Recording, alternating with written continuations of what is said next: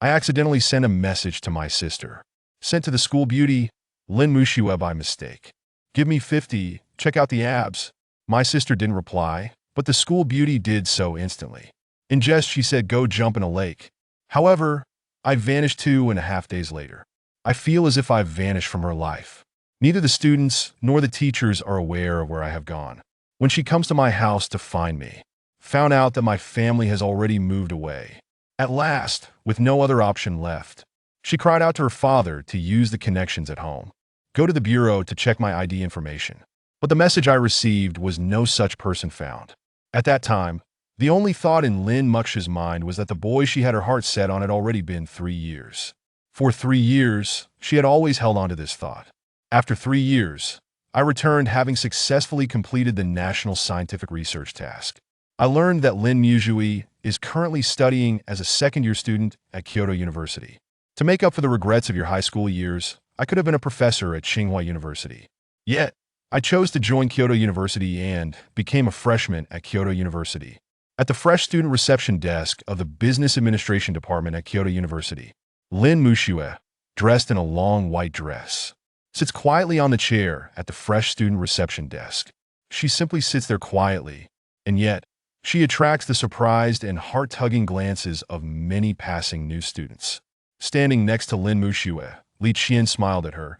You really do live up to the reputation of being our Jingdao University's Gongren #1 school beauty, you know. I dare to guarantee that by the time the freshman registration is over, it will be impossible to count how many little juniors will be snooping around campus to gather information about you. Lin Mushua remained composed. Let them be. After all, I'm not interested in dating or anything like that. It's more romantic to spend time with your good friends, enjoying the evening breeze by the unnamed lake or indulging in late-night snacks on the snack street outside the north gate of the campus, than to be in a relationship with these people. However, after the words fell, the light in Lin Musno's eyes dimmed a bit suddenly. To blow the wind by the Wuming Lake together. To eat grilled snacks at the street food market outside the northern gate. To read books together in the school library. Skipping classes to watch him play basketball in the school-organized basketball match. These words were often something he would say to that boy back then. Alas. Now among the many students coming and going on this campus, there are indeed some who have eyes like his, a nose like his, and even some who speak with a tone like his, but unfortunately, they are not him at all. Worth being a roommate for a year together.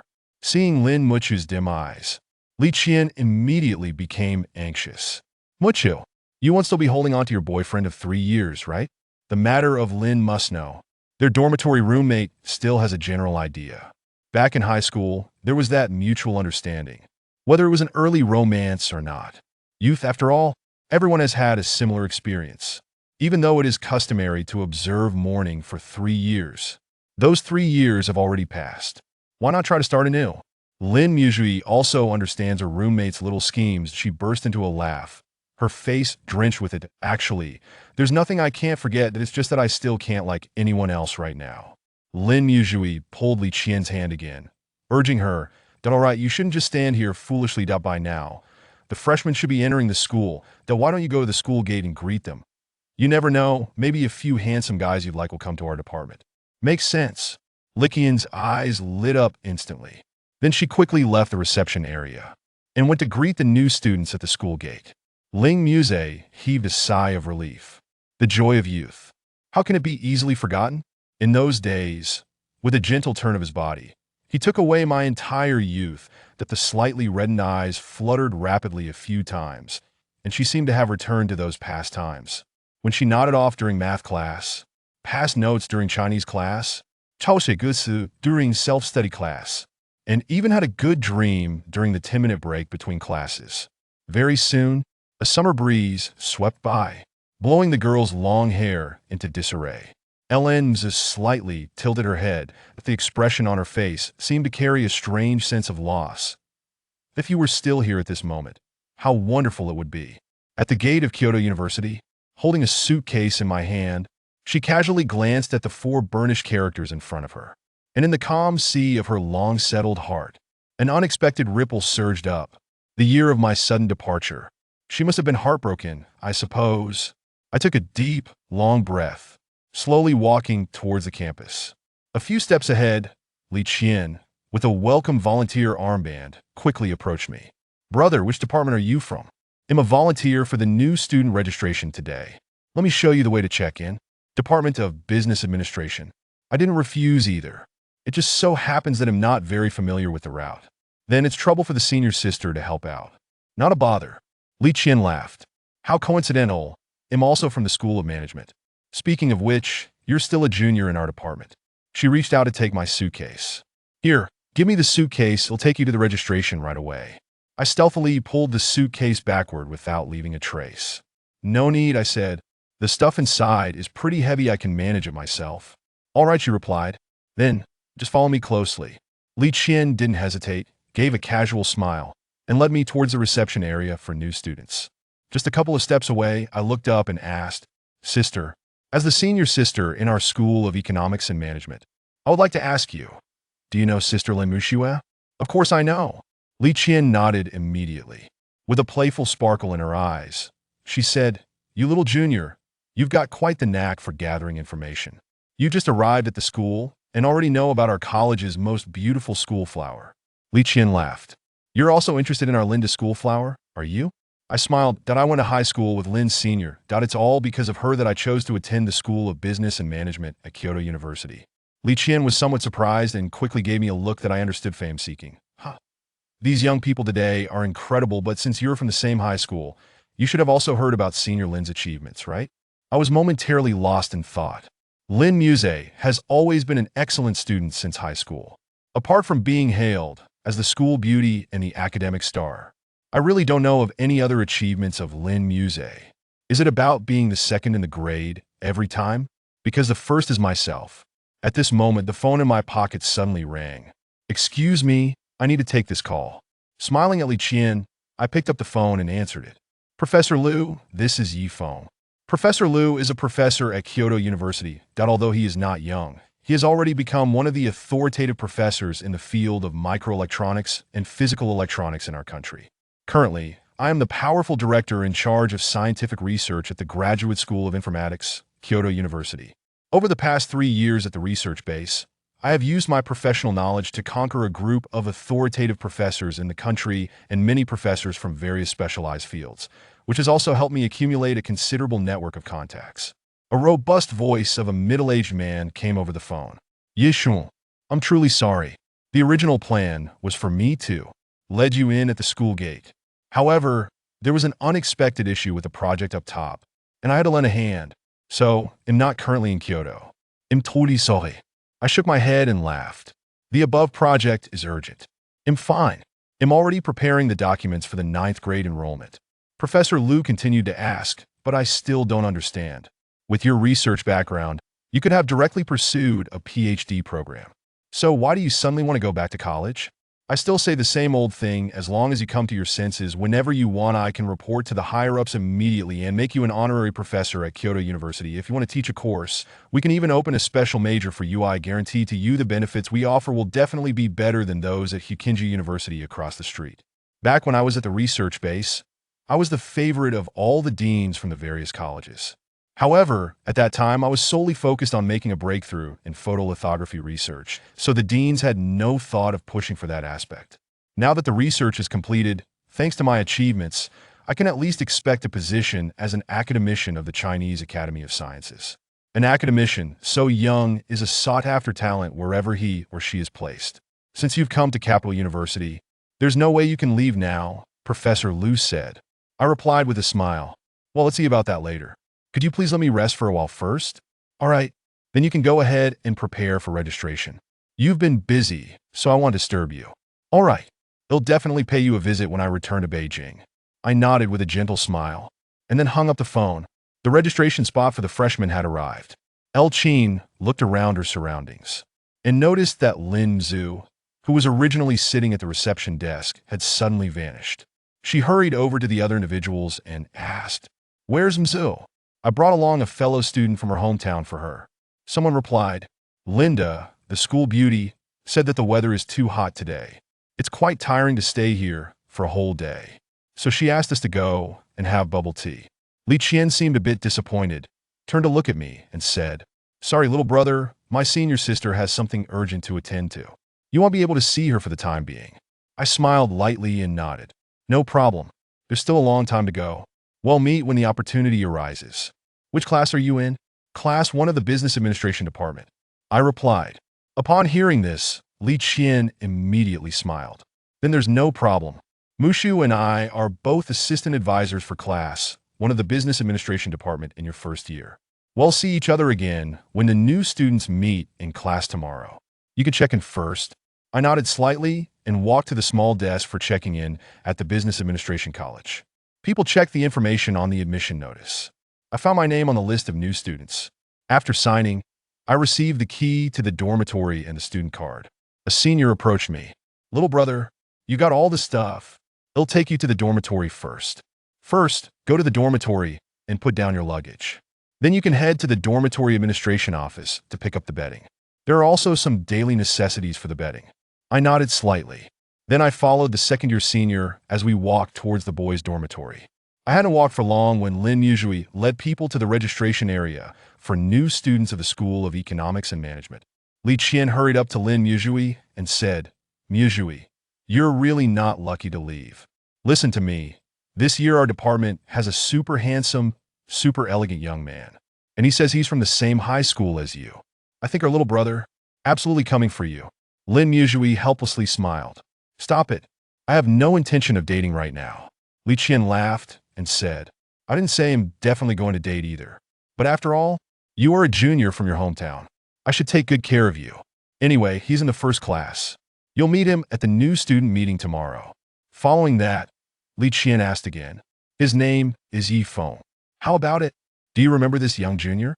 Li Qian's words caused Lin Musno's heartbeat to slow by half a beat instantly, and even her voice trembled. What did you say his name is?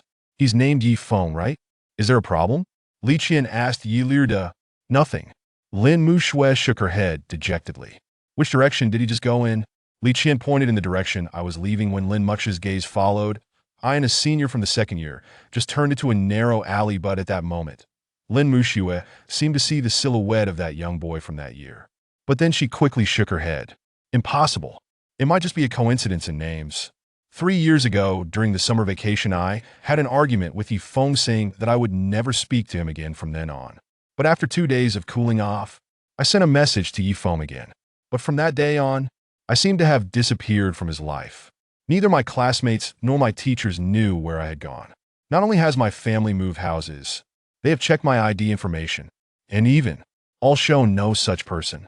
Then, an idea popped into Lin Mux's mind. That was about me. For 3 years, she had always been steadfast in this thought that therefore, in her eyes, that back certainly was not mine at most. It was just a name that was similar and the back looked alike. That finally, Lin Yuzhui trembled slightly as she pulled back her eager steps to chase after. The senior in my second year of college saw me off at the dormitory building and then left. Following the dormitory number marked on the key, I pushed open the door to the dormitory where I would live through my college life. Very soon, the other 2 roommates in the dormitory also arrived. The 4 of us arranged our seniority according to our birth dates. Zhu Pengfei was the eldest, Zhang Mingyang was the second eldest, I was the third, and Wang Lei was the fourth. Zhang Mingyang laughed. It's not easy to gather people from all over the country together. Brother, I'm from the capital. I'm quite familiar with this area. Tonight I'll treat you all. How about we all have a good meal together? Zhu Pengfei hurriedly said, let's just split the bill this time. But you're more familiar with the surroundings, so you can choose the place. Wang Lei and I nodded with smiles. At this moment, Wang Lei's phone made a ding-dong sound in his hand. He quickly looked down at the phone, and then held up the phone towards us, saying, Guys, have any of you joined the class group? The counselor added us to the group and sent a message saying that this year our assistant counselor is Lin Muxue. Do you guys know who Lin Muxue is? Zhu Pengfei reacted first. That is it true or not? Lin Yuzhui will be our assistant counselor. I raised an eyebrow, slightly doubt from the information I found through someone before. I knew that Lin Muxue was quite popular at Kyoto University, that however, I didn't expect her to be so popular. After reading the messages in the group, Zhang Mingyang sighed. Alas, as the first campus beauty of our Kyoto University, our Lin Shue's sister has always been unable to forget her ex-boyfriend, whom she dated for 3 years. Otherwise, just by virtue of her being our assistant counselor, brother, I have to give it a shot and chase after her. A surge of emotion welled up in my heart that I looked up and asked, my ex-boyfriend from 3 years ago? Zhang Mingyang nodded repeatedly, his face brimming with curiosity. According to the inside scoop I've heard, Lin Machuan's ex-boyfriend was her classmate from first-year high school, but he later passed away in an accident. After saying Zhang Mingyang, he sighed again. Alas, if she had broken up with her ex-boyfriend, it would have been easier to say. I estimate that this Lin's school beauty will find it hard to forget her high school ex-boyfriend for the rest of her life. High school classmate, I was momentarily stunned. I remember that Lin Mux's classmate in high school wasn't me. Was it? When did I become her ex-boyfriend? I admit that I did have some ulterior motives back then, but I never expected it to turn out like this. However, before I had the chance to take any action, I was taken away to engage in scientific research. What exactly happened during these 3 years when I disappeared? No, I must find out. I shot up from my chair in a flash, instantly capturing the attention of the other 3 in the dormitory. Lao-san, what are you suddenly getting up to? Older brother Zhu Pengfei asked. I took a breath and spoke. I remember I still need to buy some daily necessities, so I'm planning to go to the supermarket near the school to pick up some things. Of course, I can't tell them that I am the ex-boyfriend Lin Muxue, the one they've spoken of for 3 years. Zhu Pengfei laughed. Just right. The things the school gave out aren't enough. I also need to go and get some supplies. Why don't we go together? Wang Lei and Zhang Mingyang also immediately stood up that they spoke in unison. Just happens that I need to buy something too. Suddenly, I have 3 little tag-alongs. After a brief hesitation, he calmly smiled and said, then let's go together. 3 years have passed. It doesn't make a difference in a day's time, as they were about to go to the street food alley near the northern gate of the school to have some grilled skewers after shopping. The girls' dormitory on the other side, Li Qian smiled and walked over to Lin Musno's side. Musno, what are we eating tonight? Lin Muxue said slowly. How about going to the cafeteria? Li Qian immediately followed. I just came to school and went to the cafeteria. Boring. Let's go for a stroll by the north gate and see if there's anything good to eat. We can also buy some fruit on the way back.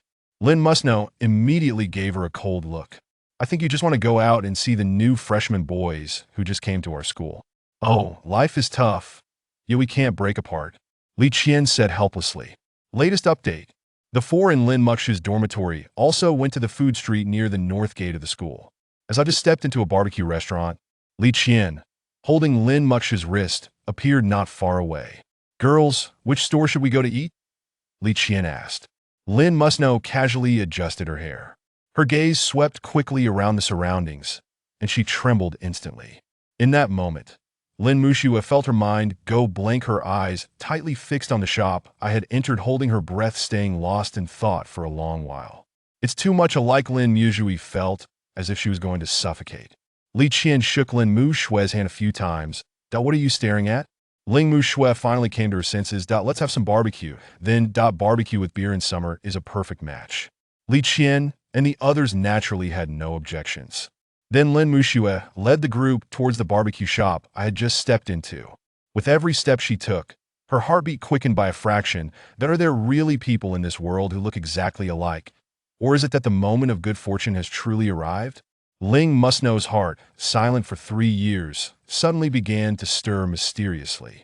Whether it's out of a sense of jiaoxing or foolish daydreaming, she must go to meet that boy who looks exactly like me. Chapter 2 Senior. Do you know Lin Qingxue? 14 days later, at Kyoto University, in the freshman reception area, Lin Qingxue, adorned in a flowing white gown, sat gracefully upon a chair in the reception area. Her sleek, raven black hair cascaded over her shoulders, subtly curling under the sun's gentle embrace. Her eyes, as clear as tranquil lakes, perpetually sparkled with a hint of a smile, complemented by long lashes that fluttered delicately. With her exquisite, fair oval face, she radiated an aura of youthful innocence and vitality. Merely by sitting there in serene tranquility, she attracted the astonished and captivated gazes of many passing freshmen. Noticing this, a strikingly beautiful girl standing beside Lin Qingxue immediately beamed at her, exclaiming, "Qingxue, you truly deserve the title of Kyoto University's most recognized campus beauty. Just look at those new underclassmen. They can't seem to tear their eyes away from you. I can guarantee that once the freshman registration is over, countless boys will be inquiring about you around campus." Lin Qingxue maintained a calm demeanor. replying, "Let them be. I have no interest in romance.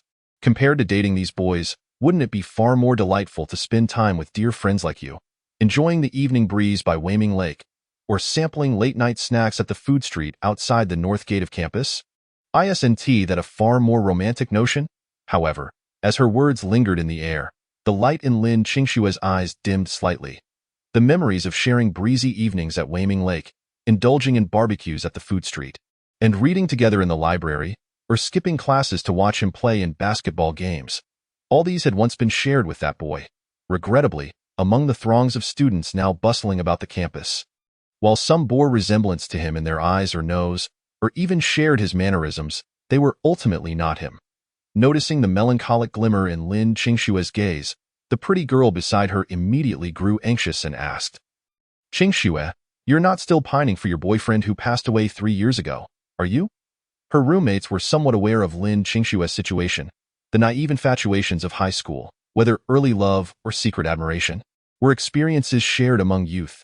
Yet, even after 3 years of mourning, why not attempt to embark on a new beginning?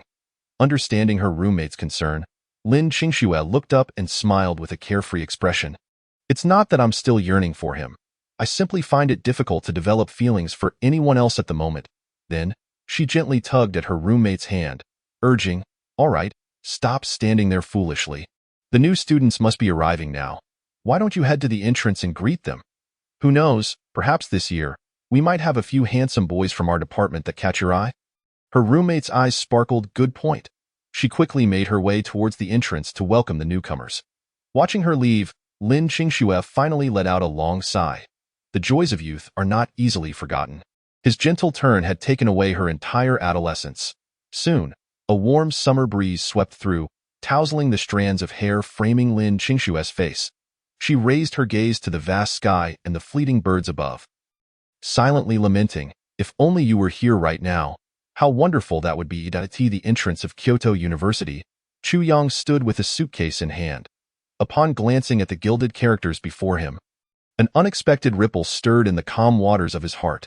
His sudden departure years ago must have caused her great sorrow. Nevertheless, he took a deep breath, grasped his suitcase, and slowly stepped onto the campus grounds. Dressed in a crisp white t-shirt paired with light blue jeans and black canvas shoes, his attire was devoid of any ostentatious patterns or logos. Coupled with his extraordinary aura, he instantly became the focus of attention for several surrounding girls. "Sister, look, that new student is so handsome. Could he be the fabled charismatic guy? Today's volunteer service was worth it. I must secure this young man's contact information." Chu Yang was quite confident in his appearance. Having adeptly navigated various encounters with girls throughout his life, he brushed aside the chatter around him and continued toward the registration area. Before long, a girl approached him. "Excuse me, which department are you in?" "I am a volunteer for the freshman registration. Let me guide you." This girl was the same one who had been chatting with Lin Qingshuo. Without hesitation, Chu Yang replied with a smile, "Actually, I'm unfamiliar with the campus layout, so I do appreciate your help. It's no trouble at all," she exclaimed cheerfully. "What a coincidence. I'm also from the business management department, so I guess you're my junior." She reached out to take his suitcase. "Let me carry that for you. I'll help you get registered." Chu Yang discreetly pulled his suitcase back, smiling. "No, it's quite heavy. I can manage it myself." "All right then," she acquiesced, laughing lightly, and led Chu Yang towards the reception area for new students. As they walked, Chu Yang turned to her and asked, "Senior, since you're from the business management department, do you know Lin Qingshuo?" "Of course." The girl nodded eagerly, then turned to Chu Yang with a teasing smile. "You re quite well informed for a freshman. You've only just arrived and already know about our department's most beautiful flower," she continued. "But honestly, given Lin Qingshue's reputation at our school, I doubt there are many boys among the freshmen who haven't heard of her." With a playful wink, she added, "Don't be nervous. She's right at the reception area. You'll get to see her soon." Chapter 3. His name is Chu Yang. Chu Yang chuckled. "I attended the same high school as Lin Qingshuo. It was because of her that I chose to enroll in the business management department at Kyoto University." Li Qian looked surprised. "So you're from the same hometown?" She quickly gave Chu Yang an understanding look. "Ah, coming here for her, I see. The youth of today are indeed remarkable. But since you both attended the same high school, you must have heard of Lin Qingshue's accomplishments? Accomplishments? Chu Yang was momentarily taken aback. Lin Qingxue had always been a model student in high school. Besides being the campus beauty, she was also an academic star. Yet he wasn't aware of any notable achievements beyond that. Did consistently ranking second in their grade count? He himself had always been first. At that moment, his phone buzzed in his pocket. "Excuse me, I need to take this call." Apologizing with a glance at Li Qian, he answered, "Professor Liu, it's Chu Yang." Professor Liu was a lecturer at Kyoto University, and though relatively young, he was already regarded as an authority in the field of microelectronics and solid-state electronics. Currently, he served as the Director of Research at the School of Electronic Information, overseeing significant research initiatives. Over the past 3 years at the research base, Chu Yang had impressed many renowned professors with his expertise. Building a substantial network, on the other end, a cheerful voice belonging to a middle-aged man resonated, "Engineer Chu, I sincerely apologize. I had intended to greet you at the school gate, but an unexpected issue arose with a project that required my assistance. So I'm not in Kyoto at the moment and I'm truly sorry." Chu Yang nodded, "No problem. The project takes precedence. I'm currently in the process of completing my registration." Professor Liu continued, "It's been 3 years since you last set foot in the university. Are you adapting well?" "Quite well," Chu Yang replied, glancing at Li Qian, who was leading the way. "The seniors and juniors here are quite welcoming." Professor Liu nodded on the other end. "That's good to hear. I was worried you might find it challenging to adjust. I'm familiar with Dean Zhang from your department. Should I give him a call to arrange for you to stay in a faculty apartment? It would facilitate your project research." Chu Yang quickly shook his head, smiling, "No need for that. I'm here to study, so I prefer to experience life as a regular student." "All right then." Professor Liu acknowledged Chu Yang's character but expressed a hint of regret.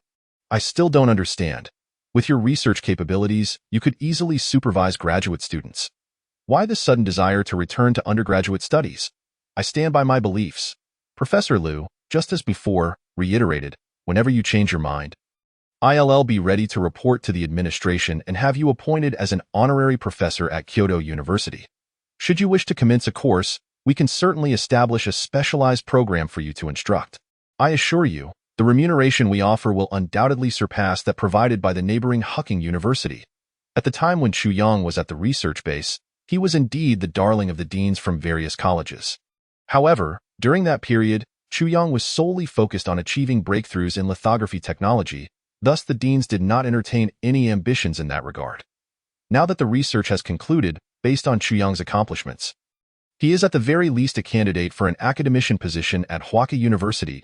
A young academician of such caliber is a coveted talent wherever he may go. Since Chu Yang has now arrived at Jingda, it is only natural that we must ensure he remains here. Professor Liu nodded repeatedly. "Please check in first. Although I am currently away from the campus, should you encounter any issues in daily life, feel free to call me directly." "Thank you, Dean Liu, you are too kind," Chu Yang replied with a gentle smile before hanging up the phone. At that moment, they arrived at the registration area for new students. Li Qian looked around and noticed that Lin Qingxue, who had been seated at the reception, had suddenly vanished. She hurried over to a few others and inquired, "Where's Qingxue?" "I brought a junior from her hometown." Someone responded. Lin, the campus belle, said it was too hot today, and staying here all day would be quite taxing. So she went to fetch us milk tea. Li Qian felt a twinge of disappointment and turned to Chu Yang, saying, "I apologize, Junior. Your senior Lin has had an unexpected matter to attend to, so you won't be able to see her for now." Chu Yang chuckled lightly and nodded, "No worries, we have plenty of time ahead. There will surely be opportunities to meet." Li Qian asked, "Which class are you in?" Chu Yang replied honestly, "I am in class 1 of the Department of Management." Li Qian immediately beamed, "Then there's no problem. Qingxue and I are both assistant counselors for your class 1 in the Department of Management. You'll meet her again during the new student orientation tomorrow." She led Chu Yang to the reception desk. "All right. Please proceed with your registration." Chu Yang nodded slightly and approached the small registration desk for the Department of Management. After verifying the information on his admission notice and signing his name on the new student list, he received his dormitory key and student ID card. That moment, not far away in the crowd, Lin Qingxue, accompanied by 2 boys carrying several cups of milk tea, was slowly making her way towards the new student reception for the Department of Management. Meanwhile, a senior approached Chu Yang. "Junior, you've completed your registration. Let me take you to the dormitory. After dropping off your luggage, we can head to the dormitory office to collect bedding and some daily necessities." Chuyang nodded slightly and followed the second-year senior as they walked towards the boys' dormitory for the Department of Management. Shortly after Chuyang departed, Lin Qingxue arrived at the registration area with her companions. Li Qian rushed up to her excitedly. "Qingxue, your timing is impeccable. Let me tell you, this year, our department has a super handsome and charming junior who is simply stunning. Moreover, he mentioned that he attended the same high school as you. I can assure you, this junior is definitely here for you." Lin Qingxue chuckled helplessly. "If he's that handsome, did you ask for his contact information?"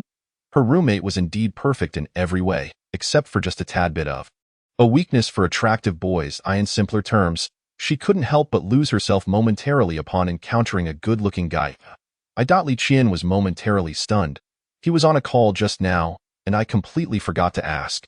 However, she quickly regained her composure. "But it's fine. Although I didn't catch who he was talking to, I'm certain he wasn't on the phone with a girlfriend. Plus, I checked the name on his registration. He is called Chuyang. Once we know his name, how hard can it be to find him?" Lin Qingxue's heart skipped a beat. "What did you say his name was?" Chapter 4. Had Lin Qingxue dated Chuyang 3 years ago? "His name is Chuyang. Is there a problem?" Li Qian asked, puzzled. No, it's nothing." Lin Qingxue shook her head, feeling somewhat despondent. "Which direction did he go?"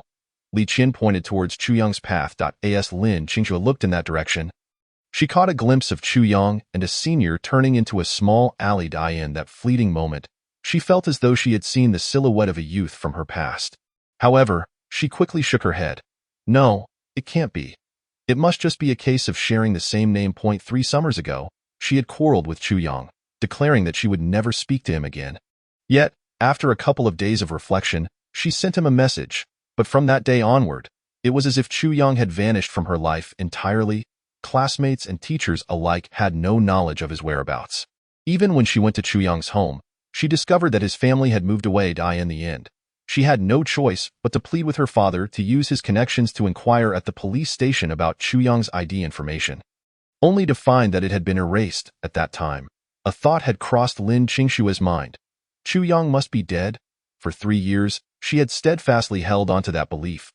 Thus, in her mind, that figure could not possibly be Chuyang. It was merely a coincidence of names and a similar silhouette. He was ultimately not the person she held dear in her heart. After Chuyang was escorted to the dormitory building, the senior who had guided him completed his task. Chuyang followed the dormitory number indicated on his key and opened the door to the dormitory where he would reside for the next 4 years. Room 319 and Building 3. Sunlight streamed through the windows, illuminating the dimly lit room. Dust particles danced in the air, and a visible layer of dust blanketed the floor, indicating that Chuyang was the first to arrive. After locating his bed, he placed his suitcase down and walked to the balcony, flinging open the large window to let in fresh air. He then retrieved a mask from his backpack, donned it, and began tidying up the room with a broom. After a little over half an hour, the dormitory was nearly spotless, thanks to Chuyang's efforts. Shortly thereafter, a burly boy entered the dormitory, glanced at the clean floor, and then at Chuyang, who was resting at his desk, and immediately exclaimed, "Dude, did you clean all this by yourself?" Chuyang nodded modestly. "It was just a bit of cleaning. There's no need for accolades. Well done." "Well done." The burly boy grinned and approached Chuyang, introducing himself. "I'm Zhu Pengfei, from the northeast, and I'll be your roommate." Chuyang slightly rose. "I'm Chuyang, from Xiangnan." Soon after, the remaining 2 dormitory members arrived. One was a slender boy with black-framed glasses, also hailing from Xiangnan province, named Wang Lei. The other was a local from Kyoto, Zhang Mingyang. The 4 of them arranged themselves according to their birth dates. Zhu Pengfei as the eldest, Zhang Mingyang as the second, Chuyang as the third, and Wang Lei as the youngest. To expressed their gratitude for Chuyang's earlier cleaning efforts. The remaining 3 unanimously decided that he would not need to handle the collection of daily necessities. Apart from carrying a bucket of supplies, which included a toothbrush and a wash cup, all bedding and similar items were to be managed by Zhu Pengfei and the others. After they had all set up their beds, Zhu Pengfei turned to Chuyang and the others, asking, "All right, so how did each of you end up at Jingda? What were your scores on the college entrance examination?" Zhang Mingyang was the first to respond. "College entrance exam? I didn't take it. I was granted a direct admission after my 2nd year." Wang Lei adjusted his glasses, saying, "I also didn't take the exam. I was part of the national IMO training team. And after the competition, I received my admission notice from Jingda." The 2 glanced at Zhu Pengfei, asking, "What about you?" big guy. How did you get in? Zhu Pengfei scratched the back of his head awkwardly. I was quite close. I had a cranial operation as a child, and somehow, my brain became sharper afterward. I scored 694 on the exam, achieving the science top score, and thus got into Jingda. Immediately, the three turned their eyes to Chu Yang. Third brother. How did you get into Jingda?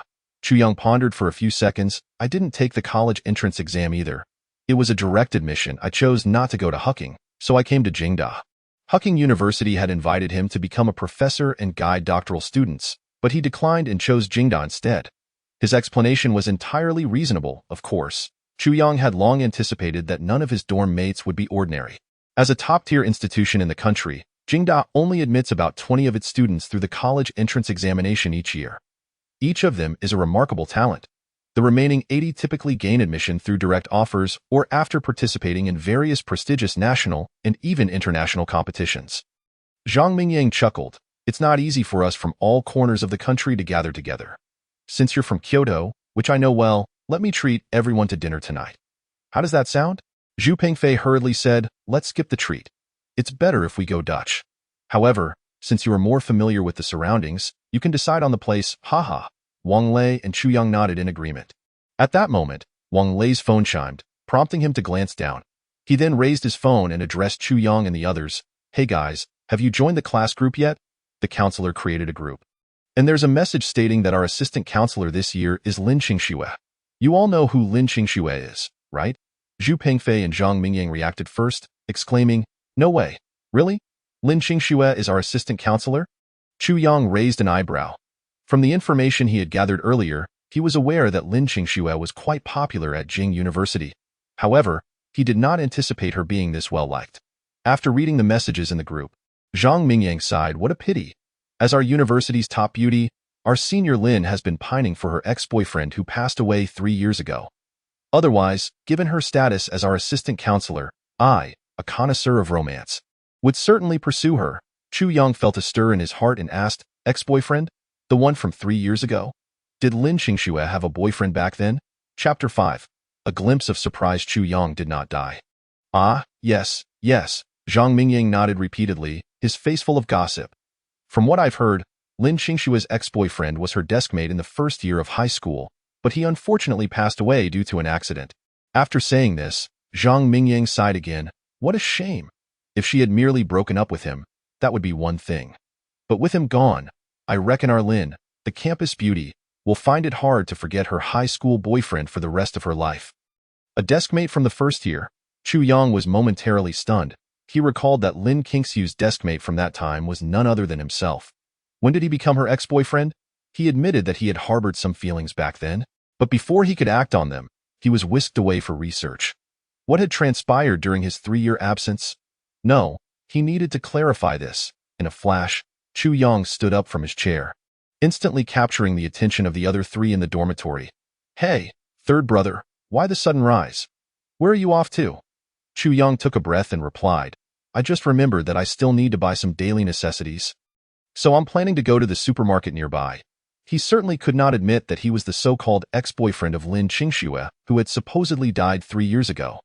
Zhu Pengfei laughed and said, Perfect, the supplies from the school aren't quite enough.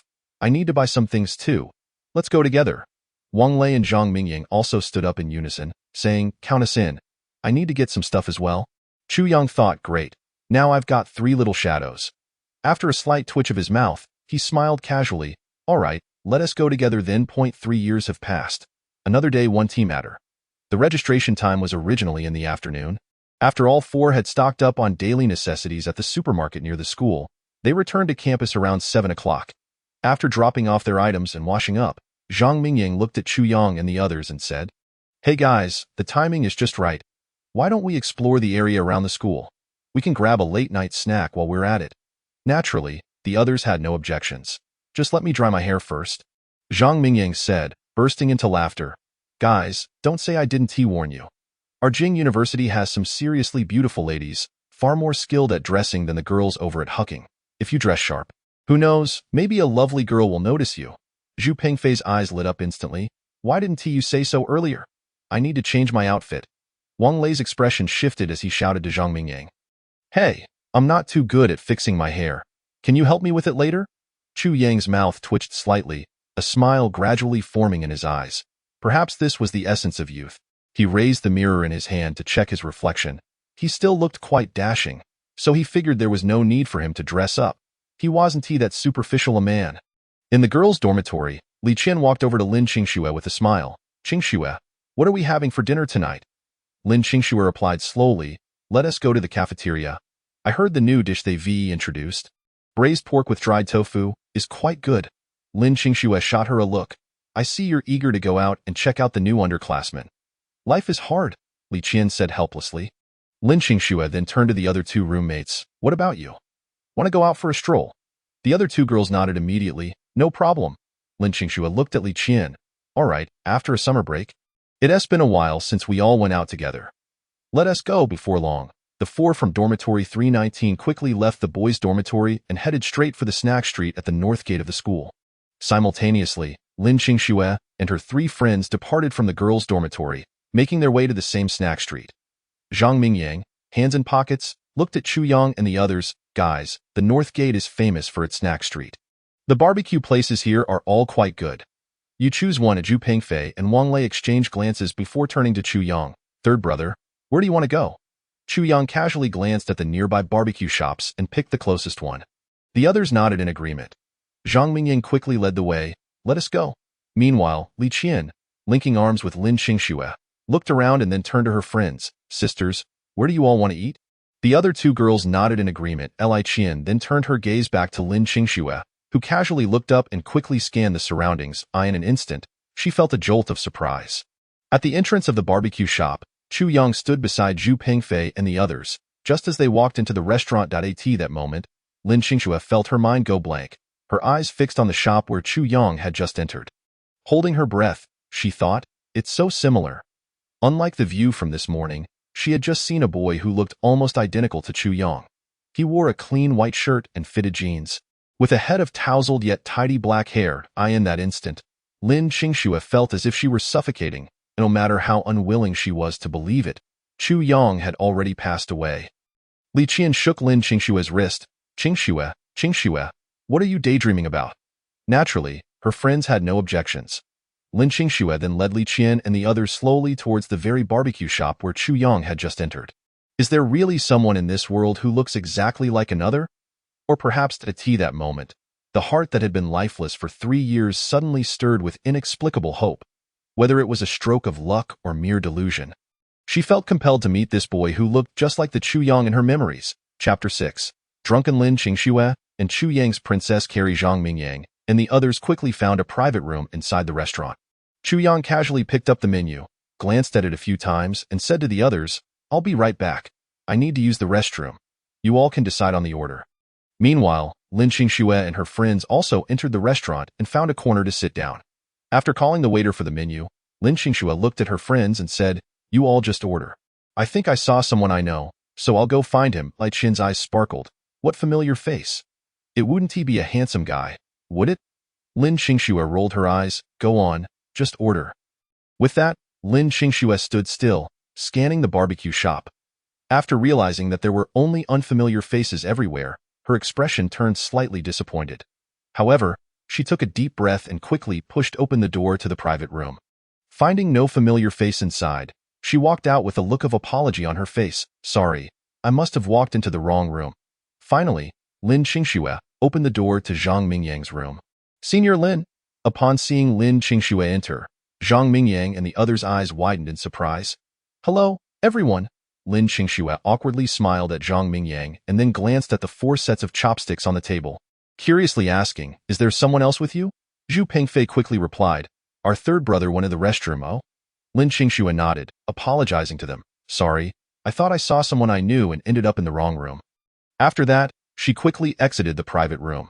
Just as she turned around, she spotted a boy in a white short-sleeve shirt walking past. That moment, Lin Qingxue's heart raced faster than ever. After taking a deep breath, she swiftly approached the boy from behind and tapped his shoulder. The boy spun around quickly. Upon seeing Lin Qingxue, his expression brightened instantly, and he exclaimed excitedly, Lin, is there something you need from me? Lin Qingxue's face froze in an awkward expression. I'm terribly sorry. I mistook you for someone else, she replied. The boy's demeanor immediately fell. Lin Qingxue continued, I apologize profusely. I really didn't mean to. After hastily offering her apologies, she quickly left his presence. Lin Qingxue forced a smile and looked up at the ice-cold beers on the table. Everyone, this is our first barbecue outing of the semester. Let us have a couple of drinks to celebrate. I'll go first. She swiftly opened a beer bottle and poured herself a generous glass. Tilting her head back, she gulped down the entire contents in one go. Meanwhile, Chu Yang emerged slowly from the restroom. Without glancing at the main hall, he pushed open the door and entered the private room. The table inside was already filled with chilled beers. Upon seeing Chu Yang enter, Zhu Pengfei and the others immediately laughed. Old three, you took ages in the restroom. Everyone's been waiting for you. Come, let us celebrate our reunion from all corners of the world. Chu Yang, feeling less bashful now, sat down and immediately raised his glass towards the three with a smile. Cheers to our encounter. After more than half an hour had passed, with drinks flowing and dishes savored, Zhang Mingyang, his face flushed, raised his glass and laughed. Brothers, Lin Qingxue is also dining at this establishment. Should we go out and toast her? After all, she will be our assistant instructor during military training. Chu Yang's expression faltered. Did Lin Qingxue come by just now? Wang Lei quickly chimed in, you were in the restroom. She might have mistakenly entered our room. I saw her, and her roommate still drinking outside when I went to the restroom. Zhu Pengfei nodded in agreement. Yes, I saw her too. To be honest, Lin Qingxue truly deserves her title as the campus beauty of Jingda. Even when drinking, she's incredibly fierce. Drinking? Chu Yang's brows furrowed slightly. The Lin Qingxue of the past would not have touched a drop of alcohol.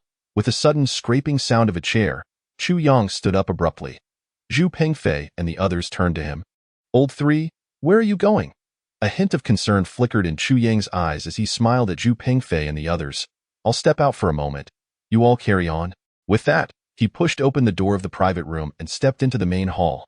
Scanning the surroundings, he quickly spotted Lin Qingxue, who was continuously drinking at the table. Li Qian and her other two roommates looked at Lin Qingxue with concern. Qingxue, you shouldn't drink anymore. Look at how inebriated you are. After circling the barbecue restaurant, they sensed something was off with Lin Qingxue, who seemed to have lost her spirit, continuously downing drinks.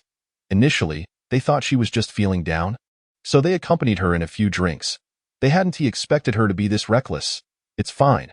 I'll finish this last glass, and then I won't drink anymore, Lin Qingxue said. Her gaze already somewhat dazed, her hand trembling slightly as she lifted her glass, her complexion flushed. Just then, a familiar face appeared before her, one that she had longed for, though it appeared somewhat hazy. Yet Lin Qingxue was certain it was Chu Yang. Stop drinking. Chu Yang snatched the glass from her hand and gulped it down himself. Li Qian looked at Chu Yang in surprise. Junior, is that you? Hello, senior. Chu Yang greeted Li Qian, then glanced at Lin Qingxue with concern, asking the others, how much has she drunk? Li Qian pointed to the floor where 4 or 5 bottles of beer lay. All of these were consumed by our Lin, the campus beauty. Lin Qingxue instantly looked up, tears streaming from her slightly reddened eyes. Did I drink too much? Chu Yang, is that you? You've finally come. She then threw her arms around Chu Yang, sobbing. I promise I won't argue with you anymore. Please don't disappear suddenly again. Chu Yang's gaze was complex. All right. Li Qian was initially taken aback, then exclaimed in excitement, just as well, we couldn't handle her. We'll leave it to you, Junior. No trouble at all. Chu Yang shook his head, then wrapped his arm around Lin Qingxue's slender waist, lifting her effortlessly into princess carry. With determined steps, he slowly exited the barbecue restaurant. Inside the private room, Zhu Pengfei and the others peered out curiously, watching Chu Yang carry Lin Qingxue away. They were momentarily dumbfounded. It was so sudden. Just moments ago, they were deliberating whether to toast Lin Qingxue, and now, Chu Yang had directly scooped her up. What was happening? Lin Qingxue's other roommates were equally perplexed. Throughout their year in college, they had seen various suitors for Lin Qingxue, wealthy heirs and entrepreneurial bosses, but each had been turned down without exception. On campus, she had been indifferent to all the boys. Why did this junior come along and simply sweep her off her feet? Li Qian was also surprised. Given the current situation, there might be some juicy gossip between these two. However, she recalled Lin Qingxue had once had a relationship with a boy, her deceased ex-boyfriend from 3 years ago. Could it be that Chu Yang? The thought sent a chill down her spine. Was this a resurrection? But at that moment, she didn't have the heart to ponder too much. She quickly ran to the barbecue restaurant's cash register, settled the bill, and followed her roommates to catch up with Chu Yang. Outside the barbecue restaurant, many students from Jingdao were passing by. The moment Chu Yang carried Lin Qingxue out, he instantly drew the attention of numerous onlookers. Sisters, look, a Princess Carrie. Is this a scene from an idol drama? That guy is so handsome, especially his legs. They're so long. Countless girls gasped in excitement. However, several sharp-eyed boys quickly recognized Lin Qingxue in Chu Yang's arms and exclaimed, "Oh wow, isn't that the Lin Qingxue from the second year? Goodness, let go of my goddess. Let me have her. Wait, is my goddess off the market now? I can't believe it." With the sweet scent of youthful exuberance mingling with the faint aroma of alcohol, along with Lin Qingxue's restless movements and dazed expression, Chu Yang couldn't help but feel a rush of emotions. He swallowed hard and glanced down at Lin Qingxue, a hint of tenderness appearing in his eyes. "I promise I won't leave you again. All right? Hee." Upon hearing his words, Lin Qingxue nestled into his arms, a satisfied smile gracing her lips as she playfully declared, "You better keep that promise. If anyone disappears without a word again, they'll be a little puppy. Woof woof." Chu Yang nodded repeatedly. "I promise. Whoever disappears will be a little puppy. Woof woof." At last, Lin Qingxue settled down, relaxing in Chu Yang's embrace, slowly drifting off to sleep. Chu Yang turned to Li Qian, who was following beside them. "Does she often act like this after drinking?" Li Qian shook her head vigorously. No. While we occasionally go out for drinks, Qingxue has always known her limits. She has never been drunk before." She then couldn't help but chuckle. "To be honest, this is the first time we've seen her drunk. Who would have thought that such a poised person would act like a child when intoxicated?" The other two girls nodded in agreement. "That I see," Chu Yang acknowledged, glancing at the phones in Li Qian and the others' hands, puzzled. "Are you recording this?" Chu Yang's lips twitched as he hesitated to say more. Finally settling on a casual remark, "Go ahead and film. Just make sure I look good." "All right." Li Qian and the others burst into laughter. However, after just a few steps, Li Qian curiously glanced at Chu Yang and asked, "Hey, Junior, you wouldn't happen to be the one she referred to as her ex-boyfriend who died 3 years ago, would you?" Chu Yang pondered for a few seconds. "If nothing unexpected has occurred, then it should be me." Li Qian and the others exchanged puzzled looks. "Are you saying you've been dead for 3 years? Chu Yang cast a glance down at Lin Qingxue, who was peacefully slumbering in his arms, a subtle smile involuntarily curling at the corners of his lips. "In truth, I, too, am rather curious as to why she claims I have been dead for 3 years. After a brief pause of several seconds, the amusement on Chu Yang's face gradually deepened. "My ex-girlfriend." Under the guidance of Li Qian, Chu Yang carefully carried Lin Qingxue to the entrance of their dormitory, where he gently laid her down from his embrace. Turning to Li Qian and her companions, he said, "Esteemed seniors, I entrust her care to you while she is in the dormitory tonight." "Absolutely no problem." Li Qian and her friends nodded eagerly. They then positioned themselves beside Lin Qingxue, assisting her as they made their way step by step into the girls' dormitory. It was only after they had vanished from sight that Chu Yang departed from the entrance. Meanwhile, Zhu Pengfei and the others remained casually seated in their private room. Upon Chu Yang's entrance, the three of them rose in unison. One took it upon himself to move a chair for Chu Yang. Another cleared a space on the table, and the last served him hot skewers and a bottle of beer. Chapter 8. The mythologized failure of research by Chu Yang. Wang Lei's eyes lit up. "Old 3.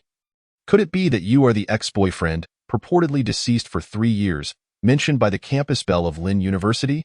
3 years ago, the two of you parted ways, leaving her heartbroken, thus leading her to spread tales of your death out of love turned to hate?" At this moment, Zhang Mingyang seemed to share in Wang's epiphany, slapping his thigh vigorously. "Old 3, I see it now.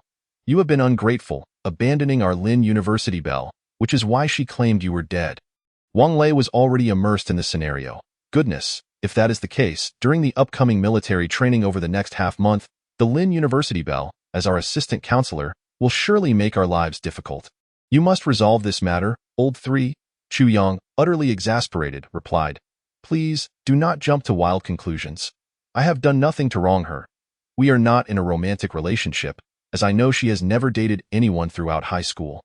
"Ah, I understand now," Zhang Mingying chuckled. "So, The ex-boyfriend who has been dead for 3 years is merely a fabrication by the Lin University belle to use as a convenient scapegoat. In that case, might I have a chance? Go away. Zhu Pengfei shot Zhang Mingyang a disapproving glance. Do not entertain such thoughts here. Old 3 is present. I swear upon my keen sixth sense that there must be some untold story between Old 3 and our Lin University belle. Suddenly, Zhu Pengfei and the others turned their attention back to Chu Yang. Brother, we seek the juicy details. Chu Yang sighed in resignation. There has been no romantic involvement, nor any abandonment. It is simply a normal classmate relationship. Do you not harbor any feelings? Chu Yang fell silent for a moment. I do. Unexpectedly, he, a distinguished professor and academician, has forsaken his esteemed position to become a university student at Jing University? The trio erupted in laughter. Old 3. Had you mentioned this sooner, we would have known you were simply infatuated. How shameless of you. Ha ha ha, however. A student who does not aspire to pursue a senior sister is not a good student. Old 3. I support you. Support. Old 3. Go for it. If you win over the campus belle, the entire 319 dormitory will bask in your glory. Chu Yang twitched the corners of his mouth. His dormitory mates were indeed a bunch of clowns, who will still claim that students admitted to prestigious universities are mere bookworms. Meanwhile, in a large aerospace engine research facility located in the northern desert in the conference room stood a middle-aged man. No more than 40, yet with a full head of white hair, clad in a laboratory coat. He gazed at the stack of classified design blueprints before him, feeling overwhelmed. This man was none other than Professor Liu, who had previously spoken with Chu Yang, the vice dean of the School of Electronic Information at Jing University. The lithography project Chu Yang had been involved in had drawn top-tier professors and experts from across the nation. However, they were only responsible for portions of the project. After its completion, Liu was among those who, after spending a month at the research facility to finalize his designated module components, departed. This accomplishment had earned him the position of vice dean at the School of Electronic Information before he even reached 50. Yet, 3 months prior, he had been urgently recalled to a secret research facility, the research base for the 4th-generation aerospace combat engine. This project had been underway for nearly a decade. As the heart of aircraft, aerospace engines have long been hailed as the crowning jewel of modern manufacturing in the high-end industry. A nation's aerial prowess hinges on its ability to independently produce ultra-high-performance aerospace engines.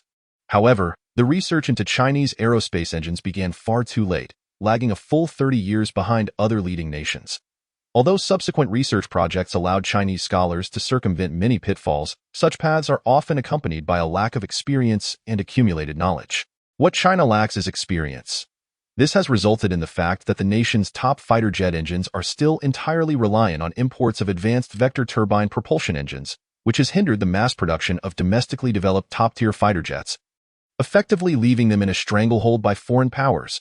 Thus, a decade ago, the initiative for 4th-generation aerospace engine research was established. He was brought in specifically to address small issues concerning the engine's operational circuit integration design. After nearly 3 months of collaborative efforts in circuit design and overall engine assembly, the first engine of the 4th-generation aerospace combat engine, entirely developed by China, was finally manufactured. Earlier that morning, due to favorable weather conditions, a test flight ended in failure due to some unknown issues, causing a frenzy among all personnel at the research facility. At this moment, an elder nearing 60 stood at the front of the conference room. His expression grave as he addressed the assembly of researchers. Esteemed colleagues, regarding today's test flight failure, what thoughts do you have? Have we identified the issues? One researcher promptly responded. The test results are in. There are several problematic areas. Firstly, there remains an issue with the precision of the turbine blades, which still falls slightly short of the required standards. And then, the room fell silent as everyone listened. Once the report concluded, the elder at the front of the room snorted coldly. Let us not dwell on other aspects for now. How many times has the precision of the turbine blades been tested? And yet they still do not meet the standards. What do those material suppliers mean by this? Should we be considering a redesign? Other research facilities that had initiated projects concurrently have already produced engines for 5th-generation transport aircraft, as well as various models of drones and missiles. Yet, their research into aerospace combat engines has consumed a full decade, only to yield such results during a test flight. At this moment, Liu Yong suddenly raised his head. Looking at the elder and speaking up, Chief Yi, I know someone who may be able to help us resolve this issue. The person he referred to was Chu Yong. During the lithography project, the research facility had encountered numerous challenges. Yet, once these challenges reached Chu Yong's hands, they were swiftly resolved. Moreover, Liu had previously discussed the specifications for aerospace combat engines with Chu Yong, who had offered many unique insights. In certain respects, for those researchers who participated in the lithography project, Chu Yong had achieved a near-mythical status in their minds. Chapter 9. Devoting oneself to the nation and striving for it throughout life. Upon hearing this, Yi Jiangwo, who was in charge of the overall design of the fourth-generation aerospace combat engine, immediately turned his gaze toward Liu Yong. Who do you propose can resolve this issue? Chu Yong. Liu Yong replied slowly. As his words echoed through the conference room, murmurs of speculation began to ripple through the assembly. Who is Chu Yong? What field of expertise does he belong to? I have never heard that name before in this country. Is there an expert named Chu Yong in aerospace research? Even Chief Yi, the vice dean of the Huaka Institute, lacks confidence in solving this issue. How could someone named Chu Yong possibly assist us? Given that both the projects they were involved in and those managed by Chu Yong were classified at the highest level, and considering Chu Yong's current status as an SSS-level secret in the country, most attendees were unfamiliar with his name. Only Yi Jiangwo, standing at the forefront of the crowd, shifted slightly, looking at Liu Yong and inquiring, "The Chu Yong you mention? Is he the chief designer of the project you once participated in?" As vice dean of the Huaka Institute, he was well informed, having convened meetings with other senior members to nominate Chu Yong for a senior academician position. He had some knowledge of Chu Yong's accomplishments. Yes, that is indeed him, Liu Yong confirmed with a nod. Yi Jiangwo, perplexed, asked, "Can you invite him here?" As far as he knew, that young man had forsaken his scholarly pursuits to attend Jing University. Had he not? Indeed, he is currently pursuing his studies. They were all well aware of Chu Yong's prodigious research talent in 3 short years. From the ground up, a groundbreaking 1-nanometer lithography machine has been developed, propelling the advancement of China's semiconductor industry to the pinnacle of the world. This remarkable scientific talent makes him eager to immerse himself in research at the scientific base for 24 hours a day. Liu Yong nodded and remarked, "I cannot guarantee success, but we must certainly give it a try." Yi Jiangwo pondered for a few seconds, a glimmer of anticipation gradually appearing in his eyes, before finally agreeing. "Then do give it a go. I, too, am quite eager to meet that intriguing young fellow." They have aged, and the future of scientific research in China ultimately rests in the hands of the younger generation. The following day, in the early morning, Chu Yong was tidying up his belongings in the dormitory while conversing with Liu Yong on his phone, saying, "No problem. I will purchase the earliest flight and be there shortly, likely arriving tonight." After hanging up, Zhu Pengfei, who had just awoken, rubbed the back of his head in confusion and asked, "Old 3, why are you packing your things so early?" He had just received a call from Liu Yong, inviting him to consult on the design and research of the 4th-generation aerospace combat engine. This was a matter he initially thought did not require his involvement. However, he understood that once he committed to scientific research, he would no longer belong solely to himself. "I am willing to dedicate myself to scientific research, using knowledge and technology to serve my country and strive for it throughout my life. Some things simply must be done by someone. I have already informed the school," Chu Yong added. Zhu Pengfei nodded, half understanding. "So if you've given notice, you don't have to participate in military training?" He then inquired. "How long will you be gone?" Realization dawned on Zhu Pengfei. "You're not trying to avoid military training, are you?" "Perhaps a week," Chu Yong replied slowly. "Life can be challenging, old chap." Zhu Pengfei waved his hands dismissively. All right, I was just teasing you. If there are matters at home, go take care of them." Chu Yong smiled lightly. "Let us hope that's the case." In the girls' dormitory, the morning sun streamed through the window, casting light onto the floor. Lin Qingxue, nursing a slight headache, rubbed her aching forehead and lazily stretched, turning to the already awake Li Qian beside her, asking, "Xiao Qianqian, what time is it?" "It's 7. Still early," Li Qian replied with a smile. "Not going back to sleep?" Lin Qingxue quickly leaped from her bed, rubbing her eyes and asking, "Did I get drunk last night? I vaguely remember hugging someone." "You even recorded a video?" Lin Qingxue exclaimed in exasperation. "You really astonish me." Li Qian handed her the phone. "Take a look for yourself. Do you remember the person who carried you?" Lin Qingxue quickly snatched the phone, and upon seeing the screen, she froze in an instant, Tears began to flow from her eyes, as if fearing the disappearance of Chu Yong. After watching the video, she hurriedly dashed to the floor, her eyes wide as she looked at Li Qian and asked, "Xiao Qianqian, how do you know Chu Yong? Where is he now?" She then subtly probed, "Qingxue, he isn't the boyfriend you mentioned who died 3 years ago. Is he?" Li Qian sighed, "Hey, in such a rush. Do you even know where his dormitory is? Send me the freshman dormitory allocation list." As an assistant counselor, she had access to the dormitory assignments for each student in their class. The entrance of the boys' dormitory. The foot traffic was sparse. Chu Yong strolled slowly along the path, heading to the school cafeteria for breakfast when suddenly, he heard Lin Qingshue's somewhat trembling voice call out, "Chu Yong." He looked up abruptly to find Lin Qingxue. Her tears already dried, gazing at him with a calm expression. 3 years had passed, and while his appearance had not changed significantly, he seemed to have grown taller, and the youthful innocence in his eyes had been replaced with maturity and steadiness. His demeanor remained unchanged. She had always found him to possess an air of scholarly wisdom, his serious manner of speaking amusing. Even in the simplest of attire, he exuded elegance. Although Lin Qingxue had seen him in the video, the moment they met in person, her heart nearly skipped a beat. An oppressive silence enveloped them, reminiscent of their past when she had angrily declared she never wanted to see him again. Yet back then, her anger had been more impulsive. Now, it was mingled with curiosity, confusion, and resentment. She resented him for leaving without a word. Even though they had never been a couple, did friendships not warrant farewells? Chu Yong remained frozen, gazing intently at Lin Qingxue for a long time. She was still as beautiful as 3 years ago, her unadorned face radiating purity and charm. In truth, he had contemplated various opening lines for when he saw her again. "Now that you're 18, have you started dating? How have you been these past years? Congratulations on getting into Kyoto University." However, he found himself at a loss for words in front of her. 3 years prior, he had inherited the legacy of a hyper-civilization, the eternal knowledge repository. Although he could not fully grasp the concept at his current level of understanding, it resided deep within his mind. He had ultimately developed the 1-nanometer lithography technology by studying the contents of the eternal knowledge repository, which was merely a trivial aspect of its vast offerings. It was also this 1-nanometer precision technology that led him to submit his findings to the state with an attitude of cautious optimism, resulting in his abrupt departure 3 years ago.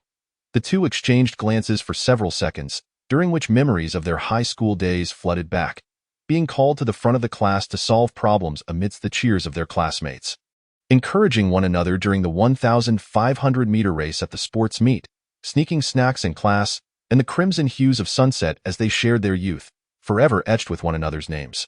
Regrettably, she had never held his dirty hand after a basketball game, nor had he ever smoothed her tousled hair. After a long moment of hesitation, Chu Yong finally asked, "I heard I died." Lin Qingshue's eyes widened momentarily, her gaze turning red as if 1,000 words were caught in her throat. Gritting her teeth, she almost shouted, "Yes, Chu Yong, weren't you dead? Why have you reappeared?"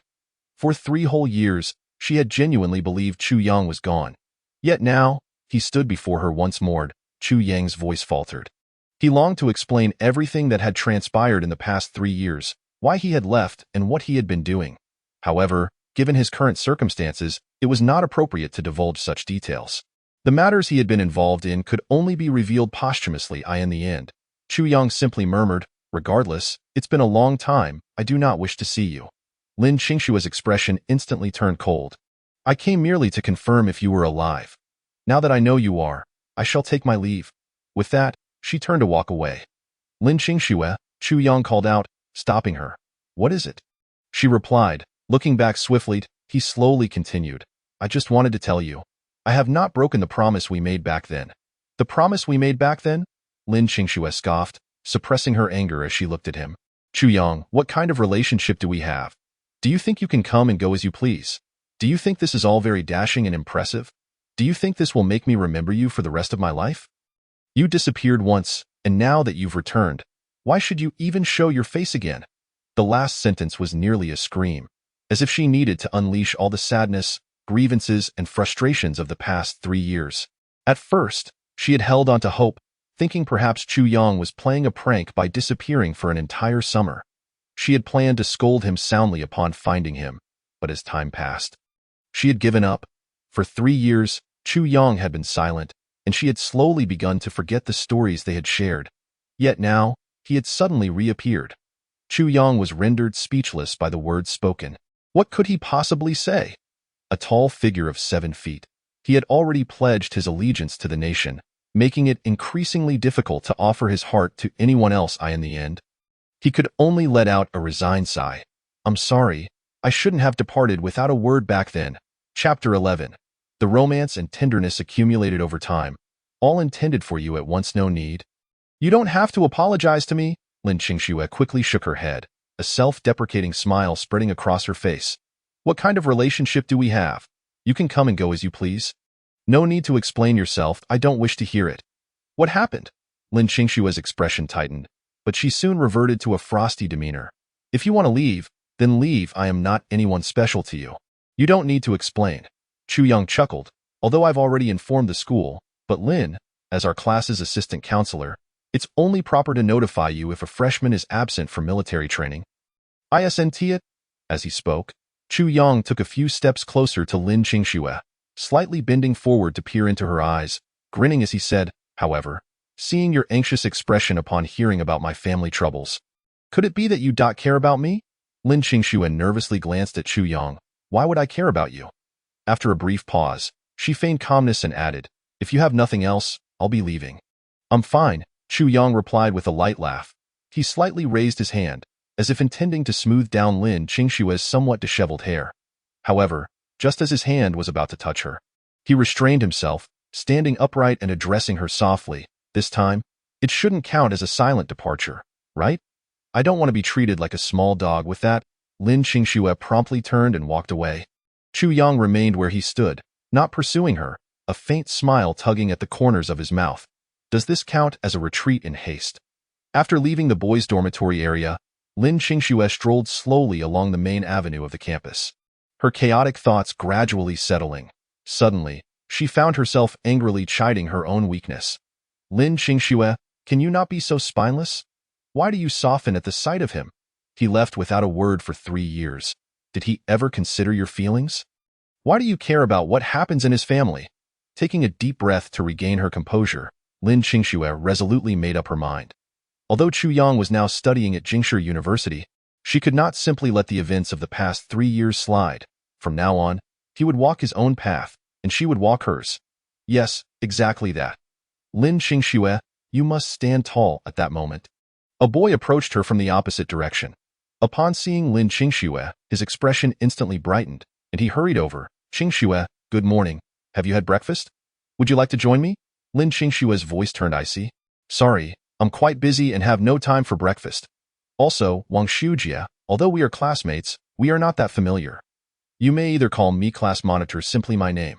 The boy's expression darkened. Qingxue, I've been pursuing you for a year. Can't you give me a chance? That's just your one-sided wishful thinking, Lin Qingxue replied coldly. I made it clear in my freshman year that I have no interest in you.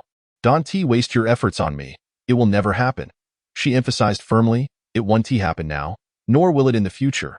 As noon approached, Chu Yong appeared at Kyoto International Airport, wheeling his suitcase while speaking into his phone with Professor Liu Yong. Professor Liu, I have arrived at Kyoto International Airport and expect to reach the research base in Mo Bay around 4 this afternoon. Please arrange for someone to pick me up. Of course. Of course, Liu Yong replied on the other end, nodding appreciatively. I apologize for interrupting your rest, Engineer Chu. Yes, it's merely a rest. Whether in Liu Yong's mind or among other researchers aware of Chu Yong, everyone believed he was simply on a break from school. After hanging up, Chu Yong pushed his suitcase towards the departure hall. Meanwhile, not far from him, a chorus of excited screams erupted from a group of girls. In their midst stood a man with heavy makeup, pale complexion, and an overtly feminine aura. This was a star who had risen to fame in the past 2 years. Though his acting skills were mediocre, he had shot to stardom due to his handsome face, becoming a heartthrob for countless young girls and frequently topping trending lists on social media. Everyone, step back, don't crowd, shouted a fierce-looking security guard, commanding the crowd to clear the way for the star, whose arrogance was palpable. As the star strutted through, full of pride, he reveled in the adoration he received. an experience he had never known while training abroad. Soon, he reached the elevator doors just as Chu Yang stepped inside. That moment, the star's assistant rushed into the elevator, loudly ordering everyone inside to exit. Chapter 12. Airport Dispute and Chu Yang's identity revealed. A young man inside the elevator protested. "This is a public space. We entered first. Why should we leave?" The others nodded in agreement, though silent. The assistant retorted, "Can't you see how many of us there are?" Chu Yang glanced at the throng of fans outside. Recognizing their idol and couldn't he help but smirk. "Can't you wait for the next one? Is this airport your property?" "What do you mean?" The assistant's expression soured. "You have no idea how packed our star's schedule is. We're about to miss our check-in. Clear out. Why should we care if you're late?" Chu Yang replied calmly, "Is this your first time flying? Passengers need to arrive at least 2 hours early. Didn't you know? Ask anyone here if they don't have their own matters to attend to. Does being a star give you special privileges?" Hearing this, some of the star's fanatical supporters couldn't contain themselves. "Can you compare your busyness to our idols? He is the top star in the country, with a jam-packed schedule. Let him go first." The star's face darkened. Having enjoyed a life of luxury for years, he could hardly comprehend why he should yield to ordinary people. However, being a public figure made him cautious. He knew that any overreaction could provoke public disdain. Spotting numerous cameras aimed at him, he quickly plastered on a smile, dismissing his assistant and bodyguards. "It's all right. Although I'm in a hurry, they can go first. After all, everyone has their own busy lives." Chu Yang couldn't help but roll his eyes at the absurdity. The time wasted here was enough for the elevator to make a round trip. The fans cheered excitedly. "Our idol is so kind. He understands the struggles of others. I knew I chose the right person to support. He is truly cultured." Chu Yang shook his head in resignation. Ignoring the star, once the bodyguards and assistants exited, he pressed the button to close the elevator doors, awaiting its ascent. Heroes remain unsung, while the affairs of entertainers are widely known. Such trivial matters could incite fan outrage, a truly lamentable state of affairs. Yet, Chu Yang did not claim the authority to judge these individuals' actions. He merely felt a twinge of sadness for the times we live in. He did not deny the value of stardom. As public figures, their efforts to promote positive behaviors can indeed serve an enlightening purpose, which is commendable and worthy of recognition. However, the reality is that such individuals are exceedingly rare. Moreover, in their perspective, the advancement and strength of a nation should stem from the pursuit of new knowledge and the exploration of innovative technologies. If entertainment becomes the focal point for the populace, it signifies that the nation is merely treading water. To avoid sweeping generalizations, at the very least, those who prioritize entertainment are stagnating. Who can fathom the countless morally dubious celebrities who, while reveling in public adoration, overshadow the countless anonymous researchers toiling away, dedicating their lives to formulas and blueprints, losing their hair in the process, all for the sake of enhancing our nation's comprehensive power and technology? How many border guards endure the relentless cold, sacrificing their lives to protect our frontiers? Let us not forget the contributions of those who came before us. Only in times of danger do we truly comprehend the matters of home and country. Of course, these are merely some fleeting reflections that Chu Yang experienced. Once the elevator arrived, he hurriedly pulled his suitcase in the direction of his boarding gate. However, this series of actions did not sit well with the male celebrity. After achieving fame, it had been ages since anyone dared to disregard him so blatantly. He then turned to the frenzied fans beside him and chuckled, a glimmer of coldness flashing in his eyes. "All right? Everyone, let us not make a fuss. This is just a minor incident. Please refrain from bringing it online. We should be on our way now, so everyone disperse." The assistant quickly caught on, smiling at the crowd. "Everyone, please disperse. Remember, do not spread this incident online. Absolutely not." Naturally, while they spoke such words, their minds were already calculating how to leverage this situation for marketing purposes. Obsessive fans are the easiest tools to manipulate. Though those fans could not comprehend the words of the celebrity and his assistant, Chu Yang's actions undeniably infuriated them. Initially, they had not considered this angle, but once it was suggested, the fan groups for this celebrity erupted in outrage. Han is their idol. To bully her brother is an affront beyond imagining. Among them, some rational fans attempted to analyze the situation, but were promptly kicked from the chat. Han has tens of millions of fans domestically, with countless fervent supporters who possess formidable fighting spirit. Within mere minutes, These zealous female fans began voicing their outrage online. Various maliciously edited videos, slogans denouncing Chu Yong, and posts searching for him through big data all surged forth. Notably, a post titled Chu Yong, "Come out and apologize to Han, was propelled to the trending topics on Weibo, rapidly climbing the ranks. Just then, in a particular office, an emergency red light suddenly illuminated. A man clad in a green military uniform and wearing glasses instantly rose from his seat. Report immediately. A significant number of users are disclosing the identities of our country's SSS-level confidential members online, posing a risk of leaks I am prepared to intercept. Please issue specific instructions." Chapter 13. I will provide an explanation within a day on Weibo. Not only did the post denouncing Chu Yong quickly ascend to the top 3 of the trending topics, but some information regarding Chu Yong was also disseminated online. Name: Chu Yong. Age: 18. Education: first-year student at the Kyoto University Business Management Department. Home address: unknown. Contact number: unknown. Personal experience: attended primary school at. Although most critical information was encrypted at the SSS level, rendering it nearly inaccessible without high-level permissions, this still resulted in Chu Yong's photograph being exposed online. Particularly, in the personal experience section, it was noted that there was a 3-year gap during which no information about Chu Yong could be found.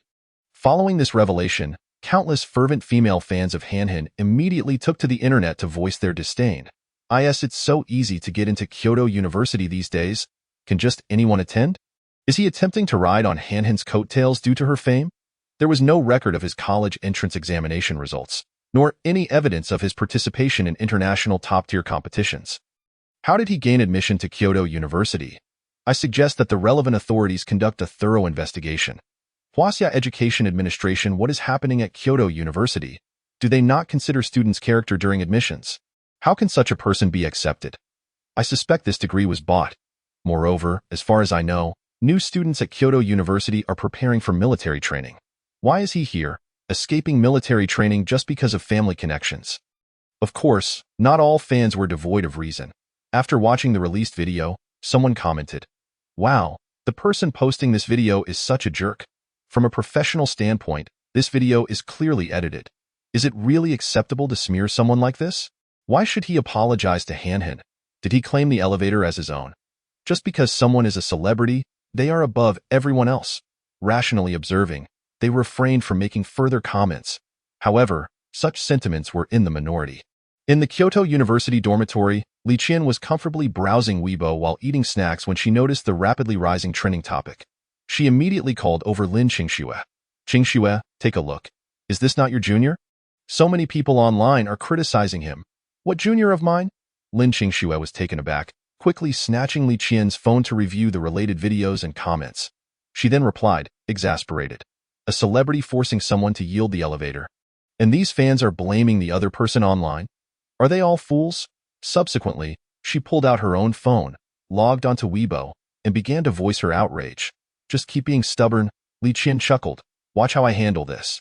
Her fingers flew across the keyboard, and she sent out 10 comments defending Chu Yong in an instant. However, the online backlash was overwhelmingly one-sided, with far too many people denouncing Chu Yong. Both Lin Qingxue's and Li Qian's comments were soon drowned out by malicious remarks. Li Qian expressed her concern. "This is not good. Han's obsessive fans clearly do not intend to let your junior off the hook. He's in serious trouble this time, I said it before. I have nothing to do with him anymore," Lin Qingxue immediately clarified, but soon a look of worry crossed her face. Her fingers swiftly scrolled across her phone screen, ultimately landing on Chu Yong's WeChat profile. Her mind engulfed in deep contemplation in that moment. She even considered deleting his contact out of anger, but ultimately couldn't bring herself to do so, allowing his name to remain quietly in her friends list. At Huaxia University, Wang Weimin gazed at the appalling comments on his computer screen, his frustration boiling over. He slammed his palm against his desk. Nonsense, absolute nonsense. He was quite aware of the content circulating online. He had also received reports from the research base regarding Chu Yong's departure from Kyoto University to participate in the design of aerospace combat engines. Wang Weimin held a high regard for Chu Yong's character and contributions. As a designer and manufacturer of the 1-nanometer lithography machine, Chu Yong was undeniably a pillar of the nation. The achievements of Huaxia today are all thanks to talents like Chu Yong who contribute silently behind the scenes. It had been nearly a month since the successful development of the lithography machine. Although a celebratory banquet was planned, the names of Chu Yang and his colleagues would never be publicly disclosed. Their contributions to the project would remain sealed in the nation's confidential archives for eternity. Yet, this selfless young man, devoted solely to the country, was now being viciously attacked online by a celebrity's fans. If this matter was not resolved properly, how many devoted, anonymous researchers would feel disheartened? This issue would not be taken lightly. He promptly dialed Chu Yang's number. While resting in the waiting area, Chu Yang answered the call, forcing a wry smile as he asked, "Director Wang, you're here because of the online situation, aren't you?" He was not an antiquated individual. He was well aware of social media. He had seen the derogatory information circulating about him from so-called Han fans. Wang Weimin immediately inquired about the details of the incident. Chu Yang recounted the events truthfully. Once Wang Weimin grasped the situation, he erupted into a tirade on the phone, instructing Chu Yang, "Xiao Chu Yang, do not concern yourself with this matter. Leave it to me. You focus on your waiting, and do not let these external distractions disturb your thoughts. Within a day, I will provide you with an explanation." Chapter 14. The research community cannot be without Chu Yang. He had not anticipated that his seemingly insignificant action would spark such a considerable uproar. "No worries, just wait for my news." Wang Weimin let out a slight grunt, and after hanging up the phone with Chu Yang, he immediately began to scour through his contacts. Ultimately, he dialed the number of the head of the National Security Agency. "Hello? This is Wang Weimin, the National Security Agency, the highest level of counterintelligence and domestic political security institution within Huaxia.in. The director's office on the top floor. Director Liu Chongqing of the National Security Agency was seething with rage, glaring at the information uploaded by his subordinate office staff. "What is wrong with you people? Immediately have all information regarding Chu Yang removed from the internet. Furthermore, arrange for someone to investigate whether there are foreign intelligence organizations behind this matter. I am giving you 10 minutes, and if I still see information about Chu Yang online after that, you will all face the consequences." As a brilliant researcher in the domestic scientific community, Chu Yang, at the tender age of 18, had already designed a 1-nanometer precision lithography machine for Huaxia. His personal profile had long been linked to the National Security Agency. Any institution attempting to query Chu Yang's information would immediately trigger a danger alert. However, he never anticipated that this time it was not just an individual or a single organization seeking Chu Yang's identity information. There were countless oblivious netizens spreading news about him online. Should Chu Yang suffer any harm as a result, they would all bear the brunt of it. Huaxia could do without the director of the National Security Agency, but it absolutely could not afford to lose Chu Yang in the realm of scientific research. After reprimanding his subordinates, Liu Chongqing clenched his jaw, muttering angrily to himself, "Some of these celebrities and their fans are truly outrageous. Throwing their weight around is one thing, but do they even realize who they're messing with? Making a young scholar on the verge of becoming the nation's youngest academician yield the elevator. Do they think they deserve it?" Just as he finished speaking, his personal mobile phone rang. Upon seeing the caller ID, Liu Chongqing's expression darkened, and after taking a deep breath, he answered the call with a hint of trepidation. "Old Wang, this is Liu Chongqing." The caller was Wang Weimin. Despite the elderly gentlemen often clashing over the merits of various projects at major national research meetings, they were all adept at protecting their own. Not to mention, Wang Weimin was the president of the Huazhong University of Science and Technology. Although they were equal in administrative rank, Wang was of an older generation. As expected, once the call connected, Wang Weimin launched into a tirade. "Liu Chongqing, what is the National Security Agency doing? There is such a major issue online, and you have no measures in place? And what about that celebrity involved? What do you plan to do? Let me tell you, if Chu Yang's identity is exposed, I won't care about my reputation. I will come to your office and make a scene." Liu Chongqing's expression soured. "Old Wang, please calm down. I have already arranged for people to resolve this matter in 10 minutes. All information online will be taken down. As for that celebrity, I will immediately arrange a meeting with the relevant heads of the Cultural Development Department. Rest assured, I will provide you and all researchers at Huazhong University with a satisfactory explanation." "All right, I await your news." Wang Weimin mused before swiftly hanging up the call. Liu Chongqing took a deep breath, feeling his teeth grind in frustration. Damn it, after so many years at the National Security Agency, this is the first time I've been berated so thoroughly without a chance to respond. He then picked up the phone on his desk. "Notify the head of the Cultural Development Department to come to my office within half an hour."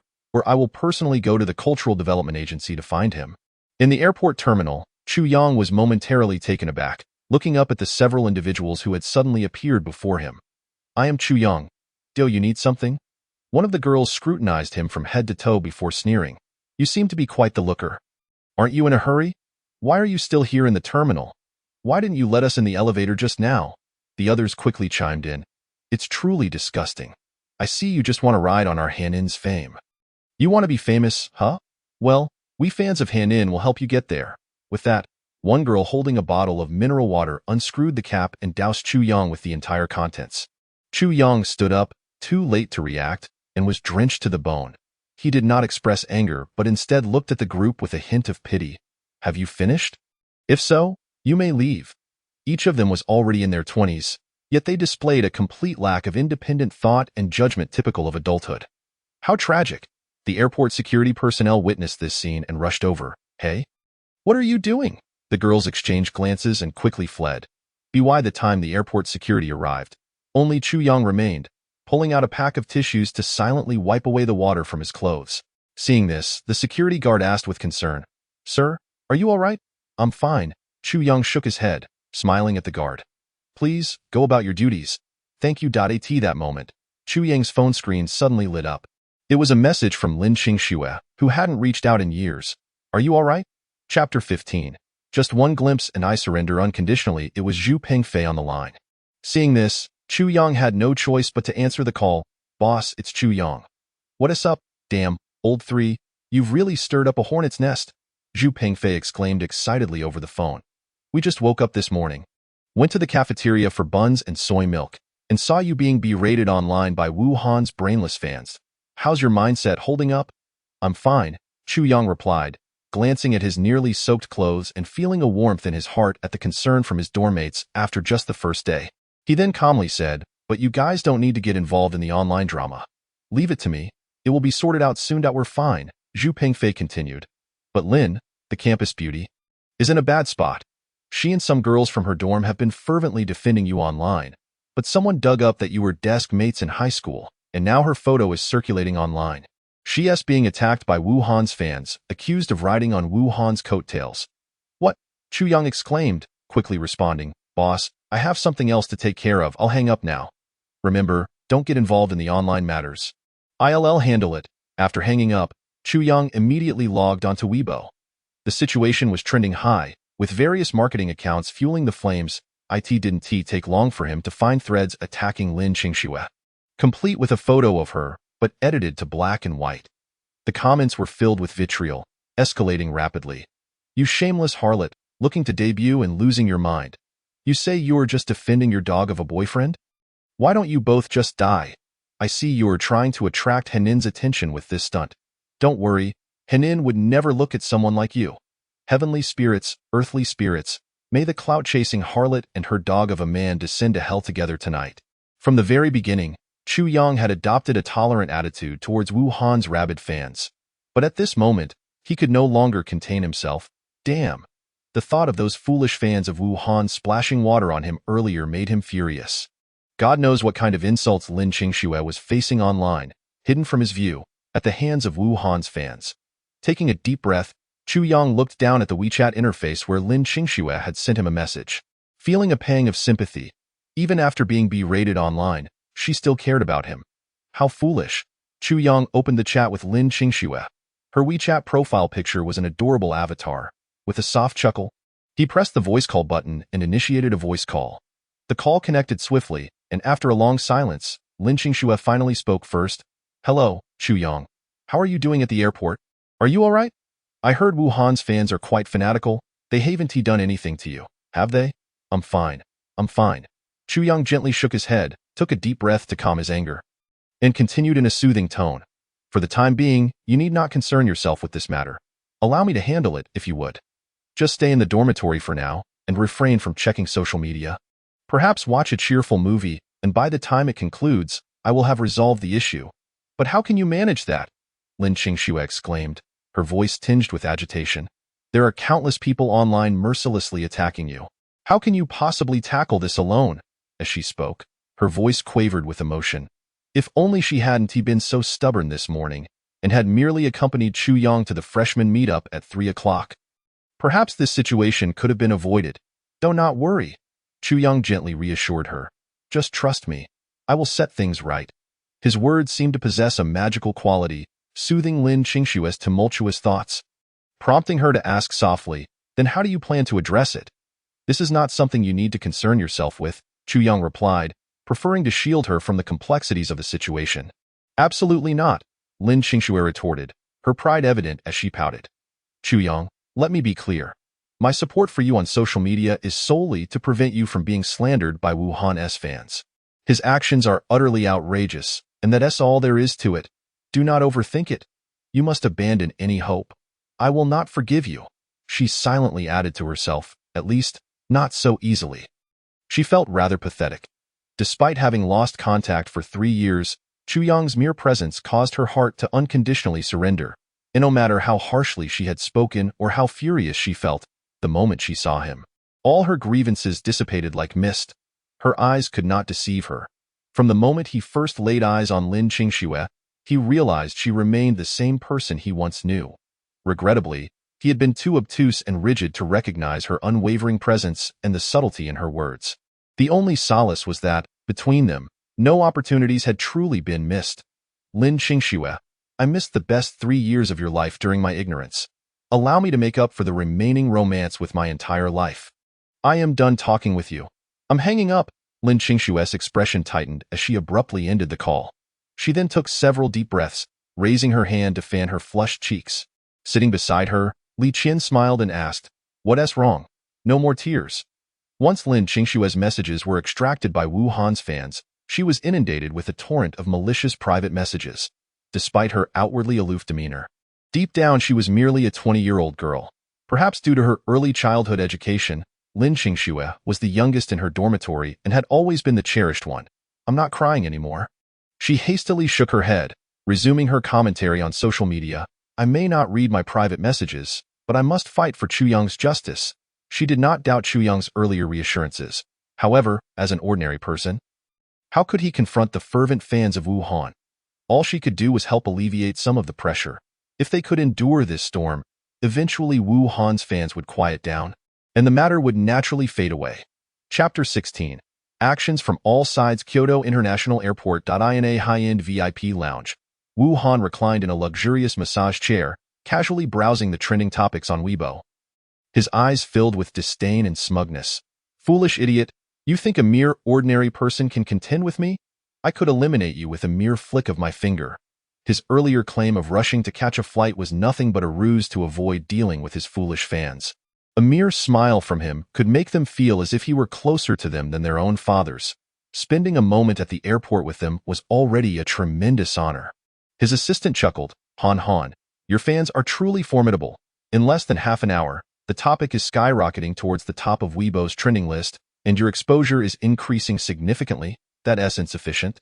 Han replied coldly. "Although the videos circulating online have been edited, some frames still do not favor my public image.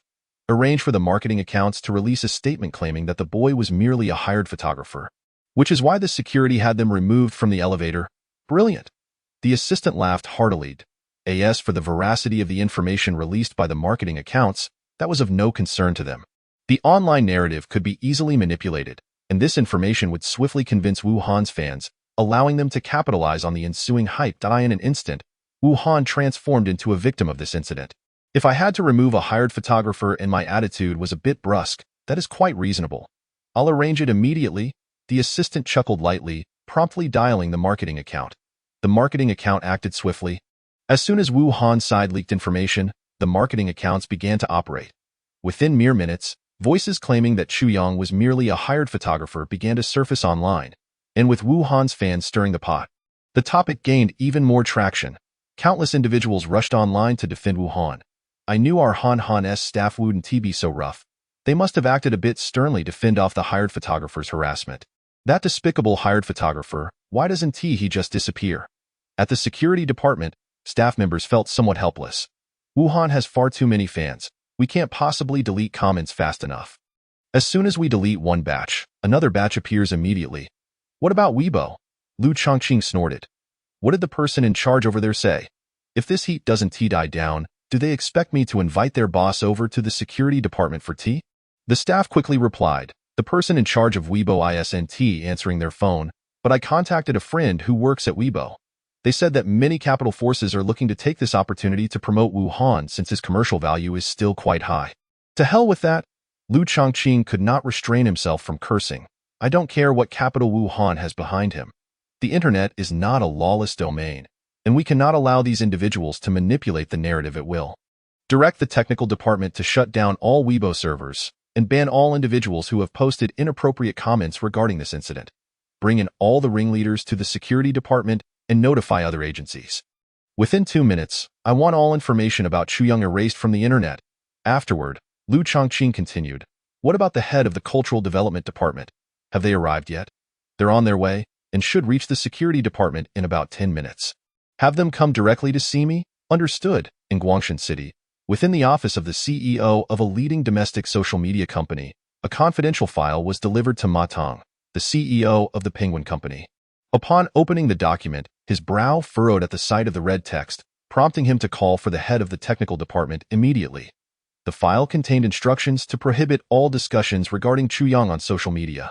It did not name Chuyang directly, but if it had been any other document, he might have deliberated further. However, given the involvement of the security department, he understood the gravity of the situation. Any delay could lead to dire consequences for the Penguin Company. He emphasized, no matter where he is, have him come to see me at once. Across global police stations and military camps, all relevant department heads received an urgent red notice from the security department requesting assistance with the case. A deputy chief at a police station, puzzled, inquired, who is this Chuyang? Why is there such a commotion regarding him? The document contained only 2 directives. First, to prohibit any private discussions about Chuyang's incident within the police station. And second, to apprehend individuals based on the IP addresses provided by national security. The document's simplicity belied the gravity of the situation. Everyone within the system understood that a document with red lettering and brevity indicated a matter of utmost importance. In a military camp, a gray-haired commander gazed solemnly at the document in his hand. As a protector of national stability, military personnel must not act lightly except in matters of national significance.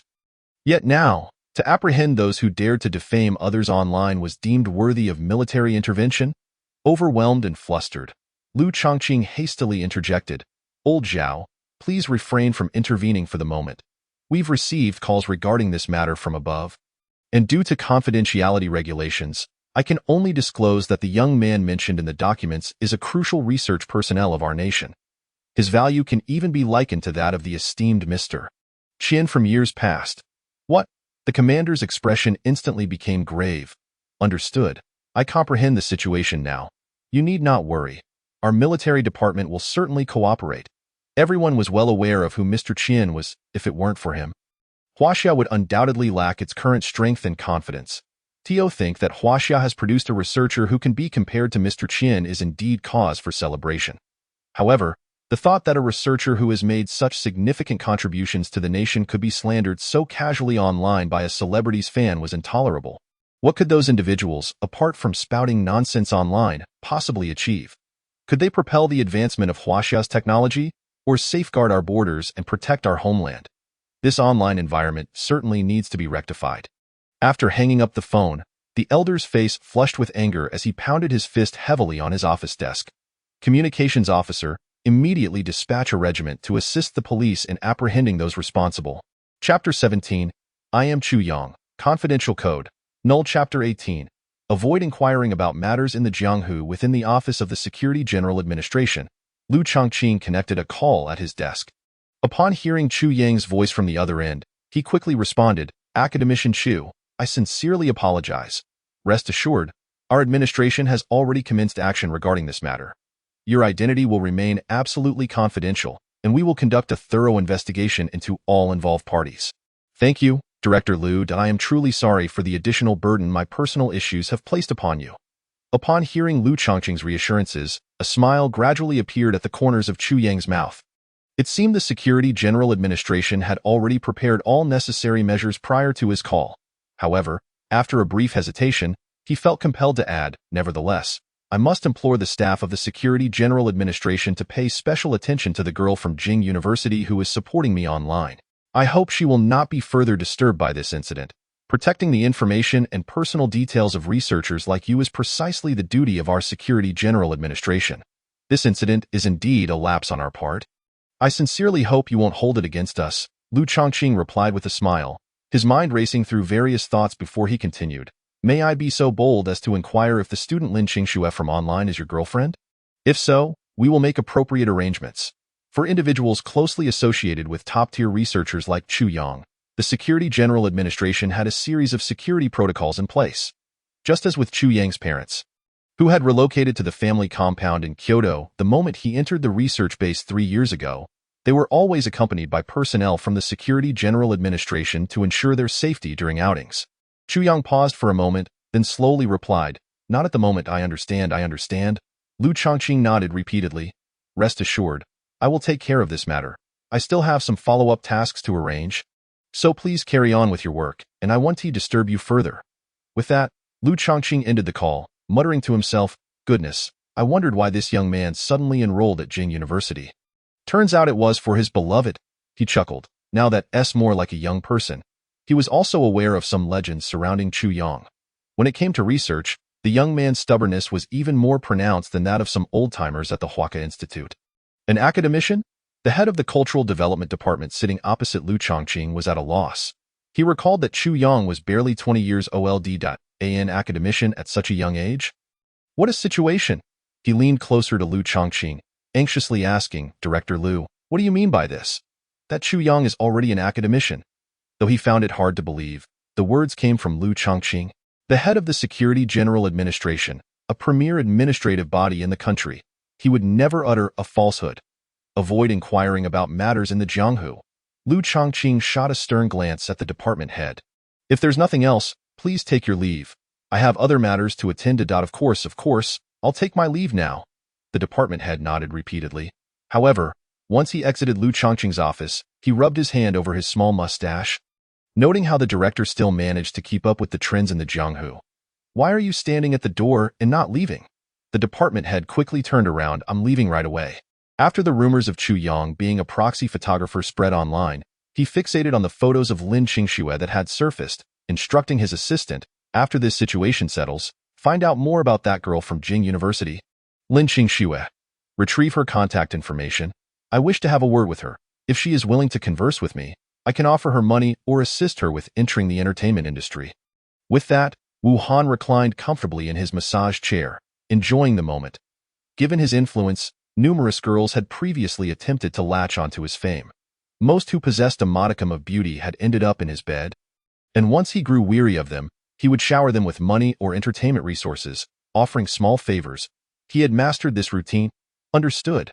The assistant, fully aware of Wu Han's character, prepared to seek out Lin Qingxue's social media when suddenly, the platform crashed.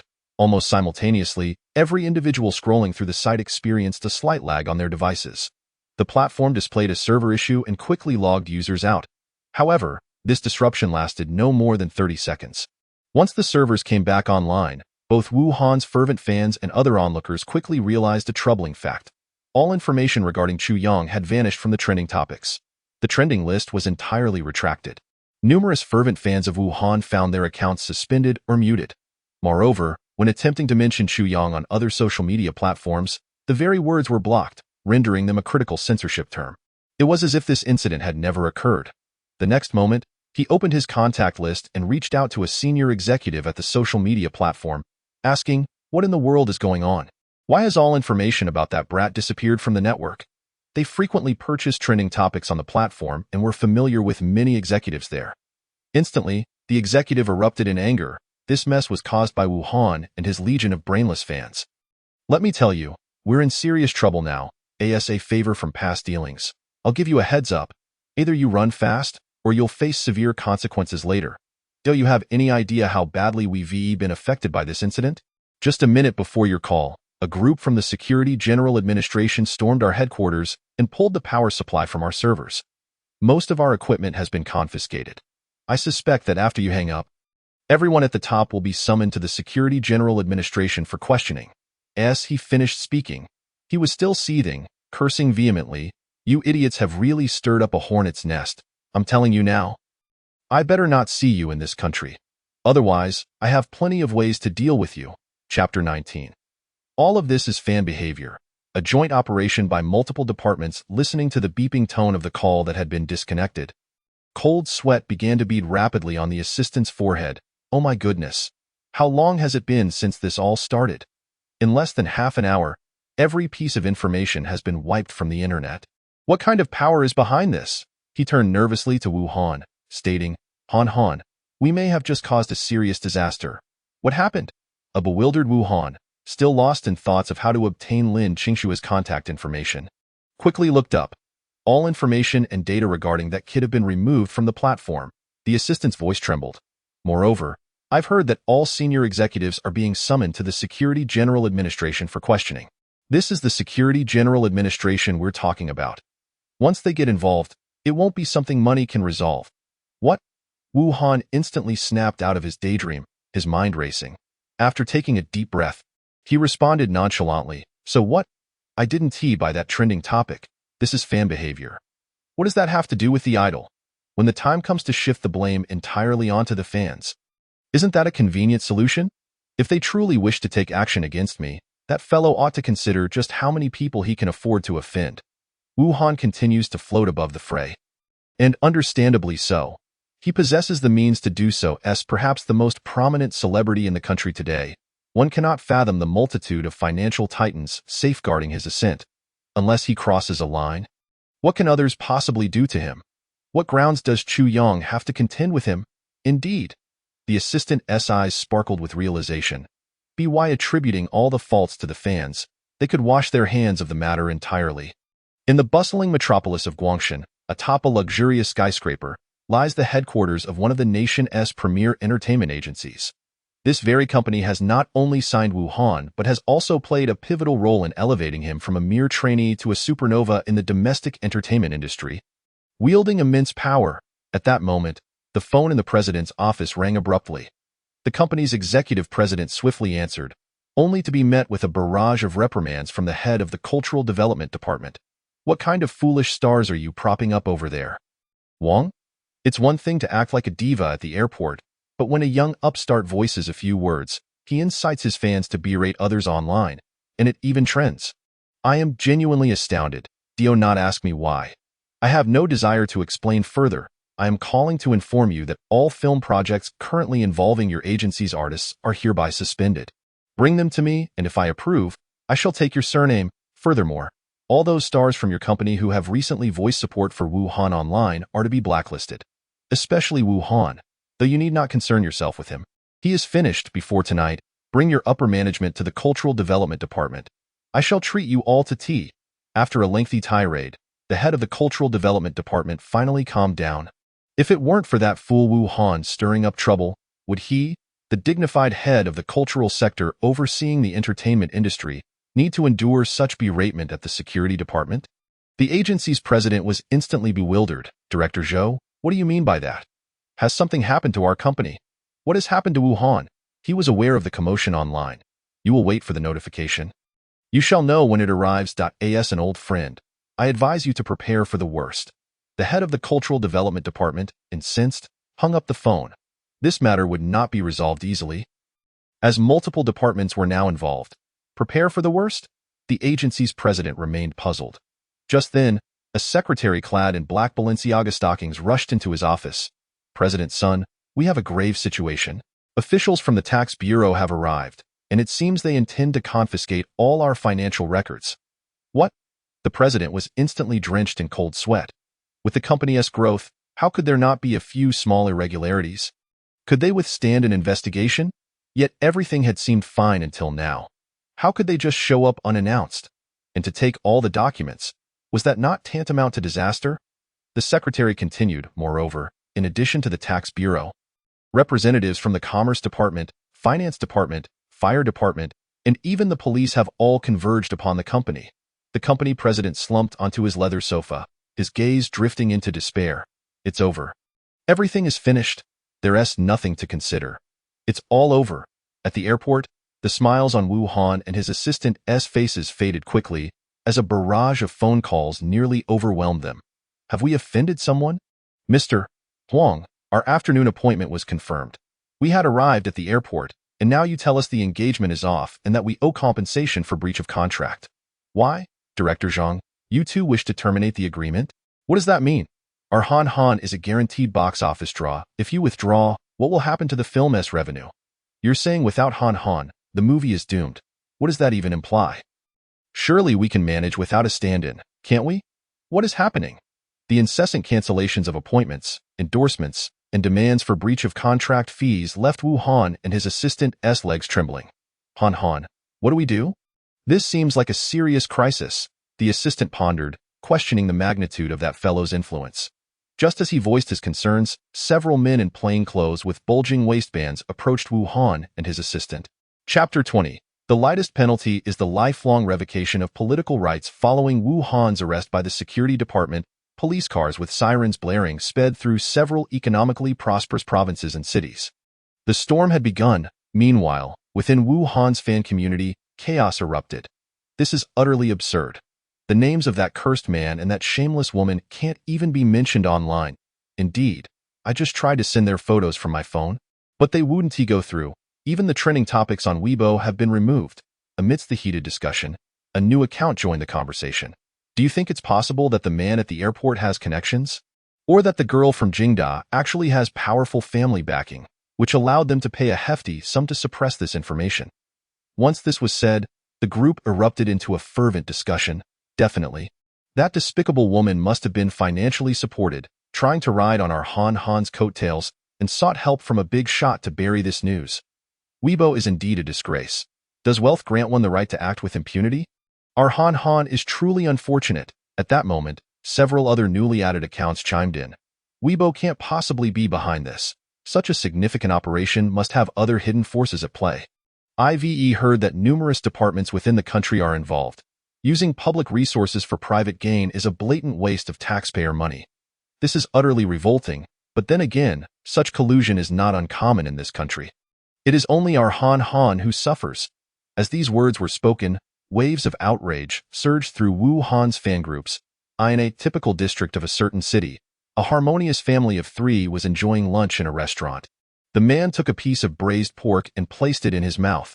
The security department is serious this time. Mark my words, a flock of swallows, spies, won't return to their nests. He then picked up a piece of fish, but that Chu Yang is surely no simple character. The 3-year gap in history, and Wu Han's fans, truly useful for uncovering a major scoop. An ordinary person cannot simply vanish without cause for 3 years, nor would official departments mobilize collectively upon the exposure of his information. Chu Yang's identity must be extraordinary. In a luxurious community within a certain city, vehicles from both the police and military arrived simultaneously at the entrance. Upon disembarking, countless armed police and soldiers stormed into the complex, targeting a specific floor. Having confirmed the network IP address, military personnel broke down the door, swiftly apprehending everyone inside. Technicians from the police's forensic department quickly approached the computer running in the room, meticulously searching for a few minutes before reporting to the commanding officer. Confirmed? All information regarding Chu Yang is stored on a specific hard drive within the computer, and we also found some photographs of buildings around military bases. However, this information appears to have not yet been transmitted. After speaking, the information officer added with a perplexed expression. They also joined some of Wu Han's fan groups, inciting discord within. A group of men, posing as girls in fan groups, addressing each other as brother. Is truly disgusting, the commanding officer thought, his expression darkening as he looked at the cowering individuals in the room. I hereby represent Huaxia and arrest you all for international espionage. Take them away. Moreover, numerous innocent marketing departments and fervent fans of Wu Han, wishing to capitalize on the heat of this incident, soon felt the repercussions of the police's attention. You are suspected of disseminating false information online, maliciously leaking personal privacy, violating our criminal law. A large number of marketing company staff were taken in for questioning, and many of Wu Han's zealous fans and fan managers were also invited to the security department for a conversation. Soon, everyone in Wu Han's fan group noticed that those responsible for orchestrating a renewed online outcry against Chu Yang had mysteriously vanished. Yet, that was not the most critical aspect. The most crucial point was that on Weibo's trending topics, Multiple entries suddenly appeared. Wuhan arrested at airport, Cultural Development Department issues statement, removing works of numerous stars. Wuhan's management company is under investigation for tax evasion, and all operations have been forced to a standstill. Relevant authorities are conducting further inquiries. Wuhan has been accused of exploiting fans without compensation. Allegations of illegal coercion of minors have also emerged alongside these trending topics. Wuhan's personal social media account was swiftly deactivated. At the airport, Wuhan and his assistant were apprehended by security personnel, their faces pale with fear. With each step, it felt as if lead weights were dragging at their legs in less than half an hour. What had he endured? Various collaborators demanded contract terminations and compensation for breach of contract. His company was also facing joint investigations from multiple departments, and it seemed unlikely to end well. Moreover, with the walls crumbling, his competitors in the entertainment industry would surely seize this opportunity to strike him further. Wasn't it just a matter of being pushed aside in the elevator? Before he could even reach the elevator, he found himself in such dire straits. Who exactly was that person? Unwilling to accept his fate, Wuhan looked up at the security personnel beside him and asked, "May I inquire who Chu Yang really is?" Even if he were to die, he wanted clarity. "You are not worthy to know his identity," the security officer replied, casting a disdainful glance at Wuhan. If it weren't for the trouble he stirred up online with his fans, would the security agency have mobilized such a force? He continued, "Just know this. After the court's verdict, the lightest punishment you could face is a lifetime deprivation of political rights." Chapter 21. Don't disturb. Chu Yang is calling. Wuhan's heart sank instantly. Wasn't this merely a scare tactic? If he were indeed guilty of tax evasion, he could accept the consequences. At worst, he would just have to pay back the taxes. He could also endure the exposure of unsavory matters, as he still had money, and in 20 years, he could emerge anew.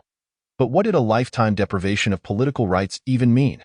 Although he had no formal legal education, he understood that if he were sentenced to such a punishment, it would be one of the least severe charges he could face. Before he could fully process this, he raised his gaze and froze. Chu Yang was quietly seated in the waiting area, his eyes slowly drifting in his direction. Immediately, the once arrogant security personnel rushed to Chu Yang's side. Two of them flanked Chu Yang respectfully, stating, "Mr. Chu, the online situation is nearly resolved. However, we at the security agency will require about another hour to complete some final operations. After that, this matter should be fully settled. We were sent by Mr. Liu to ensure your safety due to your status, so we will accompany you throughout. Arrangements have also been made at the airport in Mo Bay, and military personnel will escort you to the research base upon your arrival." "Thank you for your hard work," Chu Yang replied swiftly, rising to express his gratitude to the two security personnel. He then turned to Wuhan with a bemused smile, saying, "Big star, I wish you the best in the days ahead." "You?" Wuhan was instantly incensed. Afterward, the other personnel nodded at Chu Yang and led Wuhan and his assistant away from the waiting area. The online incident continued to escalate. How could Wuhan possibly evade taxes? Someone must be framing him. I demand a thorough investigation. That girl claiming Wuhan slept with her should take a look at herself. Does she think Wuhan would be interested in someone like her? Why are they pursuing Wuhan? There must be a misunderstanding here. Wuhan must have offended someone. It has to be that despicable man's doing. Countless scandals about Wuhan were exposed, causing his fans to become restless. Yet, just minutes later, an even larger revelation surfaced. According to the tax authorities, Wuhan had evaded 1.43 billion Huabei. This revelation ignited public outrage. What the hell? There are only about 1.4 billion people in Huabei, and this guy deserves to be punished. It's about time. Stars who neglect their responsibilities need to be held accountable, and the entertainment industry must be properly regulated. I believe there are many like him. Justice has been served. I always suspected this person had ulterior motives. Do you know how his peers describe him? A walking time bomb, and yet he evaded taxes. Only his delusional fans would support him. Now, where are those Wuhan defenders? Across major entertainment companies, voices of dissent arose.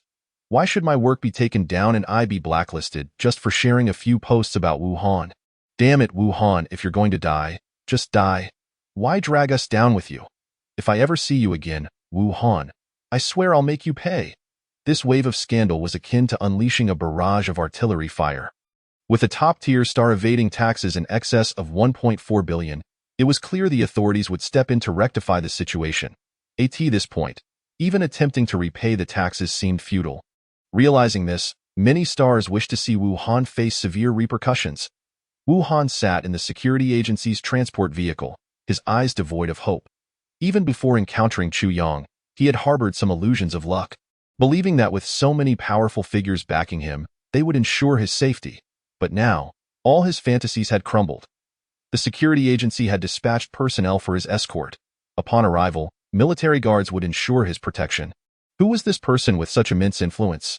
Yet, he still believed there might be a glimmer of hope. After being detained, he looked at one of the officers and said, "Could you please retrieve my phone so I can make a couple of calls? Once this is resolved, I'll personally give you 5 million. You really have money, don't you?" The officer scoffed, pointing to the body camera attached to his chest.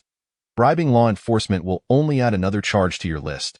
If you think someone will come to your rescue, I suggest you abandon that thought. Everyone around you is too preoccupied with their own fears to help you. Do you really think you're still that untouchable star?" The officer then pulled out his phone, opened the social media app, and handed it to Wu Han, saying, "You can't make any calls, that's the rule. However, you can take a look at the current news." Wu Han leaned in to read the screen, his heart sinking as he saw the explosive revelations and news of his company being investigated by multiple departments. Even his social media account had been suspended. It was over. Everything was truly finished. Wu Han slumped helplessly in the transport vehicle, an inexplicable sense of despair filling the air. "Damn it," the officer exclaimed. "Old Wong, pull over. I need to sit in the front." "What's going on?" This kid wet himself. Half an hour later, as Chu Yang approached the boarding gate, several posts from official government accounts appeared on social media. The financial department has issued a directive to jointly collaborate with the Cultural Development Department, the Economic Supervision Department, and 18 other agencies to address significant issues of tax evasion in the entertainment industry. The Judicial Department has announced the latest regulations regarding the internet in Hubei, adding a clause to regulate online violence, with severe criminal penalties for key offenders in future incidents of online violence. Meanwhile, in the dormitory of Kyoto University, Li Qian excitedly exclaimed to Lin Qingxue, "Qingxue, did you see? The authorities have taken action. Your Chu Yang is truly fortunate this time, and from now on, anyone engaging in verbal violence online will face jail time. I bet no one will dare to speak recklessly anymore." "I see." Lin Qingxue nodded repeatedly. Just then, her phone rang. "What is happening?" Li Qian asked. Lin Qingxue quickly gestured for silence, whispering, "Don't make a sound. Chu Yang is calling." Chapter 22. What does ex-boyfriend mean? My ex-girlfriend Li Qian and her friends burst into laughter. "You said you and Chu Yang were over, yet you're so nervous now that he is calling. Get lost?" Lin Qingxue rolled her eyes, her heart racing as she stared at the incoming voice call from Chu Yang. Taking a deep breath to calm herself, she finally answered, "Chu Yang, what is up? Is there something you need?" Seated in the waiting area, Chu Yang pondered for a moment before replying, "I'm about to board the plane. So I just wanted to inform you, Dado." Lin Qingxue nodded thoughtfully, then pouted, "We don't have any connection. So why should I care if you board?" "You didn't need to call me." However, after a brief hesitation of a few seconds, Lin Qingxue could not help but inquire, "You must have seen the news regarding the Weibo incident, right? Wu Han has been apprehended, and all the information about you on the internet has vanished." Lin Qingxue expressed her relief. "You are truly fortunate this time to have encountered a national rectification of the entertainment industry's atmosphere." She did not believe for a moment that this incident was orchestrated by Chu Yang. Several administrative bodies had acted in concert to eliminate various online messages, even directly incarcerating Wu Han. Such actions were undoubtedly beyond the capabilities of an ordinary person like Chu Yang. Indeed, we should be grateful to the state, as it has indirectly assisted us greatly. Chu Yang smiled, remarking, "But in truth, it does not matter. We have nothing to fear as long as we stand on the side of righteousness. Ultimately, justice will prevail." He refrained from elaborating further, as it was ideal for Lin Qingxue to think along those lines, saving him the need for further explanation. At that moment, a boarding announcement suddenly echoed in his ears. "Attention passengers traveling from Kyoto to Mabe. Your flight XXXX will cease ticketing in 15 minutes. If there are any remaining passengers yet to board, please proceed to the gate promptly." At this, Chu Yang paused for a few seconds before smilingly asking, "I am curious, what do you mean by ex-boyfriend, when you mentioned that he died 3 years ago?" "My ex-girlfriend." "What ex-boyfriend?" I know nothing of it. Lin Qingshua's cheeks flushed instantly, and she hurriedly replied, you should board your flight. I will hang up now. However, once the call ended, Lin Qingxue felt a wave of anxiety wash over her. Why did he suddenly bring this up? She had genuinely believed that Chu Yang was dead. Who would have known he was alive now? How could she explain this? What should she do now? She could hardly admit that she had harbored deep feelings for him, thus assigning him the title of ex-boyfriend as a means of honoring a relationship that had not even begun before it was cut short by death. Could she? Yet, soon after, she began to feel puzzled. Passengers traveling from Kyoto to Mabe? When did Chu Yang move to Mabe? Just as she was about to ponder this further, Li Qian approached Lin Qingxue with a smile. Zikings. Do you know what you looked like while you were on the phone just now? What did I look like? Like a little female cat about to go into heat, Li Qian teased. Tell me the truth. Are you still hung up on that younger classmate?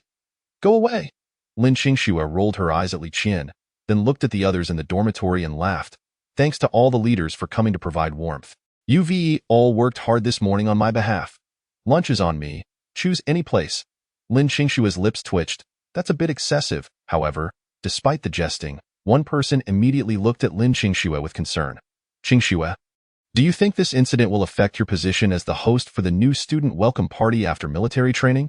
After the military training, each department would host a welcome party. And Lin Qingxue was one of the hosts for the welcome party of their school of management. No, I don't believe so. Lin Qingxue shook her head. I haven't received any information from the student council. And even if they were to rescind it, so be it. I wasn't particularly keen on partnering with Wang Xiujia. He was academically competent, amiable, and lacked the airs of a rich second generation, currently serving as the vice president of the student council. It was likely he would become the president in his third year. Although he may not appear as attractive as Chu Yang, such high-quality young men are bound to be adored by countless girls. Yet he unfortunately crossed paths with our Qingxue. Li Qian continued to laugh. If he were to pursue me, I would have accepted him long ago. Lin Qingxue promptly replied, then go confess your feelings to him. After saying this, her expression turned somewhat complex. I'm not saying Wang Xiujia is bad. He is indeed quite exceptional. However, in matters of the heart, one must also consider the order of occurrences. Lin Qingxue glanced down at the phone screen displaying her recent conversation with Chu Yang. Some feelings are difficult to articulate, but in her heart, no one could take his place. After pondering for a few seconds, she raised her head and smiled casually. All right, enough of this. Quickly decide what you want to eat. Today, I am finally treating everyone to a feast, and this opportunity is rare. I want barbecue. I want hot pot. I want hot pot too. With a score of 2-1, hot pot triumphed. Off to eat hot pot they went, 2.5 hours later, at Mabe Airport. The plane arriving from Kyoto International Airport gently touched down. Upon disembarking, Chu Yang was promptly escorted by personnel from the security administration to a special passageway at the airport. After traversing the special passage, a black sedan came into view, surrounded by several military green jeeps. Upon Chu Yang's arrival, the leader of the group, a man, immediately approached him, saluted sharply, and said with a serious expression, Mr. Chu, I am Xia Lang, the team leader of the Wolf Pack Special Unit under the Mabe Military Department. And I have been ordered to take you to the Mabe research base. Thank you for your hard work. Chu Yang nodded slightly and got into the black sedan. The journey continued for over an hour. Initially surrounded by skyscrapers and bustling traffic, as they headed northwest, the buildings gradually diminished in number until only a solitary road remained, standing desolately in the barren desert, at 4:30 in the afternoon. After passing through the iron gate of the military restricted area, the convoy finally halted in front of a large, yellowed building. In front of the building, a group of researchers awaited their arrival. At the center of the crowd stood the main leader of the research base, Yi Jiangwo. As the car door opened, Chu Yang slowly stepped out. Yi Jiangwo immediately approached him, grasping his hands firmly. Academician Lin, it's a pleasure to meet you. My name is Yi Jiangwo, and I must thank you for your assistance in this matter. Chu Yang smiled repeatedly. Director Yi, you flatter me. I am not yet an academician. I am merely here to see if I can contribute in any way to the development of our nation's defense technology. Soon, after the celebration banquet, that academician title will undoubtedly be yours. Yi Jiangwo laughed, then inquired with concern, I assume the issues regarding the recent online incidents have been resolved?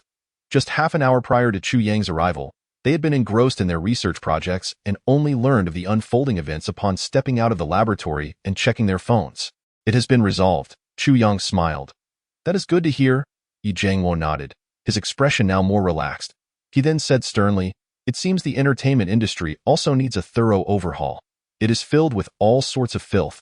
All right, let bygones be bygones. Don't let those people affect your health. Chu Yang gradually smiled, continuing, Director Yi, if it is not too much trouble, I would like to visit the laboratory right now. Are you not going to take a break? Yi Jiangwo asked.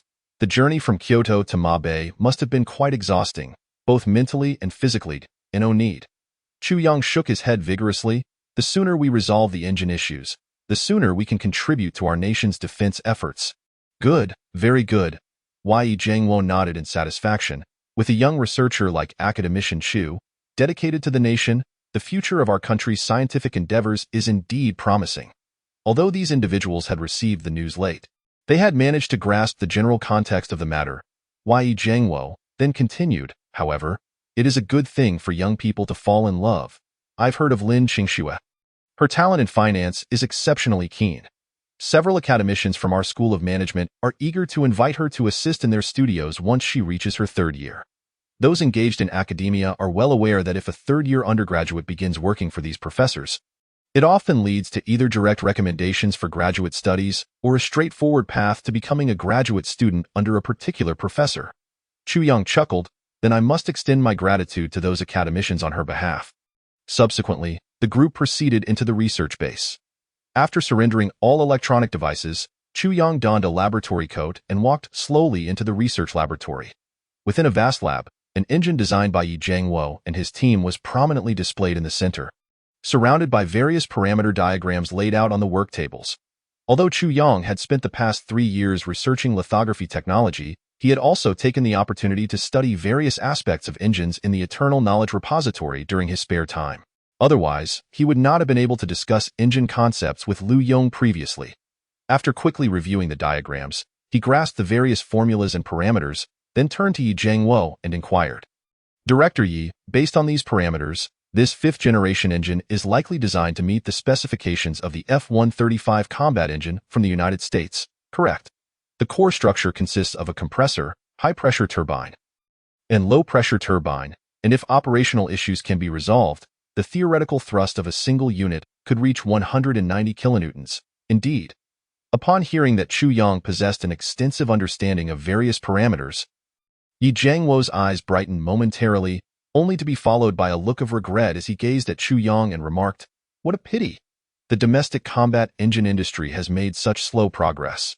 Even if we were to design an engine that theoretically meets the standards, the industrial components produced still fail to meet our expectations. Chu Yang chuckled in response, Director Yi, I need not examine the internal structure of the engine any further. Setting aside industrial elements, even if this engine were to be successfully developed, it would merely reach the standards set by the United States, so why not abandon our existing approach altogether and directly fabricate an engine of a superior caliber? The moment Chu Yang uttered these words, everyone present, including Yi Jiangwo, was left astounded. To discard the existing methodology and create a high-standard engine anew. What was he suggesting? It is important to note that the fifth-generation engine being researched by their institute was optimized based on the structure of the domestic fourth-generation engine, which itself was an imitation of the entire R-79 engine documentation from the former Soviet states, enhanced with innovations. The difficulty of overturning all existing ideas to craft an entirely new engine was akin to reaching for the heavens. Numerous researchers trailing behind Chu Yang and Yi Jiangwo began to murmur amongst themselves. Who is this guy? He arrives and immediately seeks to dismantle all our research achievements. How audacious! Indeed, he is audacious. Yet he possesses the credentials to be so. Although we are unaware of his specific research accomplishments, did you not hear Chief Engineer Yi mention that this fellow is soon to be named an academician? A 20-year-old academician? If I could be an academician at that age, I would likely be even more arrogant. Only Liu Yong and Yi Jiangwo wore solemn expressions. Yi Jiangwo hastily inquired, Academician Chu, are you sincere in your statement? Do you already have a rough idea? If so, I am willing to accompany you on this audacious venture. He certainly knew well enough. 3 years prior, it was this very Chu Yang who had dismantled the entire domestic lithography machine research framework. leading a team to develop a new generation of 1 nanometer precision lithography machines. I have a certain degree of confidence. Chu Yang nodded slightly, then smiled at Yi Jiangwo. Director Yi, please refrain from calling me Academician Chu. I am merely a young lad. If you wish, just call me Xiao Chu. Continuing, Chu Yang added, I do have some ideas, however, to truly realize them, I will require your assistance and that of your esteemed colleagues. Not a problem. Yi Jiangwo nodded vigorously. Whatever you need, just let me know, and I will ensure everything is resolved. Indeed, there is one requirement, Chu Yang affirmed. The equipment at the base is insufficient. I need a large-scale apparatus capable of emitting lasers. And? You mean Yi Jiangwo's extensive scientific knowledge allowed him to grasp Chu Yang's intentions after only a brief moment of contemplation. Are you suggesting that the new engine you speak of is a curvature engine? In theory, no matter how advanced human technology becomes, the engines that can be manufactured must adhere to the constraints of cosmic laws. This implies that, whether for fighter jets or other spacecraft, they can theoretically reach speeds of 10 times the speed of light. But that is the limit, unless one utilizes the rules of spacetime. This concept of spacetime does not involve reversing or controlling time but rather encompasses a broader understanding of time and space. The notion of curvature drive was proposed in 1994. The universe's space is not flat. It possesses curvature. The curvature is the reciprocal of the curvature radius, with greater curvature indicating a higher degree of bending. If one imagines the universe as a vast membrane, its surface is arc-shaped, potentially resembling a closed soap bubble. While the membrane may appear flat in certain areas, spatial curvature is omnipresent. If a spacecraft in space could somehow flatten a portion of the space behind it, thereby reducing its curvature, the spacecraft would be drawn forward by the more significant curvature ahead. This is the essence of curvature drive. This concept transcends the idea of internal engine propulsion and delves into the realm of spatial folding. In recent years, researchers have indeed explored the feasibility of curvature drive. Through specific energy laser irradiation, it is possible to generate a form of negative energy in space, which can alter spatial curvature. However, this has only been realized under highly ideal laboratory conditions. While the prospect of curvature drive is theoretically achievable, it entails an incredibly complex array of theories. Moreover, to operate a curvature engine, vast amounts of energy would be required. Thus, to apply curvature drive engines practically, one must develop a comprehensive curvature drive model, significantly reduce energy consumption, and create a device capable of genuinely controlling spatial curvature for the concept to be realized. However, even abroad, research in this area has only been underway for a mere decade or so, and it was only in recent years that its feasibility was confirmed. The actual technological application will take at least 50 to 100 years to develop fully. That Chu Yang dared to propose the creation of a curvature drive engine was astonishing. In his shock, Yi Jiangwo quickly asked, Xiao Chu, are you certain you have a viable plan? If curvature drive can indeed be developed, I would gladly relinquish my position as chief engineer and even my role as vice president of Huaka Academy to you. I will serve as your assistant throughout this research. This is indeed a groundbreaking endeavor. With such a research achievement, Chu Yang's name would be immortalized globally. Chapter 24. Good night. Little one. Chu Yang nodded slightly. I do have some ideas, but I require extensive research data to substantiate the theoretical feasibility.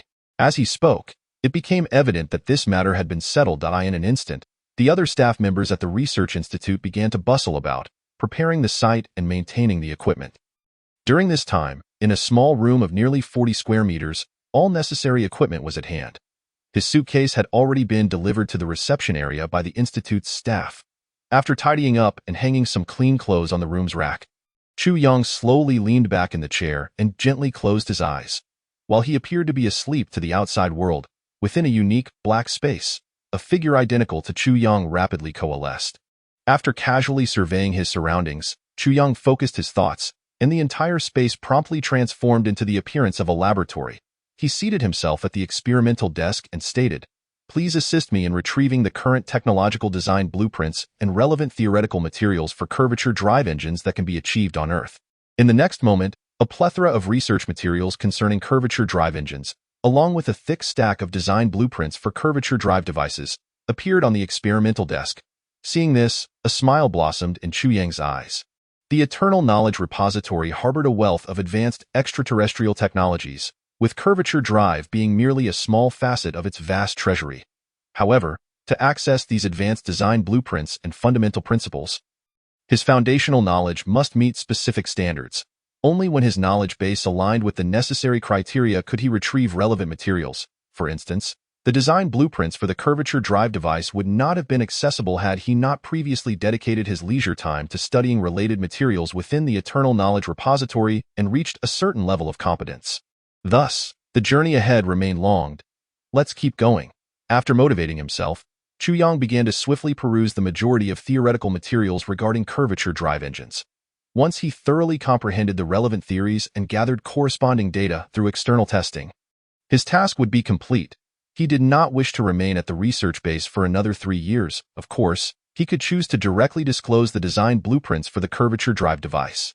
However, if he did so without being able to elucidate the design principles himself, convincing others at the research base would be impossible. After all, creating a curvature engine is no trivial matter. Realizing various data and parameters in the external world demands substantial manpower and resources.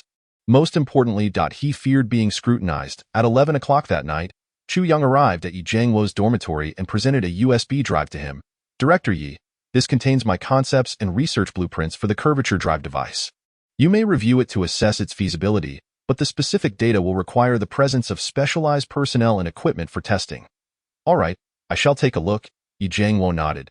Yet he did not harbor overly high expectations for the theoretical concepts presented by Chu Yang. After all, Lu Yong had previously mentioned that Chu Yang had merely some insights in this area and had not conducted dedicated research. Even with his impressive research capabilities, accumulating scientific data necessitates time. However, upon encountering the feasibility theory regarding the curvature drive device that Chu Yang had begun drafting, his expression gradually shifted to one of solemnity. He hastily turned to Chu Yang and inquired, "Little Chu, is this what you conceived after arriving at the base today?" Understanding dawned upon Yi Jiangwo as he slightly nodded. Such a response seemed quite normal. The material provided by Chu Yang was exceedingly detailed. If it weren't for the multitude of specific data requiring empirical testing to ascertain the correctness of the theory, he would have surmised the feasibility to be around 70% based solely on the comprehensive theory of curvature drive presented by Chu Yang. For the next half hour, Yi Jiangwo remained silent, intently scrutinizing the documentation, even taking the initiative to calculate certain formulas and data on paper. Just then, Chu Yang's phone rang unexpectedly, interrupting Yi Jiangwo's contemplation. Chu Yang immediately cast an apologetic glance at Yi Jiangwo, saying, "I'm sorry, academician Yi." Regarding the news about Chu Yang and Lin Qingxue, Yi Jiangwo was somewhat privy. Chu Yang nodded and promptly picked up his phone. Discovering a message from Lin Qingxue, "Are you home? Chatting with someone?" Upon reading this message, Lin Qingxue was instantly filled with indignation. She was unaware of the circumstances that had transpired at Chu Yang's home. Having spent the day in her dormitory worrying, even during the freshman meet and greet, her mind was preoccupied with thoughts of when he would return home. It was one thing for him to vanish without a word for 3 years. But now that he was home, he had time to converse with others, yet not a moment to send her a simple message. Had their friendship diminished after 3 years of silence? Back when they were desk mates, they had chatted daily, yet now, this was the state of their communication? Indeed, men could change. Was she being overly sentimental? With a huff, Lin Qingxue sent several messages. "Oh, I must have come at an inconvenient time. Had I known you were chatting with someone else, I wouldn't have bothered. I'll talk to you later, perhaps tomorrow. That way, it won't feel so neglectful. What do you think? Good night, I'm going to sleep."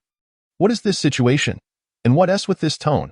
Yi Jiangwo, witnessing this exchange, promptly inquired, "What is the matter? Is something wrong?" He then chuckled, "Back in my day, when I was pursuing my wife, I made sure to keep her happy.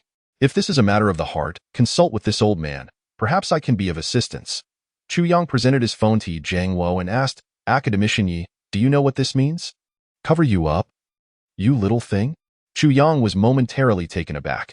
Having dedicated 3 years to research at the base, he had not been attuned to the various trending phrases and expressions circulating online. Could such a phrase truly exist? Yi Jiangwo continued, "Just phrase it as I suggested. You can't go wrong very well. You should get some rest now. In summer, with the air conditioning on in the dormitory, make sure to cover yourself well to avoid catching a chill. Good night, cover you up, you little thing." Chapter 25. This data was provided by aliens. Cover you up, you little thing? Upon receiving the message from Chu Yang, Lin Qingxue's expression froze, and she quickly typed in a fit of rage, "Chu Yang, After 3 years of silence, are you itching for trouble? Cover you up, you little dog of a man. Chu Yang was bewildered. Was it not cover you up, you little thing? After a moment's hesitation, he quickly replied. Isn't that what people say online? That's a bunch of nonsense, Chu Yang. Are you some kind of primitive man? Lin Qingxue was truly infuriated. Qingxue, I'm feeling a bit hungry. Want to grab a late-night snack? At this moment, Li Qian, sitting nearby, asked. This was clearly intentional. Chu Yang was undoubtedly doing this on purpose. What's wrong? Is Chu Yang bothering you? Li Qian and the others in the dormitory immediately turned their curious gazes towards Lin Qingxue. IVE decided. I want to speak to him for at least 3 days. Lin Qingxue tightly clenched her phone. Li Qian quietly remarked, I bet it won't last more than a day. Absolutely 3 days. In Yi Jiangwo's dormitory, observing Chu Yang's dazed expression, he probed. So, is she happily off to sleep now? Yes, she has gone to sleep, Chu Yang replied, quickly pondering before turning to Yi Jiangwo with a smile. What do you think, academician Yi? Any thoughts on this data? The moment research was mentioned, Yi Jiangwo's demeanor turned serious. I don't see any issues for now. It's quite thought-provoking, with a high feasibility. After a long day of running around and organizing materials, you've also had quite a day. If any issues arise, I'll consult you tomorrow. All right, Chu Yang nodded slightly, noticing Yi Jiangwo's determination to work through the night. He reminded, Old Yi, take it easy and get some rest. Yi Jiangwo immediately lifted a cup of goji berry and chrysanthemum tea beside him, saying, I'm fine. I have this. Go on, get some rest. Rest? That was out of the question. The more he examined the materials organized by Chu Yang, the more invigorated he became. He would not rest until he thoroughly understood this tonight. Chu Yang nodded slightly and exited the dormitory. The next moment, Yi Jiangwo's gaze sharpened and grew serious as he resumed his meticulous examination of the documents. By 7 in the morning the next day, Yi Jiangwo, slightly weary, removed his glasses and rubbed his tired eyes, only to have his gaze brighten with sudden clarity. His primary field of expertise revolved around aerospace engines. He had dealt with virtually all domestic aerospace engines, including combat and space engines. Although there were certain formulas and concepts he was unfamiliar with, he could now assert with certainty. If the data predicted by Chu Yang in this documentation could be validated through real-world testing, there was at least a 70% chance that they could indeed develop a curvature drive engine applicable to fighter jet propulsion. This would far surpass any 5th or 6th generation fighter jet engines. Even achieving partial functionality would allow the curvature drive engine to propel speeds exceeding multiple times the speed of sound, potentially nearing or even achieving the speed of light.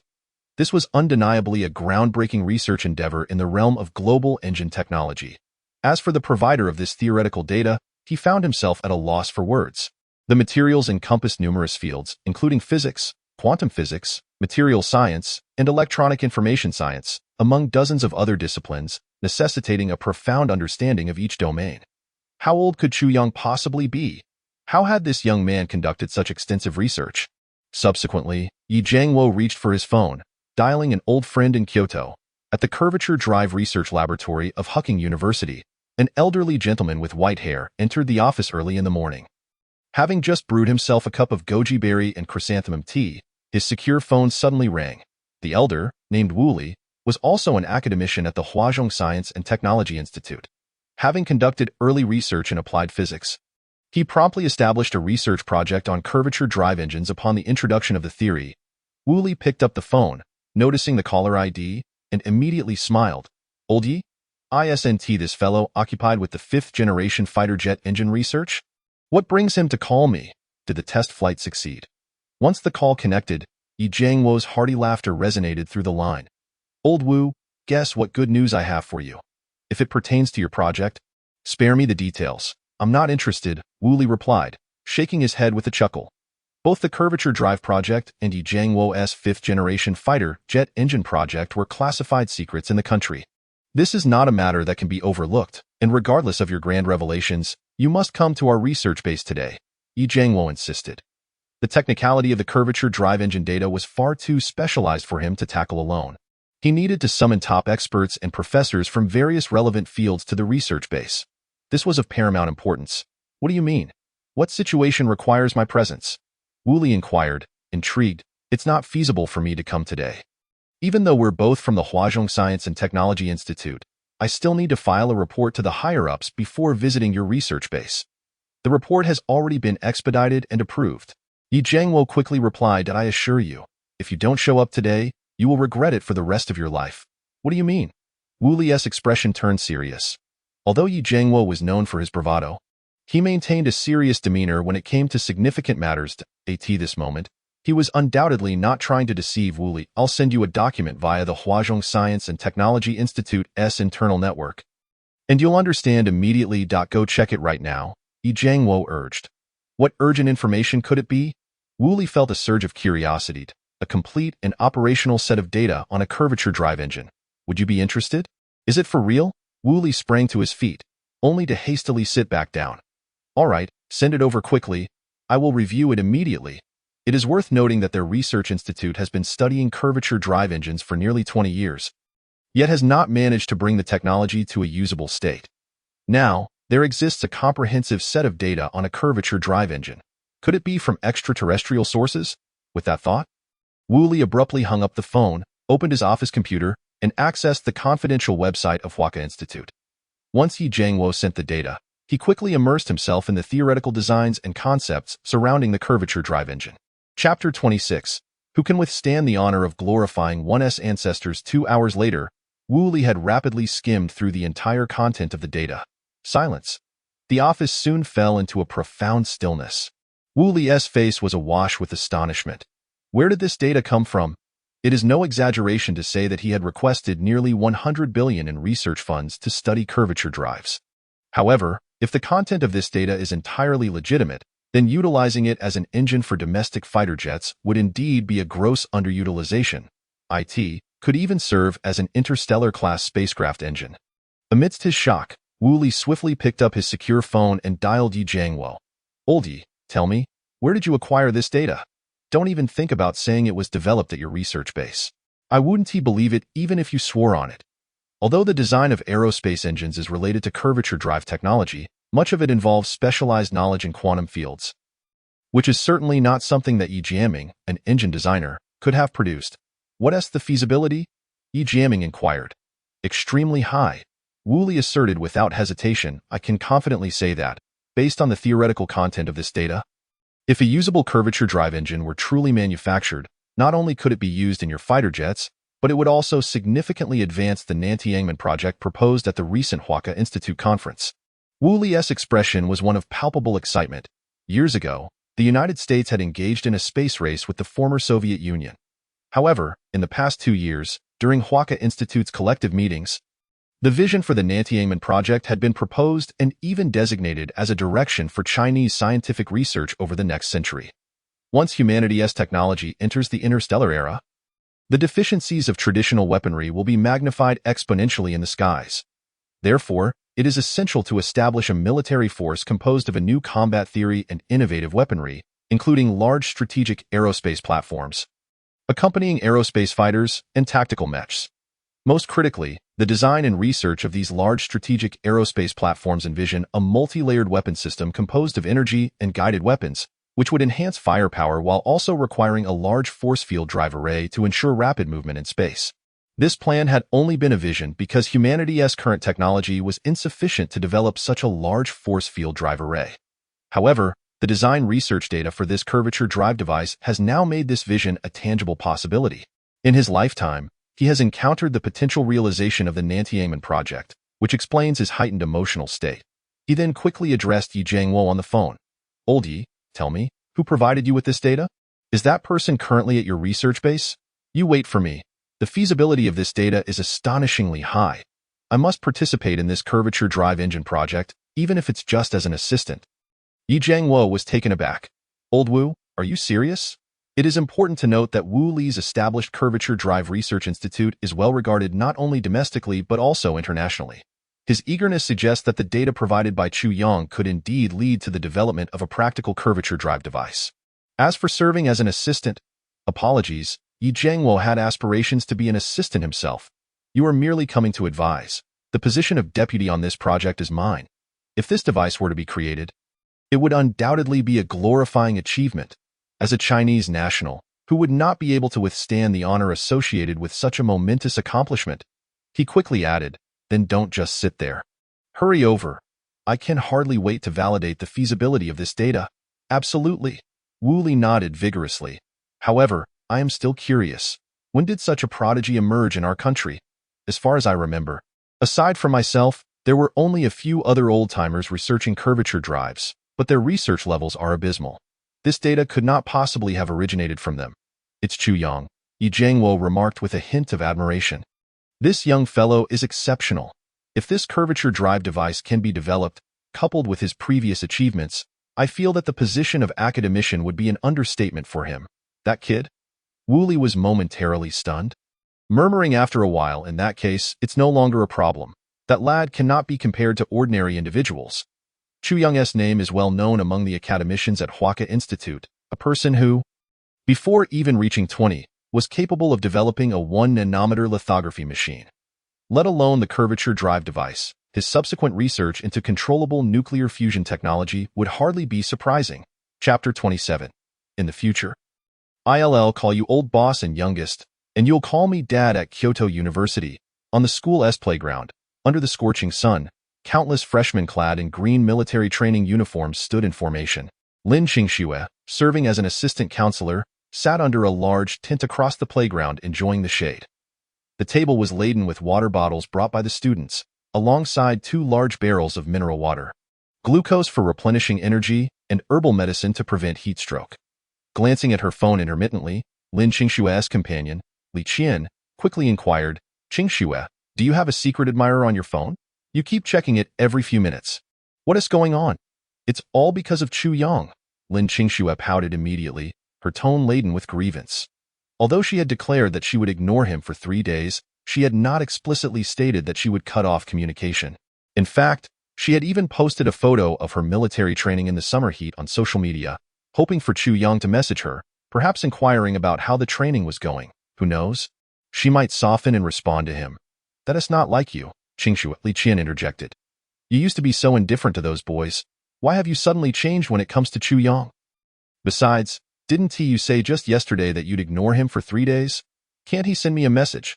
Lin Qingxue continued to pout. Seeing this, Li Qian couldn't help but pinch Lin Qingxue's still youthful and delicate face. "Please? Little Qingxue, can you act a bit more normal? Otherwise, how can those freshmen stand still in formation with you looking so adorably cute?"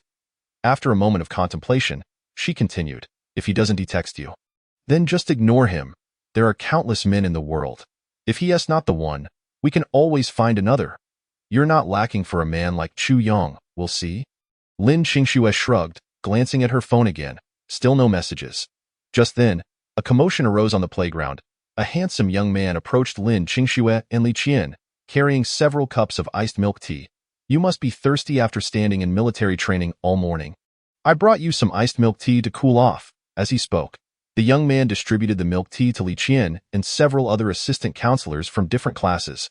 "Thank you, old Wang." Li Qian cheerfully accepted the milk tea handed to her.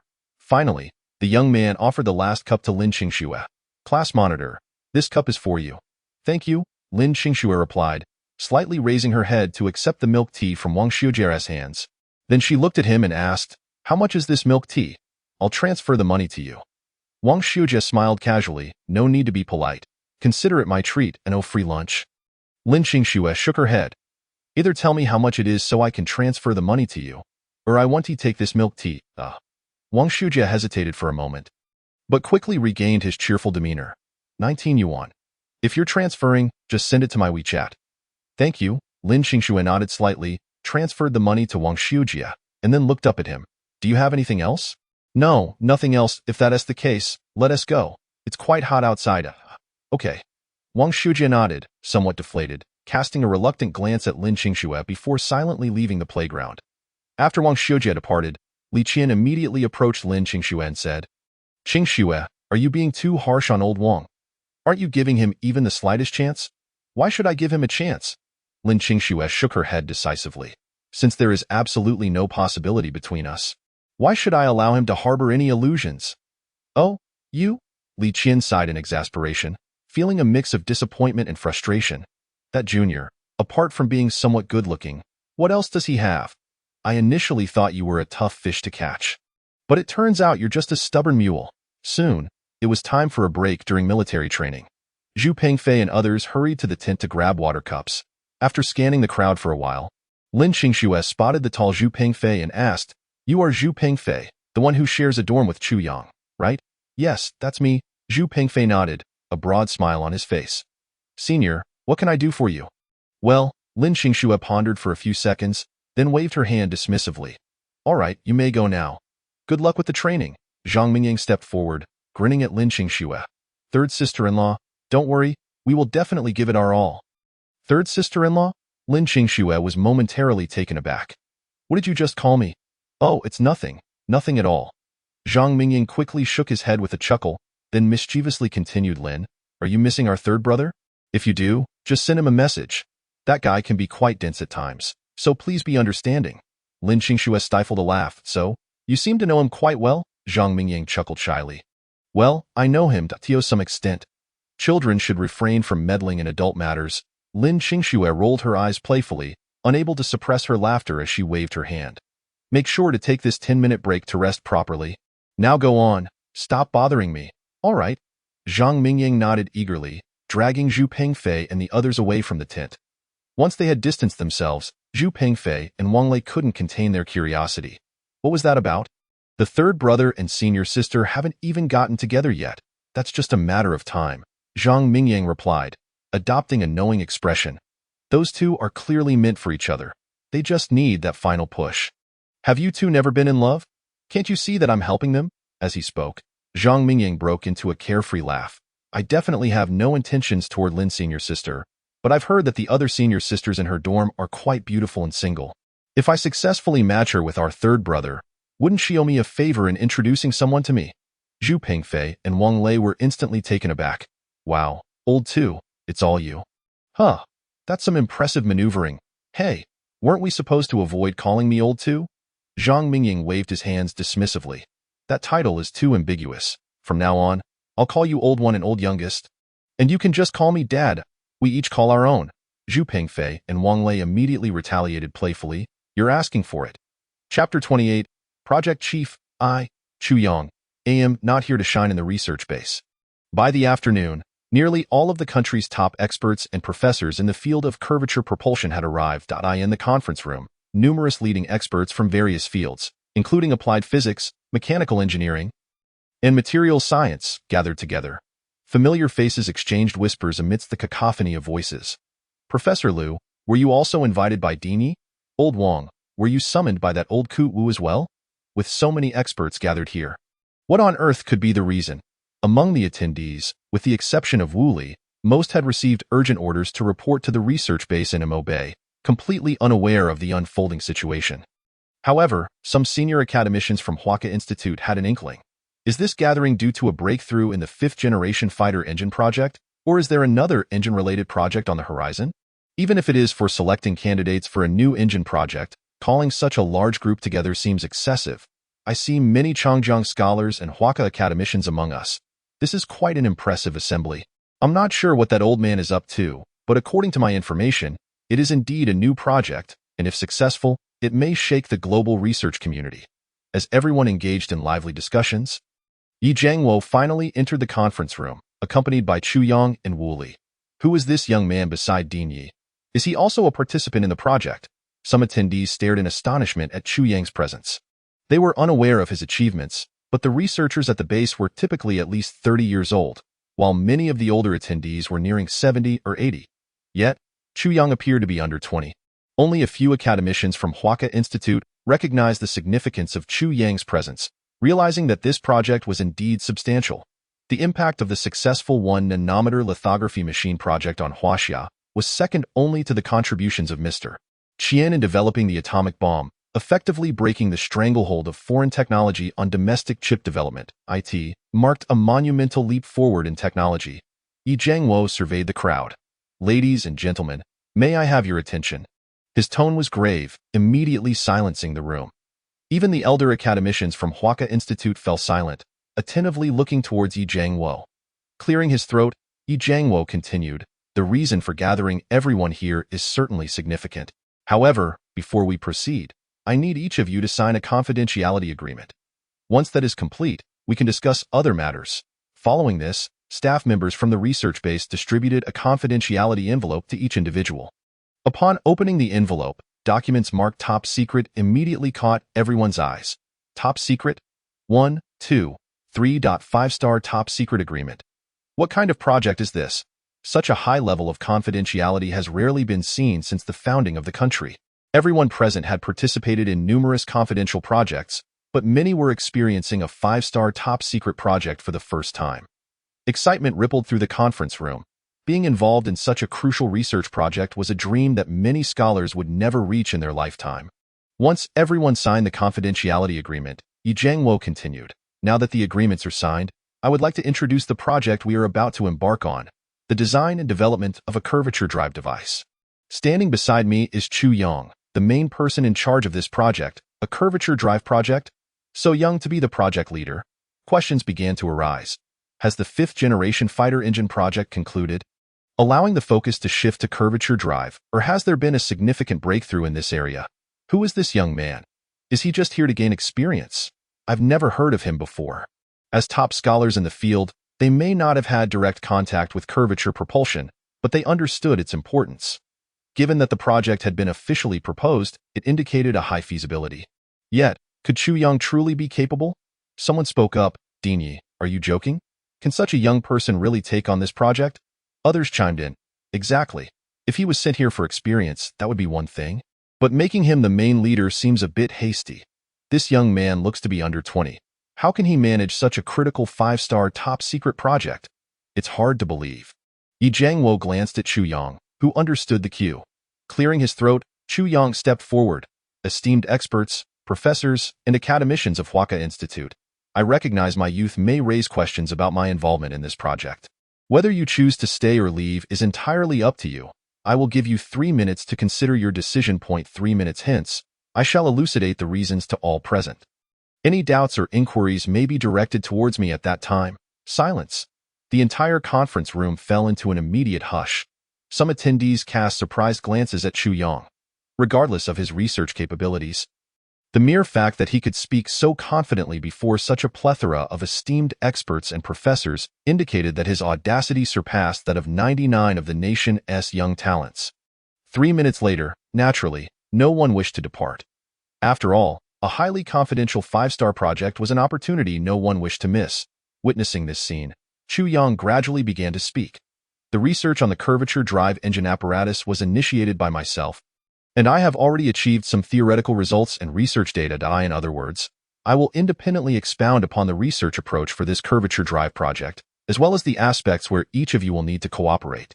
Any objections may also be raised. I want to assure you, I, Chu Yong, stand here today not for the sake of superficial accolades, but with a sincere desire to collaborate with all of you in the comprehensive research and development of this project. Chapter 29. Love in the Air. Did he truly develop it? Is this really the curvature drive device? Have we, the older generation, grown obsolete, while the young excel so remarkably? Countless individuals gasped in astonishment. However, upon hearing Chu Yong's declaration, they ultimately accepted that he was indeed the initiator and even the primary researcher of this project. If he were not, he would scarcely have dared to make such bold statements in their presence. In the realm of scientific research, deception is simply untenable. Once they fully acknowledged this reality, everyone held a brief meeting. After dining at the reception center that evening, Chu Yong gathered them for a conference. The meeting lasted nearly 6 hours, concluding shortly after 2 in the morning, with Chu Yong elaborating on various theories concerning the realization of the curvature drive apparatus. Numerous experts and scholars posed various questions, all of which he deftly addressed. As the meeting drew to a close, Chu Yong gazed at the throng of individuals surrounding him and stated, "Esteemed colleagues, the significance of the curvature drive engine, should it come to fruition, requires no emphasis from me. The time has arrived for our motherland to call upon us. It is time for China to take the lead in the field of engine propulsion on the global stage." Understood. In the next moment, thunderous applause erupted, accompanied by fervent shouts from a multitude of researchers, resonating throughout the conference room. At that time, I was still young, calculating formulas beside the professor. Every time the political commissar concluded his remarks, I felt my blood surge with fervor. Indeed. Wu Li nodded slowly, his eyes glistening with unshed tears. In truth, he harbored some initial concerns, regardless of Chu Yang's significant accomplishments in the field of photolithography. The realm of curvature drive was an entirely different domain. Yet, unexpectedly, in just this singular presentation, Chu Yang captivated everyone present with his boundless expertise, including Wu Li himself. They truly had grown old. Fortunately, the realm of scientific research in Huaxia had promising successors. How grand is our great Huaxia, a new generation surpassing the old. After the meeting concluded, Yi Jiangwo turned to Chu Yang with a smile. Young Chu, I have submitted the project for the initiation of the curvature drive engine research and design. And the response from the Huazhong Science Institute has been affirmative. The research funding is tentatively set at 100 billion. The appointment letter has also been issued, and you will serve as the chief designer for this project. Old Wu and I will be responsible for coordinating resources for you, providing assistance as needed. Any requirements you have, we will ensure they are met. This. Chu Yang paused momentarily, then looked at the two with a smile. Elder Yi. Elder Wu, it is only fitting that I assume responsibility for the project I proposed, but I believe merely holding the title of consultant suffices. In terms of qualifications, one of you is the chief designer of the 5th-generation combat engine, and the other is the head of the nation's south-foremost curvature drive research institute. It would be more appropriate for one of you to take on the chief designer role. Who would dare dock your credits? Yi Jiangwo straightened up. I will go fetch Lu Yong and see if they at Jing to dare to dock your credits. Wu Li too earnestly added. Young Chu? The research theories and design schematics are all provided by you. The chief designer position is unequivocally yours. Moreover, why must you attend Jingda? What can those professors possibly teach you? It's not the same. Chu Yang shook his head, feeling somewhat troubled. Yi Jiangwo quickly grasped the situation. You cannot be doing this for that little girlfriend of yours at Jingda, can you? Young Chu, you cannot neglect this project for that reason. What little girlfriend? Wu Li inquired curiously. Yi Jiangwo hastily explained. This lad has taken a liking to a girl at Jingda, hence his decision to attend Jingda for studies. What? Wu Li could no longer contain himself. Young Chu? Is that truly the case? If you wish to pursue romance, you can confide in me and old Wu. I may not have much, but I do have 2 granddaughters. After a moment's contemplation, he continued, however, the eldest has already married and is happily settled. It wouldn't be appropriate to call for a divorce now. My younger granddaughter is currently in her 3rd year at university, studying in Kyoto, and is just 3 years your senior. As the saying goes, a woman 3 years older is worth her weight in gold. Once we leave the research base, I can show you her photo. If you find her suitable, I can call her over tonight, and tomorrow I will bring the Civil Affairs Bureau to you, ensuring all is in order for your marriage. The chief designer of the curvature drive engine, a project directly linked to the military. Although a designer's title may not confer military authority, it would at least entail a deputy military rank. Furthermore, since this project was proposed by Chu Yang, with many critical research materials originating from his hands, should any issues arise during the research, who would resolve them in his absence? Chu Yang understood that Yi Jiangwo and Wu Li were concerned, and he quickly reassured them. Do not misunderstand. Even before my departure, I will ensure the initial model is completed. Furthermore, even while in Kyoto, I can still manage the base's data remotely. There will be no issues. Upon hearing this, Yi Jiangwo and Wu Li felt somewhat reassured. However, Yi Jiangwo soon expressed his concern. Nevertheless, is it not rather rushed to complete the model within a mere 10 days? Chu Yang nodded slightly. I am well aware of the timeline. I assure you, I will not treat this matter lightly. With that, Chu Yang and Yi Jiangwo departed from the research base. Upon starting up his device, Chu Yang was greeted by a flurry of messages. He first opened a message from Lin Qingxue, sent around 11 in the evening, a simple good night message. The next moment, Chapter 30. The first ignition experiment. Lin Qingxue instantly bit her lip in frustration. How could she possibly sleep? Aside from a morning greeting, Chu Yang had not sent her a single message throughout the day, leaving her feeling an itch of impatience. She hoped for a reply from him after sending her good-night message, but she had waited until now. Unbeknownst to her, Lin Qingxue pouted and, after a few moments of hesitation, sent another message. Are you so busy with family affairs? So busy that you cannot spare a moment to send me a message? In the morning, he was perfecting the data content. In the afternoon, he was hosting various experts and professors, and in the evening, he had to hold meetings with them. Indeed, he was quite busy. Yet, in the end, She refrained from expressing her inner turmoil and instead curiously asked, "Last time, you left me utterly perplexed." I didn't get the chance to ask. Chu Yong, your silent disappearance for 3 years warrants some explanation. Don't you think? You rascal.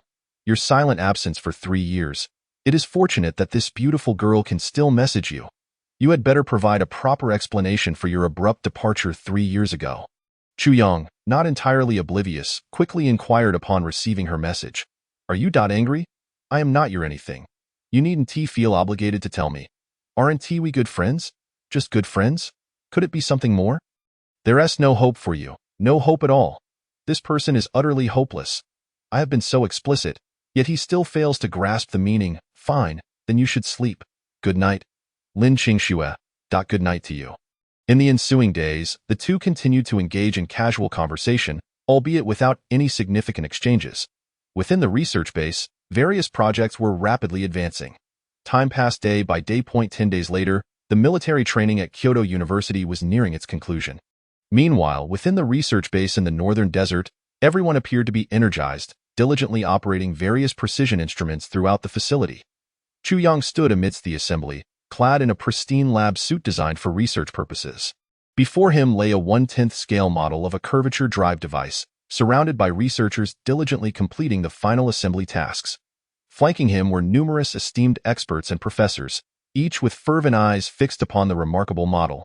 Over the past 10 days, utilizing Chu Yang's theoretical insights and design schematics, and with his near-constant presence in the laboratory, they swiftly developed a theoretical model. They amplified the laser power while minimizing energy loss, and constructed a comprehensive curvature engine chamber to house the high-energy warp plasma generated during the creation of negative energy. Of course, the crux of the endeavor lay in controlling the unique beryllium crystals responsible for producing the warp plasma, as well as the warp coils designed to convert the plasma into a warp field.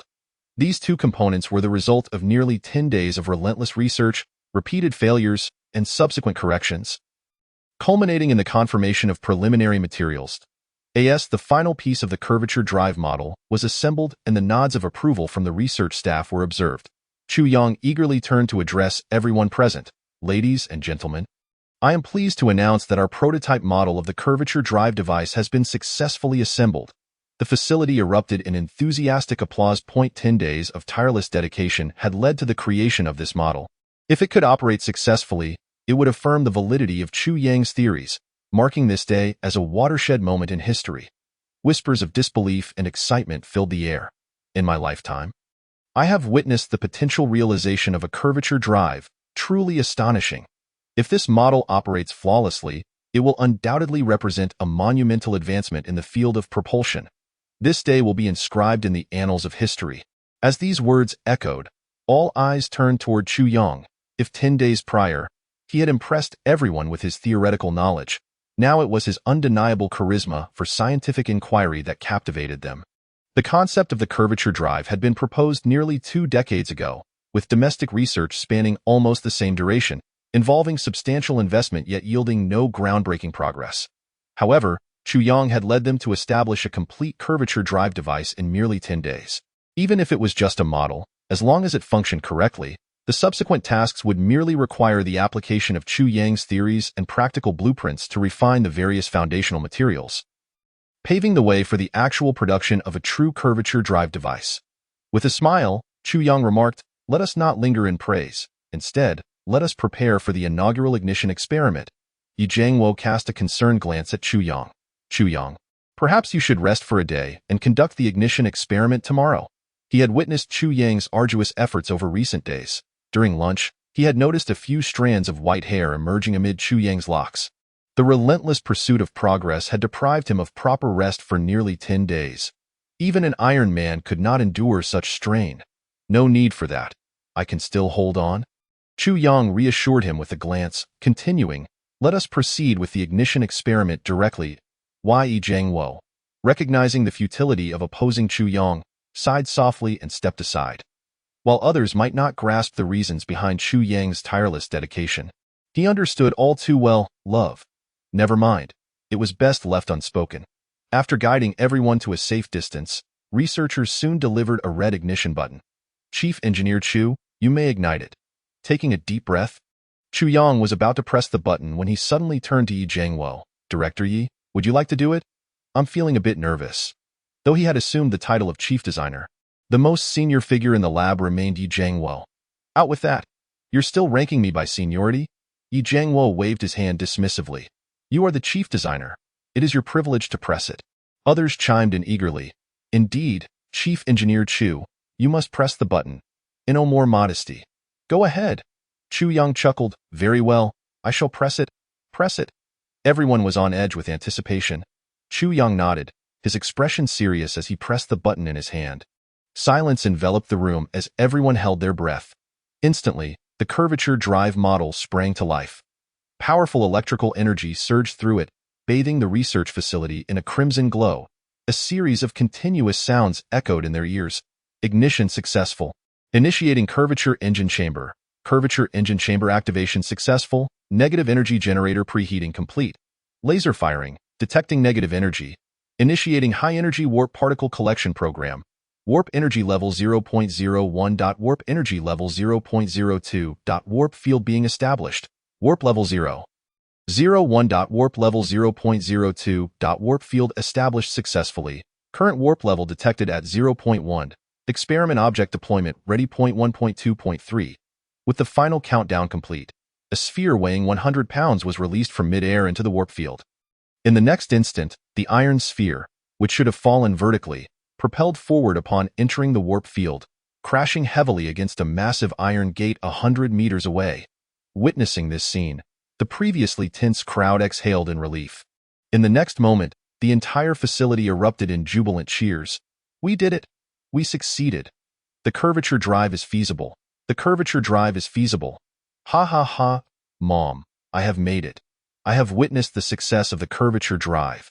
Countless individuals embraced one another, tears of joy streaming down their faces. This was merely a preliminary research endeavor. The warp energy levels set were not true light speed specifications, but had been scaled down immensely, ultimately designating a warp speed of 1,000 meters per second. Warp level 0.1 equated to 100 meters per second. Undoubtedly, within 5 to 10 years, Huaxia would usher the genuine curvature drive device onto the global stage. Showcasing its prowess, Yi Jiangwo's eyes glistened with tears. Having spent a lifetime working with engines, he had witnessed Huaxia's combat engine technology evolve from nothingness to fruition, enduring countless hardships along the way. No one desired Huaxia to reign supreme in aerospace more than he. Today, he had glimpsed that future. He could even envision numerous Huaxia fighter jets equipped with curvature drive engines soaring through the skies. A life without regrets.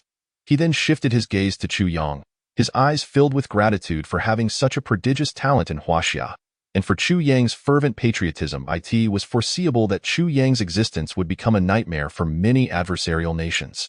This was indeed a stroke of fortune for Huaxia. As the crowd reveled in their triumph, Chu Yang's voice quietly resonated among them. Everyone, since the theoretical and design models of the curvature drive device have been validated. My task here is complete. The journey ahead, concerning the further research and design of the curvature drive device, will likely fall upon your capable shoulders.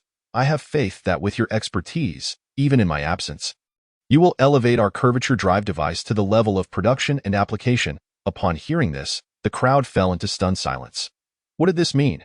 They had yet to fully comprehend the implications when Chu Yang announced his intention to depart immediately after the ignition experiment as success.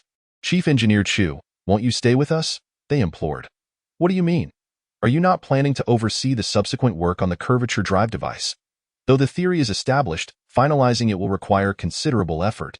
We lack confidence without you. Only Yi Jiangwo chuckled. Everyone, do not fret. Chief Engineer Chu is not like us old-timers. He is young, brimming with infinite possibilities. We cannot confine him to this single project. His future lies beyond. Among the vast stars and seas, the 1-nanometer lithography machine marked the beginning of Chu Yang's journey, yet he did not consider the curvature drive device to be his conclusion.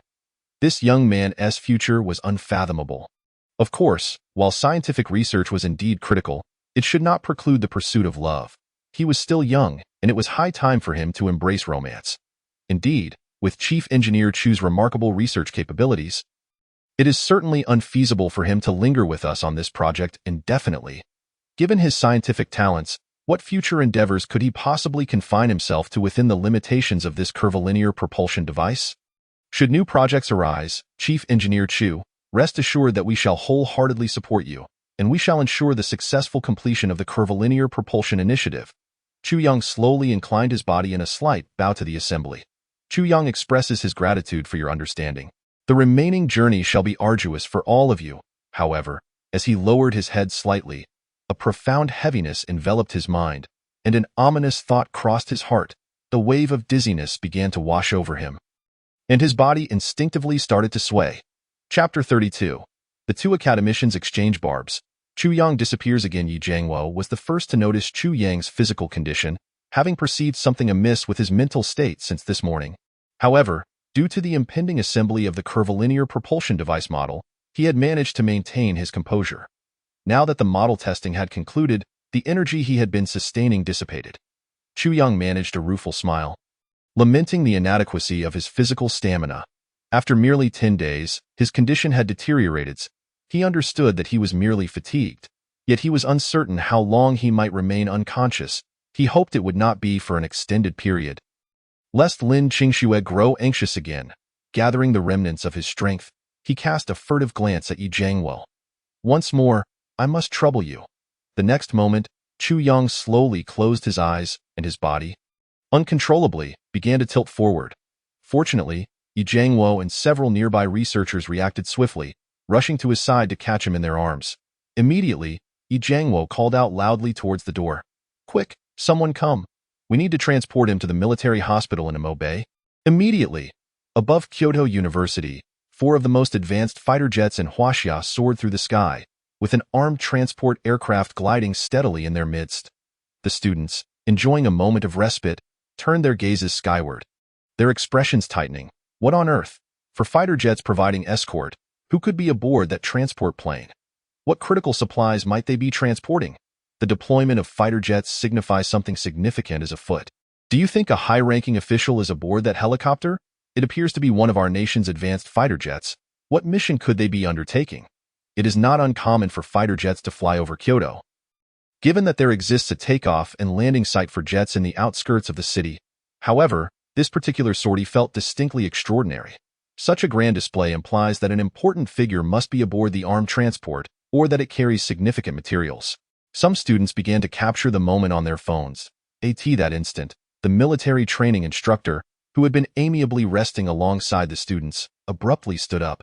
Everyone, put your phones down. No photographs. Delete any pictures you may have taken. With the instructor's commands ringing out, the voice of the chief instructor echoed over the loudspeaker. Attention, everyone. The break is over.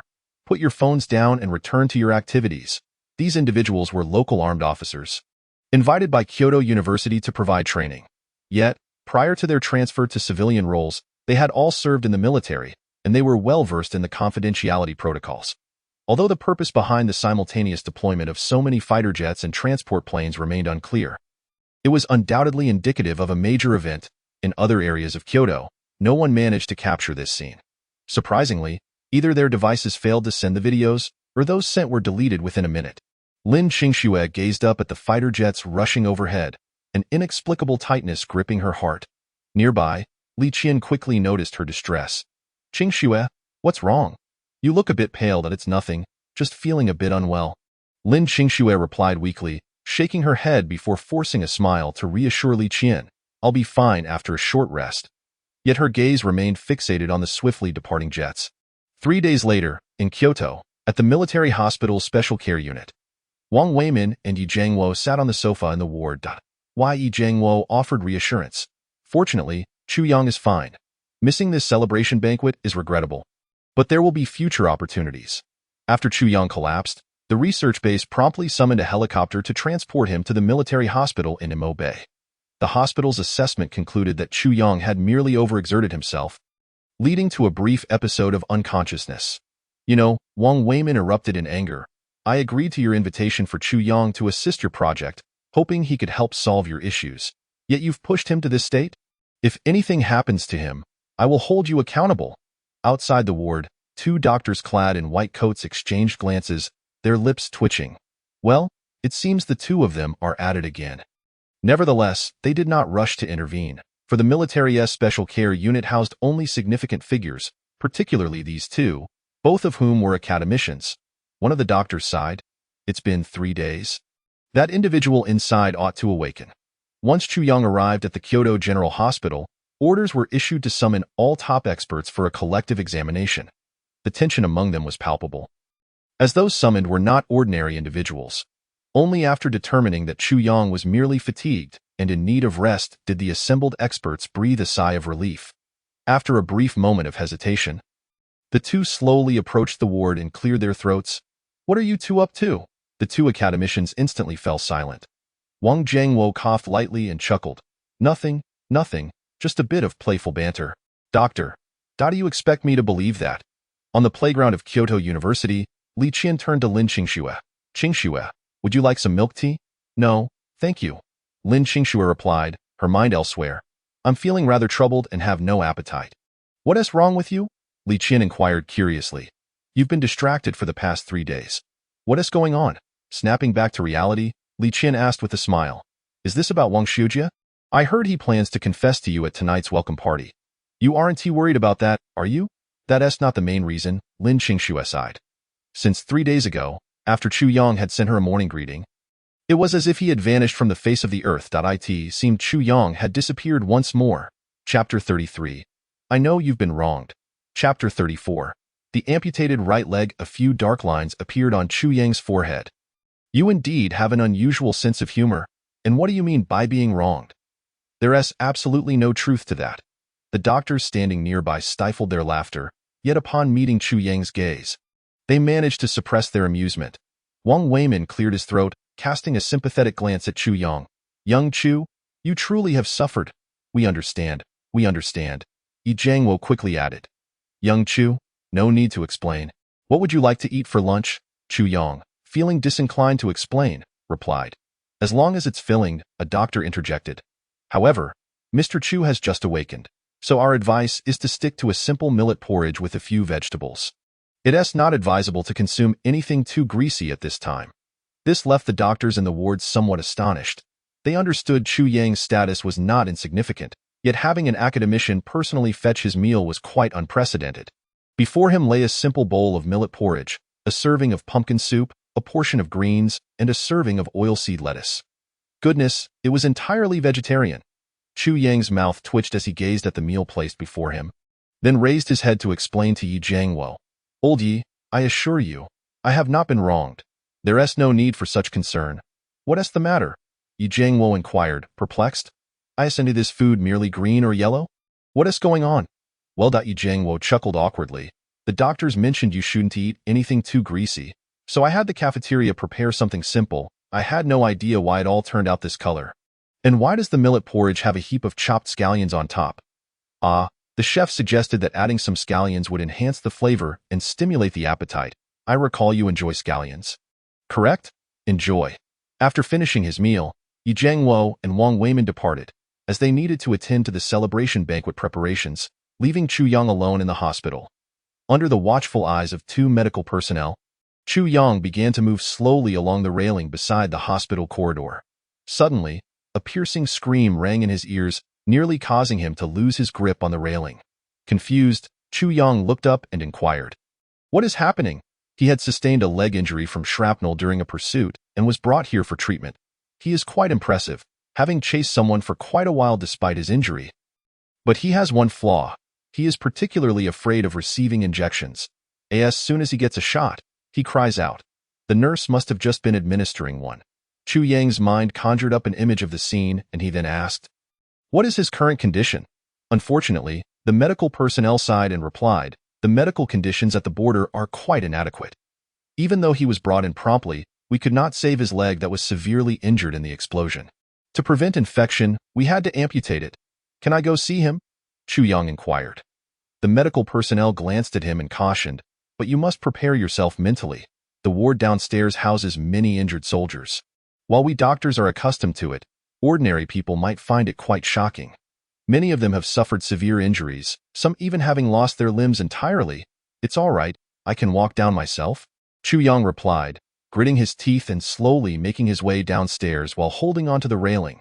As Chu Yong passed through the wards on the lower floor, he noticed that many of the doors were ajar, allowing him to see the faces of numerous individuals. Many of them appeared youthful, seemingly around his age, yet some were bandaged head to toe, others had amputated hands, and some were in comas for days, relying solely on medical equipment to sustain their lives.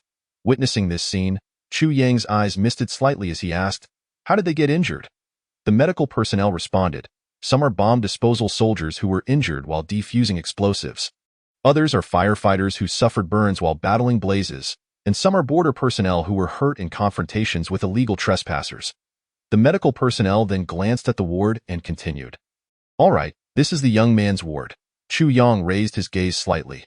The ward contained 2 beds. One was occupied by an older man in a hospital gown, with one arm sleeve hanging empty. The other bed held the young man who had just screamed, his right leg amputated, lying on the bed and gasping, "Oh my goodness, this injection truly hurts. Next time, I must tell the nurse to be gentler." Upon noticing Chu Yong approaching, the young man abruptly ceased his gasping, looked up in confusion, and asked, "Is there something you need?" The medical personnel replied, "This is a patient from the special care ward upstairs. He wished to come and see you." At this, the young man's expression tightened. Though his right leg was still somewhat immobile, he managed to use a crutch to rise from the bed and salute Chu Yong, saying, "Good day, sir." The special care ward upstairs was reserved for individuals of significant stature. "Please, sit down." "I'm not a sir," Chu Yong quickly replied with a smile, hastening his pace and leaning against the rehabilitation railing to approach the young man. After the medical personnel brought over a chair, he sat beside him. The young man scrutinized Chu Yong for a moment before nodding and remarking, "You are quite young. You certainly don't look the part." Seeing that Chu Yong appeared to be of a similar age, the young man then asked, "So, who are you?" Chapter 35. Those who gather fuel for others must do something for them. Chu Yong pondered for a few seconds. "I suppose I am a researcher." Chu Yong continued, "Would you mind sharing what happened to your leg?" "Of course." The young man replied proudly, "I won't go into detail about the military unit I serve, but the gist of it is that those guys from the other side were incredibly audacious. While we were on patrol, they deliberately approached the borderline, and some even crossed it. Our captain saw this and declared that we could not let it go unchallenged. So he led us into action, and we engaged in combat. How could those individuals possibly match us?" The young man's face beamed with pride. "We quickly sent them fleeing in all directions. However, some were quite brave. We chased them down, and instead of surrendering, they dared to fight back. How could I let them take advantage of us? While our captain was firing, I charged forward, but I was a bit unlucky and got my leg injured by an explosion. Nevertheless, I will work hard in rehabilitation at the hospital, and once my leg is healed and I have a prosthetic, I will be back on my feet." Chu Yong then asked, "What motivated you to join the army, particularly at the border?" "To be honest, I never intended to serve at the border," the young man replied, shyly scratching the back of his head and smiling. "It was just that after graduating from high school, I impulsively enlisted in the border unit with a few friends. As for why I joined the army, my family has a tradition of military service spanning 3 generations. My grandfather fought in counteroffensive battles back in the day." "Do your family members know about your situation?" "Yes," the young man nodded. "My parents came to visit me, and my mother only asked if I had been brave. Naturally, I told her I was incredibly brave and that I didn't bring shame to our family." Perhaps having not conversed with peers for quite some time, the young man opened up to Chu Yong. "Aren't you afraid of dying?" Chu Yong pressed on. Charging into gunfire as a young man requires quite a bit of courage. "Of course I'm afraid. Who isn't?" The young man replied immediately, then smiled shyly. "But when the moment came, I didn't think much about it. Plus, this is a first-class merit award, a way to bring honor to my family. My family has served in the military for 3 generations, and we were just one first-class merit plaque short. Now, I've finally earned it. Even if my leg is gone, it's worth it." Chu Yong gradually smiled and said, "Perhaps I can assist you." "Really?" The young man appeared puzzled. "Do you have such capability?" "There is no such thing as a peaceful existence without struggle. The only reality is that all those in this ward and soldiers, firefighters, and police officers working tirelessly in countless unseen, dark corners endure hardships and dangers to shield others from the storm and provide protection. It is they who bear the weight of others' tranquil lives. Those who gather fuel for others must not let them freeze in the wind and snow. Upon descending to the lower floor and observing all the patients in the wards, Chu Yang made a silent resolution. He must do something for them. He would certainly act on it.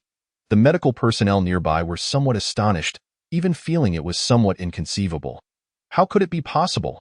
Among the patients on this floor, many were somewhat disabled. Could he truly regenerate their lost limbs, or could he create fully functional prosthetics? Even the most advanced prosthetics in the current medical field could not replicate the natural function of a limb. Yet, they refrained from voicing their doubts. Perhaps it truly could be done. Meanwhile, while Chu Yang was engaged in conversation with the patients and diligently working on his recovery, an earth-shattering event unfolded on the social media platform. A post from the People's Report announced, at 7 p.m., Huaka Institute will unveil significant news, with live coverage of the press release by the People's Report and simultaneous broadcast on television. Everyone is urged to pay attention. As soon as this news broke, social media erupted. Wow, the People's Report even posted a teaser. What groundbreaking discovery has the Huaka Institute made? Oh no, brothers, we can't keep the events of 99 under wraps any longer. The fewer the words, the more important the content. I'm waiting for the 7 p.m. live stream. Goodness, this news is explosive. What major event is about to unfold? I have a feeling this time the tech world has achieved something monumental. Countless individuals frantically commented below. It is known that as an official news outlet, they only report significant events without any teasers. This time, something monumental must be happening. As the minutes ticked by, nearing 6:30 p.m., Chu Yang changed into a black suit in the ward, as it was an important occasion and a suit felt more appropriate. Ye Jinghua and Wang Weimin, who had been waiting at the door, were taken aback when Chu Yang stepped out in the suit. Ye Jinghua quickly remarked, "Xiao Chu, this is the first time we've seen you in a suit. I must say, you look quite sharp. Just a tad less than I did at a young age." Wang Weimin chuckled, "You look quite spirited. After all, you are the star of the day. Even if you don't make it on television, you'll leave a good impression on the chief." After all, Chu Yang's identity remained confidential. Whether it was an award or commendation, it was all granted privately. No media outlet managed to capture the visage of Chu Yang, be it from the front or even in profile. At best, only his silhouette was discernible. Chu Yang inclined his head slightly. He was well aware of the sentiments expressed by Wang Weimin and fully comprehended their implications. His dedication to research was never motivated by fame or fortune. After exchanging a few casual remarks, the trio departed from the military's central hospital and boarded the prearranged black Hongqing vehicle. Heading straight towards the venue of the celebratory banquet and press conference, in merely a matter of minutes, the vehicle halted at the entrance of Jiangshan Pavilion. The surroundings were under strict surveillance. A guard clad in a black suit conducted a brief inspection of the invitation letters presented by Chu Yang and his companions before granting them entry. Upon reaching the grand hall on the top floor of Jiangshan Pavilion, the atmosphere was palpably solemn, devoid of any superfluous noise.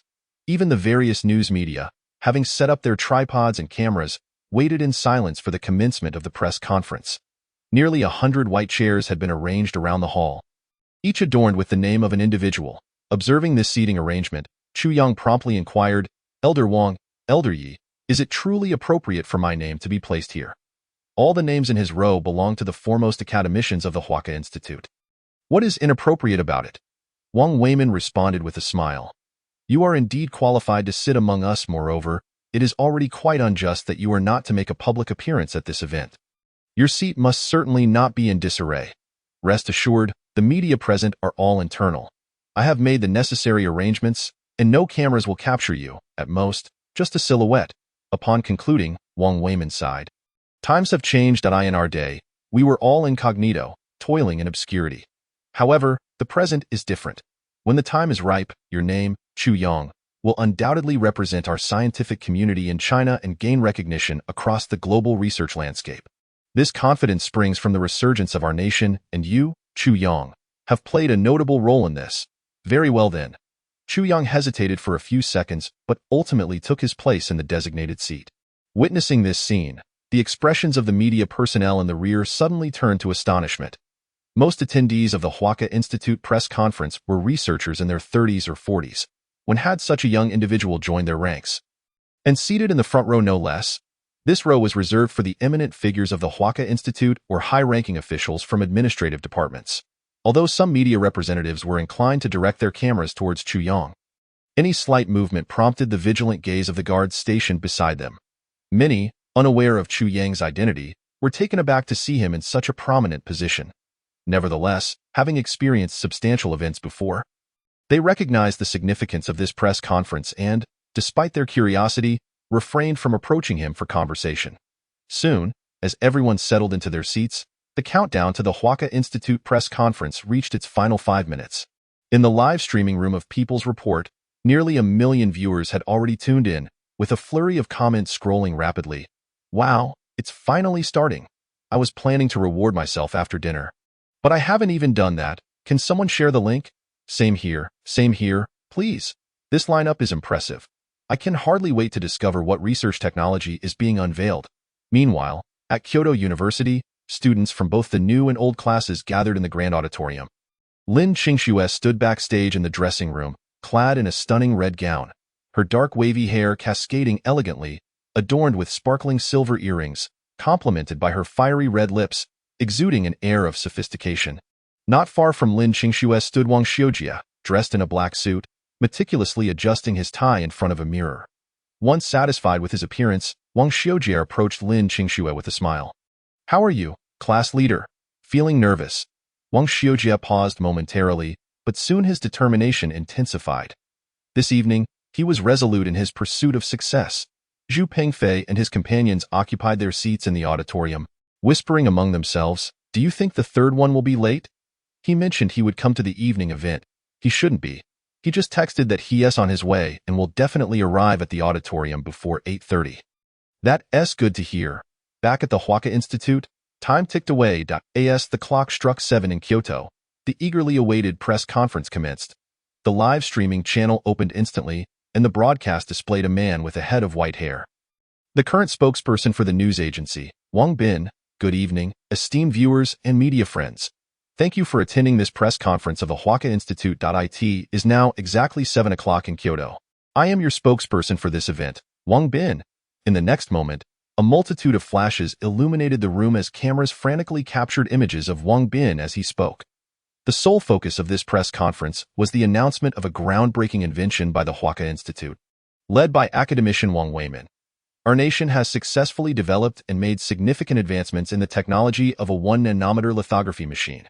The emergence of this 1-nanometer precision lithography machine will greatly enhance our country's technological development and signifies that our research team has broken through the technological blockade imposed by foreign tech conglomerates, independently creating chips that belong to us, the people of Huaxia. Furthermore, in achieving this goal, we have overtaken others, positioning our chip industry at the forefront of global technology. It is no exaggeration to claim that in the realm of chips, we have attained a leading position in the world. I can proudly announce that in the field of lithography machines, no other country has surpassed us. As Wang Bin concluded his remarks, the audience was left in stunned silence. The live chat exploded with frenzied comments. Oh my heavens, our country actually has its own chips now.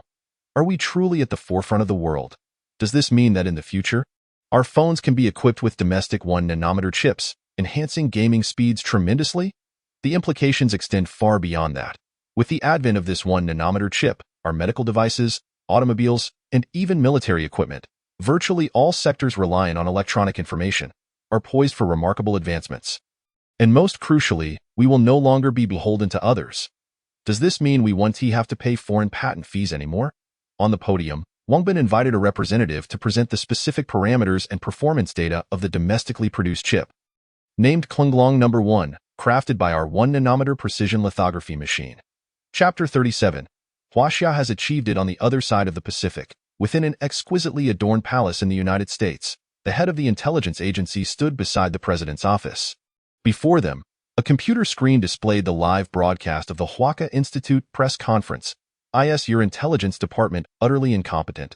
How could we not know about such a monumental event until the Huaxia officials announced it? The elderly man seated in the office, his hair white, expressed his indignation, vociferously reprimanding the leader of the intelligence agency.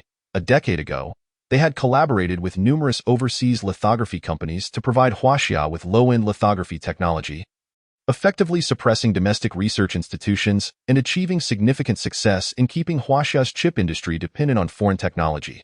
Yet now, how little time has elapsed and Huaxia has clandestinely developed a 1 nanometer precision lithography chip, completely disrupting their plans. What was once a position of dominance had been transformed into one of vulnerability. With Huaxia's 1 nanometer precision chips now in production, they continued to revel in their 3 nanometers precision lithography technology. If they cannot catch up with Huaxia in this field within the next 3 years, once Huaxia's chips surge in global popularity, what will they have left to compete with? How will they restrain Huaxia's scientific advancements? Mr. President, I admit there have been severe lapses in our intelligence operations. The leader of the intelligence department bowed his head in humility, acknowledging the exceptional secrecy maintained by their counterparts. It is my estimation that the research into lithography technology has been disclosed only to a select few high-ranking academicians at the Huaca Institute, rendering it entirely concealed from the wider world. Otherwise, our intelligence unit would undoubtedly have acquired the information. Additionally, one must consider the astonishing speed of their progress. The study of lithography is no trivial matter, and they have remarkably circumvented numerous foreign patent technologies to develop a new lithography technique from scratch. Such an endeavor cannot be accomplished in a mere short span. Given sufficient time, our intelligence department would certainly have penetrated their operations. However, who could have anticipated that the project for the 1 nanometer lithography machine would be initiated and completed within a mere 3 years? It is truly astounding. At this juncture, the head of the intelligence department's eyes sparkled with excitement. Mr. President, speaking of this, I indeed have some good news to share with you. Perhaps the situation is not as dire as we imagined. The president, with a resigned smile, responded, "You better indeed bring me good news.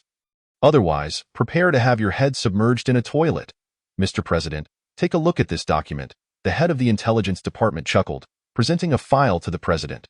The president swiftly perused the contents, and upon finishing, he set the document down, furrowing his brow as he inquired, "What do you mean by showing me the profile of a 20-year-old? I have utilized nearly all intelligence networks within Huaxia, yet could find no information on this youth. It is as though he vanished into thin air, until just a month ago, when he re-emerged into public view. Furthermore, Huaxia's upper echelons even undertook a comprehensive purge of the internal network, expelling many of our spies due to this young man. Most crucially, just 1 month after his disappearance, Huaxia announced the successful research of a 1 nanometer precision lithography machine. Thus, our intelligence department suspects that this young individual was undoubtedly involved in the research of the 1 nanometer precision lithography machine. Potentially responsible for significant phases of the project, the president appeared somewhat skeptical. A mere child. Oh, my esteemed president, we must accept the reality that, apart from our beautiful nation, many other countries may possess exceptionally gifted prodigies.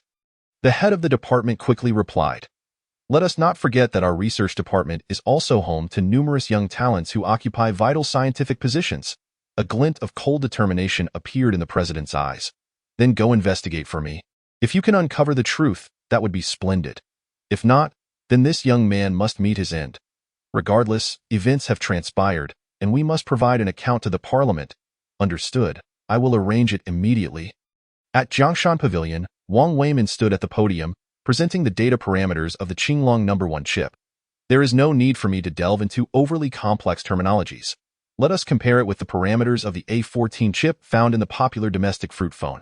The A14 chip, manufactured using a 5 nanometers process, accommodates 170 million transistors per square millimeter. In contrast, our Qinglong No. 1, utilizing a 1 nanometer manufacturing process, can house nearly 700 million transistors within the same area.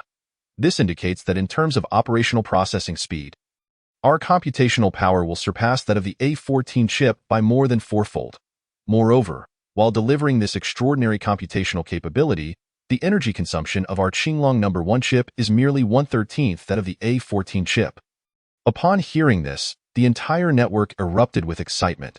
Goodness, are these figures not excessively remarkable? I suspect the esteemed director of Huaca Institute tailored this information for us to comprehend. It feels as though this is not merely the sole highlight of the chip. The truth has emerged. For the average consumer's smartphone needs, high performance and low energy consumption are already impressive. However, its true advantage likely does not lie in being a smartphone chip. Perhaps they are already surreptitiously researching the second-generation chip. That makes sense, they concurred, for we, the Flower Nation, have always adhered to the principle of unveiling one generation while developing another. and possibly even the third generation of chips is already under exploration. Although Wang Weimin was not privy to the exact content of the online comments, he noticed the astonished expressions of the audience, which filled him with a sense of satisfaction. Are you astonished? Is it hard to believe? Does it feel like a dream? In truth, upon first meeting Chu Yang and hearing him articulate these chip data, he too had been taken aback and incredulous. Yet, 3 years later, Chu Yang had truly achieved it. He did it. Huaxia did it. Chapter 38. No regrets in joining Huaxia. In the next life, I will still serve the Flower Nation. As Wang Weimin concluded his speech, he grasped the microphone once more, casting a sidelong glance at Chu Yang seated in the corner before slowly stating, in conclusion, I wish to convey that while I am the primary responsible person for this project, the chief designer is someone else. However, due to confidentiality regulations, we cannot disclose the name of this exceptional researcher, nor will any photographs of him appear on our screens. Nevertheless, it was he who, 3 years ago, during an age when he should have been thriving, resolutely left his homeland, leading our research team to overcome numerous challenges, ultimately resulting in the lithography technology that rightfully belongs to Huaxia, as well as the emergence of our Qinglong No. 1 chip. He is undoubtedly a national hero of Huaxia. Therefore, as the president of Huaca Institute, I sincerely thank this outstanding researcher, as well as express my heartfelt gratitude to the many other researchers who have remained in the shadows, silently devoted to their work, for their immense contributions to our scientific endeavors. The honor of standing here today belongs to them. Upon hearing Wang Weimin's words, the live stream's comments rapidly filled the screen. What does this mean? Are they suggesting that the one who developed the lithography technology is someone else? This is entirely normal. The identities of research personnel are generally kept confidential, especially when it concerns technologies that could significantly impact the fate of Huaxia. 3 years of anonymity, and the future will continue to see them remain incognito. They are the true stars deserving of our admiration. A salute to those researchers who work in silence. No further words are needed. Let us pay tribute to the scientific community. At that moment, a comment rolled across the screen. No regrets in joining Huaxia. In the next life, I will still serve the Flower Nation. The next instant, countless identical comments flooded the live stream. No regrets in joining Huaxia. In the next life, I will still serve the Flower Nation. Before long, the press conference concluded. It was concise and direct, devoid of excessive formalities. The various internal media began swiftly packing their equipment to depart the venue. Meanwhile, some attendees made their way to the banquet hall of Jiangshan Pavilion, preparing to partake in the internal celebration. Wang Weimin approached Chu Yang. Xiao Chu, let us go. The chief is already waiting for you in his office. Chu Yang paused for a few seconds, his heart racing uncontrollably. He had spent 3 years at the research base and had encountered numerous high-ranking leaders, most of whom were research-oriented. However, this would be his first meeting with the chief. Soon, he would meet the figure who frequently graced the news. With a smile, he nodded and followed Wang Weimin out of the banquet hall to an office situated on the top floor of Jiangshan Pavilion. This was a temporary office address for the chief in Kyoto. The spacious room was adorned with a vibrant red carpet, yet the furnishings were quite simple. A tall bookshelf, a desk, and an old sofa set for guests. At that moment, an elderly gentleman with a weathered visage sat at his desk. Before him lay a red honorary certificate and a finely crafted wooden box made of sandalwood. Wang Weimin led Chu Yang into the room. The elder slowly rose from his chair. Upon seeing the remarkably youthful Chu Yang, he was momentarily taken aback but quickly broke into a warm smile, extending his hand. Academician Chu Yang, the reality is even more impressive than the reputation. The future of Huaxia's scientific community rests upon the shoulders of talented young individuals like you.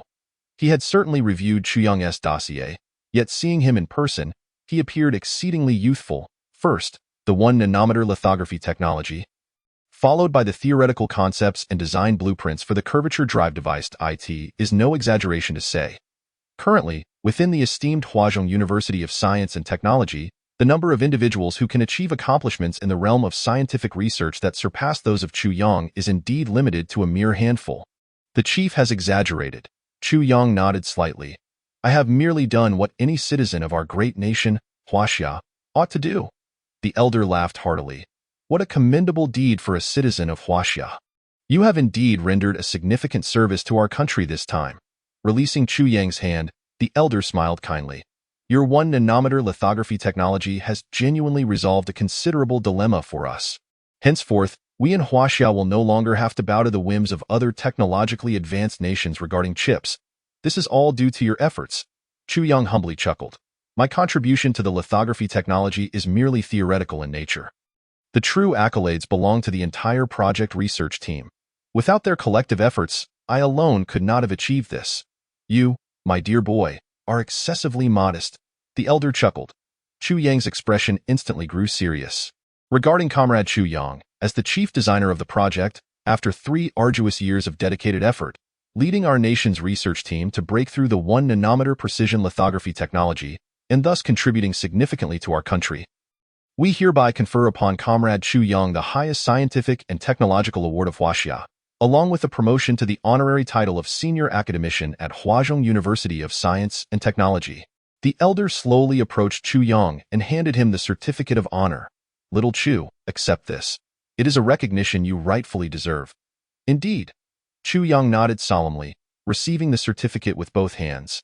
Embedded within it was a golden 5-pointed star, and at its center lay a red area depicting a scythe and hammer intercrossed, radiating a brilliant glow under the room's lighting. Having spoken, the elder adjusted Chu Yang's collar and then gazed earnestly at him, stating, Little Chu, I apologize for this honor being somewhat premature. We are not yet at a stage where we can overturn the tables at will. When that day truly arrives, I shall personally present you with an award in front of all the people of Huaxia. At this, a sharp glint flickered in the elder's eyes. I assure you, that day shall come swiftly. Chapter 39. The reality exceeds the photograph. Upon leaving the top floor of Jiangshan Pavilion, Chu Yang promptly glanced at his phone, noting it was just past 8 o'clock. Wang Weimin observed Chu Yang with a smile. Little Chu, are you really not going to join us for the celebration banquet before you leave? You could be regarded as our significant benefactor. Jiangshan Pavilion is currently under complete lockdown. Vehicles without a pass cannot enter. We've already made arrangements for you. Wang Weimin chuckled. I will have someone take you directly to your university's auditorium. But do take care. Your body has not fully recovered yet. Remember, a confession may not guarantee success, so do not let anger cloud your judgment. My phone is on 24/7. Feel free to call me if you need anything. Chu Yang scratched the back of his head. Mr. Wang, you already know? Well, how could I not? Wang Weimin replied with a grin. Although we old folks are quite concerned about your research achievements, we are equally invested in your personal life. You are of an appropriate age and certainly eligible for romance. That girl from Peking University seems quite lovely. She's your high school classmate, so make sure to seize the opportunity. As a rising star in the domestic research scene, Huazhong University of Science and Technology is indeed attentive to Chu Yang's personal affairs. Wang Weimin urged, All right, if you must leave, then go ahead. I hope that when we meet next, you will bring your girlfriend along for us old fellows to meet. Certainly. Chu Yang nodded earnestly and swiftly departed Jiangshan Pavilion. After getting into the awaiting black sedan, it sped off towards Peking University. Inside the grand auditorium of Peking University, Zhu Pengfei let out a sigh of relief. 10 minutes, thankfully. Zhu Pengfei and Zhang Mingying shook their heads. This truly won't work. The next moment they exclaimed, All right, we are almost there. A few minutes later, the black sedan came to a halt at the entrance of the auditorium. Thank you. I appreciate your hard work, Chu Yang said, expressing gratitude to the driver before quickly rushing to the auditorium entrance. Upon seeing Chu Yang, several members of the student council standing at the door momentarily froze, then blocked his entry. Excuse me? Which department are you from? Tonight, this venue is hosting the welcome party for our School of Economics and Management, and entry is not permitted without an invitation. That I am from Class 1 of the School of Economics and Management. Chu Yang responded hurriedly. However, I do not have my invitation with me. May I ask for some leniency? One of the girls, starry-eyed, approached Chu Yang with a smile. How can you prove you are from our School of Economics and Management? Do you have a student ID? I do. Chu Yang quickly nodded, sent a message to Zhu Pengfei and the others to meet him at the entrance, and then opened his phone gallery to retrieve a photo of his student ID. The girl took Chu Yang's phone, scrutinizing the photo on the student ID and comparing it to his face before quietly saying, Your name is Chu Yang, right? You look even more handsome in person than in the photo. All right, you may enter. Thank you. Chu Yang nodded slightly, then dashed into the auditorium. A few boys nearby watched the girl and asked, Leader, are you really just letting him in? Why not? The girl casually shrugged and smiled. That guy is quite handsome. How did we not notice such a good-looking guy in our economics and management department during military training? You all think of a way. I want to know his contact information by tonight. To be fair, Chu Yang was still in his suit. Dressed so sharply, coupled with his exquisite features, he was undeniably striking, the others remarked. Is this guy really that handsome? However, after a brief internal struggle, they conceded, fine, he is indeed somewhat attractive. Zhang Mingyang scrutinized Chu Yang a few more times. But where did you get that suit? After putting it on, you really do look quite presentable, just a tad less so than me. It's normal to have a lapel pin or something on a suit. Chu Yang, Zhu Pingfei, and Wang Lei all turned their gazes toward him in unison. Zhang Mingyang quickly retracted. All right, forget I said anything. Chu Yang had no time for small talk with Zhang Mingyang and directly inquired. Where is Lin Qingxue now? Wang Lei responded casually. Where else could she be? She's in the backstage lounge of the auditorium. Take me to find her. We can't go back there. Zhu Pingfei and the others replied helplessly. Only performers are allowed in the backstage area. Not true. Zhang Mingyang chuckled lightly. We cannot go, but Chu Yang can. After all, he is the one performing the piano piece for our class, right? Old 3, I didn't know you played the piano. I learned a bit as a child. Then what are we waiting for? Let's go. Chapter 40. Chu Yang takes the stage for the girls' prayer in the lounge. Zhang Mingyang repeatedly bowed his head in apology. I sincerely apologize, senior. The new student we brought in is not yet proficient with the piece. So please allow us to make a change. The senior replied coldly. Let the person who is replacing him come and speak with me directly. Zhang Mingyang scratched his head. Our old 3 is a bit shy and not very articulate. Look, he is standing right here, senior. So please show some leniency. The senior glanced at Chu Yang, her eyes lighting up. The boy who is supposed to play the piano is him? After a moment's hesitation, she continued. I know the piece The Girl's Prayer. It expresses a girl's longing for beauty and hope. Is this piece meant for his girlfriend? Zhang Mingyang was taken aback, his gaze darting around for a moment before he quickly replied, No. How could that be, senior? Our old 3 hasn't even held a girl's hand since elementary school, he then added.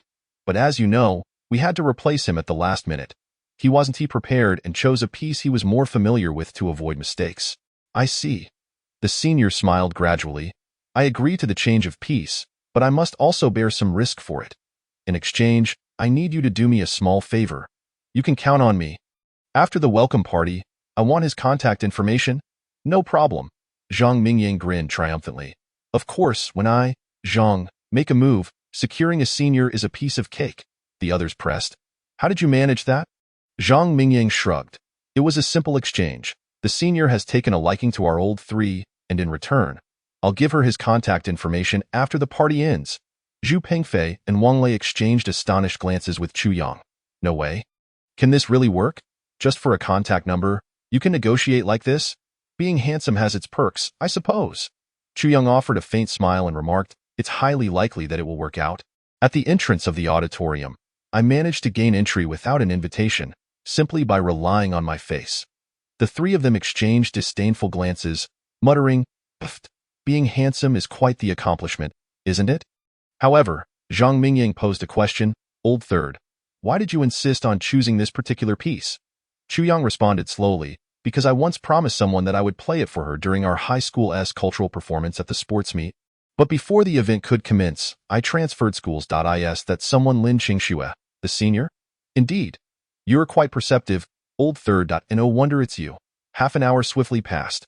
Lin Qingxue and Wang Shujie received the revised announcement cards. Next, let us welcome Chu Yang from Class Economic Management. Upon glancing at the name inscribed on the card, Lin Qingxue suddenly froze in place, her mind going blank for a moment. Class monitor, what's wrong? Wang Shujie inquired, stealing a glance at Lin Qingxue. Taking a deep breath, Lin Qingxue shook her head and, with a quiver in her voice, announced, Now, let us welcome Chu Yang from Class Economic Management, who will present the piano piece The Girl's Prayer. As her words fell, members of the student council stepped forward from backstage to move a piano from the side of the stage to its forefront.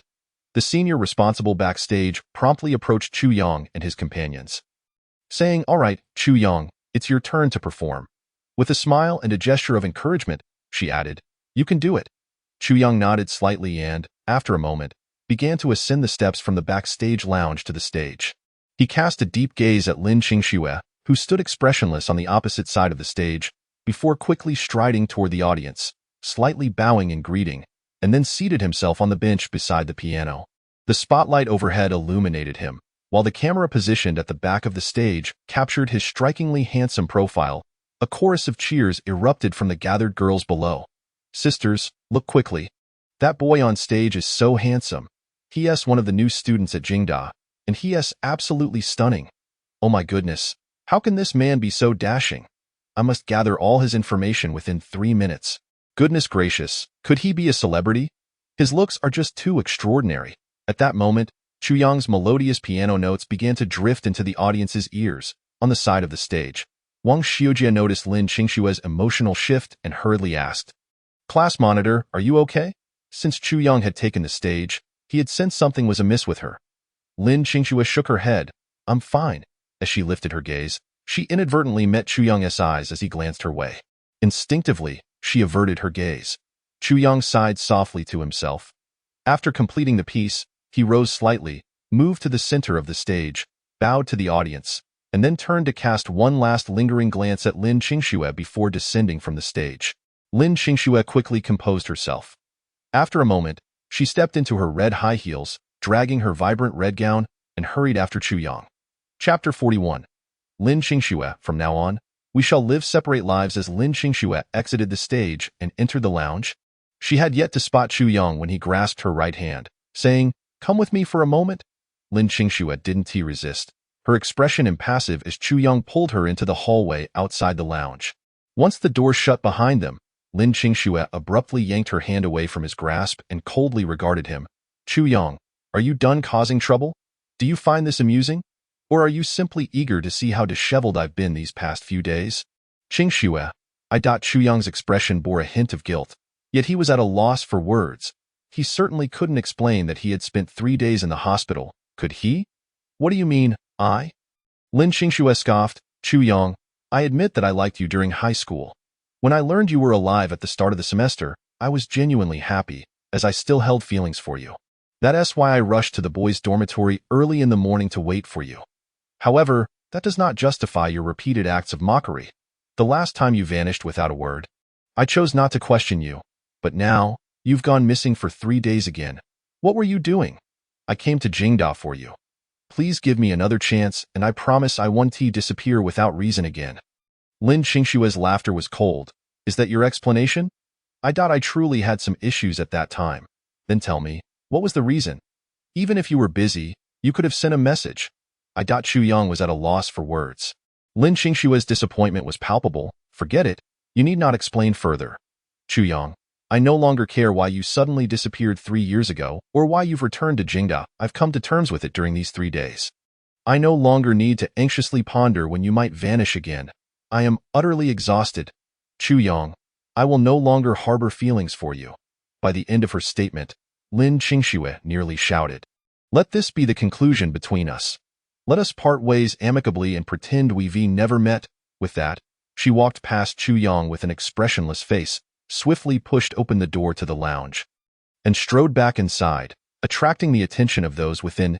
Lin Qingxue reappeared on the opposite side of the stage.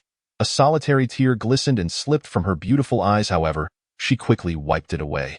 Taking a deep breath, she suppressed the sorrow within her, forcing a smile onto her face. The emotionless facade she maintained was merely an act. Yet, this was where the story must end. Perhaps only by completely letting go could she free herself from the anxiety of when Chu Yang might disappear again. Her youth had come to an end. Chu Yang watched Lin Qingxue's retreating figure, wanting to call her back, but after a moment of contemplation, he silently turned and left the corridor backstage. As soon as he sat down, Zhu Pengfei and others gathered around him, inquisitively asking, Old third, did you confess to Lin Qingxue successfully?" Chu Yang appeared taken aback. "Confess? What confession?" "You participated in this performance to confess to Lin Qingxue backstage. Didn't you?" Wang Lei queried, puzzled. "No." Chu Yang shook his head. "What do you mean? Did the confession fail?" Chu Yang hesitated for a few seconds, then casually said, "Forget it. Let us not dwell on the past. Let us just enjoy the performance." Due to confidentiality regulations, his actions were not meant to be disclosed to irrelevant parties. Zhang Mingyang patted Chu Yang on the shoulder reassuringly. "It's all right. It's just a bit of anger, as long as she doesn't accept Wang Xiujie's confession tonight." You still have a chance to, at the very least. She is still willing to be angry with you. If she stops being angry, then you're truly in trouble. And you? Zhu Pengfei shot Wang Xiujie a glare. You just said she wouldn't accept Wang Xiujie's confession. That means Chu Yang has a chance. What if she accepts Wang Xiujie's confession tonight? That wouldn't be a problem, Zhang Mingyang quickly replied. Even after marriage, there are divorces. Besides, accepting a confession is merely the beginning. As long as you wield your charm well, no wall is insurmountable. Zhu Pengfei and Wang Lei were taken aback. Goodness, you really are shameless. Chu Yang chuckled. All right, I'm fine. Let us leave it at that. We can discuss future matters later. After pondering for a few seconds, he finally nodded. Okay. However, I won't be drinking tonight. My stomach has been well these past few days. I'll just accompany you all for a while and get to know my classmates. Otherwise, it would be a bit awkward not to recognize my classmates after so long. If there were no significant projects in the future, he would likely remain at school. It was reasonable to get acquainted with his classmates. He had enough emotional intelligence for that. All right, ha ha ha. Tonight, I'll show you what a karaoke king sounds like. Chapter 42. Familiar silhouettes at the press conference on stage. Wang Xiujie quickly approached Lin Qingxue, concern etched on his face as he asked, Class monitor, what's wrong? What happened? He had recognized the piano piece Chu Yang performed. However, the piece, delayed for 3 years, now bore no significance. Time flew by, and as the closing remarks concluded, the audience began to disperse. Perhaps due to Wang Xiujie's prior arrangements, the spotlight suddenly shone on him from the stage. Shortly thereafter, a student from the side of the stage approached with a bouquet of roses, presenting it to Wang Xiujie. Upon witnessing this scene on the grand screen, the students, who initially intended to leave, found themselves settling down, their faces adorned with expressions of intrigue. Wang Xiujie grasped the microphone in his hand and, gazing at the audience below, declared, I apologize for taking up a few minutes of your time. I hope you can witness this moment with me. As he spoke, he lifted the bouquet of flowers, presenting them to Lin Qingxue, and softly stated, Classmate Lin Qingxue, from the very first moment I laid eyes on you in our freshman year, I was deeply enamored. Now, before the entire student body, I wish to confess my feelings. I have cherished you for a year, and I have pursued you for a year. I long to know you and comprehend the world as you see it. I cannot pinpoint when it happened, but I realized I could not bear to be without you. Therefore, today, I hope you can grant me an opportunity, a chance for me to stand proudly by your side and be with you. As his words echoed, an immediate silence enveloped the auditorium.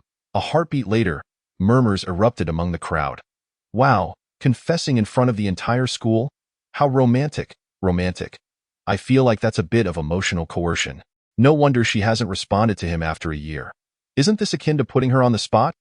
Lin Qingxue is the most beautiful girl at our university, but I heard that Guy has indeed been pursuing her for a year. And his family background isn't shabby. Could she possibly agree? Zhang Mingying interjected, exclaiming, That guy is really something. In front of all these people, whether she agrees or not, that's a lot of pressure. He then turned to Chu Yang and said, Hey, should we go up and confront him? I can't stand such men.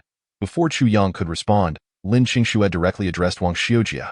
I'm sorry, but I know that agreeing to your confession is what you desire. However, for me, being with someone requires an immense amount of affection. Regrettably, I cannot reciprocate your feelings to the extent you wish. Therefore, I cannot accept your proposal. After saying this, Lin Qingxue's demeanor grew cold. Moreover, Wang Xiujie, I have made it abundantly clear that I do not like you, so let this be the last time. There will be no next time. Here is a piece of advice. If you insist on pushing against a door that cannot be opened, that is not love. That is simply harassment. Lin Qingxue's voice was not loud, yet her words resonated throughout the auditorium, amplified by the microphone she held. After her declaration, she turned and exited without hesitation. Zhu Pengfei scoffed, Wow, this guy really takes the cake. She's made it clear she's not interested, yet he still pursues her. Chu Yang sighed in relief. Right, let's go. Zhang Mingyang and the others nodded in agreement. Chu Yang cast a final glance at Lin Qingxue's retreating figure, sighed again, and resolutely followed Zhu Pengfei and the others out. Love and ambition are not mutually exclusive. He would not give up so easily. On the university's main thoroughfare, Li Qian stood beside Lin Qingxue, exclaiming in astonishment. Qingxue, your rejection of Wang Xiujie was absolutely stunning. It's a pity for our poor Wang. He is bound to feel dejected. Are we really leaving him like this? Why not consider being his girlfriend? Lin Qingxue shot Li Qian a glare. I don't like him. What can I do if he insists on confessing in front of so many people? Disliking someone is simply disliking them, no matter how moved one might feel. If he can boldly confess in front of everyone, he should be prepared for the possibility of failure. I refuse to indulge his bad habits. That makes sense, Li Qian nodded, then continued. Let us talk about something else. Did that junior, Chu Yang, look for you backstage earlier? What happened between you two? Lin Qingshue's expression hardened. Don't mention him. I have no relationship with him anymore. In my heart, he has been dead for 3 years. Li Qian hesitated for a moment, realizing that Lin Qingshue's mood was quite off, especially when it came to Chu Yang.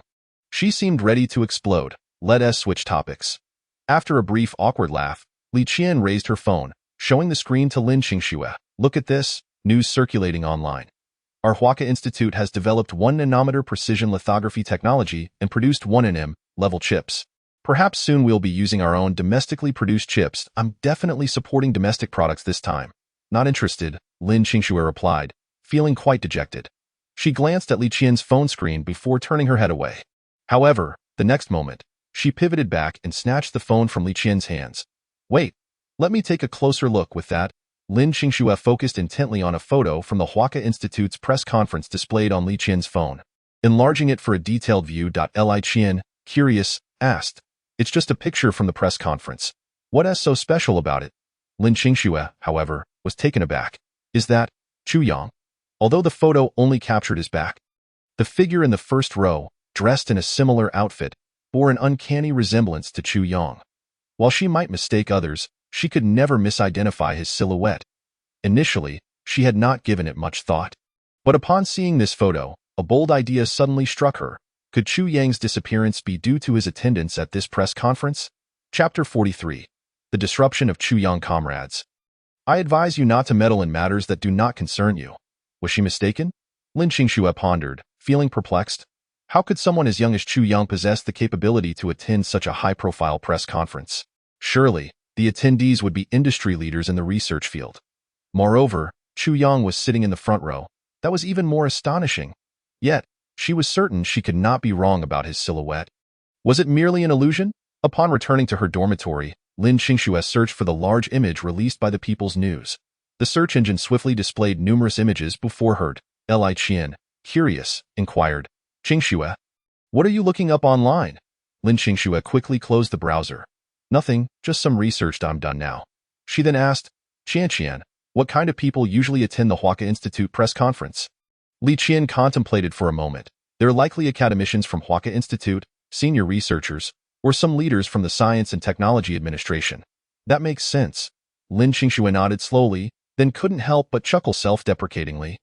Just moments ago, she had been holding on to some hope that perhaps Chu Yang was attending the Huaka Institute's press conference due to a confidentiality agreement, which is why he hadn't been able to contact her for 3 days. But how could that be? Even if it were Chu Yang, what did it have to do with her?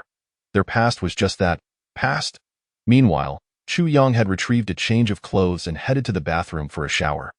By 10:30 that evening, he and Zhu Pengfei arrived at a KTV in the heart of Kyoto City.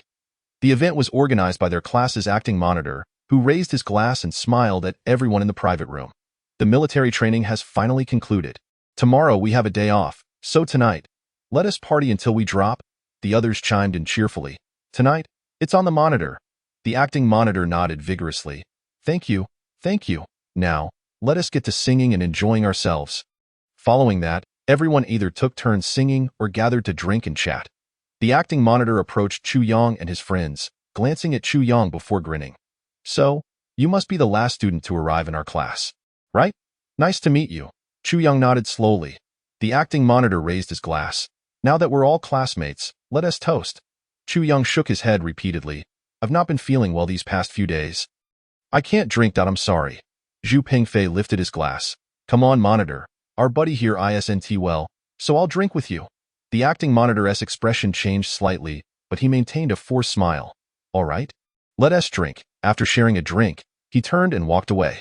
Chu Yang pondered for a few seconds, then asked Zhang Mingyang, what is up with that guy? He seems a bit overly enthusiastic. What else could it be? Zhang Mingyang chuckled lightly. You wouldn't know since you missed the military training, but this guy has a strong desire for attention. He volunteered to be the acting monitor on the first day of the freshman meet and greet. And he organized this gathering too. He probably wants to drop the acting title. Once you enter university, it's essentially a small society. Those who manage to gain admission to Kyoto University are hardly fools. This is not merely the class monitor from middle or high school, but the class leader of a specific department at Kyoto University. The mere presence of the title class leader in his student records suggests that he will undoubtedly embark on a more prosperous path than others upon graduation. The prestige associated with this class leader is not to be underestimated. At this moment, Chu Yang came to an understanding and turned to Zhang Mingyang and the others with a smile, saying, "I'll step out for a moment to use the restroom." However, Kyoto is, after all, Kyoto. Moreover, being close to the city center, Chu Yang wandered around the KTV but could not locate the restroom. Just then, a group of men and women suddenly dashed out from a nearby corridor. Observing this, Chu Yang instinctively prepared to make a hasty retreat. What was happening? Were they in the midst of a brawl inside the KTV? Adhering to the principle of self-preservation, Chu Yang was ready to flee. At that moment, several male voices shouted in his ear, "You there! Stop! Don't run!" He immediately noticed a few men swiftly pursuing him. Chu Yang's retreat became even more rapid. Yet, he had barely taken 2 steps before one of the pursuers seized him by the collar. Demanding, "Don't move!" Chu Yang halted abruptly, turning to face the man and inquiring, "Excuse me, friend, is there something wrong? Why me?" He felt a sense of injustice. He hadn't even found the restroom yet. How could he be apprehended? What crime had he committed? "What are you here for?" Chu Yang pressed on. "Do you really not know what we're here for?" The man scoffed. "We're cracking down on prostitution." "Goodness!" Chu Yang couldn't help but exclaim, "Why are you arresting me for that?" "I'm innocent," he continued to explain. "Officer, I assure you, I'm not part of that private room. I'm merely here to sing with my friends.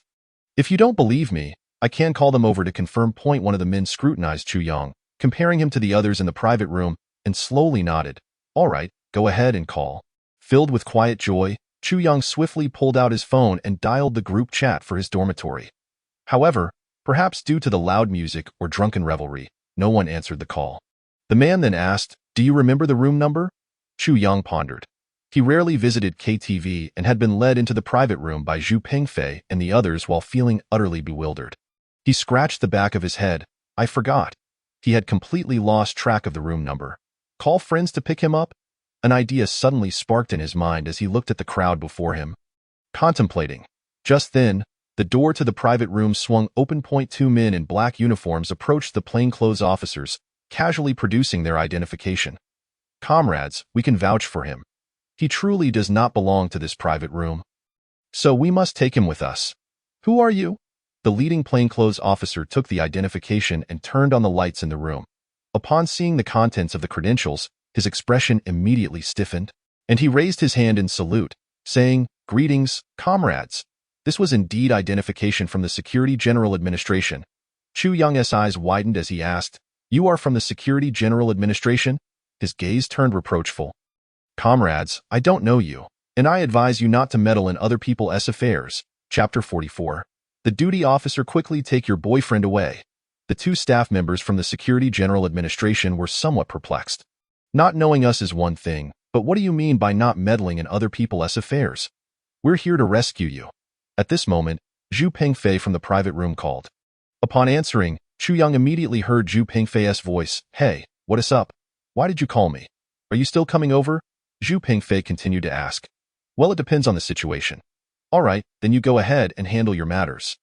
Inside the private room, there was a profound silence, especially among the group of men and women squatting on the floor. Their expressions were utterly bewildered. "What is going on? Someone's here to rescue you, and you're not leaving?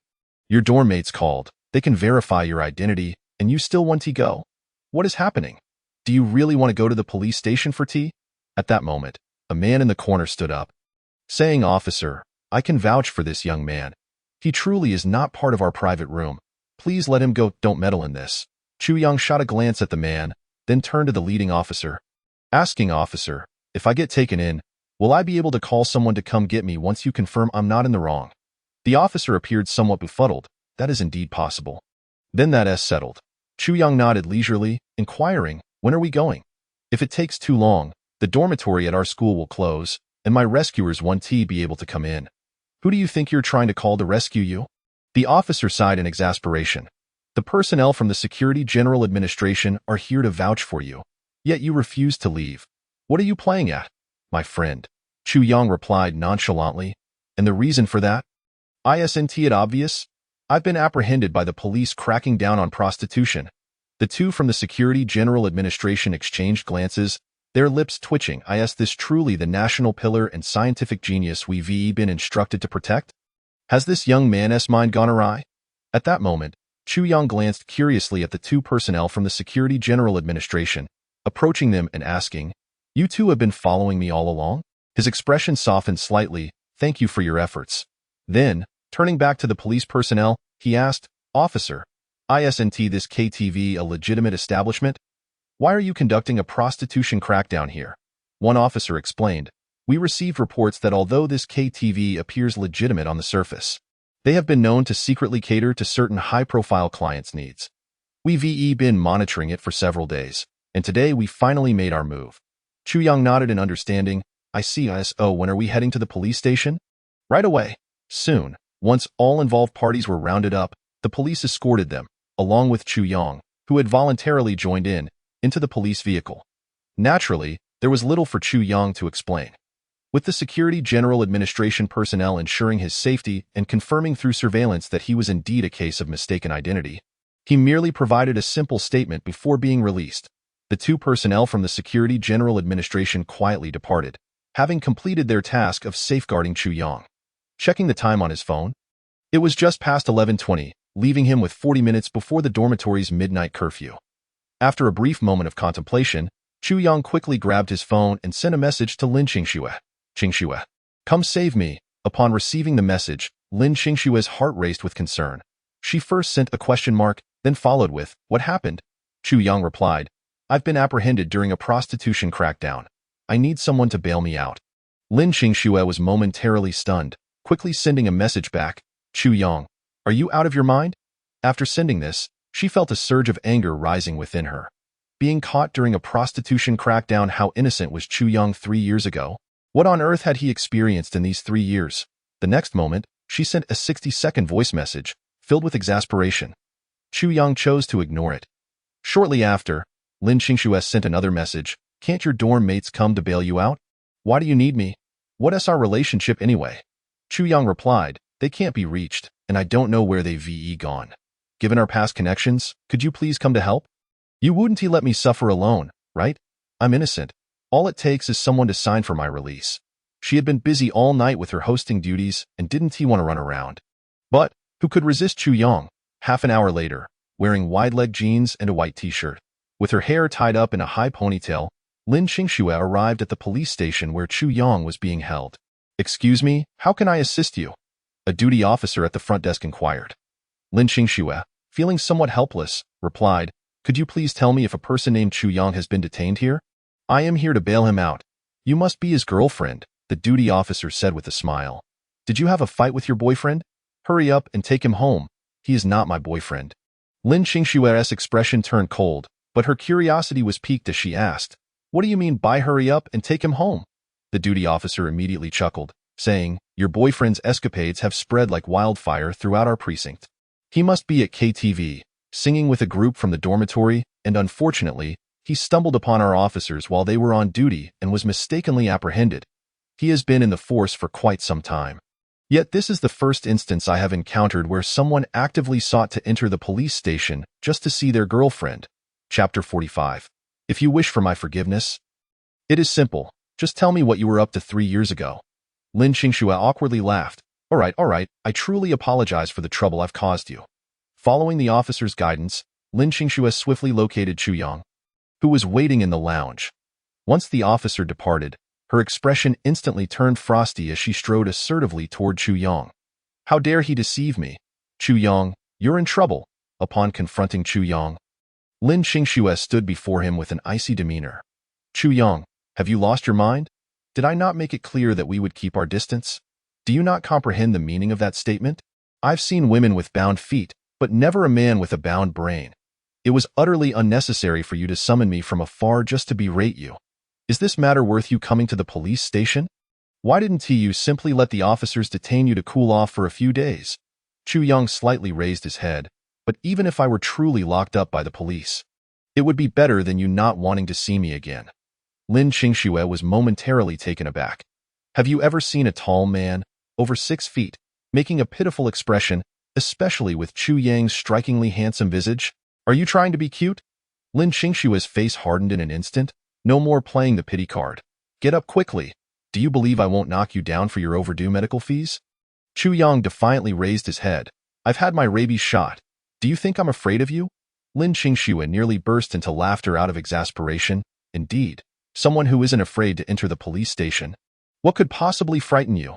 If you have the courage, don't send me messages asking for a ride. Chu Yang shrank back. I have no ability. He looked pitifully earnest yet timid. Lin Qingxue sighed. Let us go. Do you plan to stay here for the night? Oh. Chu Yang silently stood up, joining Lin Qingxue like a dutiful spouse. They left the police station together. Lin Qingxue stood before Chu Yang, raising her eyes to ask, shall we talk? Sure. Chu Yang nodded slightly, but then his stomach growled audibly. Hungry? Yes. Then let us grab a bite. The pair walked in silence, stopping intermittently, until they finally discovered a barbecue restaurant at a street corner.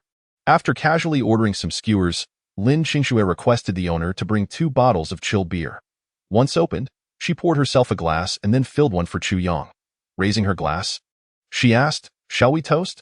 Chu Yang glanced at the beer before recalling the doctor's admonition from earlier that evening. You must maintain a light diet for the next few days. Avoid alcohol and cigarettes, understood? Nevertheless, the next moment, he nodded without hesitation, lifted his glass, clinked it against Lin Qingxue's, and downed the entire contents in one go. The refreshing sensation sent shivers across his body. However, the next moment, he couldn't help but steal a glance at Lin Qingxue. She immediately caught on. What are you staring at? Chu Yang withdrew slightly. I wasn't looking at anything. Then why are you still looking? I couldn't help it. Lin Qingxue's heart softened, and she chose not to argue further. Setting her glass down, she looked at him and asked, all right, spill it. You went through all this trouble to call me out. What is it for? Chu Yang observed Lin Qingxue's stiff demeanor and inquired, could you not be so cold? Impossible. Fine.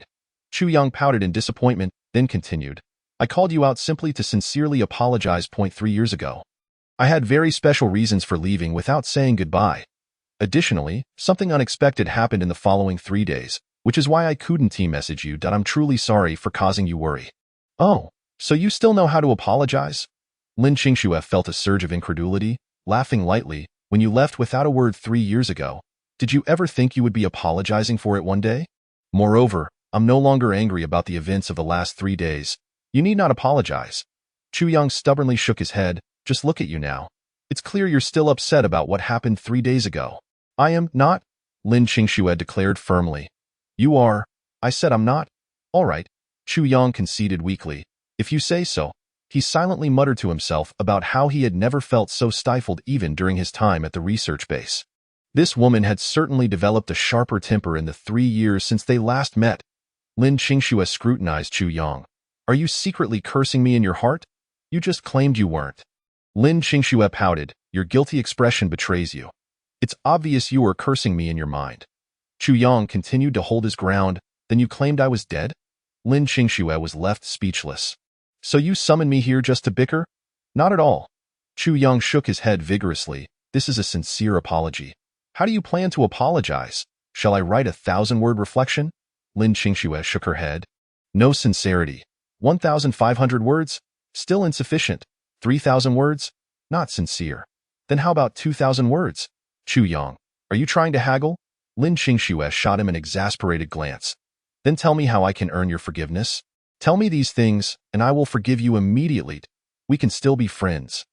Otherwise, we cannot even remain friends. With that, she gazed at Chu Yang with eager anticipation. Come on, I've extended the olive branch. Just say it, even if it's a lie, who knows, I might just forgive you. Chapter 46. Only a couple's room left. Chu Yang pondered for a few seconds. Why are you so fixated on the events from 3 years ago? Is that not allowed? Absolutely not. Then there is nothing to discuss? Not at all. Chu Young felt a bead of sweat form on his forehead. Why is it that women are so difficult to appease? Why can't you say? Because of regulations. What regulations? Confidentiality regulations. Chu Young clenched his teeth. Today, he was going to take a risk. He hadn't revealed his true identity, so it wouldn't be considered a violation. Right? Lin Qingxue paused momentarily. What confidentiality regulations? Just confidentiality regulations. I can't disclose anything else. Chu Young exhaled deeply. What about 3 days ago? Lin Qingxue hesitated for a few seconds. I can't say that either. Lin Qingxue nodded. Fine. I won't ask any further. Let us eat skewers. After saying that, she raised her hand to grab the skewers the server had just delivered, placing them before Chu Young. Chu Young was slightly taken aback. You re not going to ask further? Aren't you afraid I'm deceiving you? I won't ask anymore. Lin Qingxue shook her head, her tone lightening considerably. Does that mean you've forgiven me? Not yet. What more do you want from me? For tonight's supper, you're treating. After finishing their late-night meal and settling the bill, Chu Young led Lin Qingxue out of the barbecue restaurant. Where to now? Chu Young inquired. Lin Qingxue slowly nodded. To the hotel. That. Chu Young hesitated for a few seconds. Isn't that a bit too fast? Shouldn't we wait a bit? When I said hotel, I meant to open 2 rooms for sleeping. I can't possibly sleep on the streets with you. Can I? That works. Chu Young nodded silently. The tea that moment. A gentle breeze blew by. It was likely already early morning. The chilly wind made Lin Qingxue shiver, quickly raising her hands to blow on them for warmth. I said a bit cold. Chu Young leaned closer to Lin Qingxue, reaching out as if to hold her hands. Lin Qingxue quickly stepped aside. Hey, what's your deal? I consider you a friend, and you're trying to take advantage of me. Chu Young awkwardly scratched the back of his head. I only wanted to warm your cold hands. Men and women should keep their distance. Lin Qingxue's cheeks flushed slightly. Am I not your ex-boyfriend? That's merely for appearances. Well, all right then. Chu Young felt a bit disappointed. However, at that moment, Lin Qingxue suddenly extended her hand toward Chu Young. Warm me. Chu Young couldn't help but smile. Can't you girls be a bit more reserved? Warm me or not. The next second, Chu Young quickly took her hand, leisurely strolling along the Kyoto Avenue under the night sky. Eventually, the two entered the lobby of a hotel. Hello, could we please have 2 rooms? A man stationed at the hotel front desk paused for a moment upon noticing the hands of the two entwined. He then spoke with a hint of irritation. Currently, we only have luxurious couple suites available, priced at 400, with a deposit of 200. Would you like to proceed? This. Chu Young hesitated for a few seconds. Glancing at Lin Qingxue, he inquired, should we consider another hotel? Lin Qingxue picked up her phone to search, and upon discovering that nearby hotels had no vacancies, she asked, does the room have a sofa? Yes, the man nodded slightly. Lin Qingxue then affirmed, let us book a room. Turning to Chu Young, she explained, there are no available rooms within a kilometer radius, so let us just take this one. You can sleep on the sofa tonight while I take the bed. All right. Soon after, as both of them had forgotten their identification, they used their digital IDs on their phones to check in, and the front desk attendant prepared the room for them. However, upon entering the room, they were greeted by the sight of a large bed adorned with pristine white linens, with rose petals arranged in a heart shape. Lin Qingxue's cheeks flushed crimson at the sight. Chu Young was momentarily taken aback as well. He then awkwardly looked at Lin Qingxue and offered, shall I tidy this up? Sure. I'll just use the restroom first. Lin Qingxue quickly nodded and dashed into the bathroom, turning on the faucet to splash cold water on her face. She then looked at her reflection in the mirror, encouraging herself, Lin Qingxue, you must hold it together. When Lin Qingxue emerged, Chu Young had nearly cleared all the rose petals into the nearby trash bin. Do you want to take a shower before sleeping? Chu Young asked, a bit shyly. This was indeed his first time sharing a hotel room with a girl. Let us just sleep. Lin Qingxue took a deep breath and sat on the bed. Grabbing a pillow and tossing it onto the sofa, she said, tonight, you'll have to make do with the sofa. All right, no problem. Chu Young nodded slightly and lay down on the sofa. Just then, a peculiar sound emanated from the rooftop of their room. Both of their expressions froze. In the midst of the awkwardness, Chu Young quickly waved his hand, saying, let us turn off the lights and sleep. Oh. Lin Qingxue nodded. Without undressing, she jumped onto the bed and turned off all the lights in the room. Finally, after about 20 minutes, the noise from above began to subside. The moonlight hung high outside. Suddenly, Lin Qingxue opened her eyes and quietly turned to Chu Young, asking, Chu Young, are you asleep? Chu Yang's voice trembled. No, it was summer, and the central air conditioning made the room quite chilly, giving Lin Qingxue an urge to shiver. After hesitating for a few seconds, she slowly suggested, "How about you come up to sleep?" But there's a line in the middle. No crossing. Chu Yang's eyes instantly lit up. "If you're saying that, then I'm not sleepy anymore."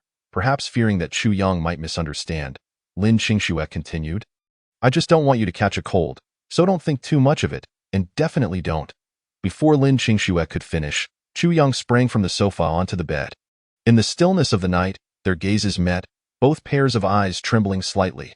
The next day, just before noon, sunlight streamed through the window onto the bed covers, and Lin Qingxue's phone suddenly rang. "Who is it?" Lin Qingxue, a bit irritated, fumbled around her pillow to find her phone.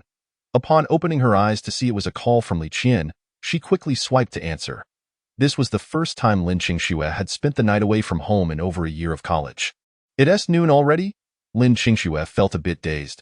However, her expression quickly turned to shock as she felt something heavy pressing down on her, especially on her chest. The next moment, she exclaimed, "Ah, Chu Yang. Get up, Chu Yang." "What Chu Yang?" Li Qian on the other end of the line was immediately taken aback. "Qingxue, you didn't spend the night with Chu Yang, did you?" "Qian, I have to deal with something. I'll explain later." Lin Qingxue hurriedly replied before hanging up. That moment, Chu Yang, awakened by the commotion, slowly opened his eyes, feeling his hand resting on something soft, instinctively squeezing it. "Stop moving." Lin Qingxue's face turned a deep shade of crimson. Chu Yang, still a bit dazed, sat up and rubbed his sleepy eyes, immediately asking, "Qingxue, what's wrong?" However, the next second, as he opened his eyes, a hand came flying towards him and landed heavily on his face. Lin Qingxue, her cheeks flushed with anger, scolded, "How can you still ask that? What did I do?" Chu Yang felt aggrieved. "Why did I get slapped right after waking up? I didn't do anything last night." Lin Qingxue's face was so red it seemed like it could drip water. "Your hand was just resting on my..." She couldn't finish her sentence. Chu Yang instantly became fully alert, hastily explaining, "Qingxue, I didn't mean to." "Enough." Lin Qingxue quickly got out of bed, shooting him a fierce glance. "You're not allowed to mention this again, and definitely not to let anyone else know." Chu Yang nodded repeatedly, "Understood, understood." The next moment, he inhaled sharply, quickly rubbing his cheek. "I must say, Lin Qingxue, that slap really packs a punch. Are you all right?" Lin Qingxue leaned closer to Chu Yang, reaching out to check on him, but accidentally grabbed his hand as he was rubbing his face. At that instant, a jolt of electricity surged through both of them, causing Lin Qingxue to leap up and dash into the bathroom. Seeing Lin Qingxue flee, Chu Yang took another deep breath, quickly rubbing his cheek again, thinking, "Goodness, that slap was too fierce." He then grabbed his phone to check the camera, revealing a bright red handprint gradually appearing on his face. Chu Yang's lips twitched. "I'm going to look like a mess when I go out today." Thus, he swiftly got out of bed, knocking on the frosted glass door of the bathroom as he heard the sound of running water. Lin Qingxue opened the door, her face still a bit flushed, though the color had faded somewhat. However, her gaze remained evasive as she asked, "Is there something you need?" Chu Yang pointed to the red mark on his cheek. Blocking the bathroom door, "Qingxue, my face is this red now. Don't you think you should take responsibility?" Lin Qingxue paused, her eyes widening as she saw the handprint on his face, unable to suppress a laugh. "I am so sorry. I really meant to hold back, but I just couldn't." The sight of the handprint was simply too amusing. Chu Yang's lips twitched again as he stepped forward, and besides, "You practically slept on me last night. Shouldn't you be responsible?" "What do you mean I slept on you?" Lin Qingxue's eyes widened in disbelief. "I barely moved at all last night." "How is that sleeping?" However, she quickly added with a teasing smile, "If you want to call it sleeping, that's fine. Our relationship is completely innocent. We didn't do anything wrong, so what responsibility do I have?" She glanced at Chu Yang again. "Also, you're a freshman now, and I'm a sophomore. Why not call me senior and let me hear it?" "Senior?" Chu Yang was taken aback, his expression shifting to one of incredulity. It felt rather stimulating for a solitary male and female to be in a room together while addressing her as senior. The next moment, a mischievous glint appeared in Chu Yang's eyes as he stepped closer to Lin Qingxue, cornering her by the sink, and teasingly said, "Senior, do you know that your current behavior gives me a rather criminal impulse?" Lin Qingxue was momentarily stunned. She watched Chu Yang draw nearer. Her body instinctively recoiled. Ultimately, realizing she had no further room to retreat, she defiantly lifted her chin, her eyes flustered yet attempting to maintain composure, and asked, "What crime are you thinking of committing?" Standing at nearly 175 centimeters, Lin Qingxue still had to look up at Chu Yang, who towered over her at more than 180 centimeters. Chu Yang lowered his gaze to meet her bright eyes, and in this moment, Lin Qingxue's stubborn demeanor appeared all the more endearing. Finally, Chu Yang leaned down, drawing close to Lin Qingxue's ear, and softly exhaled, 3 years of profit.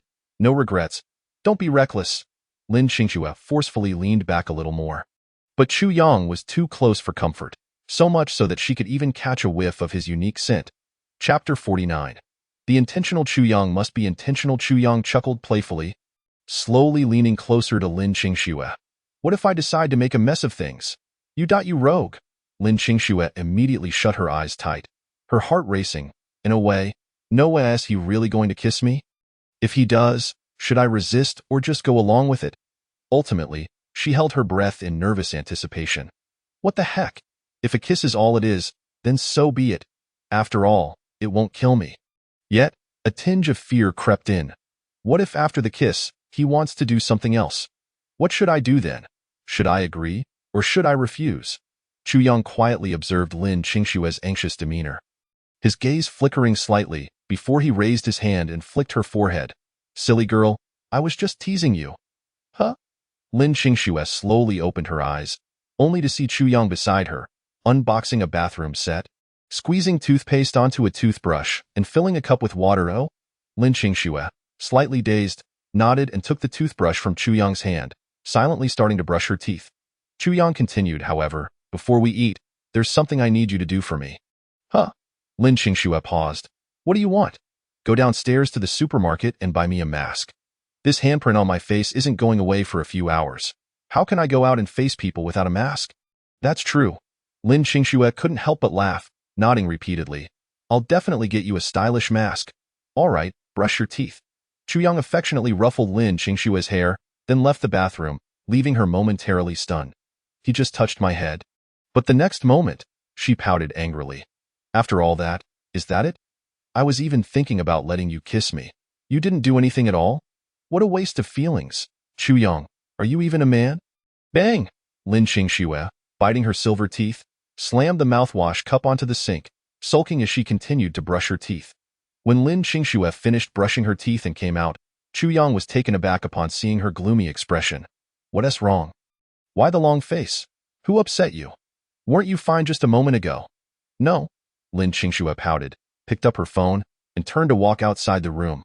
What are you doing? Going to buy you a mask. Are you silly? Chu Yang scratched the back of his head in confusion. What is going on? Did I provoke her? After a moment, he nodded affirmatively. Indeed, women are fickle beings. I'll do as I please. Lin Qingxue pouted, putting on a black mask, then handed another black mask to Chu Yang. Put this on. It should barely cover the handprint. Chu Yang gazed deeply at Lin Qingxue, took the mask, and asked, What do you want for lunch? Anything. Not just anything. Then what do you think? Guess where I'm planning to take you to eat? Hot pot. Correct. Outside the hotel.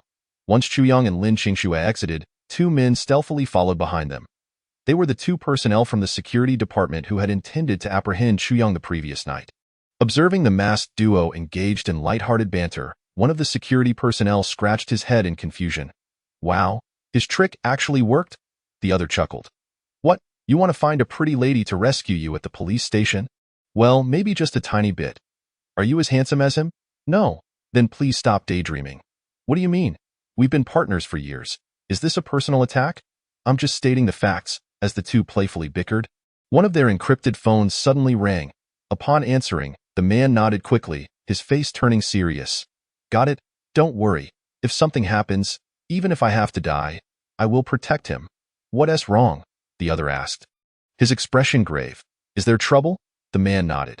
Just received news that someone is keeping an eye on Chu Yang, likely from across the Pacific. He cursed under his breath. Damn that idiot Wuhan's fans. Why do they have to expose everything online? It's just causing us more trouble. Chu Yang had a clean record. There were no issues with his normal schooling. The problem was that someone had dug up 3 years of missing history. Moreover, with the emergence of 1 nanometer lithography technology, Huaxia was in a precarious position. Organizations abroad would rather mistakenly harm someone than miss anyone. Given Chu Yang's identity, it was challenging to avoid being targeted. In the days to come, they would be exhausted. On Chu Yang's side, after getting into the car, Lin Qingxue immediately settled into the window seat. Chu Yang naturally sat beside her, taking out his phone and a pair of earphones. After plugging in the earphones, he handed one to Lin Qingxue. Want to listen to some music? Sure, Lin Qingxue nodded. After accepting the earphone, she quietly leaned against him, listening to music while scrolling through short videos on her phone. However, after listening to a few songs, Lin Qingxue suddenly looked at Chu Yang with surprise. Why are the songs in your playlist exactly the ones I like? Really? Chu Yang laughed. Perhaps it's because every song in this playlist has been recommended by you on your social media since 3 years ago. Right up to now, is that true?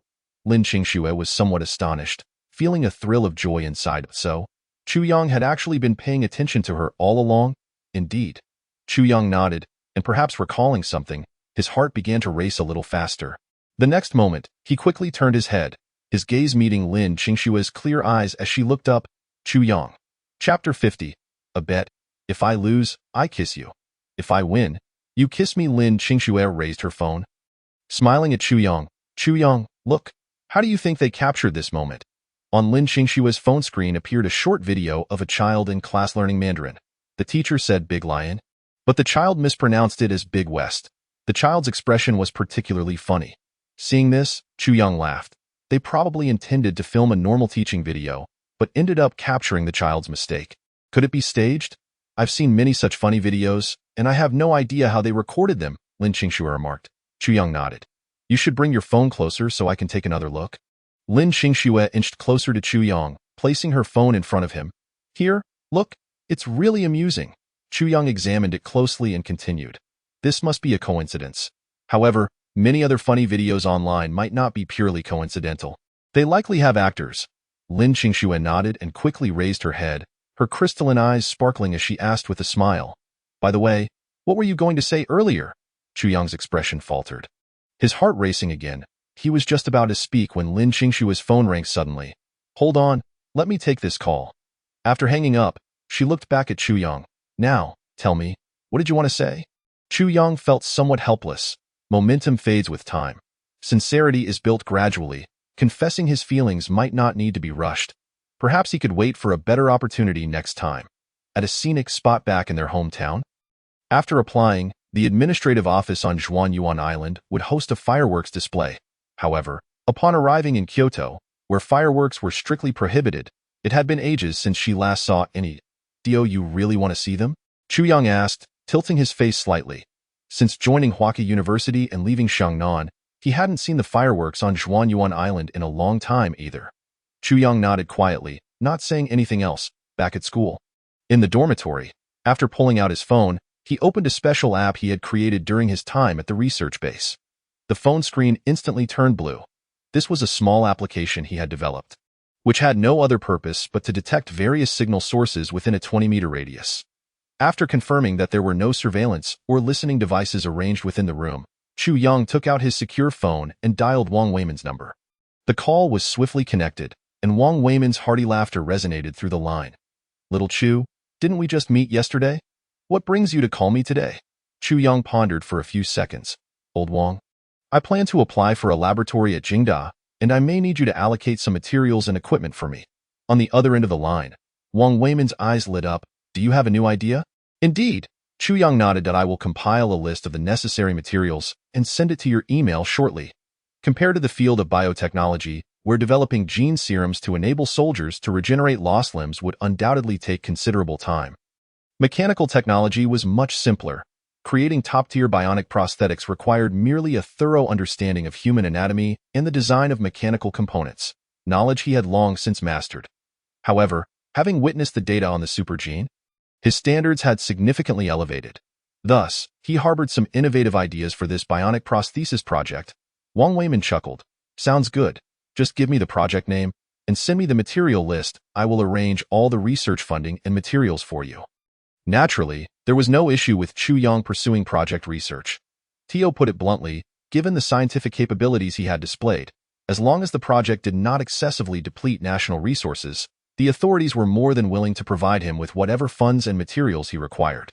After a moment of contemplation, Chu Yang suggested, "Let us call it the Individual Mechanical Exoskeleton Armor Project Research in the office." Just as Wang Weimin took a sip of goji berry and chrysanthemum tea, he abruptly swallowed and widened his eyes. "You want to delve into exoskeleton armor research? The military and Huaqi University have been collaborating on this for nearly a decade. Moreover, this is not exclusive to Huaxia. Ever since the concept of exoskeleton armor was proposed years ago, numerous prestigious nations have been investigating this area, albeit with little success. Even the so-called frontrunners in exoskeleton armor, the United States, have only produced models suitable for display. Incapable of being deployed in real combat, first and foremost, energy supply remains an issue. There has yet to be a satisfactory solution to the power needs of exoskeleton armor, with the best achieving a mere 5 minutes of operational capacity. Then there's the overall capability. Due to the immaturity of the technology, the effectiveness of the produced exoskeletons is utterly inadequate against modern engineering machinery. Furthermore, there's the issue of interactivity. Designing a set of exoskeleton equipment capable of replicating over 90 of normal human movement involves a plethora of knowledge and ergonomics, degrees of freedom, and strength validation, presenting a monumental challenge. Not to mention the control programs that need to be developed post-design. The road ahead in this domain is still quite extensive, however, the next moment. He quickly smiled and said, "All right, just wait, tonight. Whether it's the laboratory at Jingda or the equipment you need, I'll ensure it all arrives. If you require additional personnel, feel free to call me, and I can arrange for relevant research staff from Huaqi University to assist you." Chu Yang nodded. "I'll conduct some preliminary research on my own for now. If I need more hands, I will definitely reach out to you." Half an hour later, Wang Weimin received the list of materials that Chu Yang required: point control CNC machine tools, linear control CNC machine tools, open-loop servo system CNC machine tools, gold, titanium alloy. After reviewing the extensive list of materials, Wang Weimin's mouth twitched as he reached the last page. What's with all these small circuit boards, LED light tubes, and miniature engine motors? Are these not components for a luminous drone? It seems something peculiar has slipped into this list. Yet compared to the materials needed earlier, these are but a drop in the bucket. Although I'm uncertain about Chu Yang's intentions, approval will be granted. The contributions he makes for Huaxia are certainly worth far more than this trifling sum. Chapter 51. Lu Yang's plans. As the afternoon approached 3 o'clock, observing Chu Yang scribbling away at his desk, Zhu Pengfei couldn't help but chuckle. "Old 3, you're quite the slippery one. Did you catch wind of something and slip away early?" Shortly after Chu Yang had left the previous night, the KTV where they had been singing was raided by the police for illegal activities, leaving them dejected. They were then summoned by the acting class monitor to a nearby late-night eatery for a round of drinks. After their meal, the three sought a place to rest, while Zhang Mingyang curiously asked, "But old 3, where did you disappear to last night? Skipping military training is one thing, but missing the class gathering is a bit much. You must provide us with a reason." Chu Yang's absence from the first class event had infuriated the acting class monitor. "Did a professor summon you?" Zhu Pengfei and the others fell silent. "Yes," Chu Yang slightly nodded. "Did I not mention it before? I was admitted to Jingda through a special recommendation due to having invented a few gadgets that earned me patents, which caught the eye of an old professor at Jingda. I am directly pursuing an integrated bachelor's, master's, and doctoral program in his laboratory. If he were to study mechanical exoskeleton armor at school, he would undoubtedly have to frequently visit the lab, resulting in numerous missed classes. Over time, his roommates would certainly grow suspicious, so it was better to be upfront about it. Had he known this earlier, he might have heeded Lu Yang's suggestion to arrange for an independent dormitory. "Wow, old 3, you really are quite the hidden gem." Zhu Pengfei and the others were immediately taken aback. Though they did not display excessive excitement in a top-tier institution like Jingda, encountering prodigies was not surprising at all.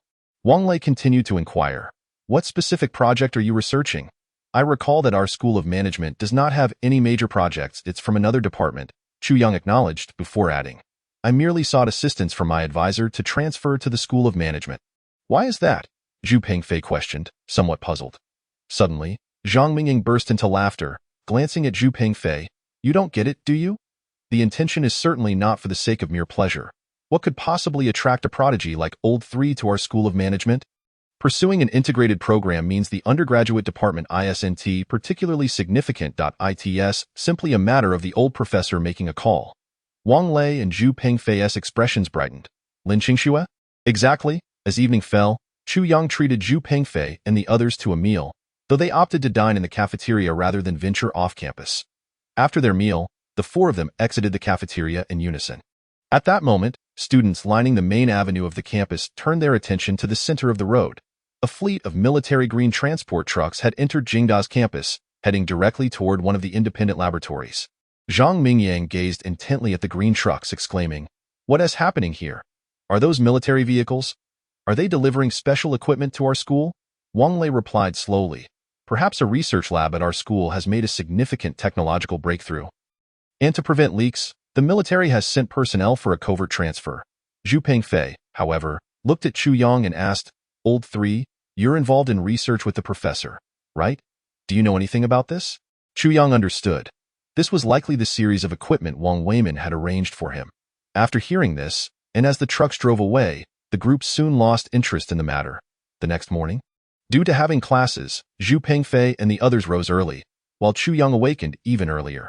After leaving a message in the group about heading to the lab, he made his way there. Inside the lab, the equipment you requested was all arranged last night. Moreover, there are some other staff members in this lab, but rest assured, they are all personnel dispatched by the military.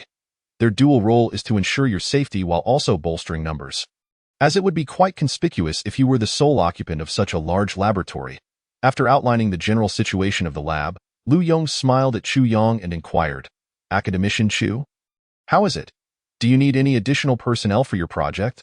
I have a few quick-witted graduate students under me. If you require assistance, I can call them over to help, free of charge." With the stipend coming from me. Sensing that Chu Yang might not need graduate students, Lu Yong added with a grin, "Or I could come over to assist you myself. Just call me whenever you need." After all, this was Chu Yang's project. Being able to participate is undoubtedly a stroke of good fortune. Chu Yang chuckled, shaking his head lightly. "I'm merely dabbling for fun at the moment and do not require too many hands just yet. When the time comes, I will certainly extend an invitation to you." "I see," Lu Yong responded, somewhat disappointed, yet chose not to voice his feelings. After all, it was already a promising sign that Chu Yang was not heading directly to the research base, but rather continuing his research at Jingda. Once outside the laboratory, he stroked his chin contemplatively, then suddenly slapped his thigh and declared, "That's it. To ensure that Chu Yang remains at Jingda, that girl named Lin Qingxue must also stay at Jingda. You think you can graduate with just an undergraduate degree? You won't be free until you obtain your doctorate. Given the current situation, as long as Lin Qingxue is at Jingda, so too shall Chu Yang be. Over time, even if the students cannot access Chu Yang's laboratory, there will still be a semblance of goodwill." Chapter 52. Lin Qingxue. "What are you doing?" After Lu Yong departed, Chu Yang gazed at the vast, empty laboratory, filled with precision instruments, and clapped his hands together, motivating himself. "All right, let's begin." In the next moment, he approached the central computer of the laboratory, retrieving a silver USB drive from his person. Upon inserting the USB into the computer's USB port, the screen instantly turned blue, displaying a white progress bar, 0, 1020.100. Within mere seconds, the program on the USB breached the internal firewall of the laboratory's main computer. After withdrawing the USB, a virtual pet resembling Xuanwu appeared on the computer's desktop. Upon seeing the emergence of this Xuanwu, a smile swiftly graced Chu Yang's face. "Xuanwu, from this moment forth, you shall take control of all network devices within the laboratory, understood?"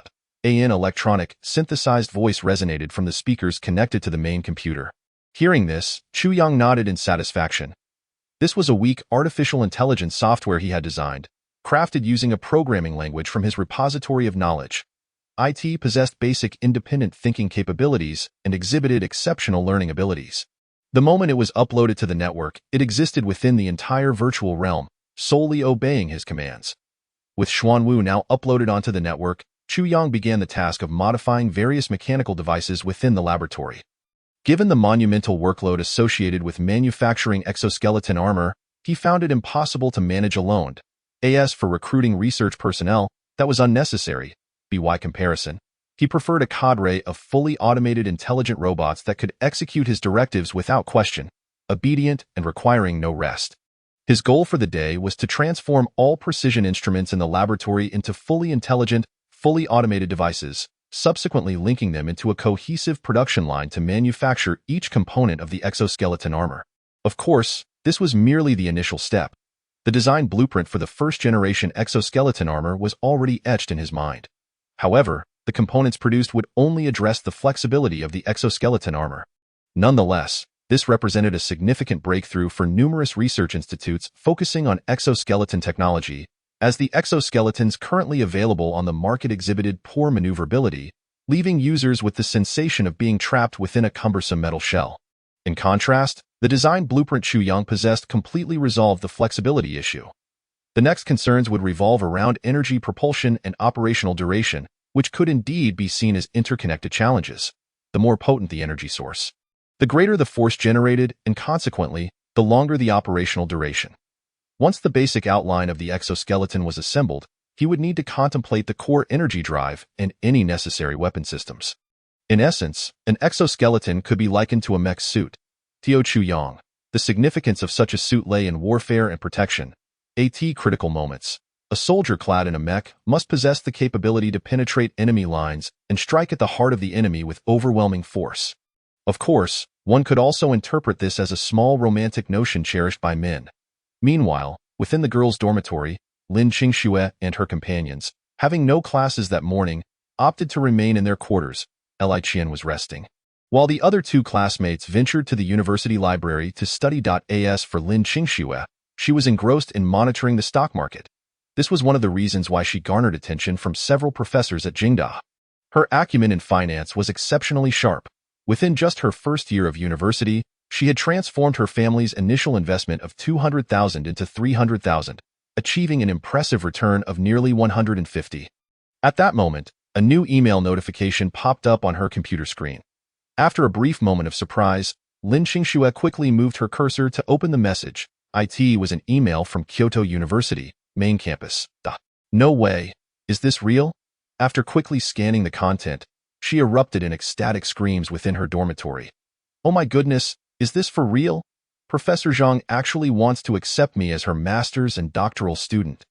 The Professor Zhang she referred to was a renowned finance professor at Jingda and one of the few authoritative figures in the field of economics in the country. She had even been involved in drafting legal codes pertaining to economic matters. Initially, Lin Qingxue had considered applying to this professor's graduate program, but never expected to be exempted from the entrance exam and directly accepted into the master's and doctoral program. Upon completing her undergraduate studies, she would immediately transition to her master's and doctoral studies under her guidance. Excitedly, she pulled out her phone and quickly sent a message to Chu Yang. Chu Yang, Professor Zhang Chunlan from our department, wants to accept me into her master's and doctoral program. She is an authoritative figure in the field of economics in our country. At that moment, Li Qian leaned over, intrigued, and asked Lin Qingxue. Qingxue, the Professor Zhang you mentioned, isn't she the one you spoke to before who welcomed you to apply for her graduate program? In their management school, there was hardly a student specializing in economics who had not heard of this esteemed professor's name. To become a disciple of Professor Zhang was no small feat.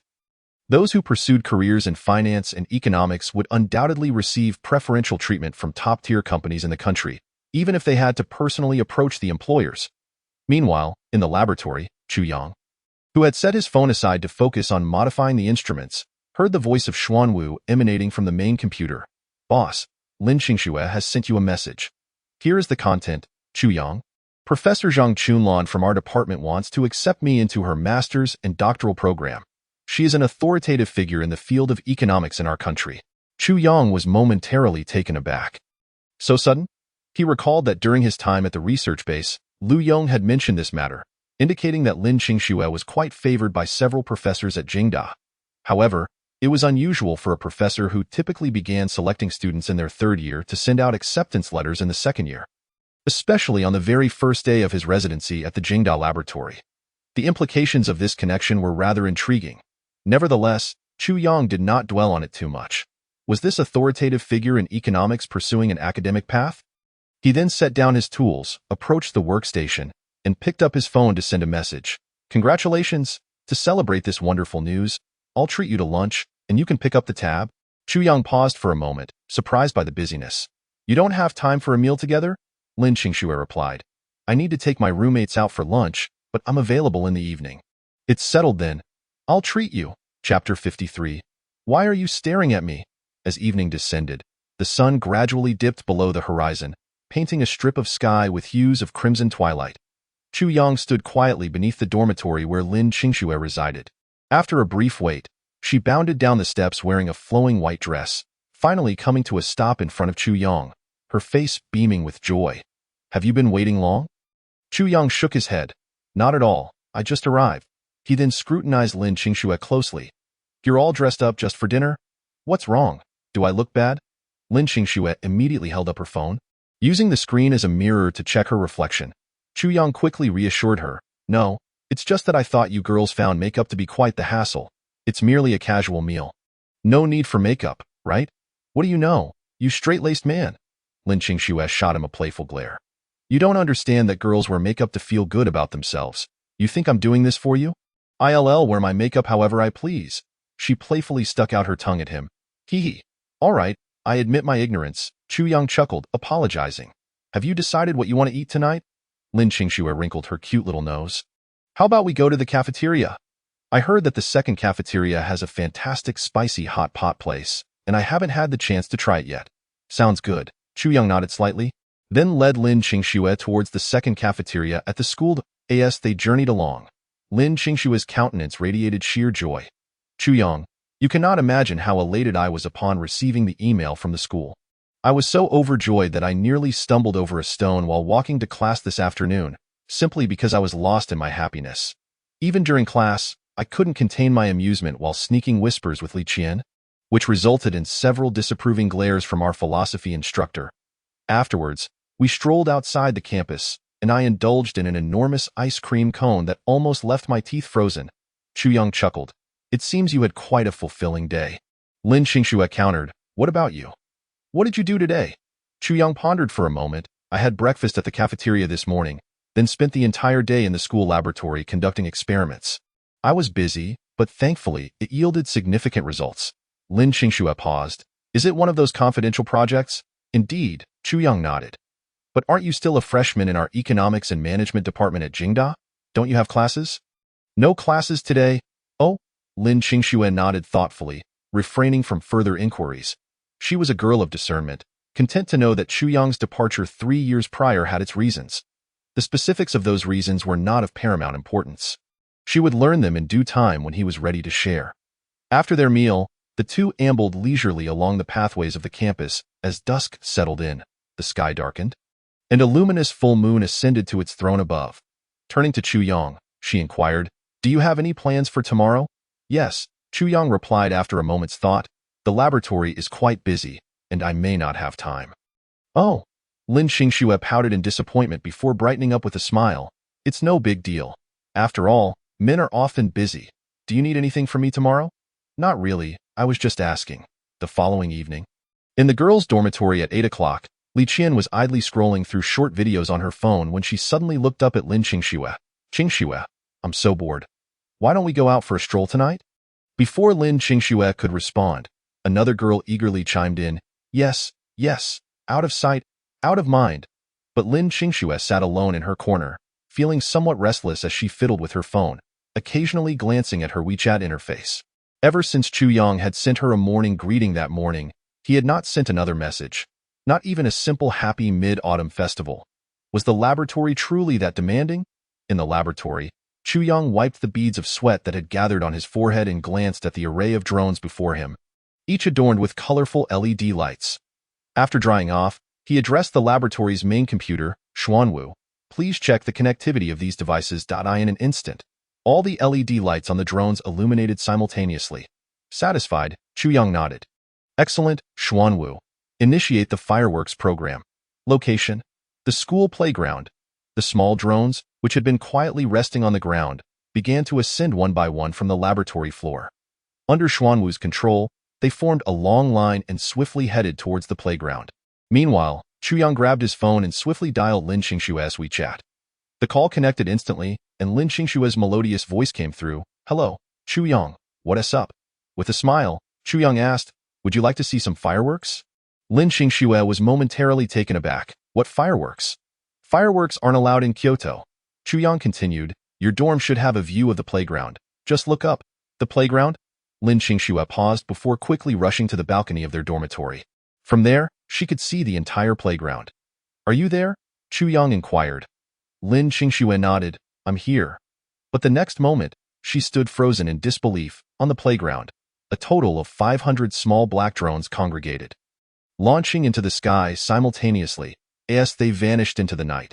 A single point of light emerged at the center, followed by a breathtaking display that spread like stars across the sky, resembling a blossoming firework. These fireworks continuously rearranged and transformed into new shapes. Did you create all this? Lin Qingxue asked, her voice filled with urgency. Chu Yang sighed, yes. It took me all day. He had not anticipated the complexity of coordinating 500 drones.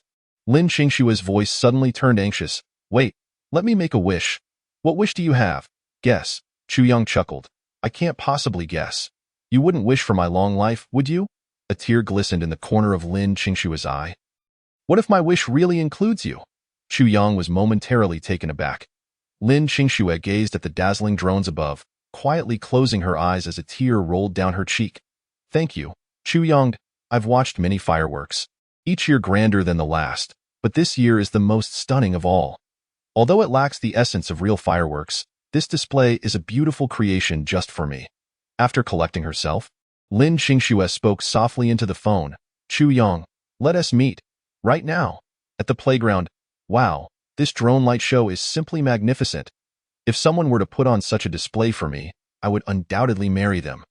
Li Qian exclaimed, her eyes wide with envy as she watched the drones dance across the playground. The others nearby were equally astonished, chuckling. Which domineering CEO from our school is trying to woo his little darling now? It's simply too enviable. But as their laughter faded, they noticed Lin Qingxue, tears streaming down her face. Qingxue, what's wrong? Why are you suddenly crying? Li Qian asked anxiously. Lin Qingxue shook her head with a smile, stopping her tears, and her face blossomed with an unprecedented smile. It's nothing. I just need to step out for a moment. With that, she quickly wiped her tears, took a deep breath, and hurriedly made her way to the door. Pushing it open and swiftly exiting the dormitory in the laboratory, Chu Yang changed out of his lab coat and headed towards the playground of Jingda. However, as he exited the lab, he was met by two security personnel from the Safety Bureau, familiar faces. Mr. Chu, you're not planning to go out tonight, are you? One of the officers asked nervously. Chu Yang replied, I'm just heading to the playground. What's the issue? It's best if you don't go out, the officer sighed in relief. Adding, we received information this morning that your identity may have been compromised. We've apprehended 8 instances of espionage activities around the school in the past 2 days. If possible, please refrain from leaving the campus for the next few days. Chu Yang was taken aback. He had long anticipated this outcome. Once his identity was exposed, an influx of espionage activities and even potential threats would surely follow. After all, aside from China, no other country would tolerate the presence of a researcher like him. Deep within, he felt a warning bell ringing. It seemed imperative to expedite his research on the exoskeleton armor.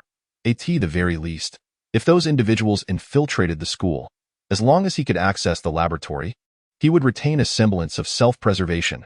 The sole silver lining was that he had thoroughly understood all the design documentation for the initial generation of the exoskeleton armor.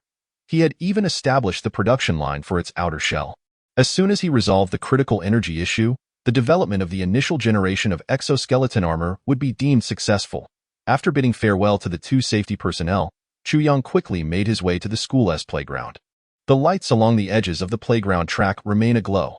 Diverse couples are seated on the lawn, while groups of boys and girls from the dormitories frolic in the open space, accompanied by the lively expressions of the school's music club, creating a scene of vibrant merriment.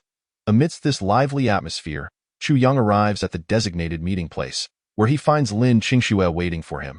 He hastens towards her, slightly out of breath, and apologetically remarks, I'm so sorry. The laboratory is quite far. Thank you for waiting. Lin Qingxue shakes her head, her gaze filled with boundless affection. Sometimes, girls are simply that uncomplicated. If you can evoke a special feeling at certain moments, they are willing to give their all for you. The key is sincerity. She then leaps into Chu Yang's embrace, catching him off guard. As he opens his mouth to speak, Lin Qingxue buries her head in his chest and insists, "Don't say anything yet. I just want to hold you." Chu Yang is momentarily stunned. After a few seconds of hesitation, he gently places his hand on Lin Qingxue's back, tenderly patting her twice. Almost a minute passes before Lin Qingxue quickly lifts her head, pulling away slightly, and nervously stammers, "Don't get the wrong idea.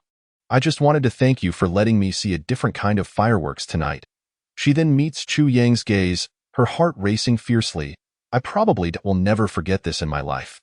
"Is that all?" Chu Yang chuckles. "I spent the entire day preparing that drone, and now a mere hug is all you offer?" Lin Qingxue playfully pouts. "You think I can easily forgive you for disappearing 3 years ago? A hug is already generous. What more do you want?" Chu Yang swallows hard, casting a sly glance at Lin Qingxue. "Isn't there's something a bit more thrilling?" "You want something more thrilling?" Lin Qingxue is taken aback. She realizes that over the past few days, Chu Yang has become increasingly bold. He nods affirmatively. Lin Qingxue beams with delight. "All right, then close your eyes." Chapter 55. "I wish to treat your dress to a meal. If convenient, you may join as well." Chu Yang eagerly shuts his eyes. Lin Qingxue giggles mischievously, stepping closer to him. "Remember, don't open your eyes, don't open your eyes."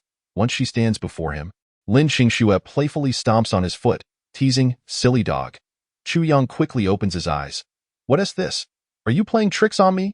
Lin Qingxue sticks her tongue out at him and dashes off across the playground. "Come catch me if you can." "Stop right there." Chu Yang pursues her, and they continue playing until late into the night. "I'm heading in now. Goodbye." Lin Qingxue calls as she reaches the entrance to her dormitory. "Go on in." Chu Yang nods in response. Just then, Lin Qingxue steps back out a few paces, waving at him. "Come here? Me?" Chu Yang is taken aback but quickly approaches her in the next moment. Lin Qingxue leans in close to his ear. "Thank you for making my mid-autumn night so enjoyable." Chu Yang stands frozen. What is happening? Is he being violated? This is too much. Soon, the corners of his mouth twitch. "Good night." What kind of good night? Tonight is destined to be a sleepless night. 2 days later, within the laboratory at Peking University, a massive workstation is filled with an array of mechanical appendages, diligently assembling various components into a towering 2-meter-tall steel humanoid model. However, a substantial transport circuit pipe protrudes from the model's back. Chu Yang nods in approval. "All right, you take the lead."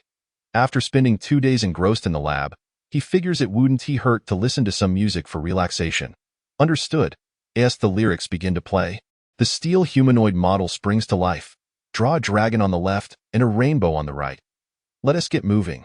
What on earth is happening in this lab? It sounds like they're smashing walls in here. Outside the laboratory, personnel from the Security Administration, disguised as lab staff, along with military personnel assigned for security, strain to eavesdrop. However, due to the lab's complete sealing, they lack the clearance to enter, leaving them oblivious to the happenings within. As the song concludes, Xuanwu chuckles brightly. "Boss, how was that dance?" "It was all right," Chu Yang replies, stifling a laugh, before issuing the next command. "The overall mobility seems decent. Let us name this prototype the White Tiger Mech. Archive the design for the White Tiger Type 1 and create a 3D model on the computer for me to evaluate color options." The White Tiger Type 1 mech, crafted entirely from titanium alloy, appears somewhat lacking in prestige. Moments later, the computer displays the 3D representation of the White Tiger Type 1. Let us see it in all black. The next second, the mech's exterior transforms to a deep black. No, that's too dark, not appealing. How about a rainbow? Too garish, even uglier. Finally, exasperated by Chu Yang's picky taste, Xuanwu pulls up various armor designs from an online gallery. "Boss, why don't you take a look at these armor colors and see which one you prefer?" "Sounds good," Chu Yang nods, diving into the selection process. In the end, he settles on a model resembling a fire dragon armor, predominantly red with golden accents. "That's the one. Send it for painting." Once confirmed, Chu Yang checks the time on his phone, realizing it's nearly noon.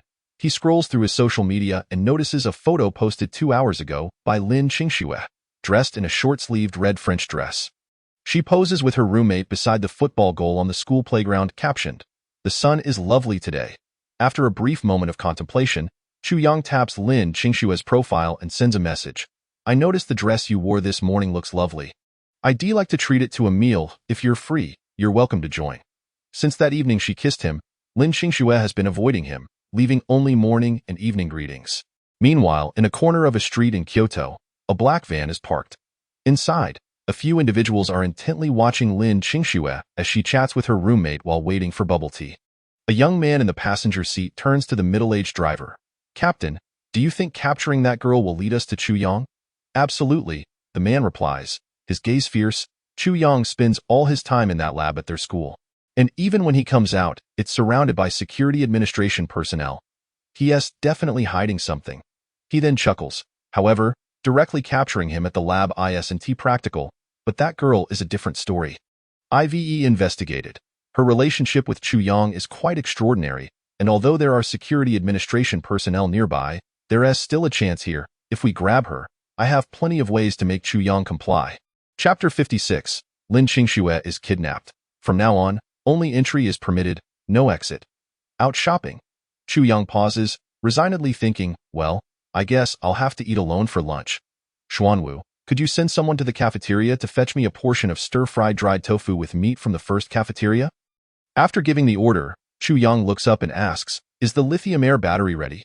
The technology for this lithium-air battery is something he directly extracted from his knowledge repository. In truth, there are researchers on Earth currently investigating lithium-air battery projects.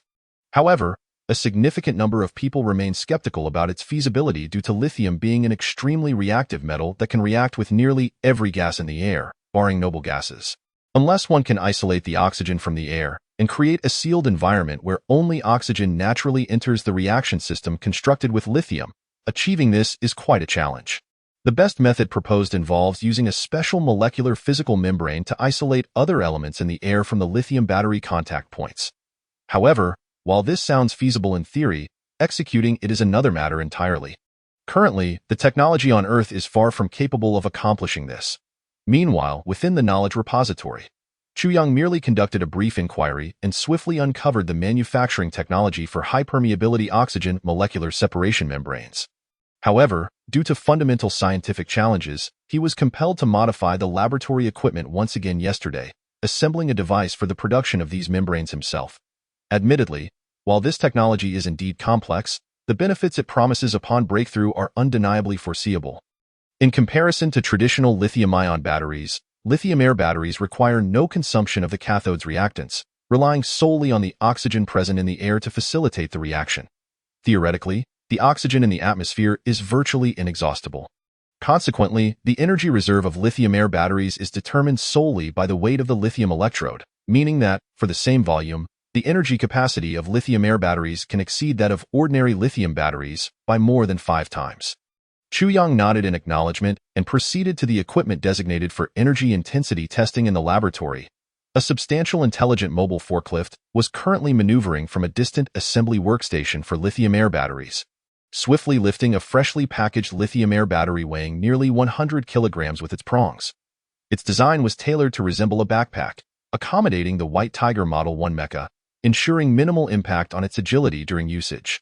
After placing the battery onto the energy testing platform, several mechanical arms emerged from above, deftly connecting data cables to the battery's terminals, initiating the energy assessment. As Chuyang's voice faded, a reaction commenced within the lithium-air battery. Concurrently, a data display beside him rapidly populated with figures, showcasing energy density 100 kW, energy density 200 kW, energy density 300 kW. The testing lasted nearly a minute, ultimately stabilizing the data at a remarkable figure. Energy density 13.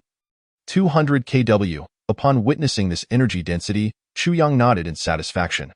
This measurement represents the energy density achievable per kilogram of lithium, a level that can rival that of conventional gasoline-powered vehicles. What remains now is practical testing. While integrating such a battery into a vehicle poses no issues, its application in a mecha is a different matter entirely. Although Chuyang has yet to design corresponding weapon modules within the mecha, he has already incorporated the drive module. Positioned at the mecha's feet are 2 miniature curvature drive devices, which, when fully activated, can achieve speeds of up to 100 meters per second. 20 minutes later, Chuyang received a delivery of stir-fried dried tofu with pork from personnel of the Safety Administration and settled into the laboratory, savoring his meal. Meanwhile, Lin Qingxue, accompanied by a few roommates, emerged from a shopping mall, their hands laden with bags of freshly purchased clothing. AS is typical for young women. Shopping often involves a delightful combination of eating and buying. However, at that moment, as they reached the roadside, a black van abruptly disregarded the red light, speeding directly in front of Lin Qingxue and her companions. The vehicle's door swung open, and several burly men emerged, forcibly dragging Lin Qingxue into the van. "Haha, boss, we've got her." One of them laughed. "According to plan? Let's get out of here." The middle-aged man at the wheel chuckled as well. They had taken a significant risk, abducting someone right under the noses of the Safety Administration personnel. Troubles brewing, on the other side. The Safety Administration personnel, who had been covertly monitoring Lin Qingxue, instantly altered their expressions. "Quickly notify the headquarters, Lin Qingxue has been kidnapped, suspected to be linked to an overseas organization." Their mission was to protect Lin Qingxue discreetly, as even though Chu Yang and Lin Qingxue were not yet together, she was significantly connected to him, who was a key figure of interest to the authorities. In the Safety Administration office, Lu Chongqing had been enjoying a leisurely period, with Chu Yang diligently immersed in his research at the Kyoto University Laboratory. His task was simply to have personnel stationed around the university, ready to apprehend any suspects that emerged, having already dismantled several foreign espionage organizations. Suddenly, the phone on his desk rang, and upon answering, he was greeted by an urgent voice from the Safety Administration. "Director, Lin Qingxue has been kidnapped." "What?" Lu Chongqing sprang from his seat in shock. Just when things seemed calm, another crisis erupted. Given the importance Chu Yang placed on Lin Qingxue, if anything were to happen to her, the consequences would be dire. The implications were clear. Should anything occur to Chu Yang, they would all face the fallout. His expression turned serious. "Immediately issue a notification to all departments in Kyoto. Effective immediately. Only entry is permitted. No one is to leave until Lin Qingxue is found." He then instructed the Safety Administration personnel at Kyoto University to inform Chu Yang and to reassure him that as for the other arrangements, he would issue further orders shortly. On the street, Lin Qingxue swiftly regained her composure and pulled out her phone to dial the police. This incident must be reported immediately. It was her first encounter with such a situation in over 20 years of life. The call was quickly answered by a soft-voiced female operator. "Hello? Police Emergency Center, how may I assist you?" Li Qian's voice trembled as she spoke. "I need to report a kidnapping. My roommate was forcibly taken by a group of unidentified individuals on the street near the Chaoyang District Trade Center." The officer on the line swiftly confirmed. "Are you certain she was kidnapped?" Li Qian nodded vigorously. "I am certain." "Understood. We are dispatching a unit immediately." Li Qian nodded repeatedly, hanging up and promptly leading her remaining two roommates to hail a taxi toward the police station. It was evident that this kidnapping was premeditated, yet she could not fathom why anyone would so brazenly target Lin Qingxue, who had never wronged anyone. Meanwhile, in the office of the Kyoto police chief, after receiving the call from Lu Chongqing of the Safety Administration, the chief, dressed in a white shirt, nodded earnestly. "All right, rest assured. Our station will cooperate fully to locate the kidnappers as swiftly as possible." After the call ended, he glanced at his phone screen, where Lu Chongqing had sent a photograph of a document. Lin Qingxue? Upon seeing the name and photograph, the police chief was momentarily taken aback. The initial call was indeed to locate this girl named Lin Qingxue, accompanied by a license plate number due to the kidnapping incident. However, specifics regarding the motivation or other details were not disclosed. Is she the daughter of a prominent family? The chief began to ponder, but at his level, he was generally familiar with the families of Kyoto's elite leaders. Even if he had not met them, he would likely recognize their names. Yet, Lin Qingxue was a name he had never encountered before. Nevertheless, he dismissed any further speculation. This was a matter involving the Safety Administration, and Lu Chongqing had personally contacted him. It was clear that this Lin Qingxue held extraordinary significance or a unique status. In any case, this matter could not be taken lightly. Gripping his phone tightly, he quickly dialed the traffic department's head. "Connect me to the traffic department head immediately. I need to speak with him now." The call was promptly answered, and a middle-aged man's voice came through. "Chief, how may I assist you?" "Old Joe, I will be sending you a picture to your phone. From this moment on, your department needs to be fully engaged. I don't care if you rely on big data or set up checkpoints. Whatever it takes, find the girl in the document and the vehicle," he emphasized.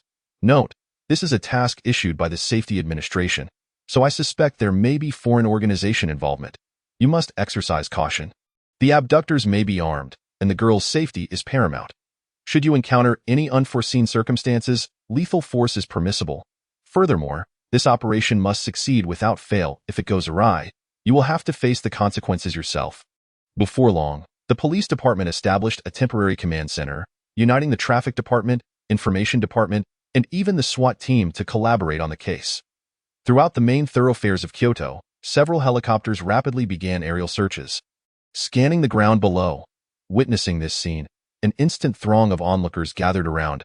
Goodness, are they conducting an exercise? So many police vehicles have been deployed. The SWAT team has even emerged, and there is a helicopter. What could possibly be happening? Surely, there aren't foreign organizations operating in Kyoto, are there? The magnitude of the situation was astonishing. Who were they planning to apprehend with such a display? Soon enough, the crowd began to notice certain changes in their surroundings. At various intersections, 1 or 2 police cars could be seen, surrounded by numerous armed officers and SWAT members, all standing at the ready. Moreover, personnel from the relevant police station began to inspect each vehicle on the road one by one. Meanwhile, in a secluded alleyway in Kyoto, evading surveillance cameras, the group that had just kidnapped Lin Qingxue swiftly exited their vehicle and exchanged it for a high-end car equipped with blackout curtains. Once they shoved Lin Qingxue into the vehicle, they quickly started the engine and sped towards the outskirts of Kyoto. Lin Qingxue's face had turned ashen. Having lived for nearly 20 years, this was the first time she had encountered such a situation. She was at a loss, unable to comprehend why she had been inexplicably seized by these individuals. Stay calm. Stay calm. After repeatedly reassuring herself, Lin Qingxue took several deep breaths, forcing herself to compose her thoughts as her mind began to race. At the very least, she had done nothing to deserve this. Her family was not particularly wealthy, and the notion of being kidnapped for ransom seemed implausible. This indicated that her captors must have other motives. If that were the case, she should not suffer any immediate harm. With these thoughts in mind, Lin Qingxue quickly inquired, "Who are you? Why have you kidnapped me? I haven't wronged you in any way, have I?" Despite her attempts to calm herself, her voice trembled as she spoke. "It's not about offending anyone." The man behind the wheel chuckled. "As for the reason behind your abduction, if you ever get the chance, you can directly ask your boyfriend. If you're looking for someone to blame, you can blame him. Just don't hold us responsible. We're merely following orders from above." Chapter 58. Chu Yang's battle armor activation boyfriend. A sudden jolt ran through Lin Qingxue's heart. Could it be Chu Yang? The fog surrounding his abrupt departure 3 years ago seemed to be gradually lifting. She found it hard to believe. What had transpired during this time? Why would these individuals resort to kidnapping her as leverage against Chu Yang? In that moment, Chu Yang's visage began to seem increasingly unfamiliar to her. Just who was he, really? At that instant, the young man seated in the passenger seat turned to the middle-aged man beside him. Visibly anxious, "Captain, we received a message from above. We need to be cautious. The traffic police, SWAT, and the security bureau in Kyoto have all mobilized, and the city is now under lockdown. What are you worried about?" "Didn't we already prepare for this?" The middle-aged man sneered, glancing through the rearview mirror at the shocked Lin Qingxue in the back seat, mocking her. "Little girl, you don't still not know what your boyfriend does, do you?" He then chuckled appreciatively. "I must thank you. We were previously uncertain about your boyfriend's identity, but now, I can say with complete confidence that your little boyfriend is far more complex than you realize. Did you hear that? Because of your kidnapping, the entire city of Kyoto is in lockdown. Your little boyfriend must wield considerable influence." Meanwhile, the young man beside him fiddled with a dagger in his hand, his expression suggesting that he would not hesitate to use it if Lin Qingxue attempted to make a move.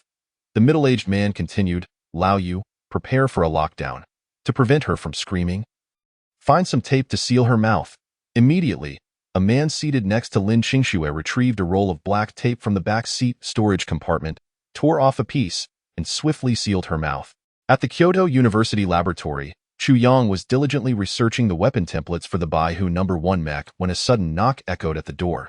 He promptly set aside his work and opened the door to find 2 familiar faces. "What brings you here at this hour?" Chu Yang inquired, puzzled, for it was unusual for personnel from the security bureau to seek him out unless trouble was afoot. One of the men glanced at him nervously. "Mr. Chu, we need to inform you of something, but we hope you can remain calm upon hearing this news." "What has happened?" Chu Yang's expression hardened. "Lin Qingxue has been kidnapped." "What?" Chu Yang's face darkened instantly. "When did this happen?" "Half an hour ago," the man replied swiftly. Our team responsible for her protection inadvertently allowed her to be taken by the kidnappers. He bowed his head apologetically. We sincerely apologize. Mr. Chu, this was our oversight. Have there been any updates? Chu Yang's demeanor gradually softened. After a brief pause to collect his thoughts, he continued, please rest assured, Kyoto has been sealed off, and the Security Bureau is collaborating with the police to conduct a citywide search. They will not escape Kyoto.is this because of me? Chu Yang inquired. There is a high probability that it is orchestrated by an overseas organization. I see. Chu Yang sighed softly, then addressed them. In that case, I entrust this matter to you. If you locate her, please keep me informed. Outside, the personnel from the Security Bureau were bewildered. What was happening? Chu Yang's demeanor had indicated no sense of urgency. Did he not care at all? How dare those scoundrels target Lin Qingxue? Damn it. Do they truly think they can meddle with anyone associated with me? The next moment, Chu Yang coldly commanded, Xuanwu, prepare the assembly of the mech. Understood, boss. Chu Yang removed his lab coat and stepped onto the mech assembly platform. Mechanical arms began to move swiftly, draping various mech components over him. Once the final visor was affixed to his face, he was entirely enveloped by the Baihu No. 1 mech. This time, instead of a massive transport cable, a lithium-air battery connected to the back of the mech. Before him, after donning the visor, darkness enveloped him momentarily before a virtual electronic display emerged, showcasing the overall data of the Baihu No. 1 mech and the remaining power of the lithium-air battery. Xuanwu, activate the operating system. Activating operating system. Mech's internal circuit self-check in progress. Curvature drive device check complete. Remaining power, 99. Sufficient power, welcome, boss, as Xuanwu's voice resonated. The previously locked Baihu No. 1 battle armor was completely unlocked. Chu Yang's limbs, once restrained, began to move freely. The screen before him displayed a vast view ahead of the mech. After a brief test of movement, feeling no different from an ordinary person, Chu Yang clenched his fists and declared coldly, Xuanwu, perform a large-scale data search for Lin Qingxue's current location within Kyoto. Understood, boss. In the next moment, a massive data stream surged across the internet. Excellent. Chu Yang nodded slightly, his gaze growing increasingly icy. You wish to find me? Then today, I shall grant you your wish. Chapter 59. Unidentified flying object over Kyoto. Activate the curvature drive device. In the next instant, Chu Yang, clad in the mech, soared swiftly from his original position, crashing through the ceiling of the laboratory and speeding outdoors. Inside the laboratory, the tremendous noise from the mech breaking through the ceiling, along with debris raining down, immediately drew the attention of everyone present. What is happening? The two Security Bureau personnel stationed outside the laboratory were equally stunned. In the next moment, they beheld a mech, entirely enshrouded in fiery red with glimmers of gold. In a way, am I seeing this correctly? What on earth is that? Just as the two attempted to comprehend the mech's form, Chu Yang had already piloted it away in an instant. They exchanged bewildered glances. Did you see anything fly by just now? I did. Was I imagining things? There was nothing there. What the hell? However, as they debated, a sense of urgency crackled through their walkie-talkies. Emergency situation. There's a problem in the laboratory. The expressions on the faces of the two individuals shifted instantaneously as they hurriedly rushed into the laboratory. Above Kyoto, Chu Yang's countenance revealed a hint of discomfort, not due to the impact of the mecha shattering the ceiling, which had been cushioned by the internal equipment he had devised. As long as the external force did not exceed the mecha's tolerance, approximately 99% of the external impact would be absorbed by the mecha's internal cushioning mechanisms. Primarily, it was not his first time flying in an airplane, but piloting a mecha was an entirely new experience for him. He harbored a slight fear of heights. Furthermore, this was his inaugural attempt at maneuvering a mecha, and he had yet to master its various operational methods. He propelled himself in a straight trajectory, racing toward the direction where Lin Qingxue was located. Meanwhile, in the vicinity of Kyoto University, although the individuals inside the laboratory did not catch a clear glimpse of the mecha, many outside did. In the sky, a humanoid figure darted swiftly through the air. A nearby boy abruptly looked up, only to be stunned. What on earth is that, flying so fast? A girl standing beside him was a tad slower to glance up. Yet upon seeing Chu Yang piloting the mecha, her eyes widened in astonishment as she stammered, "Is that a drone? But it doesn't seem like one. It's far too small." the mecha's speed was indeed remarkable. In mere seconds, its silhouette vanished from their view, leading them to exchange incredulous glances. Darling, what was that red object? Am I seeing things, or did something just fly overhead? Could it be an alien invasion? Of course, these two were not the only witnesses to this spectacle. Countless others also looked up, bewildered by the mecha soaring overhead. Is that a UFO? How can it fly so swiftly? Is this the latest technology developed domestically? It feels as though there's a person flying in the sky. What on earth is this? Has some big shot been discovered flying? Many individuals raised their phones, capturing the moment before swiftly uploading it online. At the military base in Kyoto, a radar detection office suddenly erupted with a blaring red alarm. Alert! Alert! An unidentified flying object has been detected in our airspace. Alert! Alert! An unidentified flying object has been detected in our airspace. Almost immediately, a large screen in front of the office displayed satellite monitoring footage, revealing Chu Yang's mecha soaring rapidly. The onlookers in the office widened their eyes in disbelief. What is that? Good heavens, is it flying too fast? Is this a new device developed by the Huaka Institute? But we haven't received any notice of a test flight. Then, one person exclaimed, the detected flight speed is approximately 220 km/h. While this speed might seem moderate in the air, commercial airliners can reach speeds of 900 km/h, not to mention the military's fighter jets that fly even faster. Yet, the object in the video was exceedingly peculiar. The next moment, the office head's expression turned grave. Regardless of what it is, prepare to report it, and prepare to bring it down. Meanwhile, within the laboratory, the atmosphere grew tense. The two leading personnel from the Safety Administration exchanged glances before simultaneously nodding. Breached the door. In an instant, they burst through the laboratory's entrance. The security alarms within the laboratory blared to life. However, they could not afford to linger, rushing inside with a group of personnel. After passing through two more doors, they finally entered the laboratory. Yet, upon witnessing the scene within, everyone stood frozen in place. Countless mechanical arms modified by Chu Yang, a massive mecha assembly workstation, and even two assembled mecha exoskeletons lined the edges of the laboratory. These were the preliminary versions he had created while testing mechanical flexibility, which had ultimately evolved into the Baihu Type 1 mecha he now donned. Good heavens, what exactly is he researching here? Isn't this a bit excessive? It feels like we're on the set of a sci-fi film. With mechas being produced, everyone present was taken aback. However, the leading Safety Administration official swiftly turned to the gathered crowd. Ladies and gentlemen, I apologize, but from this moment on, you cannot leave this laboratory.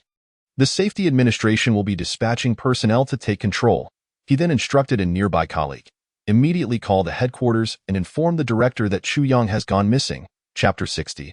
I found you Kyoto Military Base. In the hastily established wartime command center, over 10 high-ranking military officials gazed solemnly at the mecha still soaring high above. As an information investigator entered the room, one of the officials promptly inquired, "Have you determined the origin of this unidentified flying object?" "Not yet," the investigator replied anxiously. "However, I have contacted the Huaka Institute, and they confirmed that this unidentified flying object is not one of their creations. Nor have there been any recent tests for new unmanned aerial vehicles. Is it possible that it belongs to another country?" The official's expressions darkened immediately. "For now, let us not concern ourselves with that. Prepare 2 fighter jets to pursue it and ascertain whether there are any occupants inside. If not, bring it down." The appearance of such an unidentified flying object in the airspace over Huaxia, particularly over Kyoto, was alarming. If it were domestic, it would be one thing, but if it were foreign and gathering detailed data about Kyoto, that would pose a significant threat. Understood. A communications officer in the office promptly picked up the nearby landline and dialed. "This is the temporary command center of the Kyoto military base. We have detected an unidentified flying object in the skies above Kyoto and urgently request the deployment of fighter jets for interception. Repeat, we have detected an unidentified flying object in the skies above Kyoto, and we urgently request the deployment of fighter jets for interception. Over." However, just as this command was issued, another communications officer from a different department rushed into the command center, saluted the highest-ranking officer, and quickly reported, "Commander, the Huaka Institute has made an urgent call requesting at least a battalion of personnel to be dispatched to the Kyoto University Laboratory for armed security." What? The commander felt a headache coming on. They were still dealing with the unidentified flying object above Kyoto, And now there was trouble at Kyoto University? However, they were aware that there were already personnel stationed there and understood the importance of the laboratory's research staff. Given that the Huaka Institute was calling, it was evident that something had gone awry. He then stated gravely, approved. Find a team to head over and assess the situation.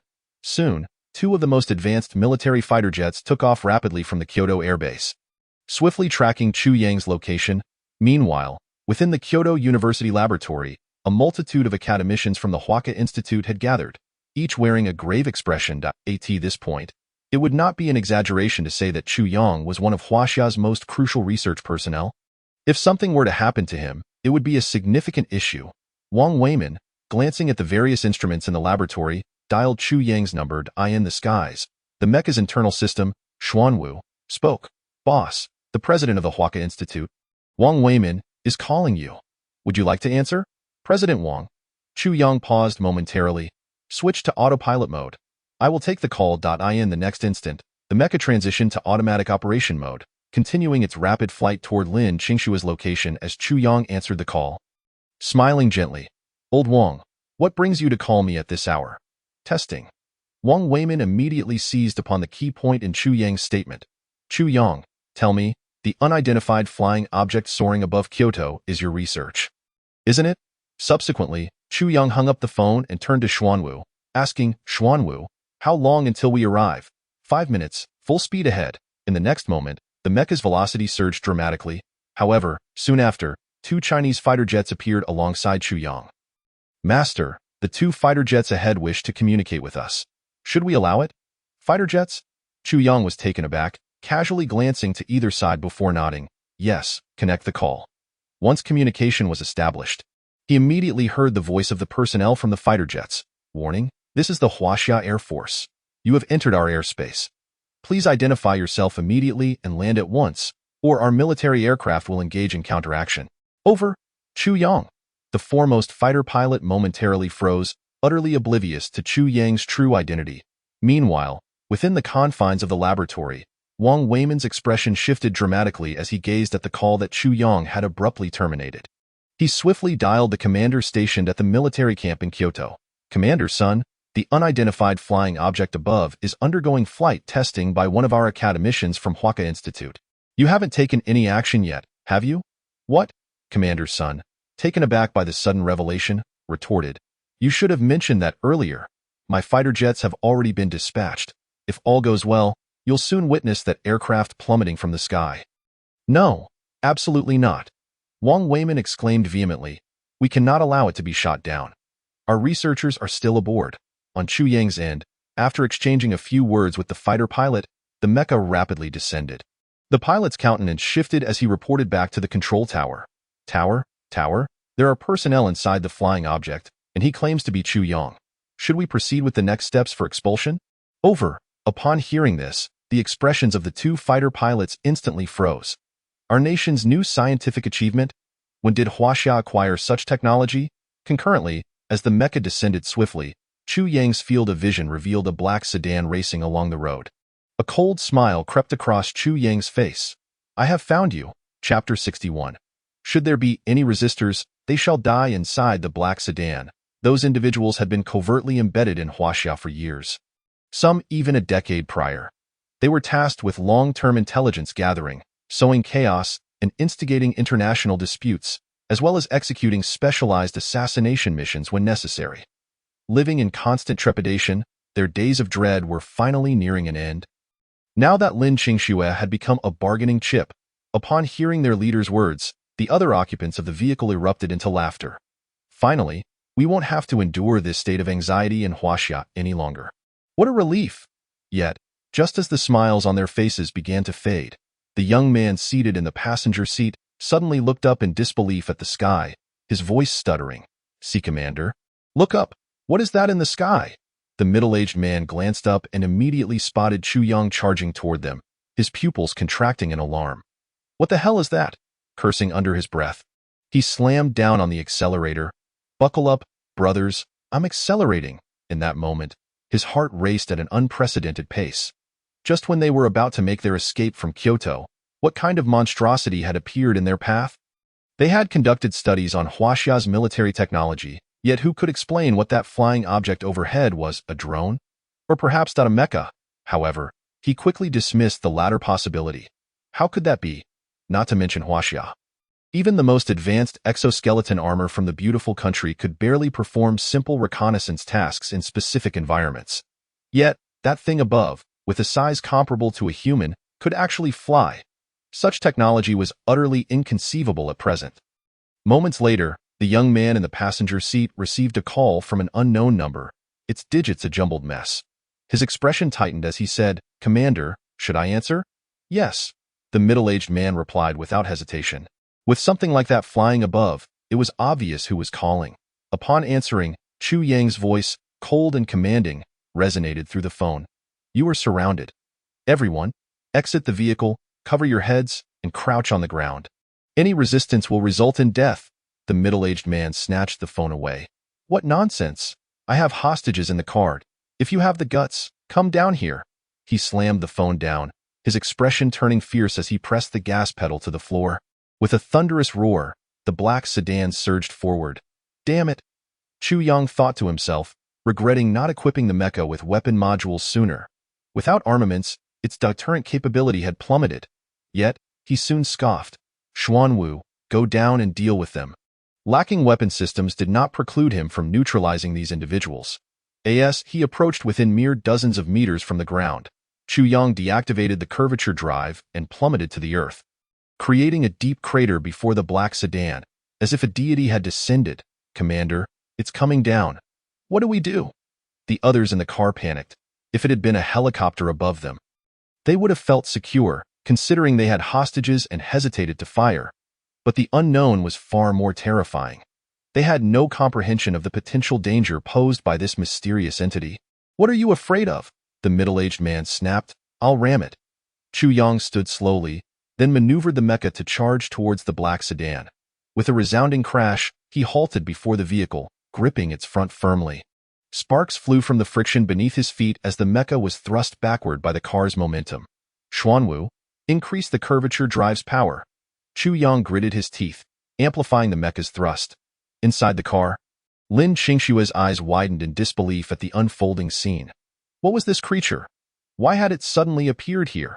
A 2-meter-tall mecha was actually capable of intercepting a speeding vehicle. Had she not been kidnapped, she would have thought she was witnessing a sci-fi film. The middle-aged driver wore a grim expression. "What the hell is this thing? Open fire! Open fire!" Without hesitation, he retrieved a handgun from his side and began shooting at Chu Yang's mecha. However, the mecha's exterior was specially reinforced. Ordinary bullets could not penetrate its defenses. Chu Yang clenched his jaw, increased the power to 80. "No one here leaves today." In the next instant, a surge of immense thrust erupted, allowing Chu Yang to stabilize the mecha. Following this, he delivered a powerful blow directly to the engine compartment of the car. With a thunderous impact, a large dent formed in the hood, and black smoke began to pour out. The black sedan finally lost its power. "Damn it!" The middle-aged man nearly ground his teeth to dust, slamming his hand against the steering wheel in frustration. What was this thing? They were merely attempting to kidnap someone. Was it necessary to deploy such a contraption to intercept them? No one would stop him from leaving today. "Get out of the car, all of you. Kill him." The middle-aged man kicked open the door, grabbing a submachine gun from the side and began firing wildly at the mecha. Chapter 62. The furious Chu Yang within the Kyoto Police Department in a temporary command center shared by traffic police, special forces, and auxiliary officers. A network map abruptly appeared on the main display screen. A red marker blinked ominously on the map. What is happening? The police chief's expression turned grave upon witnessing this. Their internal network was fortified with robust firewalls. Why had such an icon emerged? Who had breached their system? "Chief, the system is unresponsive." The information officer frantically typed on the keyboard, only to find they had lost all control over the screen. In the next moment, several words rapidly appeared on the computer. "Lin Qingsue is here. Come quickly. The east suburb." The police chief's heart sank as he scrutinized the location on the map. "Chief, is this a malicious attempt to disrupt our operations?" Other high-ranking officers inquired hastily. "Call all the officers in the vicinity to head there." The chief gritted his teeth. "This matter is of utmost importance. We cannot afford to miss any opportunity." At Kyoto University, Armed helicopters suddenly appeared in the skies above, while green military trucks filled with soldiers sped into the campus. They came to a halt around Chu Yang's laboratory, surrounding it with heavy security. What in the world is going on? Just days ago, a convoy from the military arrived, and now they've dispatched so many personnel? One observer mused, noting the new and improved Type 95 semi-automatic rifles being carried. How impressive! Am I the only one still concerned about that unidentified flying object from midday? The videos circulating online are simply astonishing. To speak frankly, that thing couldn't possibly have been developed in our school's laboratory. Otherwise, why would there be such a sudden influx of troops? And over in the eastern suburbs? Damn it! You coward, come over here if you dare. A middle-aged man, wielding a submachine gun, unleashed a barrage of fire. The others nearby also raised their weapons, bullets raining down like they were free, crashing into the ground before Chu Yang. However, these bullets inflicted no harm upon him, thanks to the defensive shell of the White Tiger Type 1 mech. Unless they were armor-piercing rounds, a simple bullet attack could never breach the armor of the White Tiger Type 1 mech. This level of lethality, attempting to challenge a mech, was utterly foolish. With a cold snort, Chu Yang slowly raised his hand, activating the curvature drive device. Freeze. Under Chu Yang's command, the space within a 10-meter radius around him appeared to be rendered inert. The powerful warp field altered the trajectory of the incoming bullets, effectively fixing them in place. They discovered that not only could they not pull the triggers, but even speaking became an arduous task. Utilizing the curvature drive, Chu Yang had seized control over the surrounding space. Load the martial arts module, Chu Yang shouted, and the various hydraulic systems within the mech began to operate rapidly. Although he had not equipped any weapon modules on the mech, how could a Huaxia mech lack martial prowess? The module loaded successfully, and with the sound of the Xuanwu, Chu Yang's figure swiftly vanished from his original spot, appearing directly in front of one of the spies, much to the horror of the onlookers. He opened his right hand, forcefully striking the spy's jaw, sending him flying. That moment, the warp confinement dissipated. However, the remaining individuals had no time to retaliate against Chu Yang in a flurry of movement. Chu Yang, piloting the mech, toppled everyone before him to the ground. Finally, he darted to confront the middle-aged man leading the group. "Come on, if you have the guts, kill me," the freed middle-aged man bellowed, frantically pulling the trigger of his weapon. Devoid of any thoughts of escape, Chu Yang's earlier immobilization technique was simply too eerie. He could only make a final stand. If death was inevitable, he wished to die with dignity. Chu Yang scoffed, deliberately walking toward the barrage of bullets, approaching the middle-aged man. Casually, he grasped the muzzle of the man's submachine gun. With a slight twist and the enhanced power from the internal hydraulic system, he unleashed thousands of pounds of force, crushing the gun barrel flat. "You should never have touched Lin Qingxue." Chu Yang's expression darkened as he flattened the barrel and effortlessly snatched the weapon from the middle-aged man's grasp. With relentless strength, he ultimately transformed the submachine gun into a massive spherical iron ball. After tossing the iron ball aside, Chu Yang slowly approached the middle-aged man, effortlessly seizing him by the throat, lifting him from the ground as if he were a mere chick. Inside the mech, Chu Yang's eyes glimmered with cold indifference. For a brief moment, he contemplated the notion of snapping the middle-aged man's neck. Yet, allowing him to die so easily would be too merciful. They all must face the law's judgment. For them, that was far more terrifying than death. With a fierce toss, he flung the middle-aged man aside before methodically approaching the nearby black sedan. Lin Qingxue's face had turned ashen.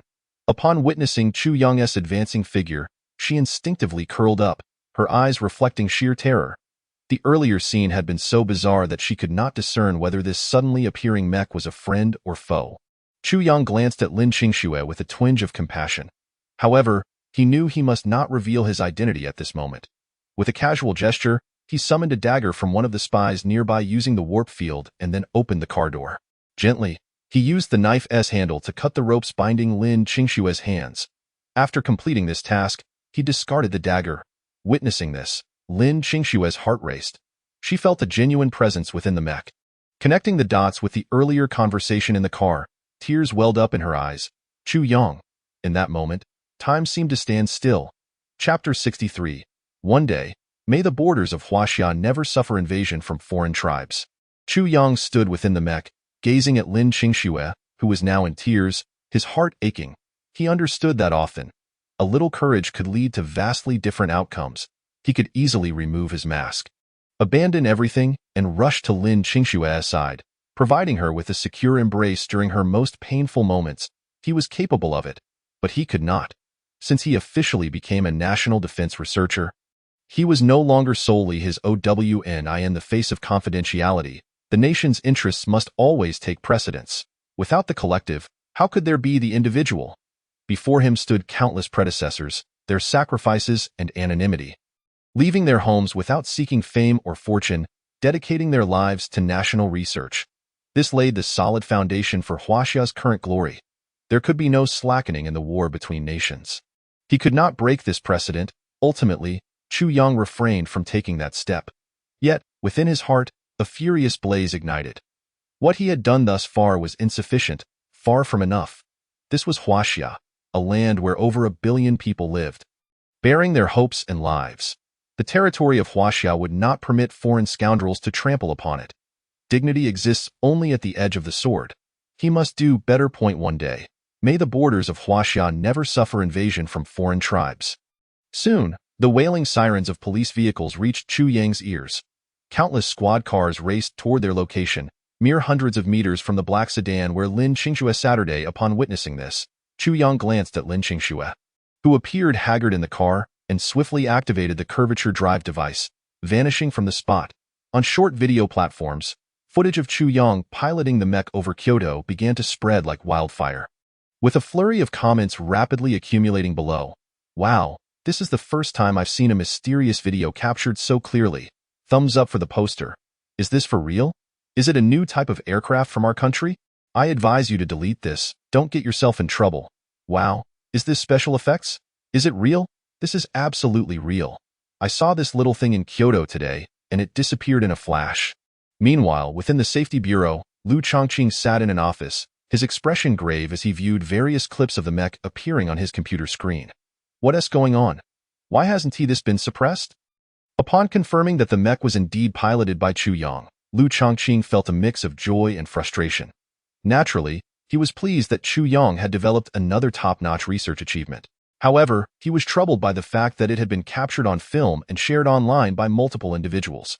This only complicated their efforts. Director, the number of people sharing is overwhelming. It's too late to delete the videos now. This could potentially trigger a backlash, one of the technicians said helplessly. The speed of dissemination on short video platforms was astonishing. In just a short time, countless individuals had viewed the video. Lu Chongqing's expression turned serious. Find a way to contact the short video department and reduce the traffic of the accounts sharing these videos. Then immediately arrange for the network department to disseminate information claiming that this video is a game special effect. Additionally, connect me with the head of the Cultural Development Bureau. No matter the method, find a way to redirect the traffic toward the entertainment industry. Do everything possible to minimize the impact of this incident. At Kyoto University, however, upon landing, there was still a miscalculation in position. After shutting down the curvature drive, Chu Yang, who should have fallen into the pit he had created, instead landed heavily just a few centimeters from it, creating yet another hole. Inside the laboratory, as debris fell and smoke filled the air, the soldiers who had been on high alert immediately became vigilant, gripping their weapons tightly. Numerous dark gun muzzles aimed at the location of the mech. As the smoke cleared, Chu Yang waved his hand. Seeing the multitude of dark gun muzzles before him, he instructed Xuanwu to open the visor and quickly shouted to the crowd, "Don't shoot, don't shoot, we're friendly." Chu Yang. Upon seeing Chu Yang behind the visor, Wang Weimin rushed forward anxiously asking, "Are you all right?" I'm fine. Chu Yang swiftly shook his head and then smiled at Wang Weimin, saying, "Old Wang, please wait a moment. I need to disengage the mecha." With that, he hurriedly approached the workstation. Fortunately, when Chu Yang had crashed down, he did not damage any electrical wiring in the laboratory. Upon reaching the enormous mecha workstation, countless small mechanical arms emerged rapidly, wielding various screwdrivers to meticulously remove the armor from his body. Witnessing this scene, the onlookers were instantly rendered speechless. Initially, they thought the steel exoskeletons of the two experimental subjects in the lab were impressive.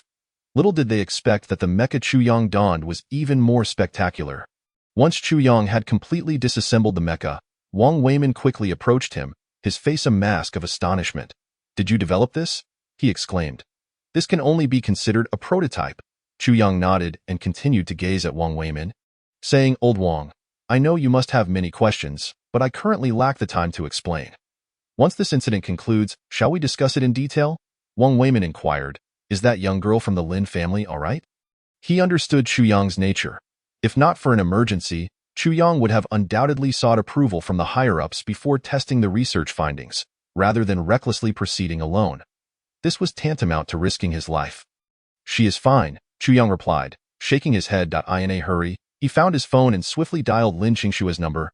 "Hello, Qingshuo." Chapter 64. Lin Qingshuo. "Chu Yang, do you not intend to say anything to me?" At the Kyoto hospital, within the high-security special ward, numerous armed special police officers stood guard in the hallway. Chu Yang and Wang Weimin hurriedly exited the hospital elevator into the corridor. "Academician Wang, Academician Chu Yang." Upon seeing the two, a responsible officer from the security administration approached them. Wang Weimin asked, "What is the situation inside?" "The girl's emotions are quite unstable. Aside from a phone call with Academician Chu Yang in the police vehicle, she has not spoken a word," the officer replied with a troubled expression. Upon noticing Chu Yang, he added apologetically, "Academician Chu Yang, I sincerely apologize. This incident was a misstep on our part at the security administration." "It is not your fault," Chu Yang said, his expression darkening slightly. "It is those individuals who are too arrogant." He then anxiously glanced at the door to the ward. "Am I able to see her now?" "Our psychological counselor is currently inside taking case notes and providing psychological support. Please wait a moment." Just then, a woman in a white coat exited the room, quickly approaching Chu Yang and the others. The officer promptly asked, "What is the girl's condition? Has the record been completed?" The female psychologist nodded and then looked up at Chu Yang. "Are you her boyfriend?" Even within the security administration, only those tasked with protecting Chu Yang knew much about his identity. "I am," Chu Yang quickly affirmed. "You should go see her. She needs your comfort right now." Chu Yang rushed into the ward. Lin Qingshuo was curled up on the hospital bed, her eyes red from crying. Upon witnessing this, Chu Yang felt a pang in his heart and hurried to her side, sitting on the edge of the bed. Without uttering a word, he enveloped her in his arms. Instantly, Lin Qingshuo began to sob loudly in his embrace. "I am here." Chu Yang gently patted her back, whispering soothingly, "It's all right, it's all right. It's all over now, I promise. Nothing like this will happen again." After a prolonged period of weeping, Lin Qingshuo gradually ceased her tears. In the next moment, her demeanor shifted to one of coldness as she pushed Chu Yang away. "Chu Yang, do you not intend to say anything to me?" Her eyes were still slightly red, glistening with unshed tears. She was not foolish. Her mind was remarkably clear. Otherwise, she would not have been admitted to Kyoto University as the top science student from Xiangnan province. The sudden 3-year absence of Chu Yang, was it merely for medical treatment? There were too many uncertainties surrounding this situation. Yet, she was reluctant to delve deeper into her thoughts. Even if Chu Yang were lying, she still wanted to believe in him. But now, the facts lay bare before her. She no longer wished to evade the truth, nor could she. This time, it was merely her being kidnapped. What if it had been Chu Yang? How would he have fared during those 3 years of silence between them? What had Chu Yang truly done? Why had he incurred the ire of such individuals? Qingshuo, Chu Yang found himself at a loss for words. What had those kidnappers said to her in the car? He hastily began to explain. "Let me clarify. This situation is as follows. I know it is my fault. If it weren't for me, you would never have been abducted by those people. However, yet, the final words stuck in his throat, and he could only clench his fists in anguish. A profound sense of helplessness enveloped him. From the moment he stepped into the research base, he ceased to belong to his family, let alone Lin Qingshuo. He belonged solely to the nation and the people. Serving his country was his lifelong belief. Beyond that, there were countless matters beyond his control. At that moment, Wang Weimin, who had been listening at the door, suddenly knocked and peeked in, smiling at the two. "Excuse me, but let me explain this matter." "Old Wang." Chu Yang turned, surprised. Lin Qingshuo also regarded the sudden appearance of Wang Weimin with curiosity. Wang Weimin held a confidentiality agreement in his hand and, after giving Chu Yang a reassuring look, extended the document toward Lin Qingshuo, smiling gently. "Please sign this confidentiality agreement. Once you do, I will disclose everything you wish to know." he then added with a sigh. Little Lin, please do not blame Chu Yang. He has his reasons. Lin Qingxue gradually ceased her sobbing. After receiving the confidentiality agreement from Wang Weimin, she carefully reviewed its contents and swiftly signed her name with a pin she found tucked inside. After Lin Qingxue signed the agreement, Wang Weimin smiled softly. Now, little Lin, what would you like to inquire about? I just want to know, what exactly does Chu Yang do?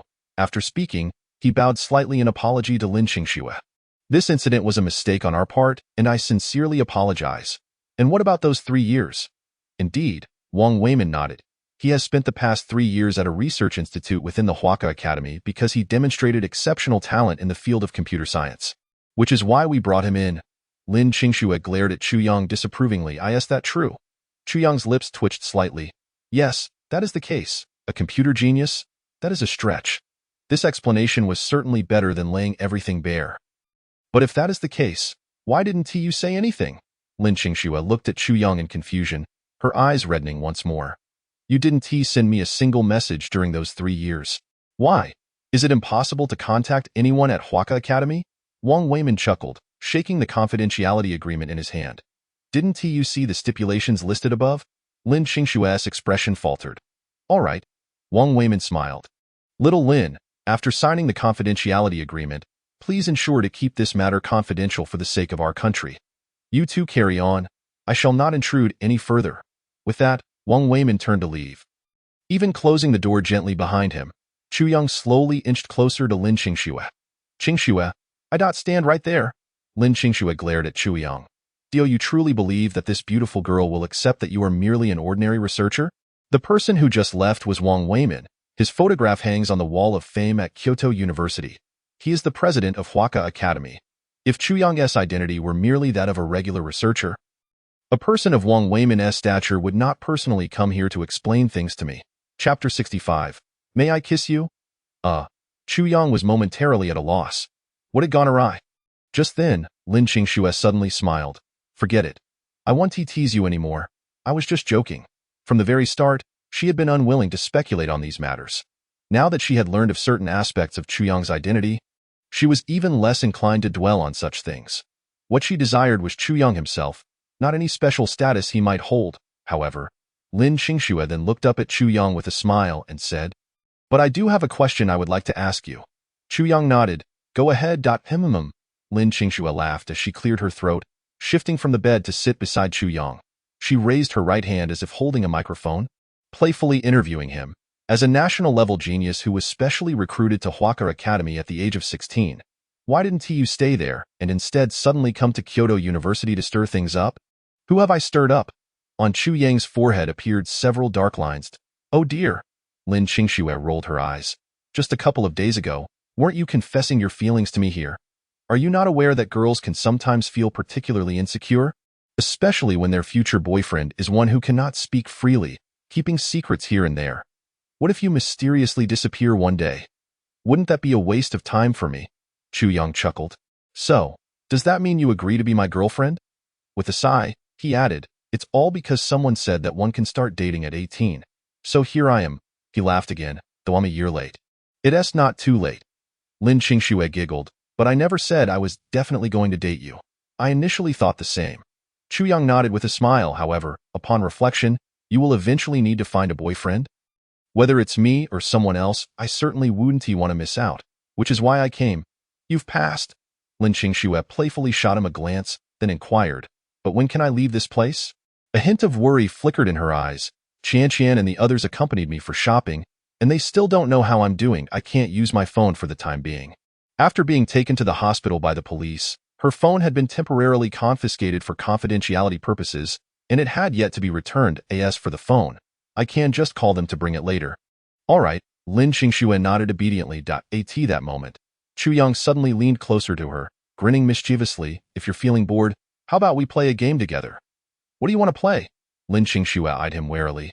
In a room with just the two of us, what kind of game are you suggesting? Just say whether we're playing or not. She nodded. Since we have time to kill, how do you propose we play? In the next heartbeat, Chu Yang had her pinned to the bed. Their noses nearly touched, and they could almost sense each other's unique scent. What are you trying to do? Lin Qingxue's cheeks flushed crimson. Her heart racing wildly. I want Chu Yang eagerly nodded. Lin Qingxue was utterly bewildered. What does wanting mean? Without delay, Chu Yang leaned in closer, his breath becoming labored just before his lips grazed hers. May I kiss you? No. Lin Qingxue immediately turned her head, pouting. You still want to kiss me after provoking me? How have I provoked you? You tricked me into thinking you had leukemia. How did you come up with such a reason? Ahem. Chu Yang cleared his throat. You were pressing me for an answer, and I couldn't think of a better excuse. I swear I won't do it again. You still want a second chance? Chu Yang shook his head vigorously. No, just this once, it won't happen again. That's more like it. Lin Qingxue smiled contentedly, continuing. Let me teach you. Pursuing a girl isn't done this way. In situations like this. Don't ask, just kiss. Did you hear me? Before she could finish her sentence, Chu Yang had swiftly leaned down and kissed her lips. After a long moment, both breathless, Lin Qingxue pushed him away, her face aflame. You rogue. Chu Yang, however, wore a look of unfulfilled desire. So, did I kiss the wrong person? Wrong person? I kissed my girlfriend. Chu Yang chuckled. No mistakes here. Lin Qingxue's eyes darted around. Mr. Chu Yang, I hereby declare that you have successfully become Lin Qingxue's probationary boyfriend. Why probationary? Chu Yang asked, puzzled. How do you get promoted? Please hold your certification. Ah, I see. Chu Yang chuckled, swiftly pulling Lin Qingxue close, savoring her warmth, and said with a slow smile, Your idea coincides with mine, little Lin Qingxue. If we're dating, it's for marriage. Lin Qingxue's cheeks flushed once more. She quickly bolted from his embrace, exclaiming, No way, that's too much. I have to post this on my moments. She dashed to the edge of the hospital bed. After taking a selfie, she leaned back against Chu Yang. Come on, look at the camera and smile. Chu Yang, taken aback, complied nonetheless. Click. The sound of the camera shutter echoed, capturing their first photo together in 3 years. The last one had been taken during their first year of high school during a class outing. She promptly uploaded the photo to her moments with the caption, First time showing off my love? Not very skilled. After posting, she eagerly looked at Chu Yang. Are you going to post one too? I've never posted on moments before. Chu Yang was taken aback. Since joining the 1 nanometer lithography project, he hadn't shared anything. All right, Lin Qingxue understood his work nature. It's fine if you don't post. Chu Yang hesitated for a few seconds before retrieving his phone. Let this be my first post after 3 years. After copying Lin Qingxue's photo, he quickly shared it on moments. From now on, amidst the misty rain of Jiangnan, one person holds the umbrella while 2 walk together. Chapter 66. She is his affection. Later that evening, after the Safety Bureau concluded their tasks, Chu Yang and Lin Qingxue departed the hospital together. At the entrance, Li Qian and a few others were waiting. Upon seeing Chu Yang and Lin Qingxue walking out hand in hand, Li Qian shot Lin Qingxue an accusatory glance. Qingxue, how could you? You, who prioritize romance over friendship. We, your roommates, have been worried sick about you at the police station, and here you are showing off your love with Chu Yang in the hospital? Turning to Chu Yang, she added, Junior, although our Qingxue is a romance-first kind of girl, I warn you. Now that you're with her, you better not bully her. Otherwise, my dorm mates and I are not to be trifled with. Of course, Chu Yang laughed. You've all worked hard today. How about I treat you to dinner now that it's about time? Li Qian nodded in satisfaction. Now you're talking. She quickly moved in front of Lin Qingxue. Smiling at Chu Yang beside her, for now, we'll borrow your Qingxue.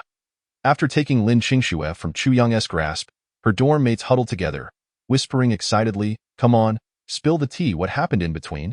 Later that night, when they opened the dormitory door, Zhu Pengfei and the others immediately dropped everything they were doing, sitting in a row with chairs ready. Boss, start your class. We're willing to pay for the lessons. Let us learn. Chu Yang was taken aback. What is going on? We're here to listen to your lecture. Zhang Mingying exclaimed with admiration.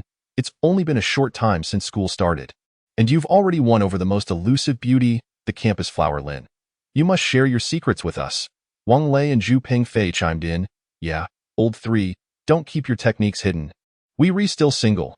Although the incident involving Lin Qingxue's kidnapping had been suppressed, leading to most students being unaware of it, they had all seen Chu Yang's moments post. The intimacy displayed in that photo was undeniable. It's simple, Chu Yang chuckled, realizing their sudden eagerness to learn stemmed from this.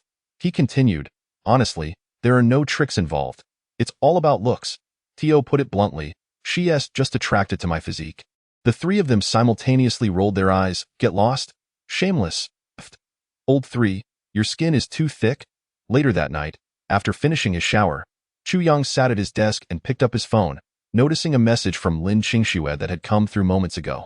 What are you up to? She added a cheering emoji. After sending that, she set her phone aside, choosing to read instead. She wouldn't bind Chu Yang with the name of loved I in her presence. He could accomplish anything. All she hoped was that he would remember her before embarking on any endeavor. That alone would suffice. For she knew that the boy she had come to admire was destined to become a radiant sun in the future. Fortunately, she was his favored one. Good things take time. And so let it be point one day, they would nestle together on a sofa, engrossed in the same book or movie. Upon receiving a message from Lin Qingxue, Chu Yang's lips curled into a gentle smile. There was no need for daily entanglements. Maintaining contact at any moment sufficed. I know you want to leave. You know I want to change. Each busy in their own lives, yet caring for one another, that, perhaps, is the ideal state of love. Then, he promptly issued a command through the computer's Xuanwu interface. Shut down the databases of all intelligence agencies globally. Perhaps Lin Qingxue believed that the matter had passed. Yet, for him, it had not. Those who dared to harm him must face the corresponding consequences. He intended to make it clear to anyone who might contemplate targeting Lin Qingxue in the future that his people were not so easily trifled with. He would ensure that such events would never recur. Chapter 67. Infiltrating the Central Intelligence Agency the moment Chu Yang's command was issued, the Xuanwu system, existing within the vast expanse of the Internet, began to reveal its true power. Within an Internet CAF in Huaxia, the once synchronized rows of computers suddenly experienced a drop in operational speed. A mere 0.1 second lag ensued, yet it was enough to provoke a young gamer, who was dominating with Yasuo, to exclaim in frustration. What the hell? Why did it lag when I was about to unleash my ultimate? The very next moment, his computer screen went black in a darkened cocoon. The glow of a smartphone screen flickered incessantly, accompanied by a cacophony of shouts through his Bluetooth headphones. Yet, just as he was savoring his victory, the previously smooth streaming of the internet abruptly stuttered, prompting an outburst of curses. Damn it! Why is this site suddenly so laggy? At this critical moment, it just had to do this. But the next second, his expression shifted to one of contemplation. Ah, how dull! In shopping app, a bespectacled gentleman was poised to snag his most cherished limited edition anime figurine. However, as he entered the site, his previously smooth-running phone experienced a brief hiccup, causing him to miss the opportunity by a fraction of a second. His face twisted in agony. What the hell is this? I waited so long, and in just 1 second it's gone. Are you all that quick? Simultaneously, similar occurrences unfolded across various regions in the country. Even some major internet companies faced momentary server stalls as Xuanwu swiftly consolidated computational power. Meanwhile, across the ocean, in a foreign intelligence agency engaged in espionage and subversion, an agent clad in a black suit and tie strolled leisurely into his office with coffee and breakfast. Inside the agency's vast server room, countless high-performance computers operated with remarkable speed, housing the nation's most sensitive and crucial databases. This facility stored the profiles of spies dispatched to various countries over the years, along with strategic deployment information. Yet, in that instant, a piercing alarm reverberated throughout the agency. At that moment, the agency head had just entered his office when he was startled by the blaring alarm. The next second, the door burst open as a staff member rushed in. Boss, it's bad. Our database is under attack by unidentified hackers, and the firewall is being breached. We estimate that within 10 minutes, it will be compromised, and all our data may be exposed. What? The agency head's expression darkened. In an instant, he hurled his coffee to the floor. Quick, take me there. Bounding out of the office, he raced to the server room and immediately began to bellow at the assembled personnel. Who can tell me what is going on? Why is our database being attacked? With your skill set, can't you stop an international hacker? The state has invested so much in you, and this is how you repay us. 10 minutes. When did our national cyber defense become so feeble? A nervous blonde stepped forward. Boss, the adversary is extraordinarily formidable, and their attack methods are unlike anything we've encountered before. We're in serious trouble. Useless. A bunch of useless fools. The head shouted in fury. I don't care what you do. You must protect our database. The information within cannot be lost. This database contained years' worth of intelligence on their operatives. If it were breached, All their painstaking efforts could crumble in an instant. Meanwhile, in the Red Hacker Alliance chat group in Huaxia, numerous dormant accounts suddenly sprang to life. Whoa! Is it our Red Hacker Alliance's great master at work? I just heard that a foreign intelligence agency has been hacked. I know, that's the Central Intelligence Agency, right? Goodness, who is that powerful? I've already snuck in to watch. If the CIA's database is breached, won't they be furious? Isn't there a list of spies in there? Brothers, this is a golden opportunity. Shall we band together for a daring raid? Charge, let us unite and strike. I bear the flag for our country. Brothers, onward. In the dormitory of Jing University, Chu Yang sat at his desk. Zhang Mingyang and Zhu Pingfei passed by. Glancing at the code-filled data frame on his computer, which was scrolling furiously, curiosity sparked among them. What are you up to, old three? Chu Yang chuckled. I'm watching a show. Zhang Mingyang and Zhu Pingfei exchanged curious glances, but soon turned away, for they could not comprehend it. At that moment, Xuanwu sent a message. Boss, another hacker group is launching an attack on the foreign intelligence database. Would you like me to assist them by masking the IP address? Chu Yang nodded slightly and quickly typed. Go ahead. Back at the CIA, with the Red Hacker Alliance joining in, the agency's servers found themselves ensnared in a perilous predicament, their defenses teetering on the brink of collapse. Suddenly, a key technical personnel sprang to his feet. No, this is not right. The attackers don't merely intend to breach our firewall or steal our information. They aim to expose all our top-secret data online. Chapter 68. Intelligence leak sends shockwaves across the internet. What? Cold sweat broke out on the forehead of the agency head. If the confidential data concerning spies and strategic plans were to be leaked, he would bear monumental responsibility. With the higher-ups breathing down his neck, it would be nearly impossible for him to escape unscathed. He then roared in a frenzy. Quick, pull the power. As the CIA's database, it was generally impermissible to shut it down easily. Moreover, with hackers already launching an attack, whether or not the power was cut, accessing the database again would require resolving the intrusion first. Otherwise, cutting the power would merely serve as a temporary measure. Yet now, he could think of nothing else. The agency's internal data absolutely could not be exposed online. However, Chu Yang's speed was unmatched. Under Xuanwu's assault, the firewalls of nations' databases were as flimsy as the emperor's new clothes, barely functional. Did it really take 10 minutes to breach the CIA? It was merely a matter of flicking a finger. Currently, in the realm of cyberspace, Xuanwu was an invincible entity. After Xuanwu infiltrated the intelligence databases of various countries, Chu Yang quickly discerned which nation had orchestrated the spy incident. Granting them 10 minutes was merely a means to gauge the prowess of the American hackers and allow them a futile struggle. As it turned out, it was not much to speak of. Let destruction reign. After entering a command for Xuanwu, in the blink of an eye, before the personnel of the Central Intelligence Agency could shut down the power, numerous computer servers within their facility erupted with sparks and billowing white smoke. The internal systems of the agency, overwhelmed by the chaotic influx of trash data input by Xuanwu in the final moments, reached the limits of their capacity, leading to a catastrophic system failure. Simultaneously, an avalanche of data from the illustrious nation's Central Intelligence Agency suddenly surfaced across various premier social media platforms worldwide.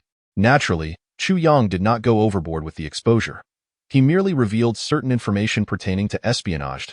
As for the other classified data, he entrusted it to Xuanwu for safekeeping, opting not to disclose it online, but rather to back it up for future reference, planning to send it to Wang Weimin's email when time permitted. Otherwise, when cornered, everyone would face dire consequences. The espionage list of the illustrious nation concerning Huaxia. The espionage list of the illustrious nation regarding the White Bear. Xuanwu proved to be quite considerate, even taking the time to organize the information set for exposure into neatly arranged documents.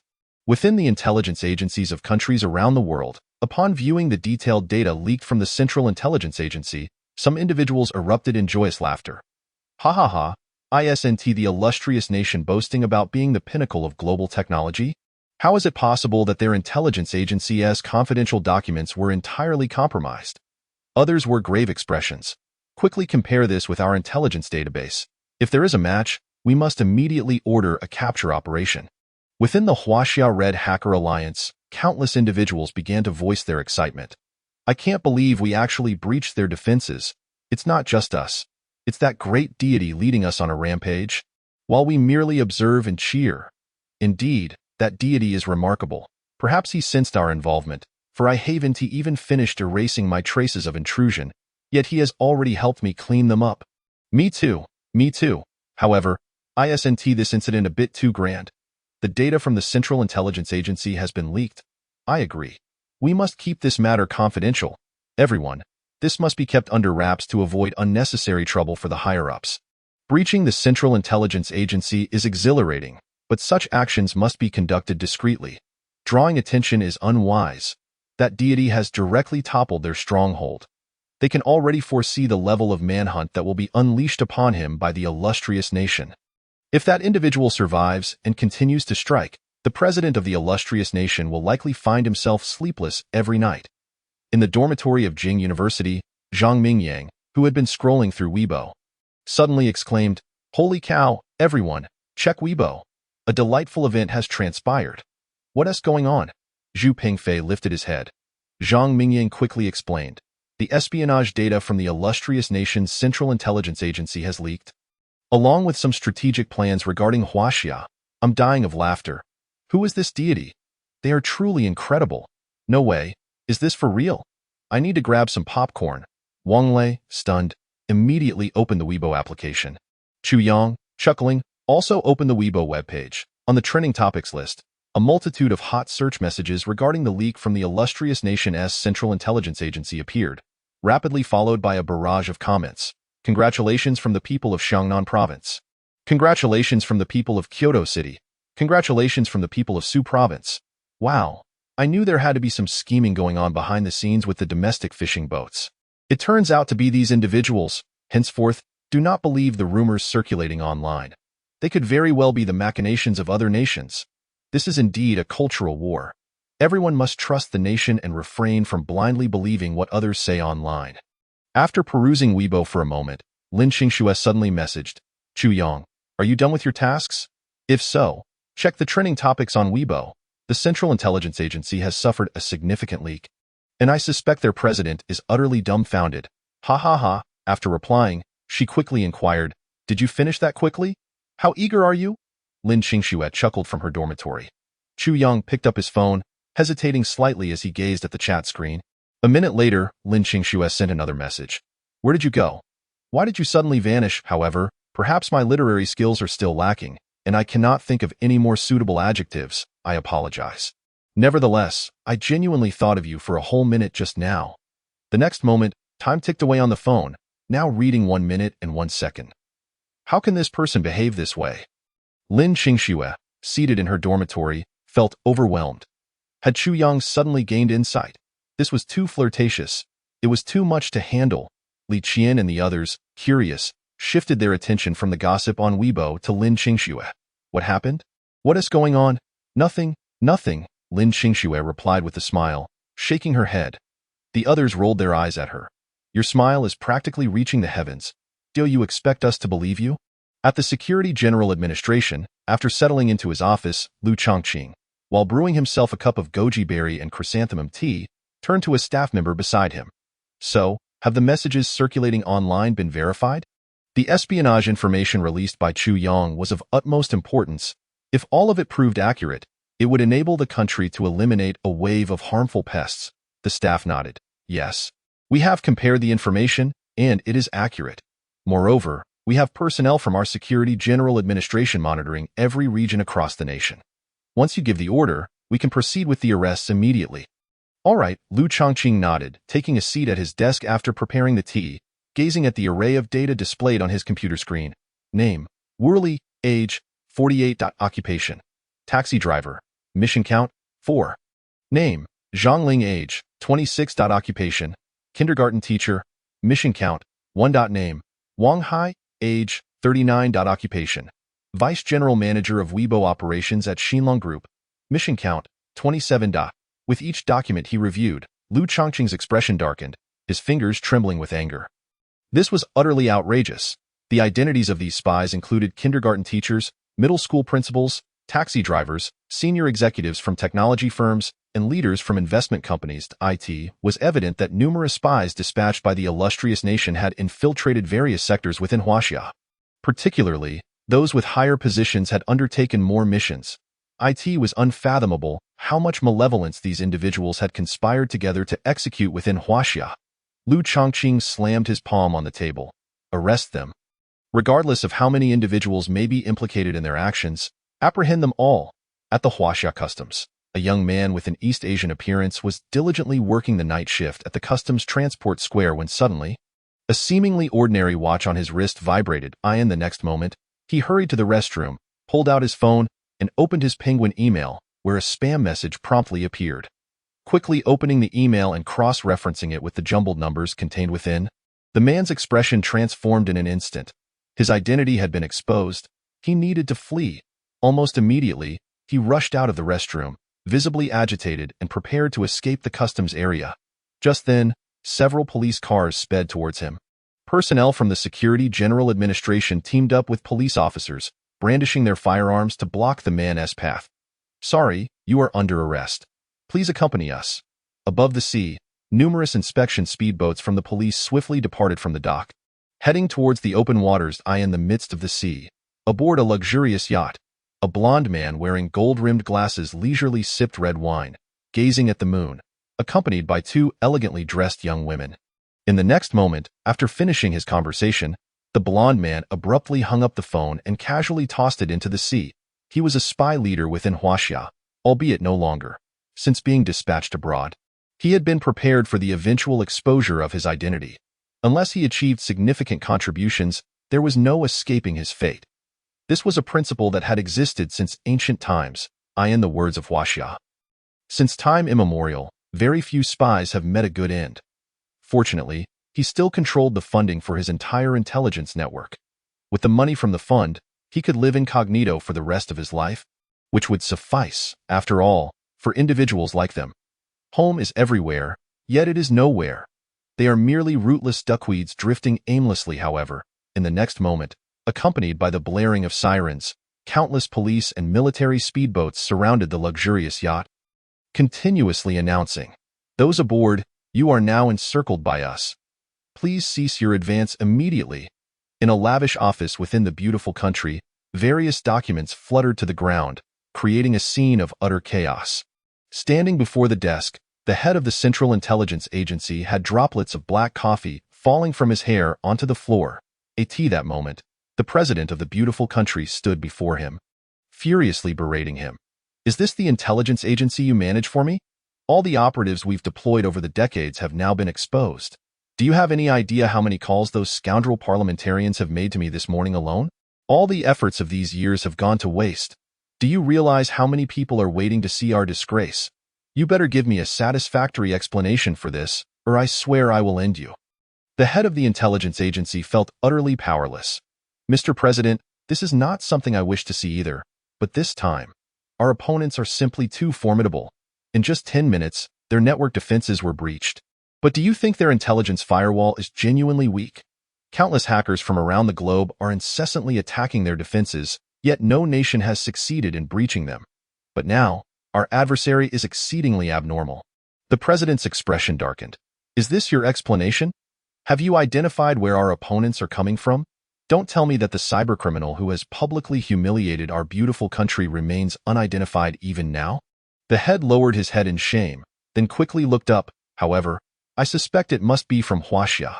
My instincts tell me that this incident was orchestrated by someone from Huaxia, and it is highly likely that it was the young man we intend to deal with." "Damn it!" The president slapped the head of the agency hard across the face. "Is your intelligence work based solely on instincts? Mr. President, please grant me another chance." The head's expression shifted dramatically.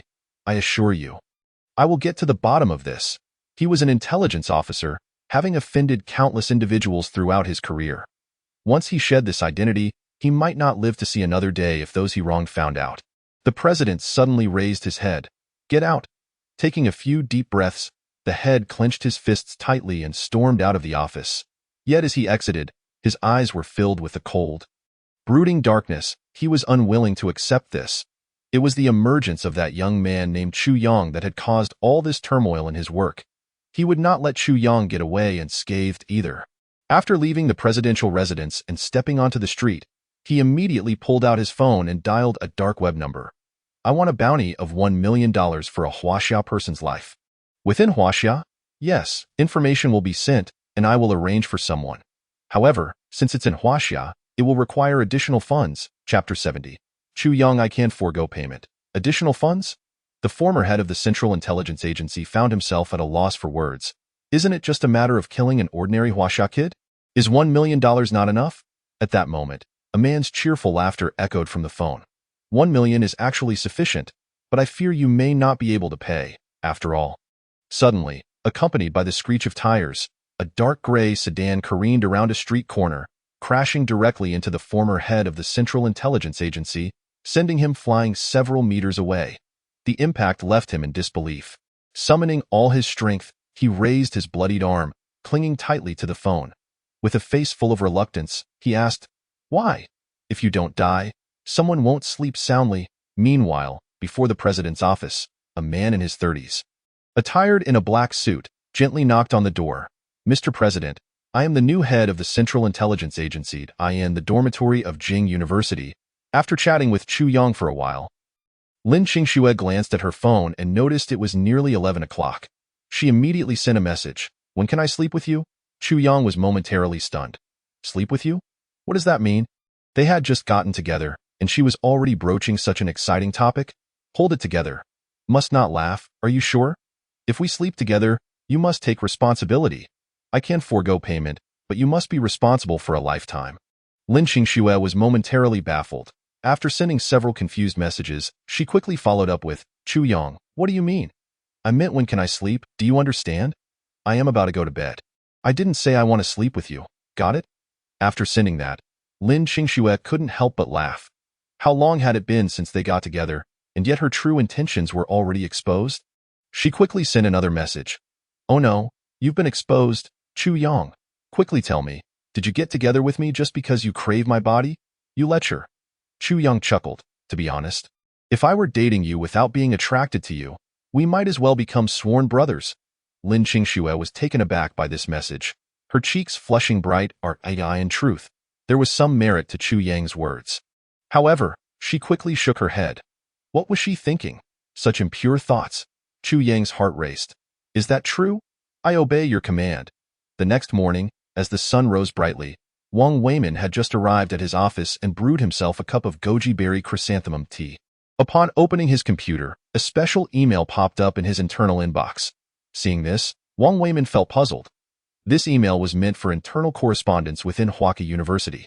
Generally, unless it was from a research staff member, no one would send documents to him via this inbox. Yet, no one had notified him in advance. The next moment, Wang Weimin donned his reading glasses and opened the email. Design diagrams and detailed parameters of technological data from the beautiful country. Upon reading the document, Wang Weimin's pupils constricted sharply. He quickly flipped through pages, but after half an hour, he still had not reached the end.it contained an extensive amount of research weapon design data from the beautiful country. Moreover, it wasn't limited to just the beautiful country's technological data. Confidential technological data from other nations was also included, organized from independent hard drives and databases. However, Chu Yang had not examined it. He had simply had Xuanwu organize the information and send it through the internal email after waking up. Wang Weimin was astonished. He didn't even need to verify the contents of the email. He could roughly guess that it was genuine data. He had previously specialized in researching foreign technological weapons, so he was familiar with some of the data. Yet, he was curious. Who had sent this? This was top-tier information from various countries. Who could possibly breach the secret databases of so many nations at once? Not bothering to read further, Wang Weimin closed the email and found the sender's name. There it was, clearly written, Chu Yang. Upon seeing Chu Yang's name, Wang Weimin instantly understood that it was this kid who sent it. Well, that's a relief. However, he still took out his phone and called Chu Yang. The call was quickly connected. While having breakfast with Lin Qingxue in the cafeteria, Chu Yang answered the phone. "Old Wang? What is up? Did you see the email I sent you?" Wang Weimin nodded repeatedly. I saw it. How did you obtain this data? I was just browsing online last night since I had nothing to do." Wang Weimin's mouth twitched. Did he think the secret databases of various countries were his backyard? Just browsing? He then curiously asked. "So those foreign intelligence personnel's details you sent out last night were also from you?" Chu Yang nodded. "Yep, They're just some useless bits and pieces. I thought you might find them useful, so I copied them over and sent them to you." Wang Weimin was dumbfounded. His heart raced. He felt he couldn't continue this conversation with Chu Yang. This was too exhilarating. Do you consider the research data on defense weaponry from various countries to be mere trifles?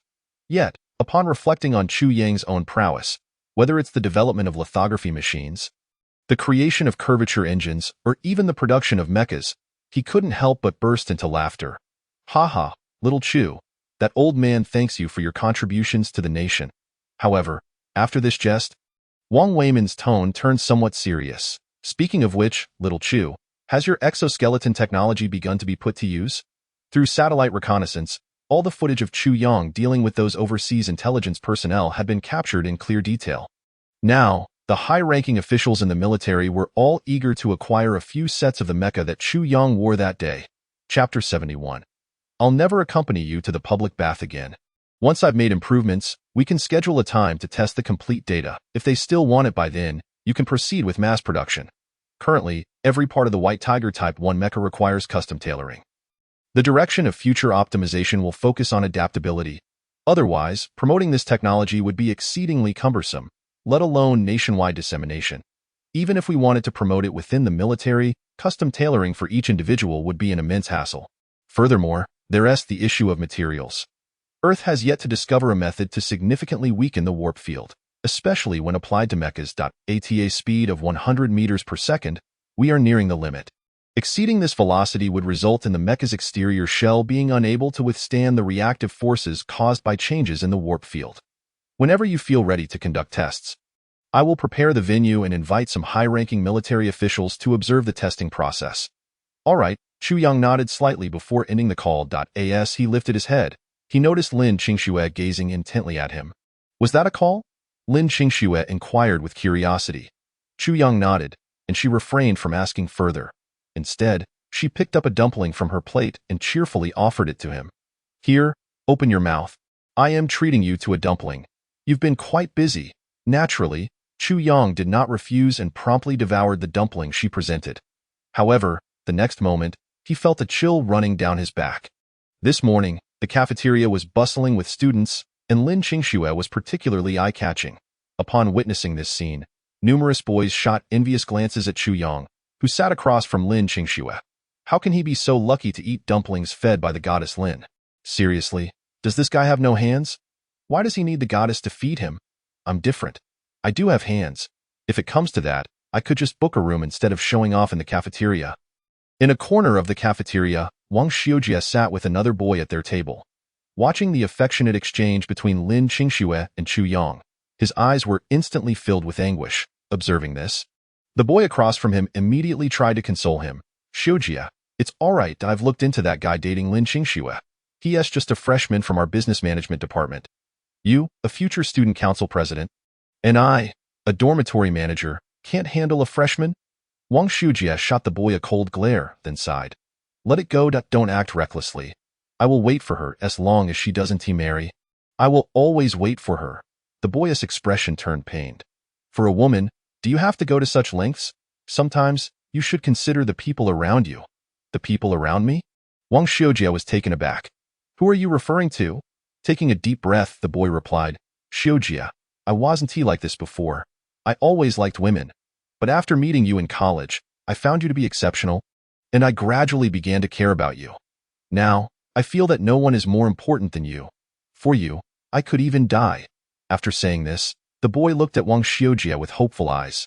"Do you understand what I mean?" Wang Xiujie's lips twitched. I think I understand, at least partially, but I'm normal. So, the boy looked somewhat disheartened. "Then, can we still be friends in the future?" "Let us discuss that later." Wang Xiujie suppressed his facial twitching.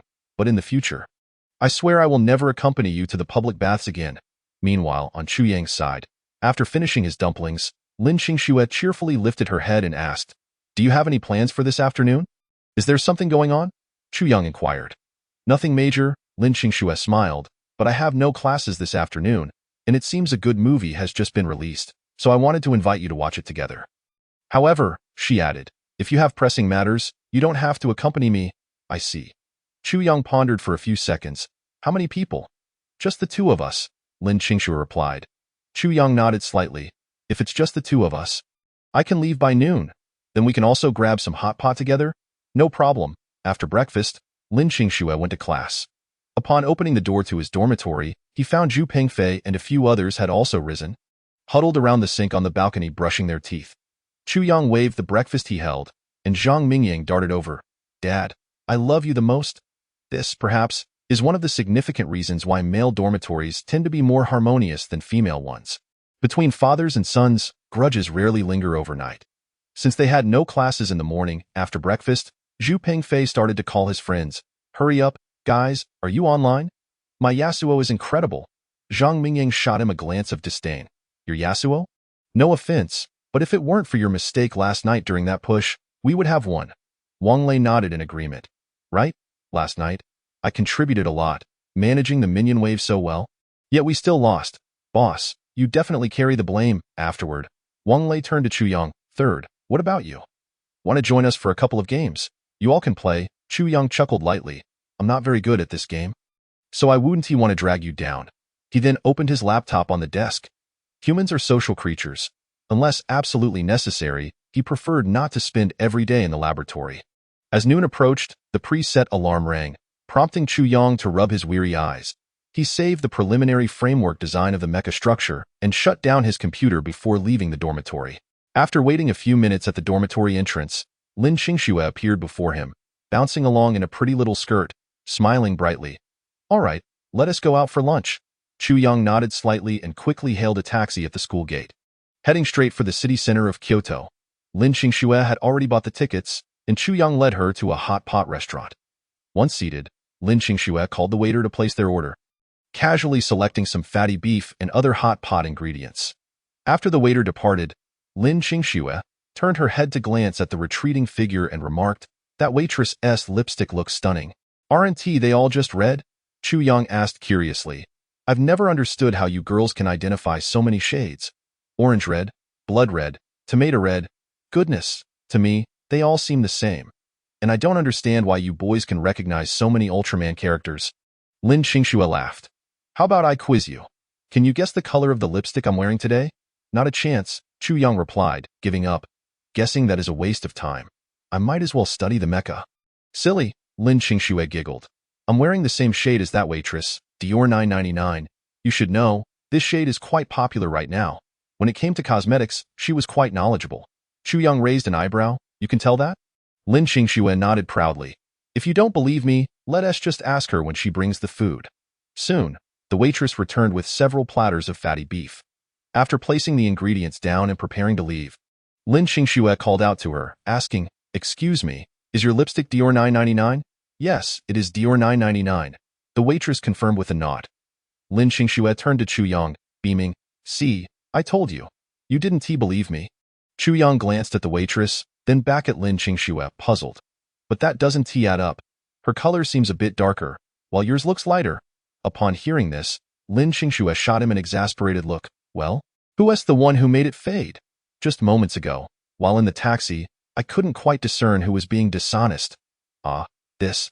Chu Yang hesitated for a few seconds before breaking into a tender smile and nodding. It was me? It was my doing, waitress. You too. I'm merely delivering a dish. There's no need for such theatrics. Chapter 72. Matters of the heart that words cannot convey. Once the waitress departed, Lin Qingxue couldn't help but burst into laughter. Ha ha. Chu Yang, you are truly mischievous. What's wrong with that? Chu Yang felt somewhat bewildered. The look that girl shot us could have torn us apart. Doesn't she have a boyfriend? Chu Yang retorted. Lin Qingxue thought there's no hope for this man. After the two had finished their hot pot, Lin Qingxue led Chu Yang to a nearby cinema. As they stepped into the theater, a wave of nostalgia washed over Chu Yang. This was the first time he had returned to a cinema after 3 years. And Lin Qingxue stood beside him. So, how does it feel to be back after such a long time? Lin Qingxue asked playfully, tilting her head to glance at Chu Yang. Indeed, Chu Yang replied with a hint of sentimentality. I remember the last time I came here was during our high school days. Such a distant memory. That summer, after our first year. I came here with a few close friends during the break. It was during that summer that he gained an eternal reservoir of knowledge and subsequently joined Huaka Academy. embarking on a 3-year journey of research in the northern wilderness. Had he known that visit would be the last time he would watch a movie with Lin Qingxue in those 3 years, he would have dressed more handsomely that day. Well then, let us relive that moment. Lin Qingxue chuckled, taking Chu Yang's hand and swiftly heading towards the ticket counter. Perhaps the luckiest moment was 3 years ago when she shared the same classroom with Chu Yang. Shoulder to shoulder, dreaming about what their futures would hold after the college entrance examination. And now, they still walked side by side towards their future, towards a future that belonged to them. Even though 3 entire years had separated them, there awaited another 3 years, 13 years, or even 30 years ahead of them. Moreover, in the coming years, they would hold hands, facing the future that was rightfully theirs. As they arrived at the cinema early, Lin Qingxue nestled in Chu Yang's arms on a small sofa in the waiting area, looking up at him with a smile. Chu Yang, did you start liking me 3 years ago? I suppose so. Chu Yang chuckled. Lin Qingxue pouted. What do you mean by I suppose? That's rather dismissive. Chu Yang shook his head slowly. Because back then, I was truly smitten at first sight. Lin Qingxue continued to inquire. Then why didn't you tell me? What if we ended up not being friends anymore? I would have definitely said yes. Lin Qingxue laughed, wrinkling her cute little nose while gazing at Chu Yang. But first love is typically driven by looks. So you're admitting that you had thoughts about me from the first moment you saw me, right? What a convoluted logic. Chu Yang playfully tousled Lin Qingxue's silky hair, responding gently. In my view, first love is when two souls recognize each other, thus drawing together as if entangled in a quantum connection. What is quantum entanglement? Lin Qingxue asked, a bit puzzled. However, she refrained from asking further, instead hugging Chu Yang tightly and giggling. With your way with words. Why don't you write a book? Chu Yang pondered seriously for a few seconds. If time permits in the future, I might consider writing a book. Lin Qingxue was taken aback. I was just joking. And you took it seriously? You really want to write a book? But then she couldn't help but laugh again. That's so. I was once your secret in your heart. Huh. Chu Yang slightly lowered his head. What are you laughing at? Just thinking about it makes me smile. Lin Qingxue made a funny face at him, then curiously asked, But how did you come to like me? Lin Qingxue continued slowly. I have a bad temper. I'm possessive and I can be quite contradictory. Let me tell you, I'm incredibly jealous, but if I ever get jealous, I won't dare to bother you with it. I'll just stew in my own anger. But truly, I'm very petty. You are mine, and no one else is allowed to like you. She was undeniably beautiful. Yet Chu Yang was not lacking in charm either. Moreover, in the future, he would only grow more remarkable, possibly encountering someone even better. What would happen then? At that thought, Lin Qingxue's long eyelashes fluttered slightly. With someone like me, would you still like me? Chu Yang was indeed outstanding, so much so that all her shining qualities seemed to dim in his presence. Why? Lin Qingxue pressed on. For instance, you are intelligent, innocent, kind, and adorable, among others. However, I just realized that all the words to praise you don't fully encapsulate the reasons for my affection towards you. Yet, I know the most significant reason is that you align perfectly with my interests. Hence, you could interpret this as my selfishness, wishing to keep you by my side for my own desires. Therefore, you need not feel that my love for you is a burden or feel grateful for it. The one I love is you, and only you. So, before me, you need not rush to grow up or take the initiative. It's perfectly fine to feel nervous or shy. Being contradictory is not an issue. After all, I'll take the responsibility to understand you. Chapter 73. Chu Yang, can you handle something cold? Lin Qingxue's heart raced wildly. Oh my goodness. What is this man saying? It's truly nauseating. Had she not known that he was a novice in romance, she might have thought he was a seasoned Casanova. What girl could withstand this? After taking a deep breath, she smiled at Chu Yang and asked, So, how long will you like me? Chu Yang lifted his gaze slightly, pondering for a few seconds before replying.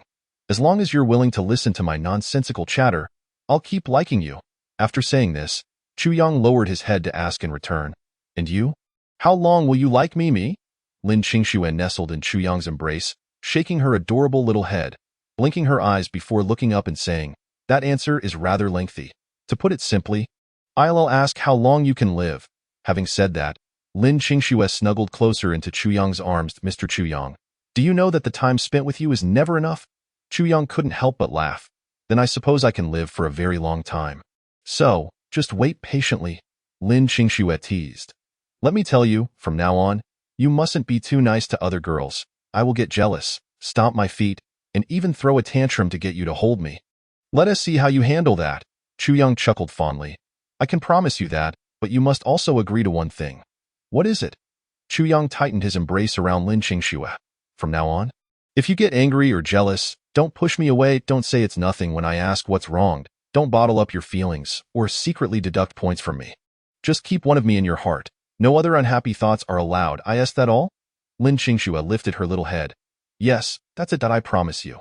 Lin Qingxue immediately smiled, leaning into Chu Young's chest, pressing her heart close to him, and whispered into his ear. Listen closely, see if you can hear my heartbeat. Ah, this. Chu Young was momentarily stunned, inhaling the delicate fragrance that lingered around Lin Qingxue and feeling the softness against him. His blood surged uncontrollably, leaving him somewhat stiff. Wasn't he this a bit too stimulating? After all, he was just a young man nearing 20. How could he withstand such a moment? Suddenly, Chu Young felt at a loss for where to place his hands. Just then, Lin Qingxue exhaled gently in his ear. Is my soundproofing too effective? Otherwise, you would surely hear my heart pounding, even across 3,000 rivers and 600 trees. Chu Young's body suddenly relaxed as he tenderly caressed Lin Qingxue's silky hair. Dear Miss Lin, I almost forgot to tell you. Thank the heavens for allowing me to meet you. May the one who stands by your side always be me. As the time approached, Lin Qingxue reluctantly lifted her head from Chu Young's embrace, looking at him with a bright smile. All right, the time is almost here. Let us check our tickets and enter. Chu Young nodded slightly. Gently, he took Lin Qingxue's hand. After retrieving the movie tickets from the electronic kiosk at the cinema, Lin Qingxue pointed to the nearby snack counter with a smile and said, Chu Young, I want to get some popcorn. You know, I heard from Qian and the others that the movie we're about to watch is exceptionally good. With particularly high ratings online, Chu Young glanced down at the ticket in his hand, noting that it was a romantic film that in his recollection, domestic romance films seem to follow a similar pattern. However, seeing Lin Qingxue's enthusiastic expression, he refrained from commenting further and quickly replied, All right, I'll take you to get the popcorn. Upon arriving at the popcorn stand, Chu Young turned to Lin Qingxue and asked, Can we have iced drinks today? Lin Qingxue looked a bit puzzled. Of course. Why? Chu Young chuckled and nodded, just asking casually. He then turned to the attendant and said with a smile, We'll have 2 cups of iced cola and a large bucket of popcorn. The total came to 54 yuan. The attendant nodded slightly and began preparing the popcorn for them. Suddenly, Chu Young burst into laughter and looked at Lin Qingxue. What if we can't afford it? Can we have her work here as payment? Upon hearing this, the attendant could not help but laugh. Lin Qingxue rolled her eyes at Chu Young, expertly pinching his waist and executing a swift 180-degree turn. Say that again. Chu Young gasped in surprise. He then smiled at the attendant and said, Cough, cough, I'm just joking. Please carry on. After receiving the popcorn and iced cola, the two made their way into the screening room. Perhaps due to the film's impressive ratings, the theater was already filled with people before the lights dimmed. Chu Young led Lin Qingxue to the couple's seats in the last row. Soon, the movie began. With the familiar dragon emblem appearing, the film quickly got underway. A typical youthful romance narrative depicting the innocent love of high school and the passionate romances of university life. From the very start, Lin Qingxue was completely engrossed. That moment, as Chu Young reached into the popcorn bucket, Lin Qingxue's hands simultaneously dove in. Unintentionally, their hands brushed against each other, and with a mischievous grin, Lin Qingxue snatched a piece of popcorn from Chu Young's hand. He immediately turned to her. You're stealing from my hand too? Lin Qingxue made a playful face at him. Hee, the popcorn in someone else's hand tastes better. Are you sure? Chu Young replied with a teasing smile. What are you up to? Lin Qingxue shot him a defiant glance. Let me tell you, I'm not afraid of you. Chu Young's laughter increased. Really not afraid? Not afraid. Lin Qingxue insisted stubbornly. Then just wait, Chu Young said, setting his popcorn down and slowly leaning closer to Lin Qingxue. Since they were in a couple seat, there was no gap between them. Seeing Chu Young suddenly move closer, Lin Qingxue gasped and covered her mouth, curling up into her seat. You, don't act recklessly. Chu Young grinned wickedly.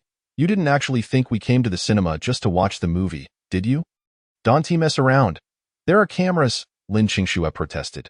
Chu Young moved in closer, brushing aside her hand, and swiftly kissed her. It's fine. They generally don't pay attention. After a moment, Lin Qingxue, her face flushed, pushed Chu Young away and stammered. Where did your hand just go? If it weren't for the dimness of the cinema, one could clearly see how red her face had become. Chu Young cleared his throat. Cough, cough. My hand has to be placed somewhere. Right? Pervert. Lin Qingxue muttered under her breath, shooting him another glare, before slowly asking, you rascal. Don't say you're not after my body. And earlier, when you asked if I could have iced drinks, were you plotting something? I've always been plotting something regarding you, Chu Young admitted with a teasing smile. I never claimed to be devoid of desire for you. From your hair to your fingertips, I wish to possess it all. Love is never a sacred temple, but rather a vibrant street filled with lights. Too lazy to deal with you. Let us just watch the movie, Lin Qingxue retorted, rolling her eyes at him. Yet, the next moment, her soft, fair hand curled around Chu Young's fingers like a little snake.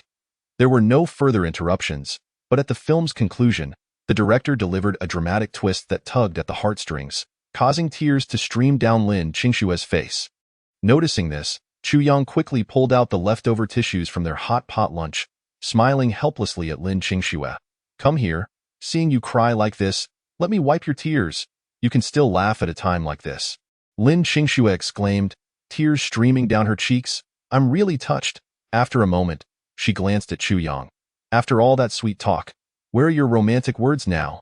I'm crying, and instead of comforting me, you just sitting there enjoying the show. How utterly unfair. Chu Young was taken aback. Do I need to comfort you for this? After a brief hesitation, he asked uncertainly, my dear, come here. Let me lick your tears dry. Lin Qingxue's tears instantly ceased as she stared at Chu Young in disbelief. What did you just say? My dear, come here. Let me lick your tears dry. Chu Young repeated. Huh? Lin Qingxue quickly covered her mouth, unable to suppress her laughter, and leaned closer to Chu Young. Chu Young, has anyone ever told you? What? Sometimes you're really quite amusing. After the dramatic twist concluded, the movie came to an end. The theater lights brightened, and numerous people stood up from their seats.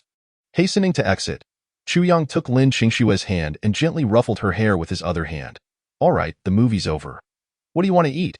I'll take you for some delicious food. Why the sudden urge to buy food?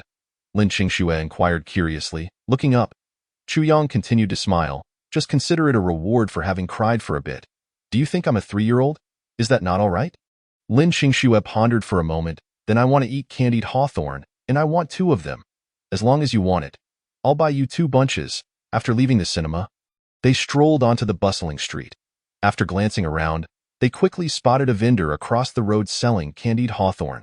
However, with the traffic bustling, Chu Young immediately ruffled Lin Qingxue's hair. Stay here and wait for me.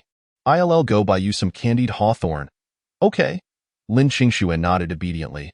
Chu Young swiftly crossed the road and approached the vendor, smiling. Excuse me, could you please pick me 2 of the largest and tastiest candied hawthorn? The vendor chuckled. Little brother, let me tell you, every piece of candied hawthorn I have is big and delicious. Just a moment, I'll pick 2 of the biggest for you. As he carefully selected the treats, he glanced at Lin Qingxue, waiting patiently across the street, and remarked to Chu Young with a grin, buying candied hawthorn to please your girlfriend. Huh?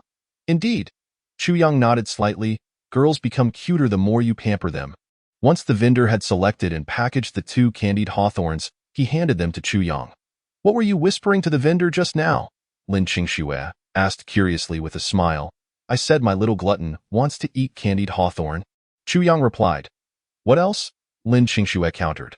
Let us keep browsing. That works.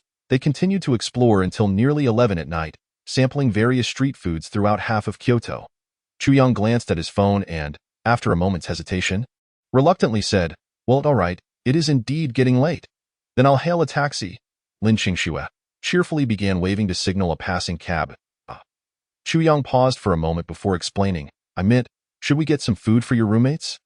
Just then, a taxi pulled up and coincidentally, it was the same driver they had on the way there. Yes, Lin Qingxue nodded slightly. Let us get in. The 2 swiftly climbed into the taxi. Lin Qingxue immediately said to the driver, Sir, we have a curfew at midnight, so please drive a bit faster. What are you planning? Lin Qingxue shot him a flushed glare. The driver laughed. Don't worry, I used to drive in the army. My driving skills are top-notch. After laughing, he nodded. But the young man is right. Safety first. Having spoken, he immediately pressed the accelerator of the taxi forcefully. by the time they arrived at the entrance of the girls' dormitory. It was already quite late. Only a few couples strolled leisurely in the night. Chu Yang was silently calculating something in his mind. Noticing that Chu Yang seemed somewhat distracted, Lin Qingxue curiously asked, "What's wrong? You don't look happy." That moment, Chu Yang suddenly looked up. "We were speeding. That driver was definitely speeding. The journey that should have taken 40 minutes was completed in a mere 20 minutes. It was certainly an act of speeding."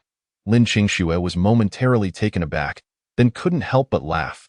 "You mean to tell me, from the school gate to our dormitory, you were calculating this the entire time?" Chu Yang retorted. "What else could it be? Come with me." Lin Qingxue instantly burst into laughter, taking Chu Yang's hand and quickly darting to a dim corner beside the dormitory. "What are you doing? Are you trying to misbehave?" Chu Yang glanced around at the dark surroundings, a smile creeping onto his lips. "What else?" He looked around and spread his hands wide. "If it's mischief, then let us make it quick." Lin Qingxue rapidly leaned closer to Chu Yang, tiptoeing to plant a firm kiss on his forehead, then playfully rubbing his cheek. "Don't be unhappy." Chu Yang smiled and pointed to his lips. "Here too?" "No way." Lin Qingxue shook her head vigorously. "The doctor said that goodnight kisses can only be on the forehead, or else little children might get cavities." Watching Lin Qingxue wave at him from the entrance of the dormitory, a smile gradually appeared in his eyes. "My dear Lin girl, I shall be as loyal to you as I am to my homeland." Chapter 74. Don't rush. We will be on the same household registration eventually the next day. In the laboratory, as noon approached, Chu Yang finally completed the initial design blueprint. He directly transmitted it to the large screen in the lab. Xuanwu, create a 3D model of the design. The next moment, a 3D model of the second-generation mech materialized on the large screen before Chu Yang's eye in appearance. The mech was bulkier and taller than its predecessor. Simulate the data obtained from the last combat exercise and compare it with the first-generation data model. Chu Yang began preparing for data testing. Soon, the 3D model of the first-generation mech appeared on the large screen, accompanied by a series of electronic data analyses on the lower right side of the screen. Xuanwu promptly provided the final test results. White Tiger Type 1 mech, designed for you at a height of 183 cm, weight 770 kg, with an additional detachable lithium-air battery weighing 100 kg, totaling 870 kg, maximum operational time of 4 hours, with dual arm strength exceeding 1.5 tons, and a flight speed of 100 ms. White Tiger Type 2 mech, accommodating heights from 1.7 to 2.0 meters, can adapt to users ranging from 1.6 to 2.10 meters. Total weight 890 kg, with an additional detachable lithium-air battery of 100 kg, totaling 990 kg, maximum operational time of 2 hours, with dual arm strength exceeding 1.7 tons, and a flight speed of 100 ms. In summary, while the Type 1 mech has a stronger endurance, it sacrifices some arm strength. The Type 2 mech shows nearly a 20 increase in defensive capabilities, strength, and adaptability, but correspondingly, the energy consumption for curvature drive flight has increased by 30, and battery endurance has decreased by 50, resulting in a 40 reduction in mech agility. The data is still somewhat lacking. Upon reviewing the results provided by Xuanwu, Chu Yang furrowed his brow slightly. The endurance had decreased by 2 hours. Although strength and defense had improved, the increase in overall weight and energy consumption for curvature drive and other movements was inevitable. Moreover, a significant flaw lay in the mech's agility. The internal adaptive devices had increased the mech's bulk, leading to a decline in flexibility, which he hadn't anticipated would be nearly 40. This did not align with his expectations for the second-generation mech. Chu Yang began to ponder. Should he focus on materials? Could he reduce the weight and size of the mech while maintaining its defensive capabilities? Yet, at present, he was already utilizing the world's top titanium alloy combined with specially engineered composite metals. Just then, as Chu Yang stood in contemplation within the lab, Xuanwu's voice suddenly interrupted. "Boss, Lin Qingxue has sent a message." Chu Yang slightly lifted his head, momentarily casting aside his thoughts, and picked up his phone from the nearby workbench. After unlocking the screen, he saw Lin Qingxue's message. "What are you doing?" After signing a confidentiality agreement, he had revealed to Lin Qingxue that he was currently leveraging his computer skills to work for Huaka Institute in the lab at Peking University. However, after sending this message, Lin Qingxue suddenly laughed. "But I can come over later to bring you lunch." "Bring lunch?" Chu Yang contemplated for a few seconds. Having the campus belle deliver lunch certainly sounded delightful. Lin Qingxue continued. but I don't count as family. Do I? Chu Yang replied. When I refer to family, I mean the kind that is legally protected. After sending that message, he recalled the Pikachu doll he had won while out with Qian and the others.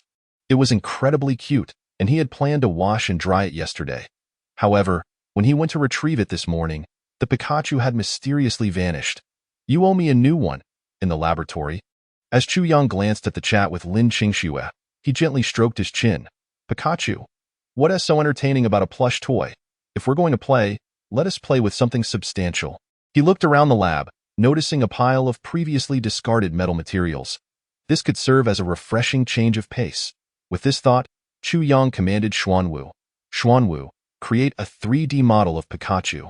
I want to assemble a steel Pikachu. 2 hours later, after a lunch break, he refined the overall design of Pikachu. Chu Yang began working in the lab, with various mechanical arms assisting him in no time. A 40 centimeters tall, gleaming white metallic Pikachu appeared before his eyes. Xuanwu, make it move. The next moment, the white Pikachu on the table began to slowly move. Make some sounds. An authentic Pikachu voice immediately chimed in. Pika, Pika, Pikachu. Seeing this, a smile spread across Chu Yang's face. It could move, it could speak, and with the right color scheme. It was far more entertaining than any plush toy, however. After gazing at the Pikachu for a few seconds, he felt something was still missing. Having created a metallic model of Pikachu, why not add a little more? Chu Yang pondered for a few moments. Since he had come this far, why not add just a tad more? He then directed his gaze towards the 3D design of Pikachu displayed nearby. Xuanwu, let us break down this Pikachu design. First, shrink the lithium-air battery to serve as the core drive. Then, add a miniature curvature drive device. As for the weapon system, let us include an electromagnetic cannon. I have a basic understanding of the theory behind electromagnetic cannons, so creating a small device shouldn't be too difficult. It's Pikachu after all. Isn't it only natural for it to have electric attack capabilities? While it may not be able to shock someone, the projectiles fired from the electromagnetic cannon can pack a punch. Chapter 75. Nanotechnology. What else could I add? As he looked at the Pikachu, which had nearly doubled in size, Chu Yang began to stroke his chin and ponder. Considering situations like the kidnapping Lin Qingxue had encountered, those kidnappers were armed.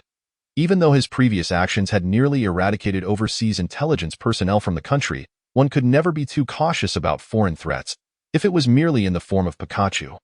While the offensive capability might suffice, its ability to withstand bullets was questionable.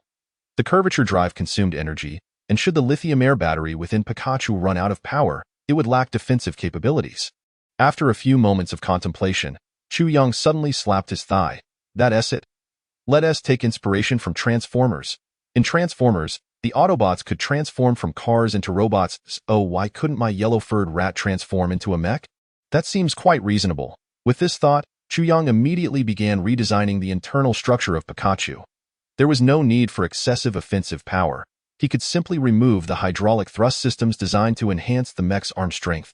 The primary focus should be on bolstering the mech's defense. If Lin Qingxue were ever in danger, hiding inside a metal shell for a maximum of 10 minutes would allow him to pilot the mech to her side. Yes, that's the plan, Chu Yang chuckled, quickening the pace of his design work. As twilight approached, he finally completed the 3D modeling design of the second-generation Pikachu. Its size had slightly increased, measuring around 60 centimeters. The internal structure was enhanced with a transformation feature, allowing it to shift from Pikachu to a lightweight, convenient exoskeleton. Next came the curvature drive mechanism. As for the electromagnetic cannon system, Chu Yang had configured it to be situated in the palms, capable of launching steel pellets with a diameter of 1 cm, theoretically usable as a handgun. However, the operational permissions for both the curvature drive mechanism and the electronic cannon system were changed from automatic to passive, now under the intelligent control of Xuanwu, thus eliminating the possibility of accidental harm. Once the design was finalized, Chu Yang promptly issued the command. Xuanwu, begin preparing to manufacture the components and start assembly. At that moment, Xuanwu's voice unexpectedly resonated in his ear. Boss, are you certain this is the Pikachu intended for the boss lady? Chu Yang was taken aback. You even know the boss lady? My database has been continuously learning from the knowledge available online. According to your human terminology, I should refer to Lin Qingxue as the boss lady. The little thing is rather clever, Chu Yang thought with a smile. Before continuing to inquire, Is there any issue with my gift for her? Chu Yang pondered. The little creature's statement did seem quite accurate. Had he perhaps gotten a bit carried away? Nevertheless, such a yellow rodent was undeniably cool. Is there a solution? Chu Yang asked. Nanotechnology can be utilized by employing special materials to create nanoparticles, significantly reducing the weight while retaining the original functionality. You could even buy a plush Pikachu and store the nanoparticles within it, allowing for the creation of a steel Pikachu when necessary. Chu Yang was momentarily stunned. Nanomaterials, indeed. He could certainly use nanomaterials to construct Pikachu. Moreover, this approach could extend beyond Pikachu. Even the second-generation exoskeleton could be made using nanotechnology.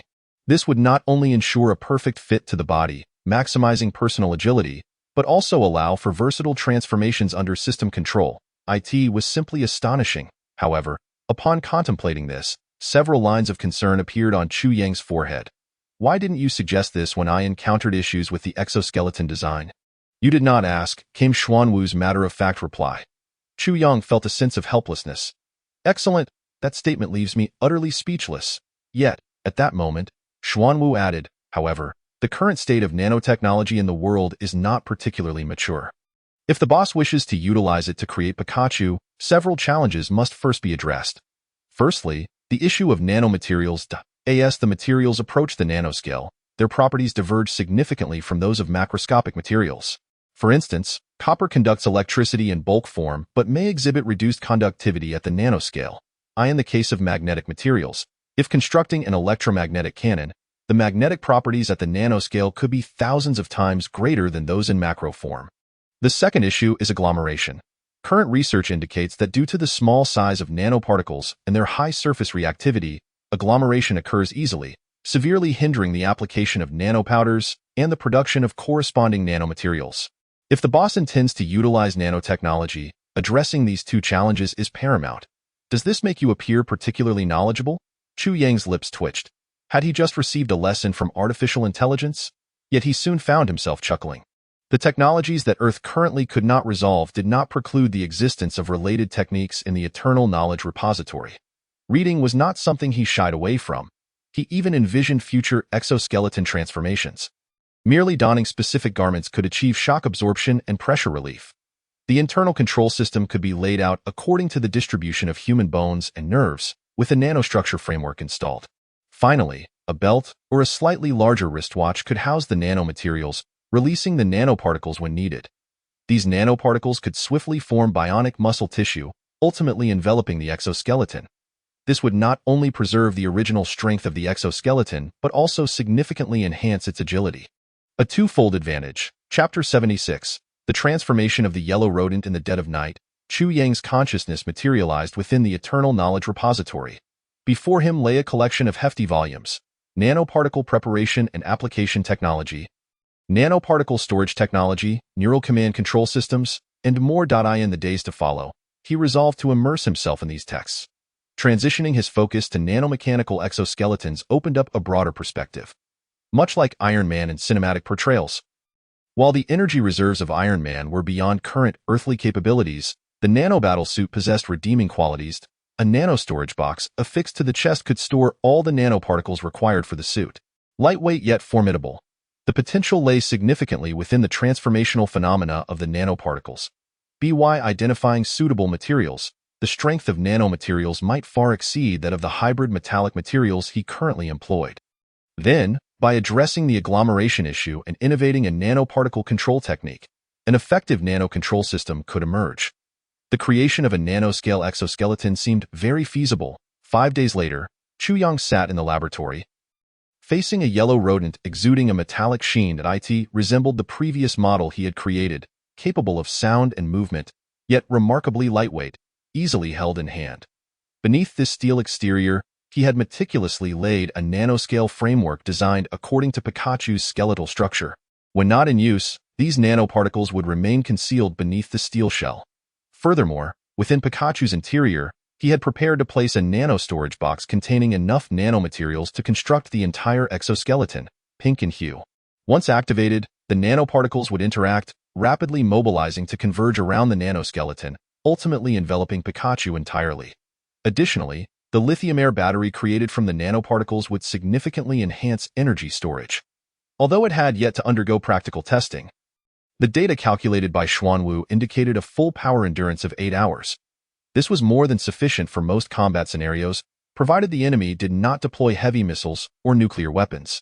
On the battlefield, it would be nearly invincible. Soon, after placing the final nano-storage box inside Pikachu's body, an unremarkable steel Pikachu was completed. Xuanwu, initiate the nanoparticle covering test.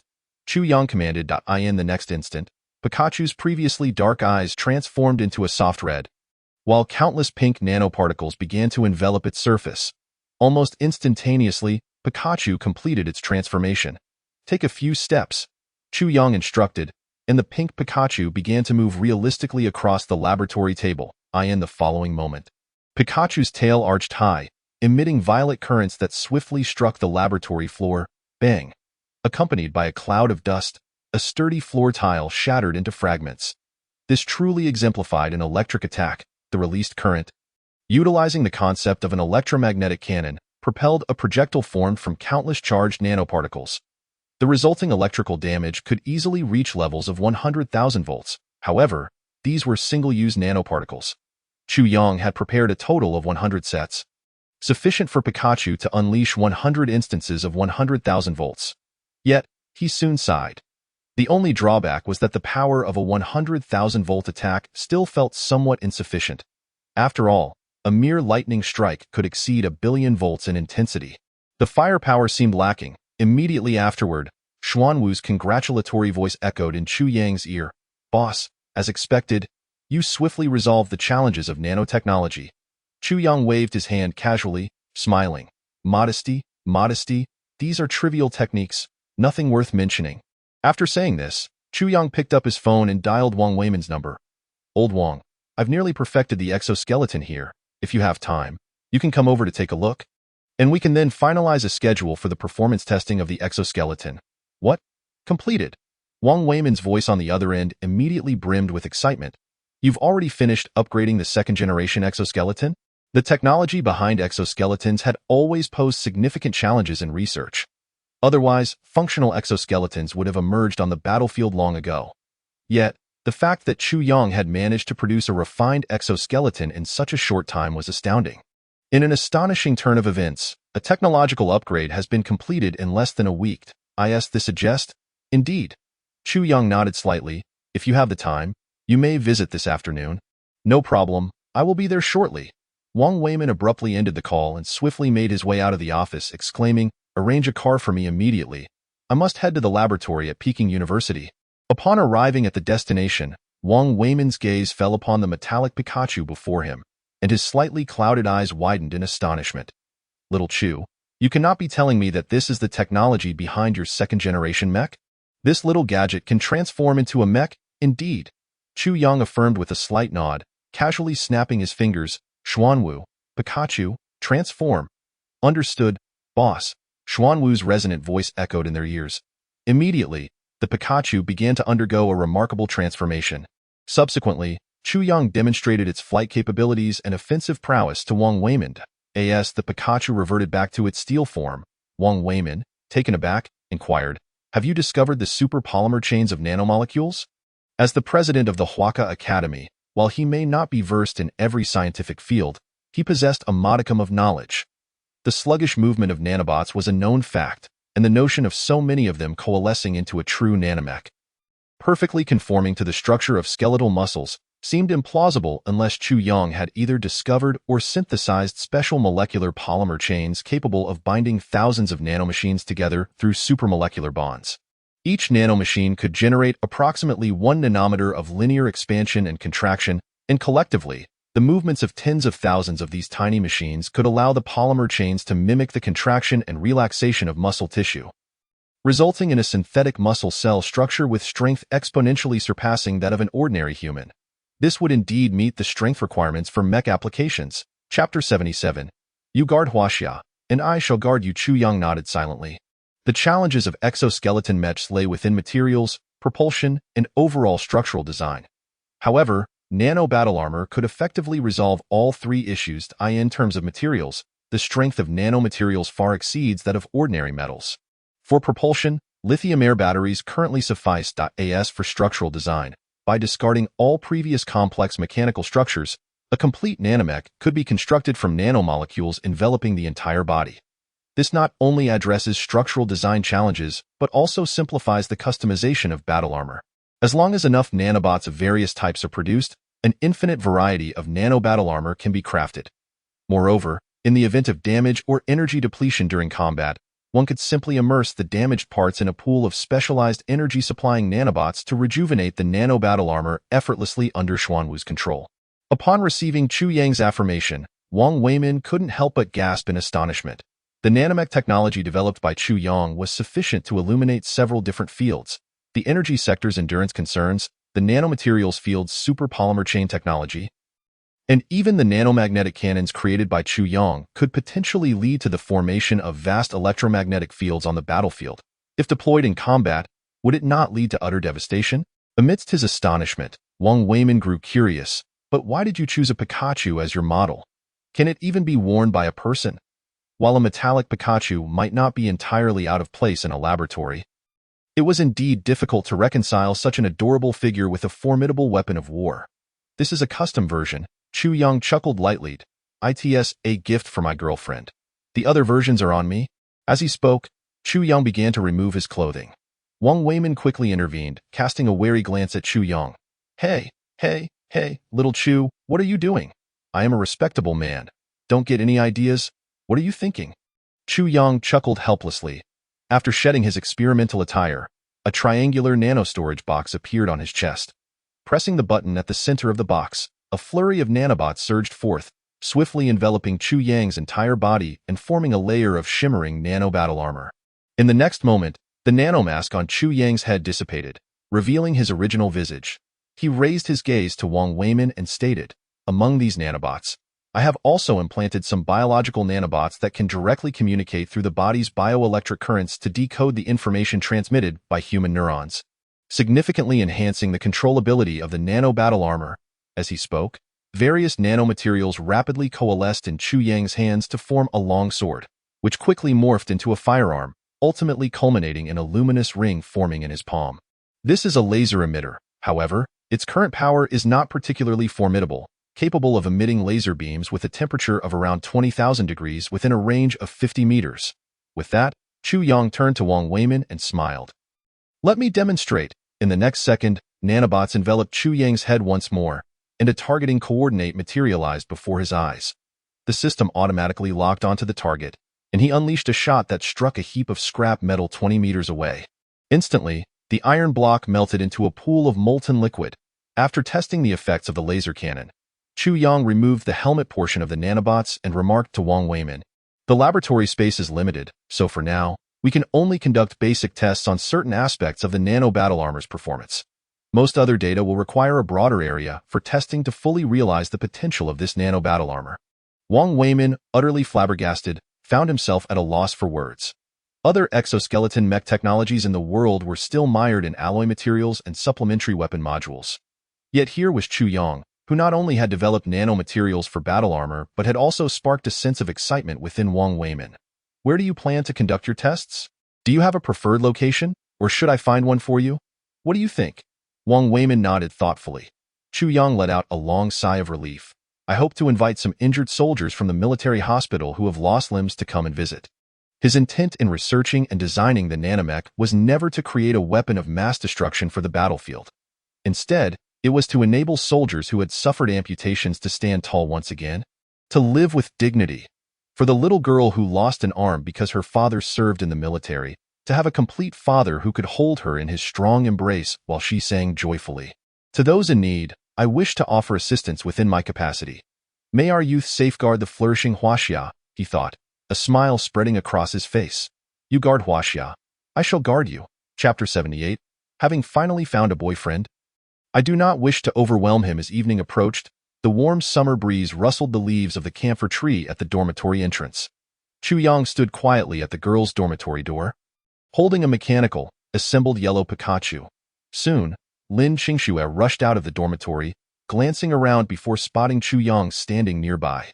She hurried over to him, her expression filled with curiosity upon seeing the mechanical Pikachu in his hands. What is this?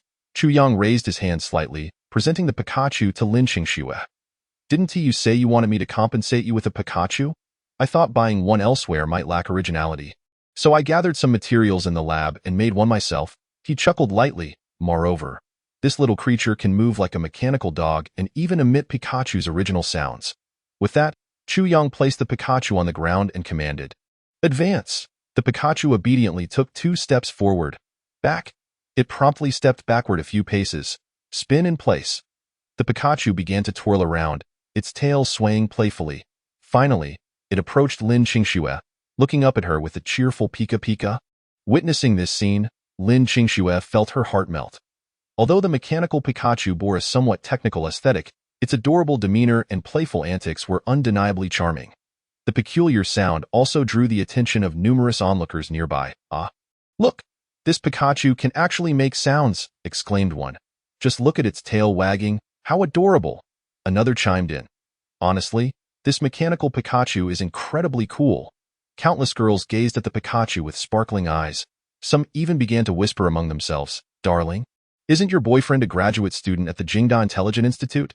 Why not ask him to create one of these little wonders for you? It's simply too cute." Upon hearing this, one girl promptly dismissed the suggestion, saying, "You all can forget it. I've finally found a boyfriend, and I don't want to overburden him." Although she knew that current technology could indeed achieve such an effect, the thought of her boyfriend attempting it seemed rather far-fetched. Lin Qingxue quickly crouched down and cradled the Pikachu in her arms. It wasn't particularly heavy. It seemed to contain some other materials, yet its exterior resembled that of a tin can. After holding the Pikachu, Lin Qingxue turned to Chu Yang with a playful smile, saying, "I just had a thought. If we were to live together in the future, wouldn't we be able to avoid buying new appliances whenever they break?" Given Chu Yang's skills, she surmised that they wouldn't need to call for repair services. He could handle everything himself. Chu Yang pondered this for a moment before nodding seriously. "I believe that's highly likely." "Great," Lin Qingxue laughed, planting a quick kiss on Chu Yang's cheek before dashing towards the girls' dormitory with her mechanical Pikachu in tow. Watching her skip away, a smile gradually spread across Chu Yang's face. Inside the Pikachu, nanoparticles would intermittently emerge to replace themselves and replenish energy. Moreover, biological nanobots could appear within her bloodstream, sustained by her bioelectric currents. Should Lin Qingxue's brain emit a distress signal, the Pikachu would immediately activate its nanomachine armor, swiftly arriving at her side. This way, Lin Qingxue's personal safety would be augmented. After placing the Pikachu down, Lin Qingxue quickly dashed out of the dormitory, linking her arm with Chu Yang's, exclaiming, "Let us go get something delicious to eat." Chu Yang chuckled softly, leading Lin Qingxue to the campus cafeteria. They casually ordered 2 servings of clay pot rice and took a seat at a table. Lin Qingxue picked up a piece of braised pork rib from her bowl and placed it into Chu Yang's. In response, he immediately transferred an enormous piece of braised meat from his bowl into hers. "Look over there!" Lin Qingxue suddenly pointed behind Chu Yang. He instinctively turned to look, and she quickly covered her bowl, declaring, "You're not allowed to give me any more. If you do, I'll be upset. That piece is far too large." Chu Yang chuckled quietly. "What expression is that? Don't get ahead of yourself." "I was just about to eat it." "Humph, you naughty boy. Why didn't you say so earlier?" After shooting him a playful glare, she pouted. "I can't be bothered with you. Let us eat." Saying this, she slyly snatched a smaller piece of braised meat from his bowl, making a silly face at him. "If you want to share, I'll just have to eat it all." Hee hee. Chapter 79. The descent from 100 meters high the following morning, an armed helicopter circled above the Jingdao laboratory. Witnessing this scene, several students exercising nearby turned their gazes toward the helicopter. "Wow, another armed helicopter has arrived. Our school has been quite lively lately." One remarked, "I heard that a new lab has been established in collaboration with the military. I accidentally went there once, but before I could get close, I was blocked by several men in black suits, which esteemed figure from our school has developed something remarkable this time." Of course, while they chatted, Jingda students had mostly grown accustomed to such spectacles, as they occurred every few days. Soon, when the helicopter landed on a vast flat surface inside the laboratory, Wang Weimin stepped out, smiling at Chu Yang. "Little Chu, is everything ready?" "The testing site has been set at the special training base of the Kyoto military.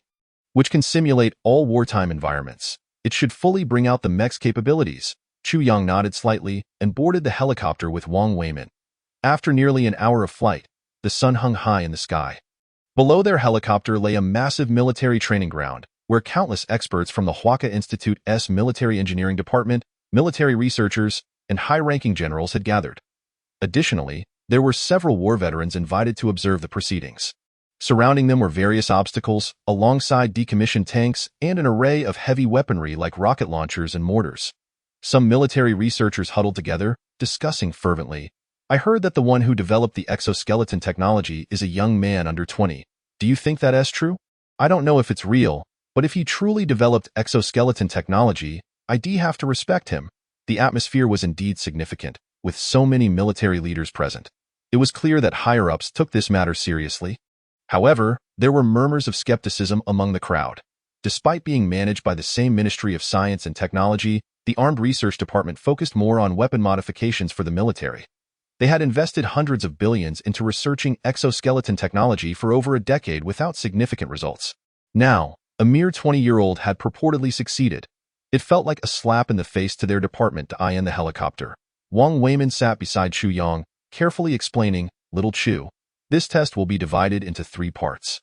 First, we will assess the mech's maximum speed. Then, we will evaluate its arm strength and overall offensive capability. Finally, we will test its defensive capabilities. We've prepared a life-sized bionic model. So once the bionic person dons your developed nanomech, we can proceed with the final defense test." After speaking, Wang Weimin continued, "If you have no objections, we can prepare for the helicopter descent." "Sure," Chu Yang nodded slightly. However, he then looked at Wang Weimin and added, "But, old Wang, I want to descend with the helicopter. Please open the hatch. I'll jump from here." "Are you sure?" Wang Weimin was taken aback. The helicopter was currently at a height of about 100 meters, a perilous drop for an average person. Even though Chu Yang would be wearing the nanomech, the risk remained considerable. The captain of the elite special forces unit nearby shot Chu Yang a surprised glance, fully aware of what he was about to test. They had even received footage of Chu Yang testing the initial version of the White Tiger mech. Yet, 100 meters was no small height. It's fine, Chu Yang replied with a calm smile. For me, the moment I stepped into this training base, the test of the nanomech had already begun. Afterward, he turned to the man beside him. "Captain, could you please open the helicopter door for me?" The man hesitated for a few seconds but ultimately complied, nervously advising, "Be careful." Chu Yang grinned. "See you below." With that, he rose from his seat and walked confidently to the door. A strong gust of wind rushed in, creating a cacophony within the cabin. Below, a lush green field danced in the breeze, and as Chu Yang glanced down at the tiny figures on the ground, he chuckled before stepping out and leaping from the helicopter without hesitation. "Whoa, look! Someone's jumping from the helicopter." At that moment, as Chu Yang leapt down, the military researchers and high-ranking generals all looked up at the sky in midair. Chu Yang descended rapidly towards the ground below. The multitude of researchers on the ground were instantly taken aback. That must be at least 100 meters, and he just jumped down like that. What on earth is happening? Is he throwing caution to the wind? Has some accident occurred? Several military leaders displayed expressions of sheer astonishment. It is important to note that, under normal circumstances, it is nearly impossible for anyone to fall from an armed helicopter without an accident. In the very next moment, they witnessed a layer of nanotech armor rapidly enveloping Chu Yang's body, shimmering with a metallic brilliance under the sun's rays as he plummeted from a height of 100 meters. What is this?" exclaimed the onlookers, bewildered by the sudden appearance of this protective covering. Has he truly invented something extraordinary? Those surrounding him were engulfed in a mix of shock and concern. It seemed evident that this individual was the legendary Chu Yang. However, what on earth was he doing? Had he lost his mind? Even with armor, one cannot simply leap from such a height. The military officials were acutely aware of Chu Yang's identity, especially considering his youth.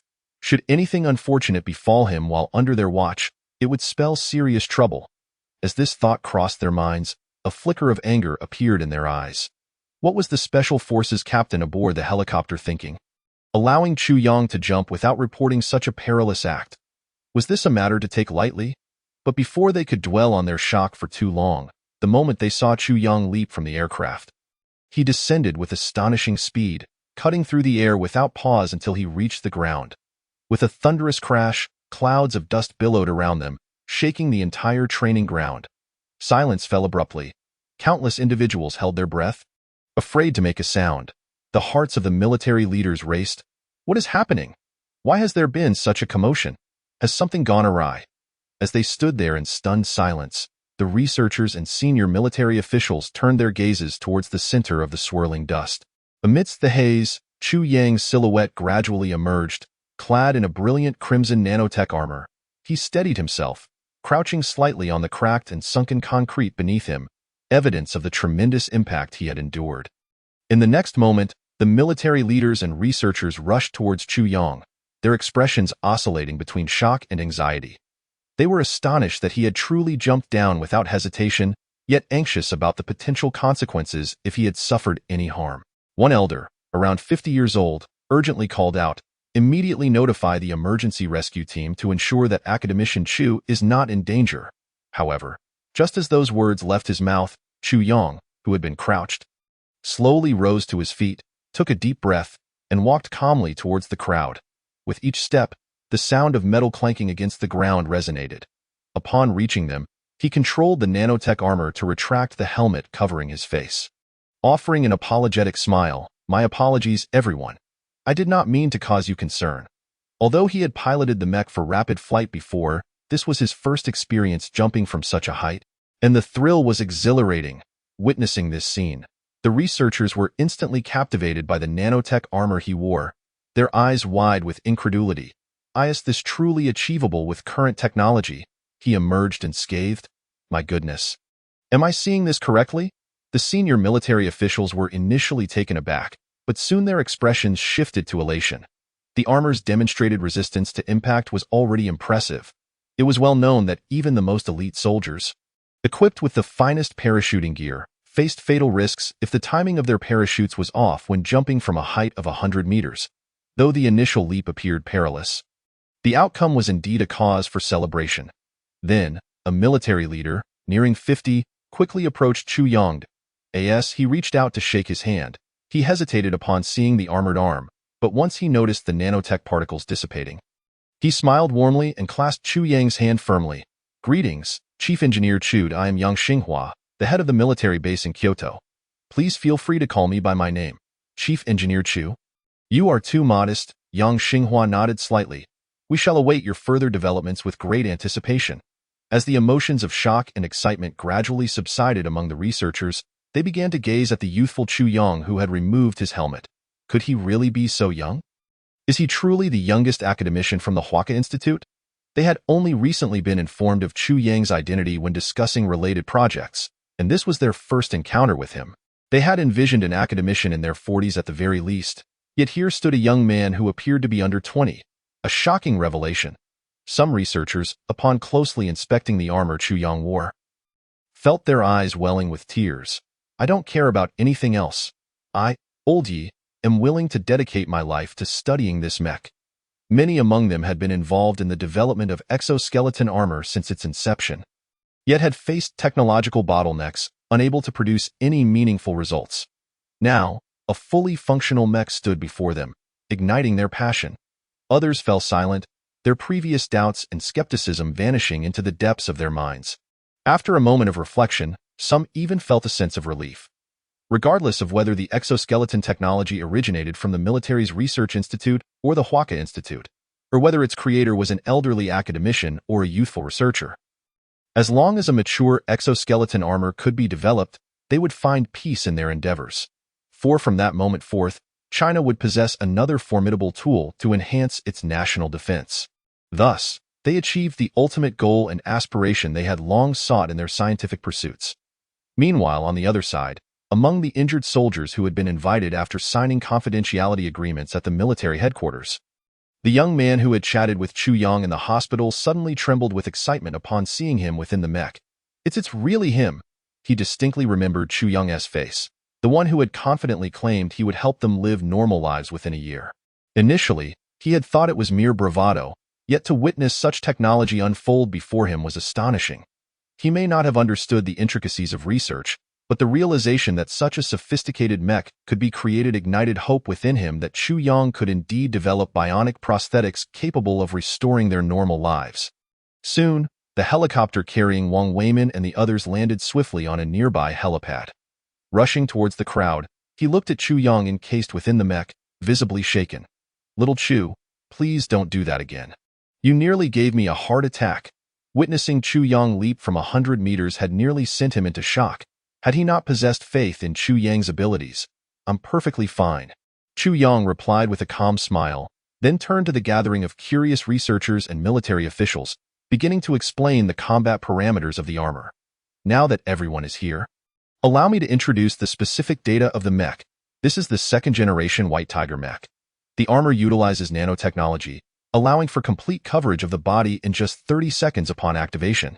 As for the power source, it employs the latest lithium-air batteries, which, under normal conditions, possess power and storage capacities several times greater than conventional lithium batteries on the market. In its nanotech state, the lithium-air battery's efficacy is further amplified. Under standard conditions, the White Tiger 2 mech can operate for a full 8 hours, with arm strength weighing in at 8 tons. The full operational time in curvature mode is 4 hours. However, it is generally unnecessary to keep the curvature drive activated continuously. Additionally, the Baihu 2 mecha is equipped with a nanoparticle hyperlink program, allowing for the accommodation of various nanometer-scale weaponry. Currently available weapon modules include the first, the combat knife mode integrated into the armor, which enables close-quarters combat. The second is the laser cannon mode, capable of emitting a superheated laser beam at a temperature of 20,000 degrees Celsius within a 50-meter range. Lastly, there is the electromagnetic cannon mode, which can unleash nearly 100,000 volts of electric force within a 100-meter radius. The crowd stood silently beside Chu Yang. They listened intently to his exposition on the mecha's specifications. Once all the data had been elucidated, Yang Xinghua, the commander of the army, was left wide-eyed in shock, his mouth agape in disbelief, yet unable to utter a word. He was aware of the ongoing research on exoskeletons within the military. Even acknowledging that the Armed Research Institute had developed some commendable technologies to enhance the military's own exoskeleton armor. However, the exoskeletons they had developed paled in comparison to the cutting-edge nanotech armor that Chu Yang donned. The difference was like heaven and earth. Moreover, Chu Yang was an authentic combat veteran, having risen through the ranks of special operations. His current position was earned through sheer grit, every punch and every shot he fired leading him to this point. He understood the unpredictable and perilous nature of the battlefield and recognized how superior weaponry could significantly bolster the capabilities of soldiers in combat. It is no exaggeration to state that the nanotech armor he wore was an unparalleled weapon of mass destruction, capable of single-handedly turning the tide of battle.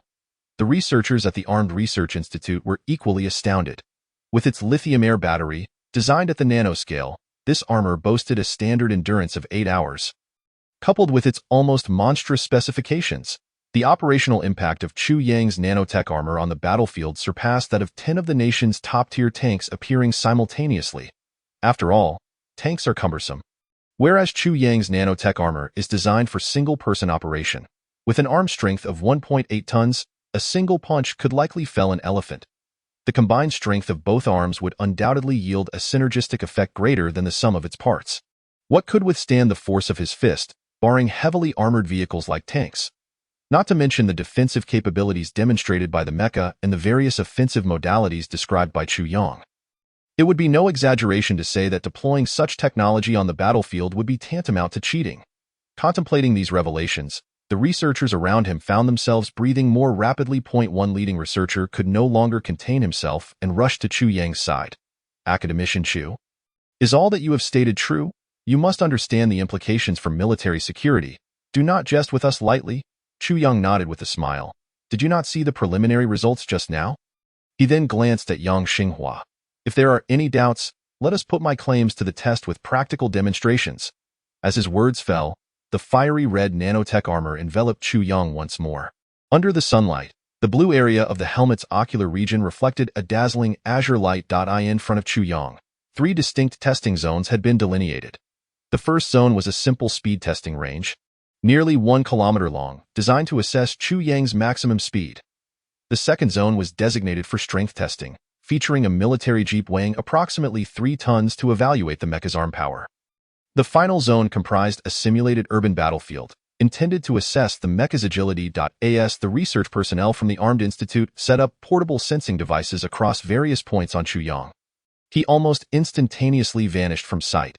Several military drones hovered above, capturing the entire testing sequence and transmitting the footage to the researchers' computers, alongside data that rapidly displayed on the screens. Speed, 360 km/h. Left arm strength, 1.84 tons. Right arm strength, 1.85 tons. Additionally, metrics that the testing equipment could not quantify, such as the mecha's striking power and specific agility, were quickly relayed through the drone's footage. After Chuyang effortlessly lifted the jeep and hurled it several meters away, a white laser beam appeared, slicing the airborne vehicle cleanly in half, which promptly plummeted to the ground.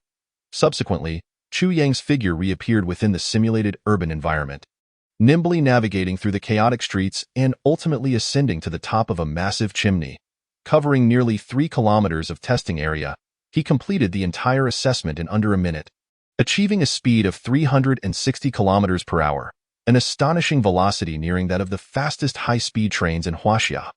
Under such impact, it is not merely Chuyang's mecha and its accompanying weapon modules that pose a threat.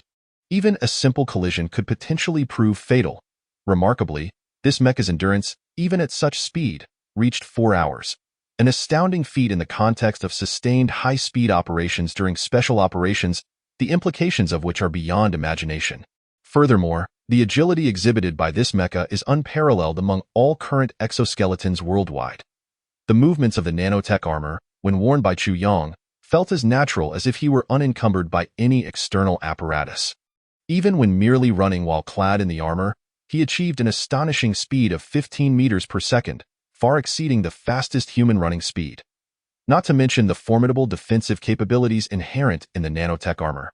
When these factors coalesce, deploying this nanotech armor onto the battlefield would render it an unparalleled superweapon. As Chuyang concluded his testing, visibly satisfied, an elderly figure at the forefront of the Armed Research Institute nodded gravely and rushed toward him. How about it? Academician Chu? You've conducted research at Huaca Institute and now at the Armed Research Institute. Have you considered developing your career with us? If you are willing, I can immediately arrange for you to hold the title of Deputy Director of the Armed Research Institute. If you deem that insufficient, I would gladly step down and let you take the helm. The Armed Research Institute is no ordinary establishment. It is a research entity that runs parallel to the Huaca Institute, with nearly 1,000 subordinate organizations dedicated to weapon research and modification. The position of director at the institute is equivalent in stature to that of the president of Huaca Institute. Upon hearing this, Wang Weimin immediately expressed his discontent. That is not fair. I brought our Huaca Institute team here for testing, and you're trying to poach him? I'll tell you, that is not happening. After all, Chuyang had been unearthed by him, and he had painstakingly nurtured him to his current stature. How could he let someone else reap the rewards? Old Wang, don't be hasty, the director of the Armed Research Institute chuckled. Regardless of your opinion, we must hear what young Chu has to say. Chu, I assure you, my previous remarks were entirely sincere. Should you wish to join us, I would gladly relinquish my position as director. What Chuyang had demonstrated transcended mere mecha technology. Lithium air batteries, nanotechnology, laser cannons, and even electromagnetic cannons. Each of these achievements stands as a remarkable accomplishment in its own right. Chuyang not only developed these technologies, but also seamlessly integrated them into the mecha. Furthermore, he was aware that the curvature drive device developed by Huaca Institute was also a product of his ingenuity. It is no exaggeration to assert that Chuyang is a prodigy destined for high-tech weapon research. And such a promising talent must be recruited. Wang Weimin smirked. Let us see if you can persuade him. He was confident in this regard. If Chuyang could be lured away by the allure of being the president of Huaca Institute, he wouldn't be standing here conversing with an old man like him. However, this lad was determined to remain ensconced in the laboratory at Kyoto University. The notion of moving to the military was utterly laughable.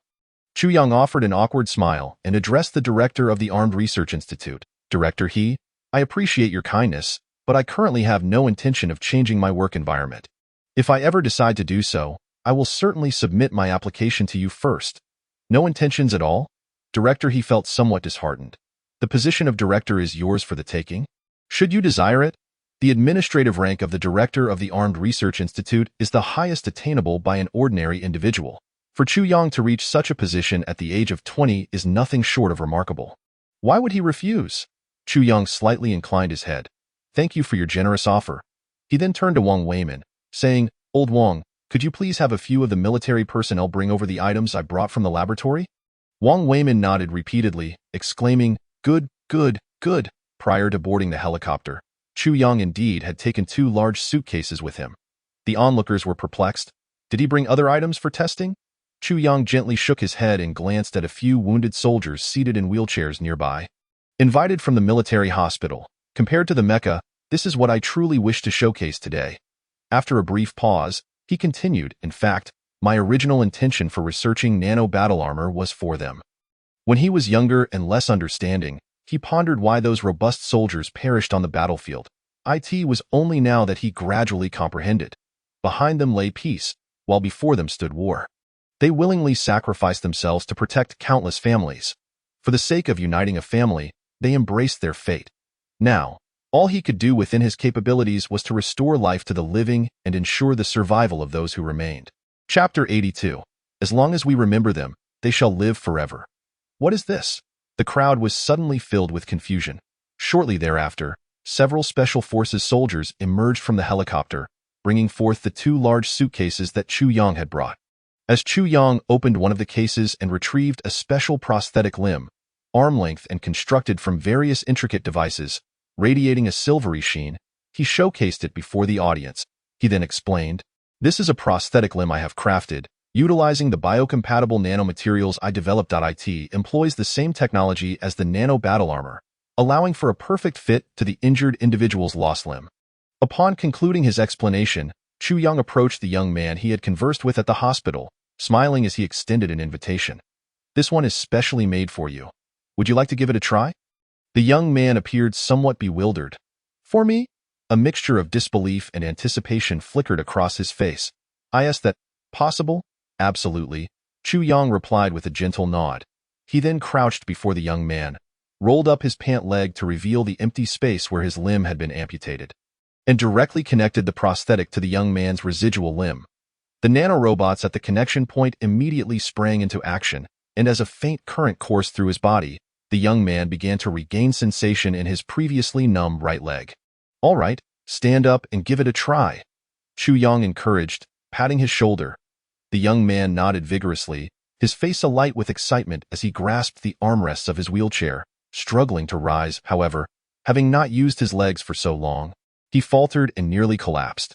Chu Yang quickly moved to support him, his eyes filled with encouragement. It may take some time to adjust.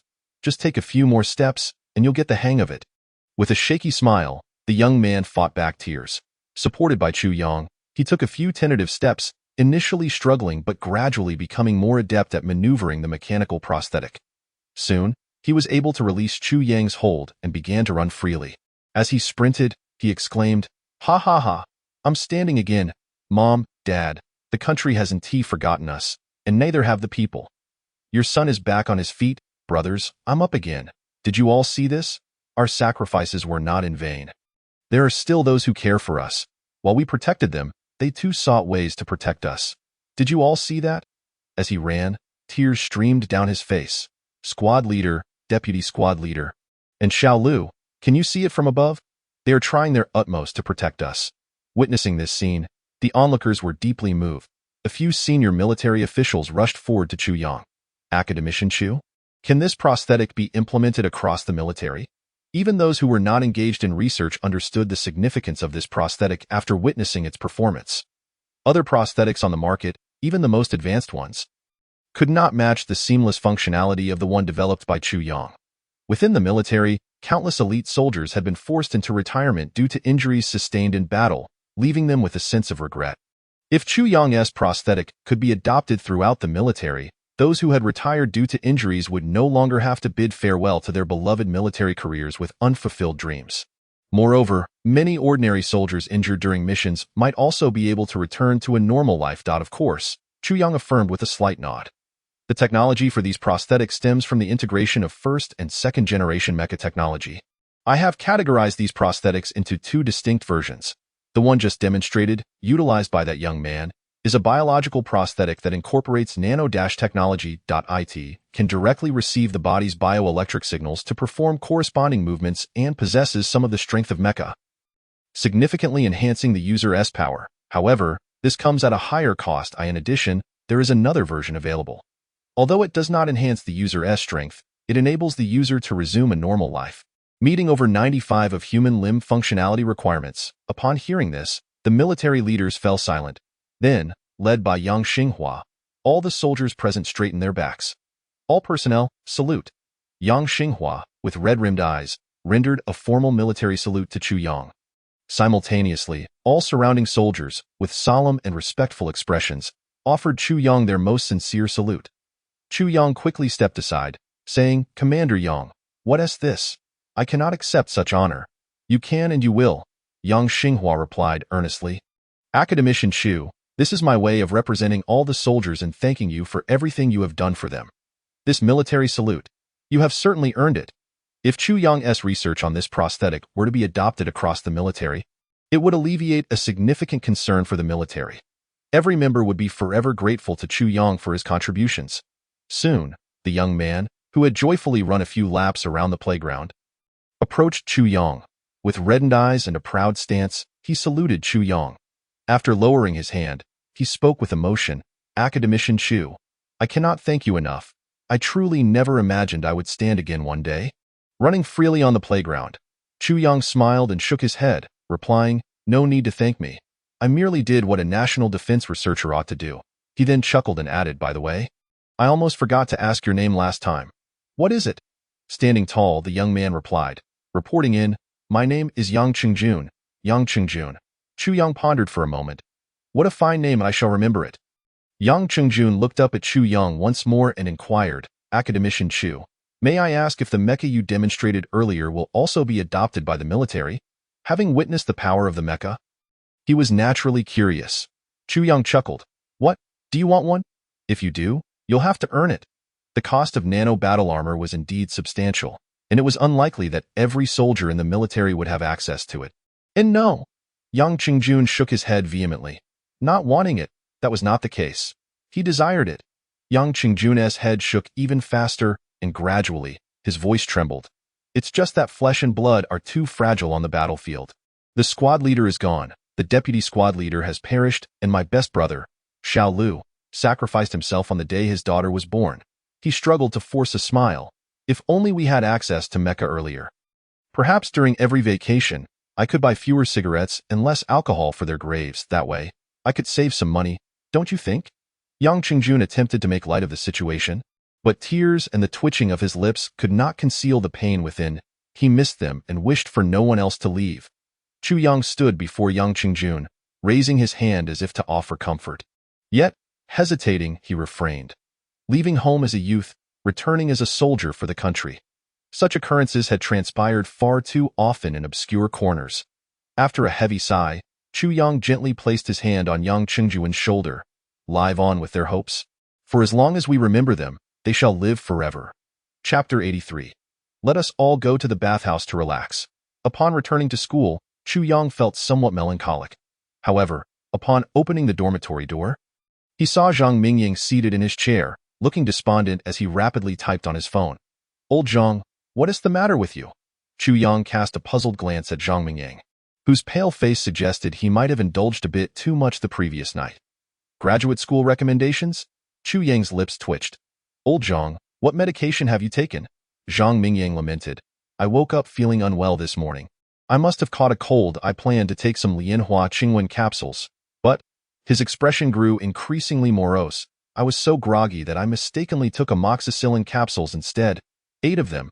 He gestured dramatically with his hands, emphasizing the number. "Now, I just want to sleep, but I feel nauseous and want to throw up. Yet, I dare not sleep or even search it online. What if I find out I'm going to die?" At that moment, Zhang Mingyang's phone buzzed with the voice of their counselor. "Zhang Mingyang, what have you taken? Have you seen the infirmary? Stay in your dorm. I'm not at school right now, but I will drive over to find you." "Amoxicillin?" Chu Yang's forehead creased with concern. "Old Zhang, are you really that muddled from your cold? Amoxicillin is an antibiotic. Taking too much can make you drowsy and nauseous, but it won't kill you. Just sleep it off. Really? Zhang Mingying looked taken aback. Is that true? I haven't read much. Don't fool me. I wouldn't deceive you. Chu Yang nodded earnestly. Goodness. Zhang Mingying sprang up from his chair in a panic. Doesn't that mean our chances for graduate school recommendations are dashed? His hands shook as he recalled the lengthy will he had just pinned, along with his aspirations for his roommate's recommendations now seemingly evaporating. Suddenly, life felt rather bleak. Forget it. Let it all end. Chu Yang's lips twitched again. Is it possible for a student from Peking University to be so melodramatic? Despite this, Zhang Mingying maintained a remarkably positive attitude. He quickly sent a few messages to his counselor and his mother, then lay back down. Brothers, enough talk. Celebrate my survival and lament your failed recommendations. Let me sleep for a bit. Once I wake up, let us head to the big bathhouse next to Peking University to unwind. Bathhouse?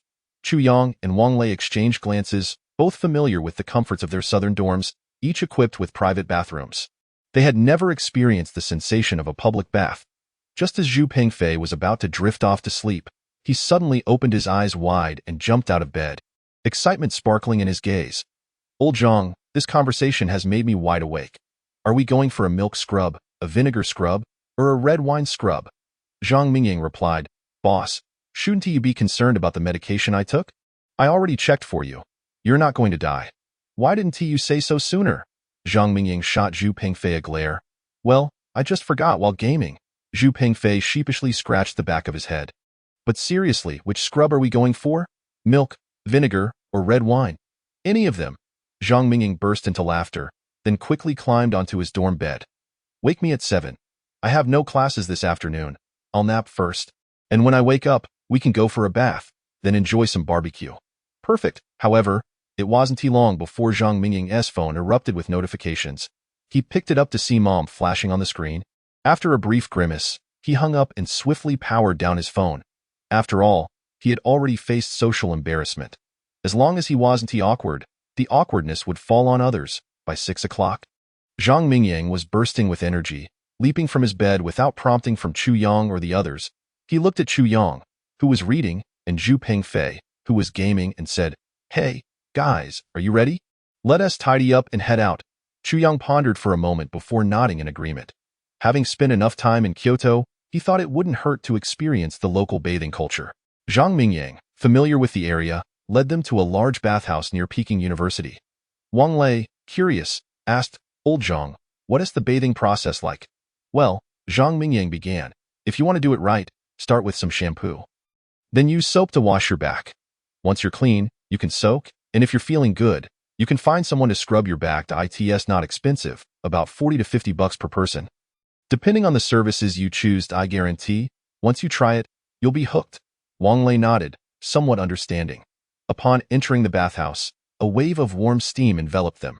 After paying and storing their clothes, each received a small bar of soap about the size of a thumb. Chu Yang turned to Zhu Pengfei and asked, Old Zhu, isn't this soap a bit too small? How do you use it? It was his first time using such a thing to bathe. Zhu Pengfei glanced at Chu Yang, whose fair complexion stood out, and chuckled mischievously. Well, it's small and easy to drop. If you do, you might need to call a friend for help. Call a friend? Chu Yang raised an eyebrow, sensing something off in that suggestion. Zhu Pengfei clapped Chu Yang on the shoulder.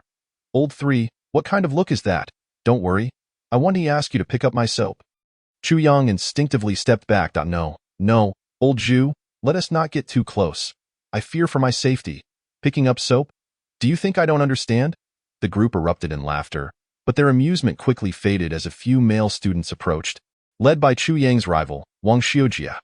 Accompanying him were several other boys, and soon their gazes fell upon Chu Yang and his friends, for the news of Chu Yang and Lin Qingshua's relationship had spread through Peking University. Suddenly, a competitive spirit ignited among the boys. They glanced down at their own appearances and then back at Chu Yang's group, quickening their pace. Only one boy beside Wang Xiujia lingered, his steps slow and deliberate. Casting a curious glance at Chu Yang as he passed by, Chu Yang felt a chill run down his spine and turned to Zhang Mingying. Who is that guy next to Wang Xiujia? Something feels off. Why do you care? Zhang Mingying asked. Just a casual inquiry, Chu Yang shrugged.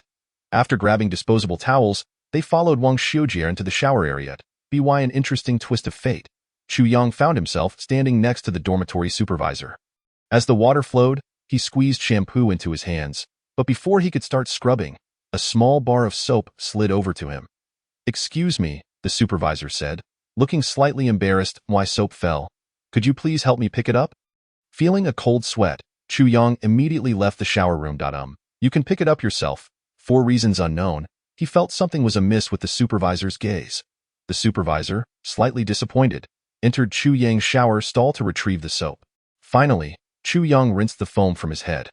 Moments later, he heard the supervisor call out, "Xiujia, my soap fell. Can you help me pick it up?"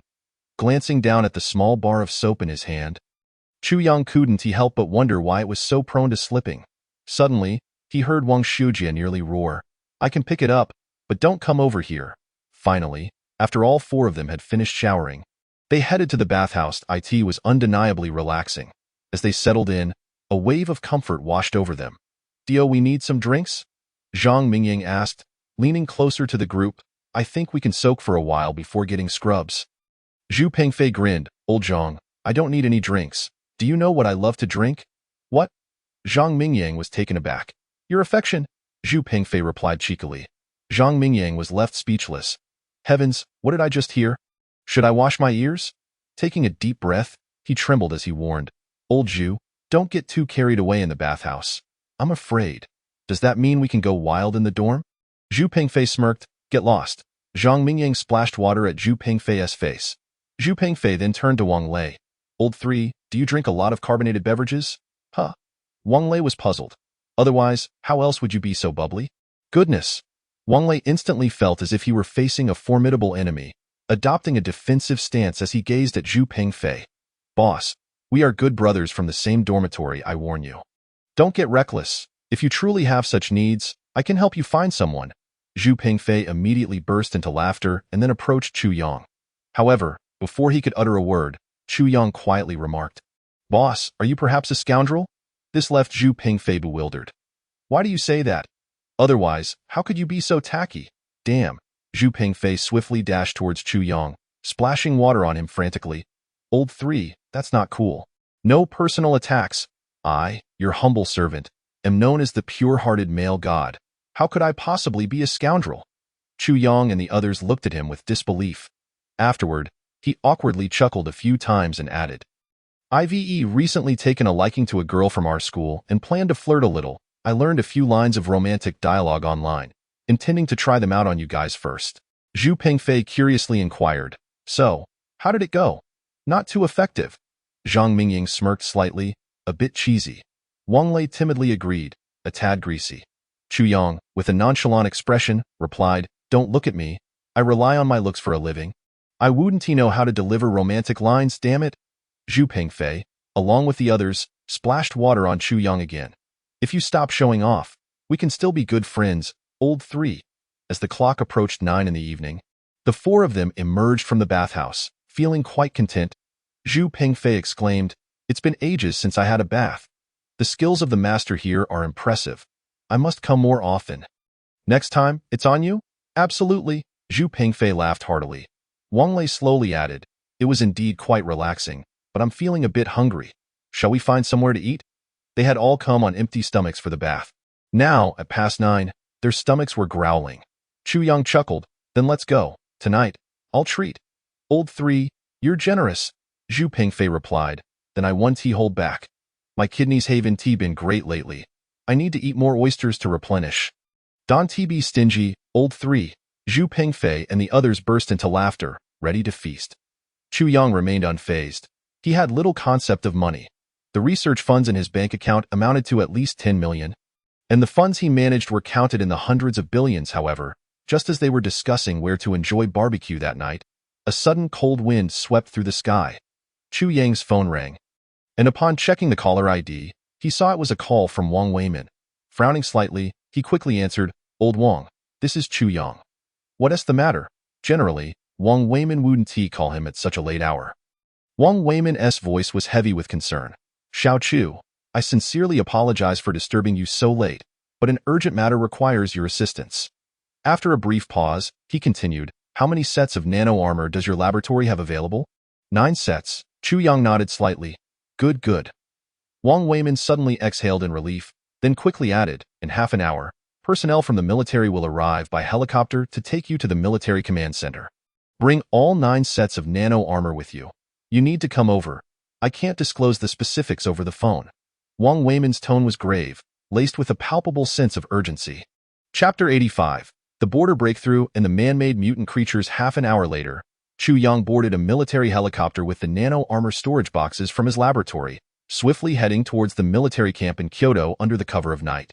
During the flight, curiosity piqued, he glanced at the young soldier seated beside him. What is going on? Why the hurry? Not only did they summon me in the dead of night, but they also require me to bring 9 sets of nano armor? Are we heading into combat? However, the military personnel had never used nano armor before. If combat was indeed necessary, wouldn't they first need to familiarize themselves with the mech's capabilities before engaging in battle? The soldier next to Chu Yang shook his head. I'm not sure. Our mission is solely to escort you, and we know nothing beyond that. Furrowing his brow, Chu Yang chose not to press further. Over an hour later, he arrived at the military command center stationed in Kyoto, but this time it wasn't at the training ground. After passing through multiple security checks, he was led into a command center. Upon seeing the surroundings, Chu Yang's frown deepened. Command centers were typically activated during drills or wartime, weren't they? And even in the event of a conflict, why would he be brought here? As he entered, he spotted several familiar faces, alongside some unfamiliar ones, some even donned in laboratory white coats, evidently brought in from the lab in haste. The high-ranking military officials present were seated with grave expressions. Their eyes filled with a heavy significance. What had transpired? Upon noticing Chu Yang's entrance, Yang Xinghua immediately rose from his seat, forgoing any pleasantries. He led Chu Yang to the forefront of the command center and instructed the nearby soldiers to project a video onto the large screen. Academician Chu, take a look at this video. Instantly, the screen displayed a scene from a tropical rainforest, dense trees towering into the sky. In the center of the frame were several dogs clad in metallic armor. Yes, dogs, entirely covered in steel. Their size was 2 to 3 times larger than ordinary dogs. Their menacing fangs protruded into the open air, and viscous saliva dripped continuously from their mouths, emitting hissing smoke upon contact with the ground. Clearly corrosive in nature. What is this? Chu Yang's expression stiffened. Such massive dogs were inconceivable on Earth, and their appearance still faintly resembled that of wolf dogs, albeit on a grander scale. The areas not covered in steel were cloaked in black fur. Resembling sharp steel needles, particularly striking were their eyes, which glowed a crimson hue devoid of any emotion, only a savage thirst for slaughter and plunder. This is the reason we urgently summoned you. Yang Xinghua explained swiftly. This footage was transmitted from our border just an hour ago, from a specific Special Forces unit stationed at our border defense. An hour ago, while our troops were conducting routine patrols, these bizarre hunting dogs surged across the border. We suspect they are genetically engineered creatures created by a criminal organization at the border. However, these mutated creatures are exceedingly strange. They cannot be killed by gunfire. Nor can they be burned, not even a single hair on their bodies. Consequently, we have already lost a fully staffed Special Forces team. As Chu Yang listened to Yang Xinghua's account, his heart raced. Thoughts raced through his mind. Genetic fusion, genetic leaps, or perhaps super divine genes. This was his first encounter with such a creature. Yet, he recalled the various genetic technologies he had encountered in the Eternal Knowledge Repository. The hunting dogs in the footage were evidently the result of human genetic modification. Incorporating multiple biological characteristics, the bullets fired did inflict wounds upon these mutated dogs, but their flesh rapidly healed. Moreover, their strength was astonishing. This was no mere genetic evolution. The complexity of such modification rivaled the creation of the cosmic super soldiers described in the Eternal Knowledge Repository. However, according to his knowledge, no such advanced genetic encoding technology existed in the world today. Even if it did, nations would keep it well hidden, never brazenly unleashing genetically modified mutant dogs into the heart of Huaxia's borders. Yet, time was of the essence, and there was no room for Chu Yang to ponder further. He quickly inquired, "What do you need me to do?" Such beings were beyond the capability of ordinary humans to confront. Even Special Forces soldiers. They had transcended the realm of ordinary biology. Currently, There were still a dozen Special Forces soldiers engaged in combat with these mutated dogs in the tropical rainforest. If these creatures breached the border and invaded civilian areas, the consequences would be dire. Yang Xinghua's expression turned serious. We need to deploy fighter jets to deliver the nano-armor to the Special Forces on site, enabling them to utilize it to halt these creatures' advance. Understood, Chu Yang nodded without hesitation. However, since they are not yet familiar with the nano-armor, I will need to operate it remotely, allowing it to assist our soldiers in combat. Moreover, following the conclusion of this incident, I aspire to acquire an intact specimen of those mutated hounds depicted in the imagery. I require it for an in-depth examination of their genetic sequences. A grave expression surfaced on Chu Yang's face for the first time. Within these mutated hounds undoubtedly lie certain arcane secrets. Chapter 86. Everything has its response, every matter has its resolution.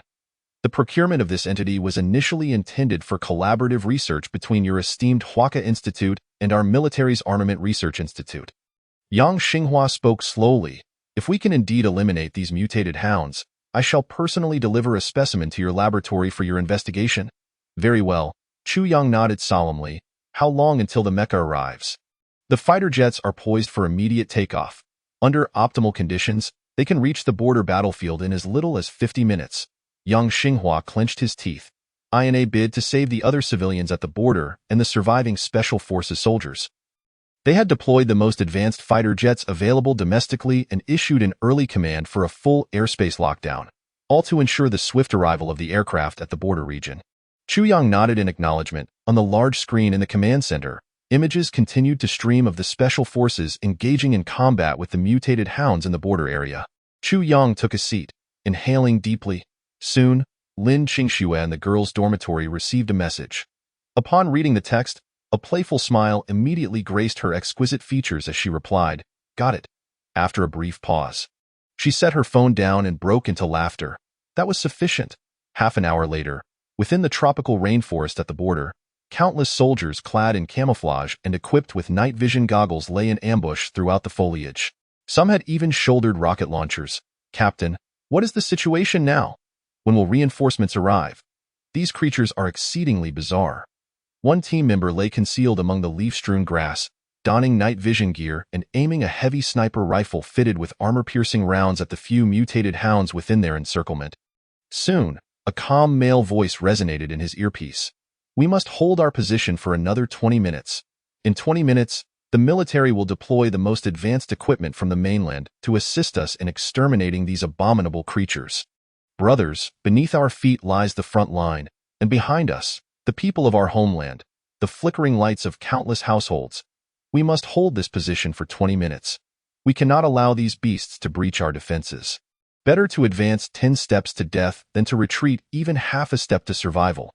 Even if we are left with only one soldier, you must all steadfastly block these creatures." In an instant, deep voices echoed from every corner of the encirclement. Received. Understood. We shall not retreat. A fierce determination flickered in everyone's eyes from the moment they enlisted, particularly upon entering the Special Forces.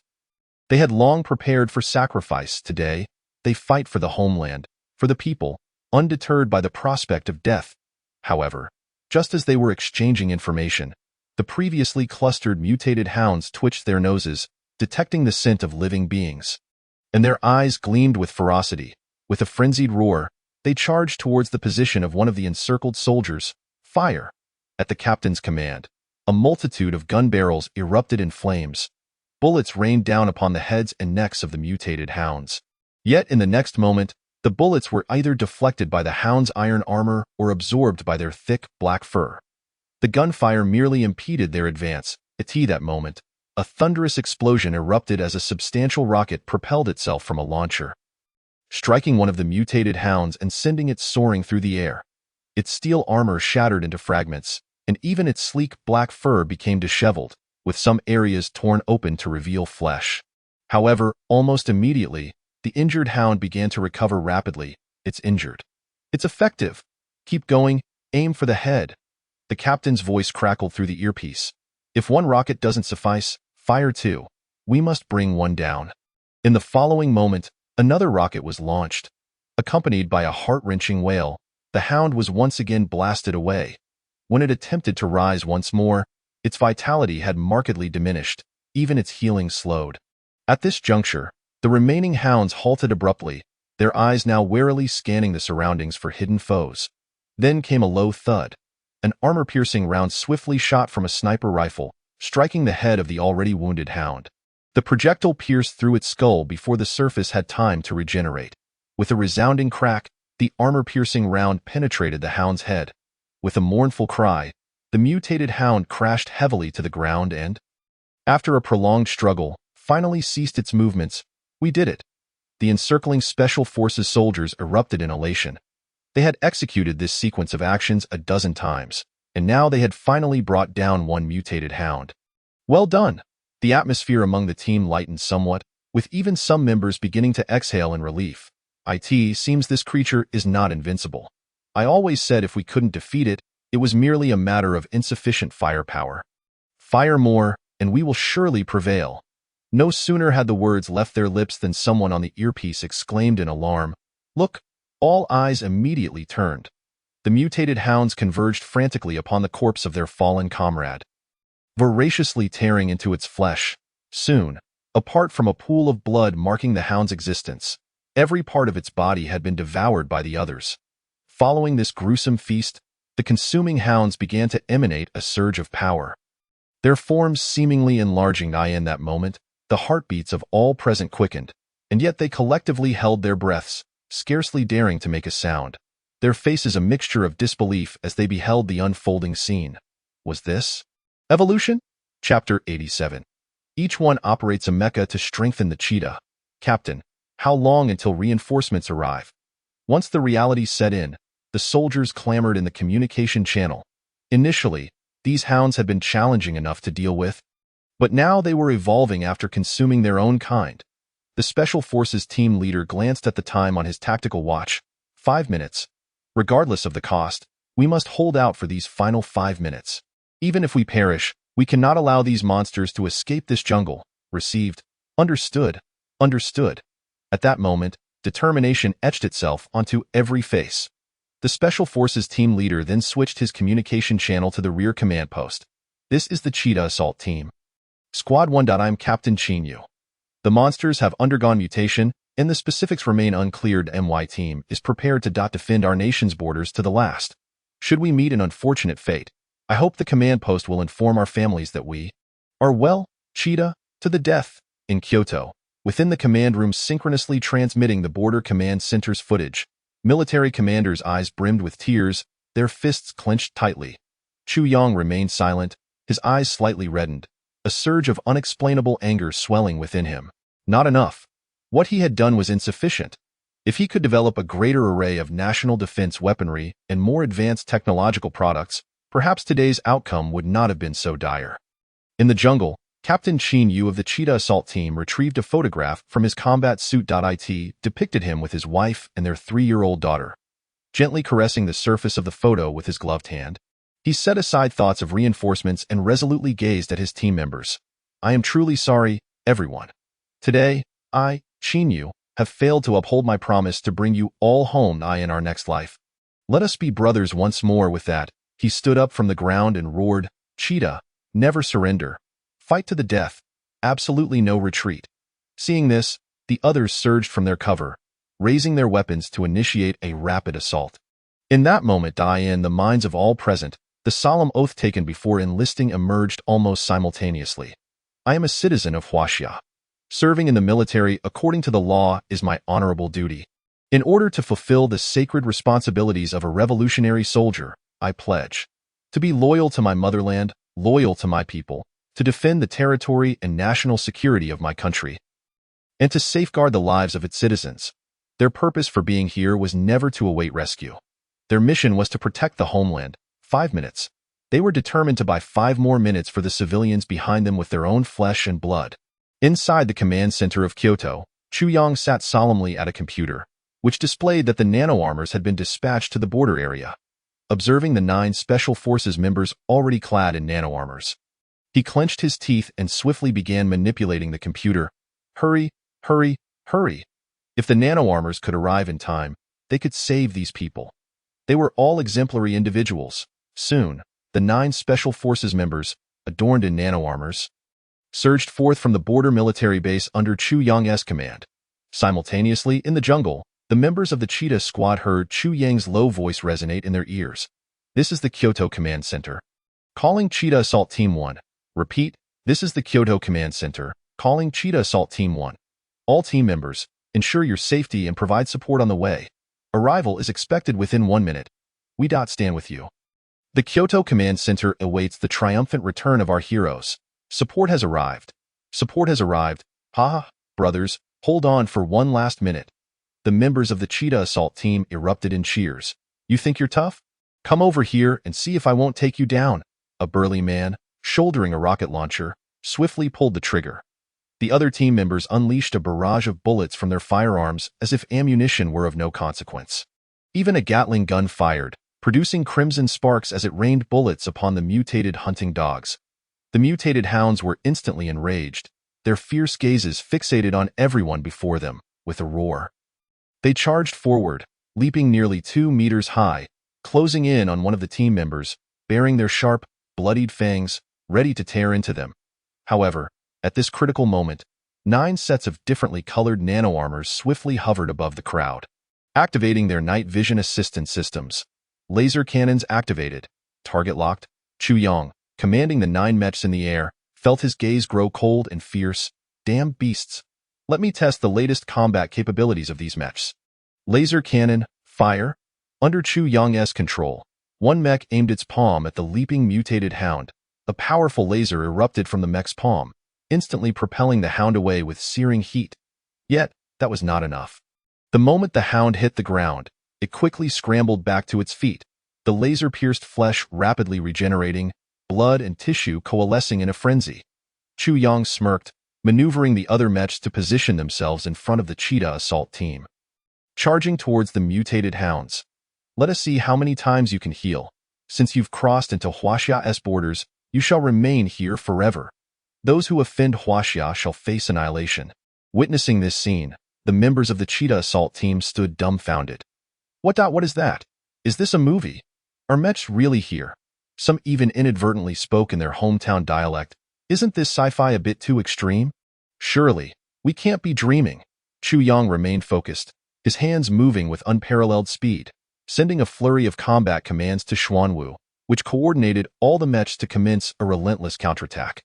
Some mechs began to materialize nanoswords, while others unleashed scorching laser cannons.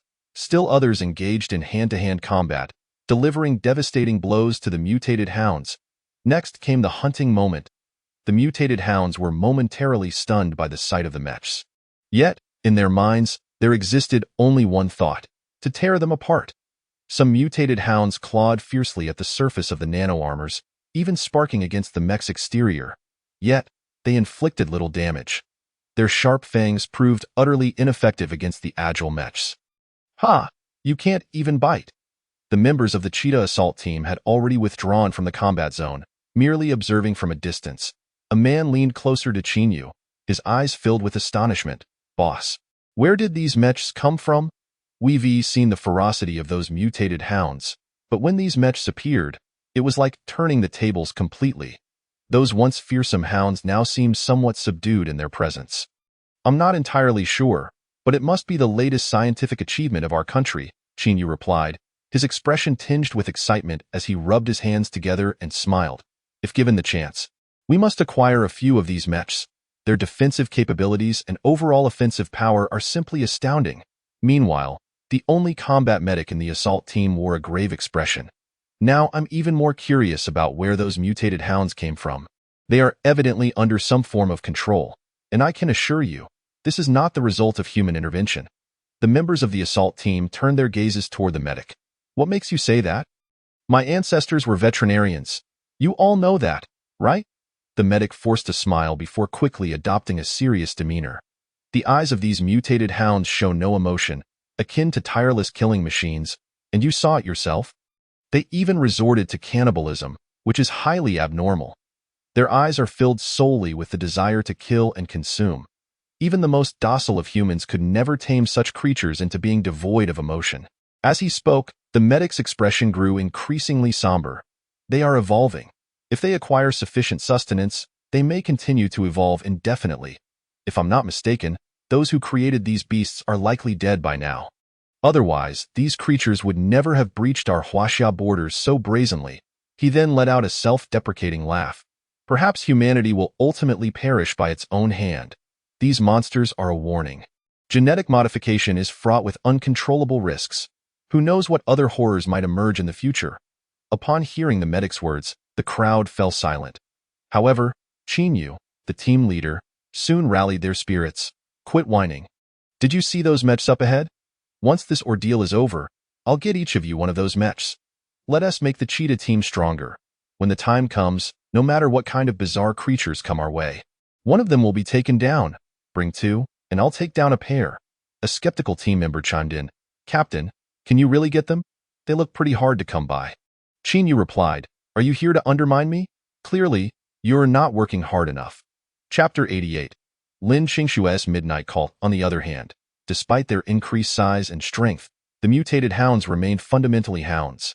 Aside from basic biting and clawing actions, they had no other forms of attack. They even hesitated to unleash the foul, corrosive phlegm from their mouths onto the surface of the nano-armors.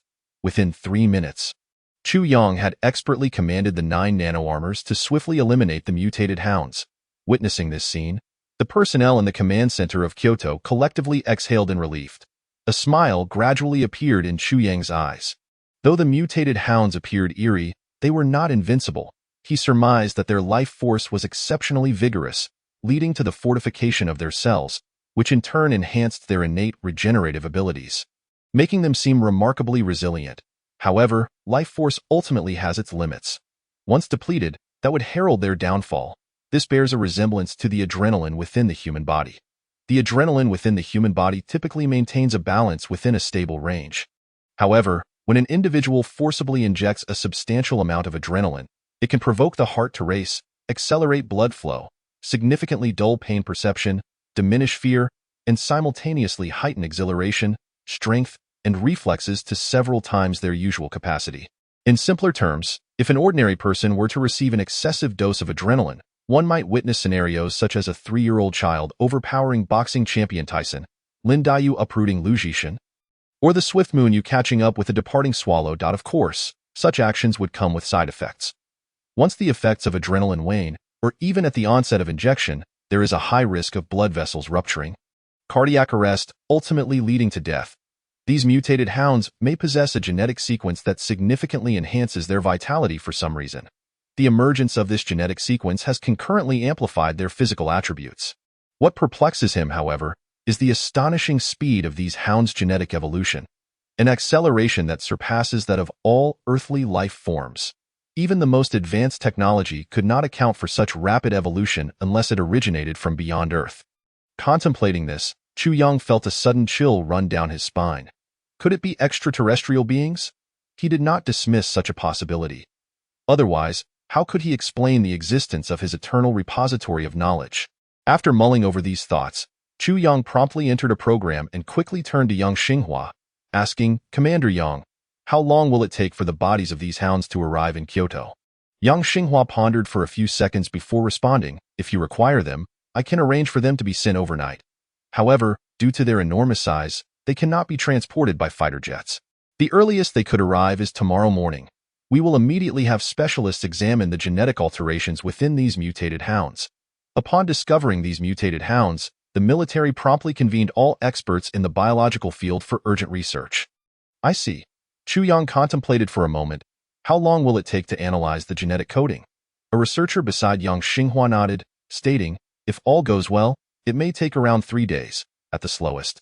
Within 10 days, the procedures for genetic coding analysis are incredibly intricate, and this data can only be achieved through long hours in the laboratory. All right, I will await your update, Chu Yang affirmed with a nod. He had yet to systematically study issues related to biological genetics. Thus, he entrusted these specialized tasks to the professionals. Gazing at Yang Xinghua, he continued, As for the complete bodies of the mutated hounds, once they are transported, I would appreciate it if Commander Yang could send a portion to my laboratory at Kyoto University. No problem. Yang Xinghua readily agreed, as it had already been a prior arrangement. After a brief moment of contemplation, Chu Yang added, Moreover, if possible, I recommend dispatching personnel to clean the battlefield, removing all fragments of flesh and blood samples shed by the mutated hounds from the rainforest. Additionally, no person or animal should come into direct contact with any of the hound's biological materials. I suspect that these biological tissues may possess the capability to induce mutations in other organisms. Upon hearing Chu Yang's statement, the assembled biological researchers were initially taken aback, but then they solemnly concurred. Indeed, we must take such precautions. This recommendation is vital. We cannot allow the biological cell tissues of these mutated hounds to escape. It makes sense. Those samples absolutely must not be released.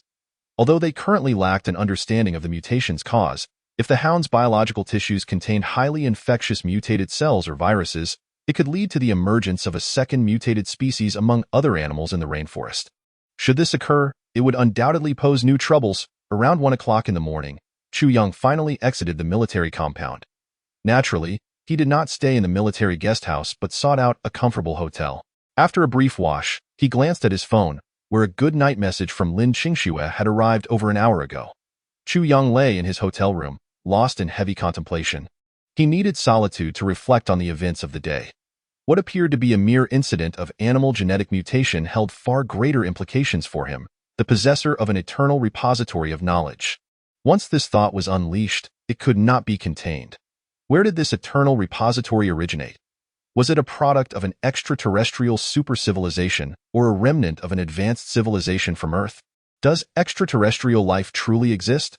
Were the ancient myths of Huaxia mere human fabrications, or do they represent genuine historical accounts from the past? The murals left by the Maya depicting astronauts in space, are they prophetic, or simply records of events? The legendary Atlantis civilization, was it merely a myth, or did it genuinely exist beneath the sea? The world that had once appeared so clear to him was now shrouded in a thick fog of uncertainty. Indeed, Chu Yang felt a shiver run down his spine, and he curled up on the hotel bed, gasping for the oxygen available to him, his eyes filled with trepidation. This was the first time he had ever experienced such intense fear. If all these speculations were indeed true, then why had humanity yet to discover extraterrestrial beings? What caused the disappearance of the super-civilizations that once thrived on Earth? And what role did he, the possessor of the eternal repository of knowledge, play in all this? A successor of civilization? Or perhaps merely a pawn in the hands of those concealed super-civilizations? What could their intentions possibly be? Ultimately, he was but a mere mortal, at the very least. His heart had not yet grown strong enough to accept such a reality all at once. Just then, his phone buzzed with several notifications. Chu Yang turned slightly and picked up his phone, discovering a message from Lin Qingxue. Are you still awake this late? Have you encountered some trouble? Answer the phone. The next moment, Lin Qingxue's call came through. After forcing his trembling fingers to remain steady and taking a few deep breaths, he even dashed to the bathroom to splash cold water on his face, seeking a moment of clarity. Soon, Lin Qingxue's melodious voice echoed through the phone. Chu Yang, are you asleep? Chu Yang managed a strained smile, replying, not yet. What's the matter? Didn't you say you were going to sleep earlier? Have you woken up so soon? Lin Qingxue answered softly, I didn't fall asleep. Chu Yang chuckled, are you missing me? A little bit, Lin Qingxue replied gently. I just saw your message and sensed you might be feeling down. Women are often quite perceptive.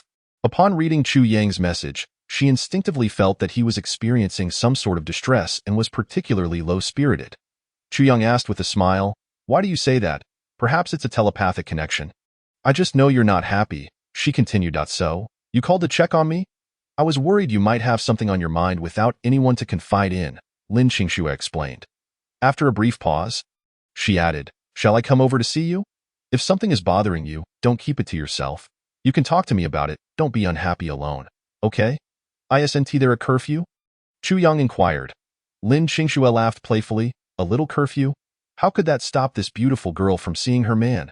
Chapter 89. Under the starry moonlit night, I returned to you. After hanging up the call with Chu Yang, Lin Qingxue quickly sprang from her bed, carefully stepping onto the floor. She quietly opened her wardrobe, selecting a casual outfit and changing out of her pajamas, preparing to leave her dormitory, that moment. A glow from a phone screen illuminated the bed across from Lin Qingxue. Li Qian peered out from her blanket, curiously glancing at Lin Qingxue, who was changing her clothes on the floor. Qingxue, it is so late. Where are you going? You've even changed your clothes. What is going on? Qian, you're still awake.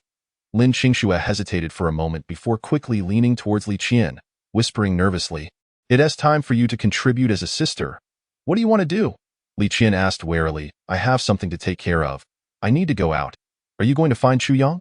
Li Qian instantly pieced it together. Lin Qingxue silently nodded. "Sister, if that is the case, I'm suddenly not sleepy anymore." Li Qian's eyes sparkled as she quickly climbed out of bed and whispered, "You're not planning to sneak into the boys' dorm, are you? How thrilling. What are you thinking?" Lin Qingxue rolled her eyes at Li Qian in the dark.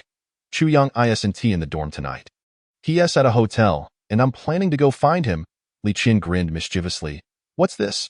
Our Lin Daxiaohua can't withstand the solitude and is eager to sneak out for a little escapade?" Lin Qingxue felt a flush creeping onto her cheeks. What on earth was this little girl thinking? Such unhealthy thoughts. Li Qian nodded teasingly. I understand. Just a cozy chat under the covers, right?" She then turned to Lin Qingxue and inquired, "So, what is the plan?" "Climbing out the window," Lin Qingxue chuckled. During their previous outing, they had indeed found a classmate to secretly open the common room window of the girls' dormitory, allowing them to stealthily slip back in. Lin Qingxue continued in a hushed tone, "Let us quietly sneak down first. Once we confirm that the dorm supervisor is sound asleep, I'll climb out the window, and you just need to help me close it." "Deal." Li Qian nodded without hesitation, then added with a sly smile, "But remember, you two must prioritize safety. I do not wish to become your childish godmother a year from now." "Oh, go on." Before long, the duo, shrouded in secrecy, arrived at the base of the girls' dormitory. They first opened the iron gate leading to the dormitory floors. Swiftly, they reached the common room on the first floor. The dorm supervisor usually rested in a small room on this level. But at present, the light in her room was extinguished. Outside, the moonlight faintly illuminated the ground. Lin Qingxue and Li Qian quickly dashed to the window against the wall in the common room. Together, they cautiously opened the window, and Lin Qingxue adeptly climbed through to the ledge. Turning to Li Qian, "I'll go first. Remember to lock the window." "Okay." Li Qian gestured affirmatively. The next moment, Lin Qingxue swiftly vaulted over the window. Landing on the ground, however, unbeknownst to her, someone had carelessly left a discarded soda can by the window. As her foot landed, it struck the can, producing a loud clatter. Instantly, the light in the dorm supervisor's room flickered on. "Which little rascal from this dorm is sneaking out again?" Lin Qingxue's expression changed dramatically upon landing. Li Qian immediately shouted, "Sister, run!" Li Qian slammed the window shut, glancing at the moving shadow within the room, a mix of alarm and relief coursing through them. Half an hour later, Lin Qingxue knocked on the door of the hotel room where Chu Yang was staying. Upon seeing the charming Lin Qingxue standing at the entrance, Chu Yang curiously asked, "How did you manage to get out? Did you really let her out? Are you unaware that the window in our girls' dormitory common room can be opened from the inside?" Lin Qingxue replied playfully, a smile gracing her lips. Having hurried over, she was clad in casual summer attire, her feet adorned with pink flip-flops, her delicate toes wiggling adorably as she spoke, with a teasing glint in her eye. She added, "Mr. Chu, I've come all this way. You wouldn't deny me entry, would you?" She raised an eyebrow playfully. "Rest assured, I won't bite." Chu Yang stepped aside. Once Lin Qingxue entered, she promptly leaped onto the bed, lifted the covers, and patted the empty space beside her, her face alight with anticipation as she beckoned. "Come over and keep me company. Let us unwind." Chu Yang, his face bearing a hint of heaviness, slowly revealed a smile. After concealing his emotions, he approached and lay down beside Lin Qingxue, remarking, "You're brave to come here so late. Aren't you afraid I might unleash my wild side tonight?" "Come at me. I'm not afraid." Lin Qingxue shot back, her confidence unwavering. Chu Yang's gaze fixed on her, his cheeks flushing slightly. "Why you shouldn't he keep staring at me?" Though he feigned bravado, it was impossible for him to remain entirely unperturbed. With a complex expression, he quickly spread his arms. "Just a hug first." Lin Qingxue paused for a moment, her heart aching as she observed the flickering light in his eyes. Although Chu Yang expertly masked his emotions, she could still see through him. Once a figure of pride, his eyes now reflected a dullness and despair that was unmistakable. Even as a smile remained on his lips, the spark that once resided in his gaze had dimmed. Lin Qingxue wrapped her arms around Chu Yang, watching as he nestled closer into her embrace like a kitten seeking warmth. She remained silent, simply stroking his thick hair, which seemed incongruous for a researcher at Huaqian. After a while, as Chu Yang lifted his head, she gazed at him with concern and asked, "What is bothering you? Is there something troubling you?" Chu Yang shook his head. "Can't share?" He nodded slightly. "All right then." Lin Qingxue took a deep breath, then naturally reclined on Chu Yang's lap, looking up at him with a smile. "If you can't share, then let us not dwell on it. But wait a moment." She heard a rumble from his stomach. "Are you hungry?" Lin Qingxue's expression turned slightly mischievous. After a brief pause, Chu Yang couldn't hold back his laughter a little. Since the evening began, he had indulged in a bath and then gone to the military command center. Without having eaten anything, Lin Qingxue's mention of food suddenly made him acutely aware of his hunger. She leaned closer, whispering playfully into his ear, "So do you fancy a midnight snack? Weren't you the one who said late-night snacking could lead to weight gain?" Chu Yang's heart raced. "I'll order something for you." Lin Qingxue chuckled, then nestled back into his embrace. "What about you? Would you like some too?" Lin Qingxue smiled. "If you invite me, I might consider sharing a bite." She emphasized, "Just a taste, only a little. Perhaps we should skip it." Chu Yang grinned. "If you gain weight, I don't want to be the one blamed for it. How about this? What's that? You find a coin, and we'll flip it to decide whether we have a midnight snack or not. Heads we eat, tails we don't." "No, no." Lin Qingxue climbed into Chu Yang's lap, wrapping her arms around his neck with a hopeful smile. "If the coin breaks, then no midnight snack tonight, okay? Perhaps we should skip it." Chu Yang feigned disappointment with a sigh, then embraced Lin Qingxue, grinning. "No need to flip a coin. I'll just trouble the lovely Miss Lin to share a little midnight snack with me. Just a little. It's your invitation, not my intention to eat." "Exactly," Chu Yang nodded, feeling a subtle shift in his mood since Lin Qingxue's arrival. Before long, Lin Qingxue ordered takeout, which would take about half an hour for delivery. She waved her phone, looking up at Chu Yang. "Since we'll be waiting, shall we watch some television?" With a proud smile, she added, "I recently discovered an exceptionally captivating drama." Chu Yang nodded slightly. Lin Qingxue adjusted her position in his embrace, finding a more comfortable spot, and began watching the romantic series she was following. Chu Yang remained silent, simply holding Lin Qingxue as they watched television together. The night was tranquil, the room enveloped in silence. Yet, whenever Lin Qingxue laughed while watching the show, she would move around, her body emanating the sweet scent of her body wash, which tantalized Chu Yang's senses and stirred his thoughts. Watching television? Not a chance. With such a beauty in his arms, it was impossible to focus. Before long, Lin Qingxue suddenly paused. Being nearly 20 years old, she quickly understood.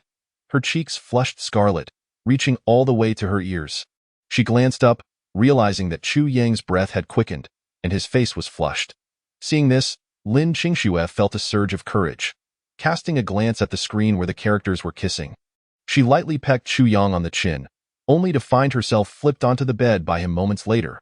Chu Yang's breath came in quick gasps, his eyes glimmering with intensity. Lin Qingxue's heart raced violently at the realization of what was about to unfold. Anticipation mingled with panic, along with a hint of resistance and a myriad of indescribable feelings. But in the next moment, Chu Yang gently kissed her lips, then whispered in her ear, "I admit, I really want to right now." Following that, he took a deep breath. Chu Yang quickly sat up from the bed, his gaze gradually softening. "I am not a paragon of virtue. I too harbor deep desires for possession. However, my affection for you runs profoundly within my heart.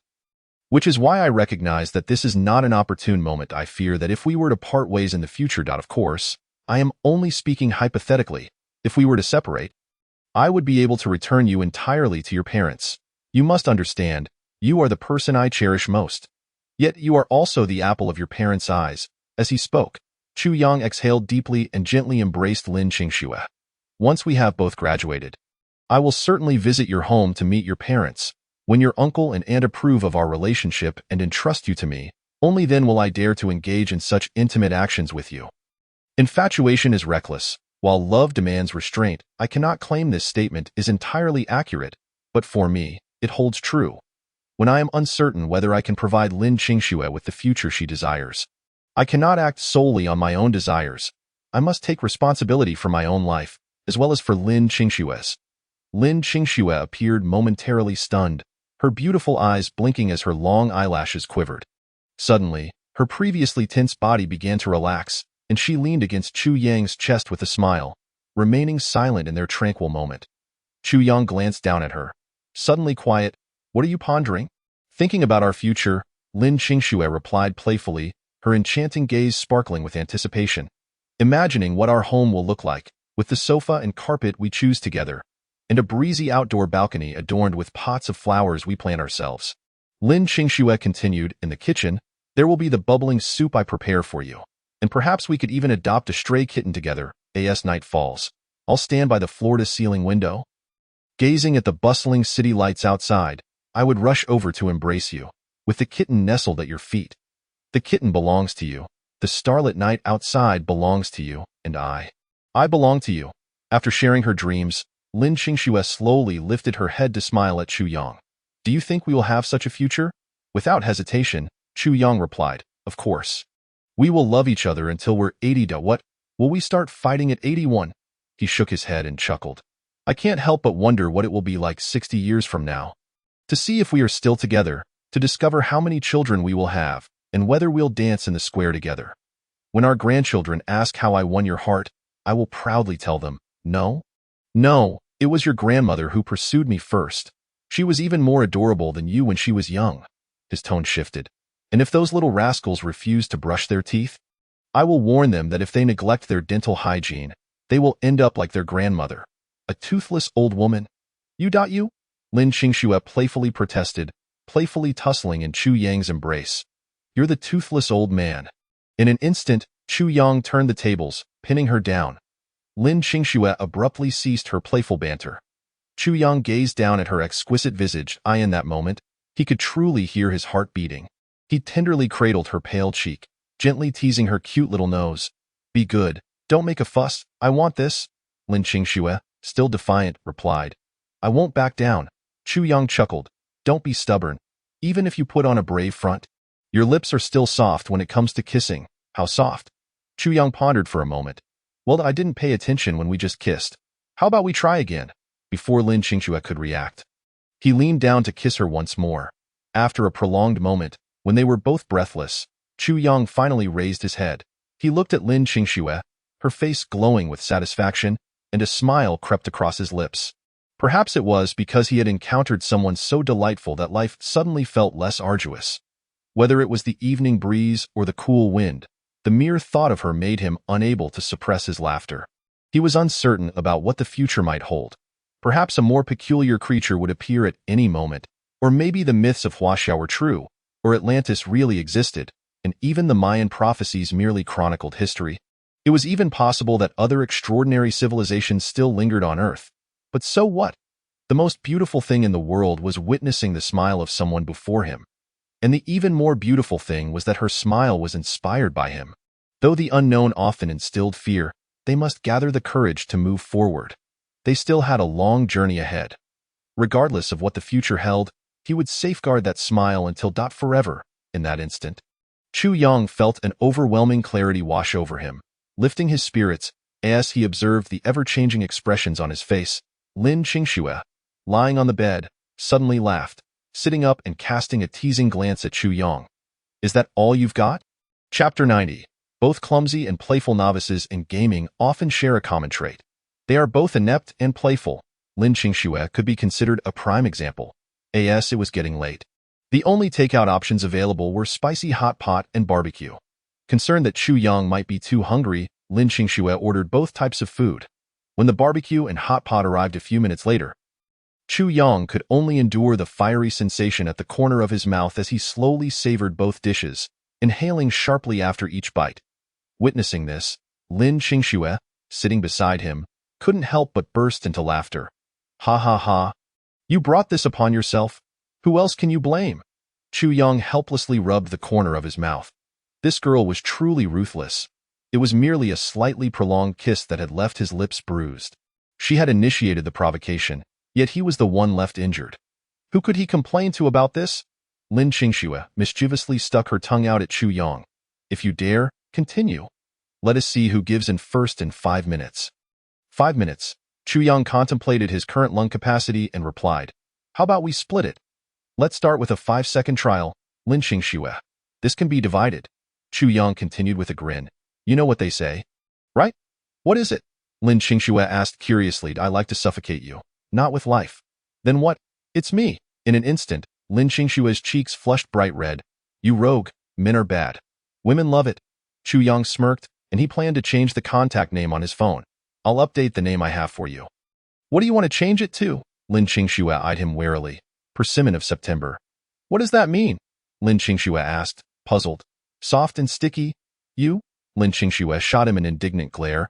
Her cheeks flushed with anger as she pulled out her phone. Then I want to change mine too.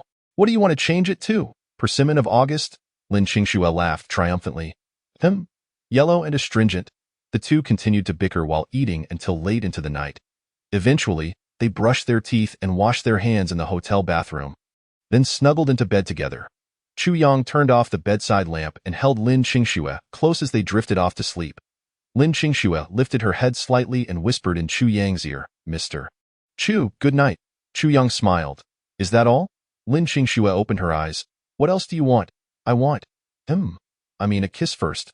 What do you mean? Lin Qingxue still looked puzzled. Chu Yang gently kissed her forehead. Good night. My lovely Lin.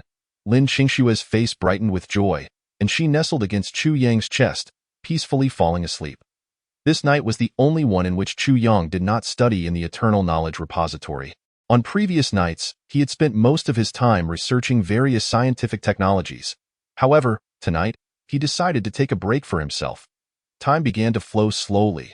The night grew darker, and the central air conditioning hummed softly, blowing a gentle cool breeze. Yet, beads of cold sweat began to form on Chu Yang's forehead, his handsome brows furrowing tightly, his expression twisted with agony. Please, no, no.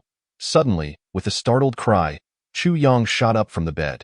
Gazing out at the horizon, where the faint light of dawn began to emerge, he finally let out a long sigh of relief.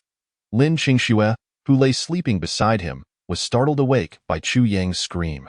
Rubbing her bleary eyes, she quickly sat up and leaned against Chu Yang's chest, listening to the frantic rhythm of his heartbeat while looking at him with concern. What happened? Did you have a nightmare? She asked Danamim. Chu Yang nodded slightly. Lin Qingxue leaned closer to him, gently kissing his lips, and said with a light laugh, It's all right. I'm right here with you. Just relax and sleep. Yet, the terror of the nightmare left Chu Yang's heart unsettled. It had begun to stir up a tremendous storm within him. In his dream, a colossal, bizarre creature lurked beneath the sea, voraciously devouring all living beings and structures around it. Countless enormous fleets of spacecraft, driven by curvature, loomed in the sky, their allegiance uncertain. The city was engulfed in flames, and grotesque creatures roamed freely, mercilessly slaughtering the surviving populace. Amidst this chaos, many humans stood defiantly in the void, and he even caught sight of himself among the crowd. His hands stained with blood of various hues, death, silence, war, disaster. These afflictions spread across the world, casting a shadow of darkness over everyone. One by one, powerful humans charged toward the gigantic monster, some being flung back, but rising again to continue their assault. For every fallen warrior, another would take their place, all pushing forward, only to meet their demise before his eyes. He could not fathom why he dreamt of such scenes, which felt so vividly real, as if he had experienced them personally. In the dream, he bore immense pressure, his senses taut with tension, an inexplicable aura weighing heavily on his chest, making it difficult for him to breathe. Despair, frustration, guilt, pain, and dejection. An array of negative emotions flooded his mind, constantly threatening to drive him to madness. Chu Yang began to question whether the figure in his dreams was truly himself. What had happened to transform him into that being? He sought to control his thoughts, to banish the memory of the nightmare. Ultimately, unable to find sleep, he chose to immerse his consciousness in the eternal repository of knowledge. He did not seek answers to the nightmare's origins. He only knew that through relentless learning, by assimilating new knowledge, and by growing stronger, he might find a modicum of peace. Chapter 91. From now on, the emperor will not attend morning court the following day. As noon approached, Chu Yang awoke leisurely in Lin Qingxue's embrace. Awake? Lin Qingxue, quietly playing with her phone beside him, smiled brightly upon seeing him. Are you hungry? Do you want to get up and eat something? Don't you have classes this morning? Chu Yang cast a curious glance at Lin Qingxue. No problem, he nodded. continuing to revel in the warmth of her presence, and slowly closed his eyes once more. You're still addicted to sleeping, aren't you, you lazy pig? Get up, Lin Qingxue teased, playfully pinching Chu Yang's cheek. He held her tightly, refusing to open his eyes, and grinned. If only I were an emperor in ancient times. What if you were an emperor? Then the emperor would never attend morning court. Lin Qingxue burst into laughter, gently pinching his cheek again. Well then, your majesty, sleep a little longer. There's plenty to dream of. At 1 o'clock in the afternoon, the members of their dormitory paused their activities. That's different. Li Qian shook her head. I was just thinking. What if you were too exhausted last night, especially since it was your first time? I was worried you wouldn't be able to get out of bed today. She then leaned closer to Lin Qingxue, eager to gossip. So, how was Chu Yang? Was he fierce? At this, Lin Qingxue's cheeks flushed a deep crimson as she recalled the events of the previous night, shooting Li Qian a sharp glare. Qian, can you not think so unhealthily? Our relationship is still very pure. He didn't spend the whole night doing nothing, did he? Lin Qingxue nodded. Oh my, then you should be careful. Qingxue, Li Qian exclaimed. Careful of what? Is he that incapable? Li Qian was taken aback. How could such a stunning beauty like you lie beside Chu Yang and nothing happen? That's simply inhumane. This is definitely a concern. Regarding Lin Qingxue's future happiness, this matter required close scrutiny. Otherwise, how would she cope with living in solitude? Humph. Lin Qingxue huffed, sweetly addressing her friends. You all shouldn't think so impurely. Chu Yang is not as depraved as you imagine. However, after saying this, she couldn't help but chuckle. Although she wasn't entirely certain of Chu Yang's intentions, it was true that he had a certain affinity for the fairer sex. As for Chu Yang, upon returning to the dormitory, he found Zhu Pengfei and the others had likely gone out for a meal, leaving the room empty. Chu Yang nodded slightly. Meanwhile, Zhang Mingyang's nose twitched, and he naturally approached Chu Yang. After sniffing at his clothes, he looked up and said, Old 3, you're not being honest, are you? Last night, you abandoned us not to be busy, but to spend the night with a beauty, right? Chu Yang was about to speak when Zhang Mingyang interrupted him. Hold on, don't rush to answer them. Why knows ISNT just for show? I can detect a woman's scent from a distance. Honestly, did you spend the night playing cards with our Linda Xiaohua? No poker. Chu Yang shook his head, a smile creeping onto his lips as he recalled the previous night. I just got bitten by a little kitten. The three of them immediately focused on the bite mark on his lip, their expressions souring. If I'm guilty, let the law punish me. But don't stab me in the heart like old 3. Old 3, we're still good friends without the pretense. The trio scoffed at Chu Yang. Afterward, Zhu Pengfei began to change clothes, glancing at the others as he asked, the weather's nice today. Since we're all free, do you guys want to go shoot some hoops? Play ball? Zhang Mingyang looked at Zhu Pengfei. Nodding eagerly, I'm in. Wang Lei adjusted his glasses, saying, I'm not exaggerating. Back in high school, I was known as the 3-point prince. The three turned their gaze toward Chu Yang. After a brief moment of silence, he replied, I'll join, but I don't think I have a jersey. In high school, he had been an avid basketball enthusiast, but since entering Huaka University, he hadn't touched a basketball. That's no problem. Zhu Pengfei grinned, I have a few spare jerseys. You can wear mine. In no time, the four of them had changed into their jerseys and headed toward the basketball court. Upon arrival, they instantly attracted a fair share of attention, particularly due to Chu Yang. He spent little time outside the lab, but as the boyfriend of the campus belle, his presence drew the gaze of many girls. Zhang Mingyang quipped, darn it, had I known, I wouldn't have brought old 3 along to play ball. Now that he is here, who will pay attention to me? The purpose of donning jerseys to play was not just for the game, but also to bask in the admiration of the spectators. Now, all the girls were captivated by Chu Yang. As he casually dribbled the basketball that Zhu Pengfei had brought from the dormitory, he smiled at Zhang Mingyang. Don't be so disheartened.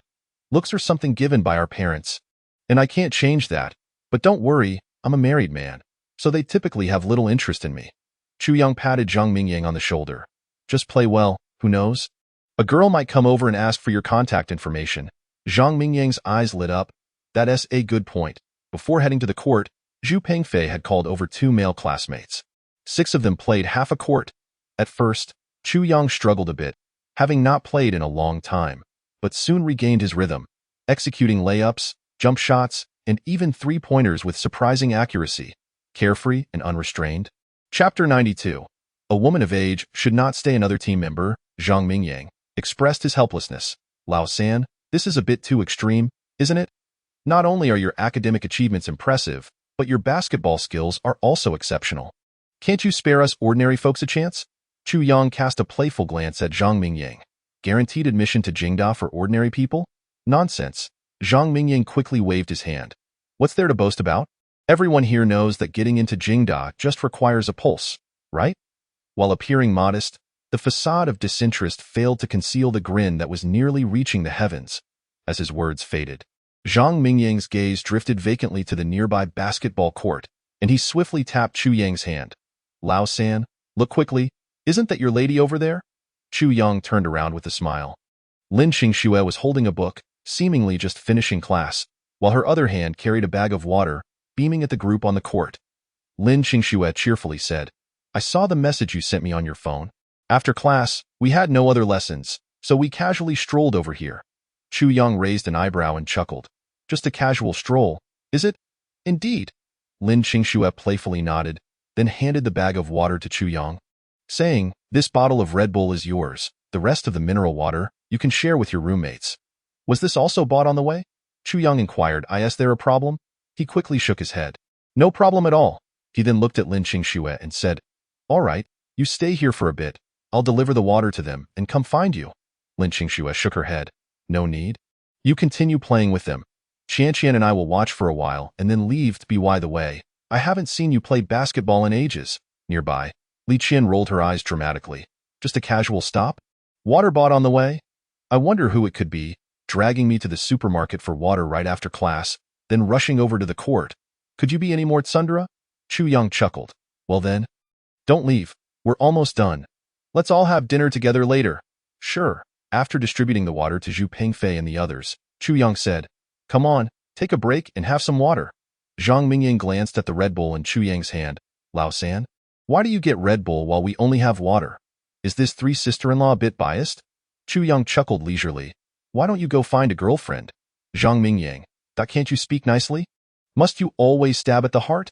After everyone took a few sips of water and rested for a few minutes, Zhang Mingyang picked up the basketball again, provocatively looking at Chu Yang and said, Lao San, I'm keeping a close eye on you now. If you score, I'll write my name backwards. Virtue. Zhu Pengfei laughed, glancing towards where Lin Qingxue stood, then patted Chu Yang's shoulder. When Wang and I get the ball, we'll pass it to you. Make sure to perform well in front of the campus beauty. Chu Yang nodded with a smile, then turned to Zhang Mingyang and said, no need to write it backwards. From now on, just take my surname. Today, I'll let you know what it means to be a father, kind son, filial. He deliberately emphasized the last four words. Zhang Mingyang's forehead broke out in a few black lines. Would this really turn into a father-son situation? However, he was undeterred, quickly maneuvering on the court after the ball was in play. In a father-son scenario, who is the dad and who is the son was still up for debate. As dusk descended, after playing until their clothes were thoroughly soaked, the group finally dispersed. Chu Yang and his dorm mates approached Lin Qingxue and Li Qian. Hello? Lin Qingxue greeted Zhu Pengfei and the others with a smile. Three sister-in-law, Zhu Pengfei and the others instantly burst into laughter. Lin Qingxue then stood next to Chu Yang, took his hand and smiled. Let's head to the cafeteria for dinner. But my hands aren't washed. Chu Yang protested, attempting to withdraw his hand. They're very dirty. Lin Qingxue, however, tightened her grip on his hand with a smile. It's all right. As long as it's your hand, I don't mind how dirty it is. The remnants of the setting sun cast a beautiful hue on Lin Qingxue's profile. In the following days, Chu Yang neither visited the laboratory nor the Eternal Knowledge Repository to explore other matters. Each day, he either accompanied Zhu Pengfei and the others to play basketball or spent time with Lin Qingxue, dining, shopping, or attending classes. Until the weekend arrived. One morning, Chu Yang woke up early in the dormitory. After shaving and quickly finishing his morning routine, he prepared to head out. He had made plans with Lin Qingxue to take her to the amusement park in Kyoto. Just as he was about to leave the dormitory, his phone screen suddenly lit up with a notification.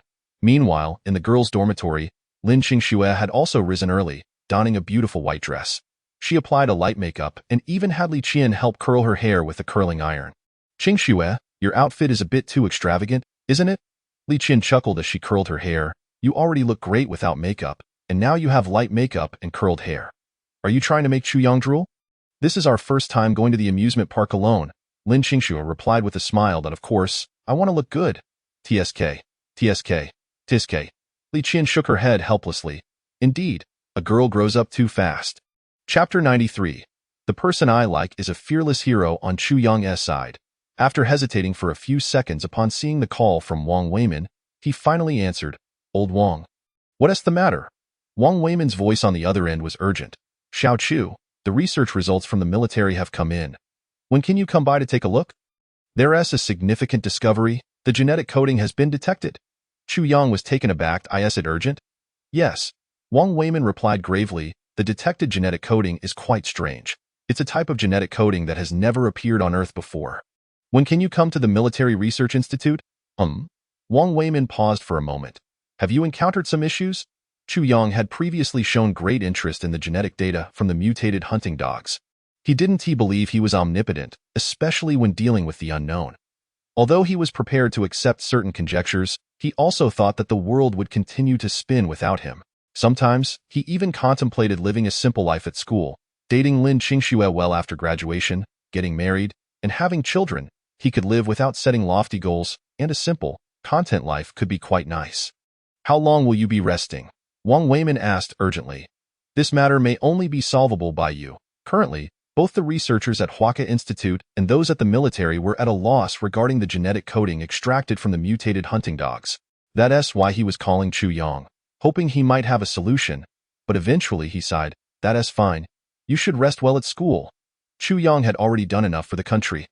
Even if he never stepped into the research field again, he would still hold an important place in the history of global scientific research. His contributions were indelible, however, as he let his phone hand slowly drop. The smile on his face gradually faded. Why had he resolutely gone to the northern desert 3 years ago to study lithography machines?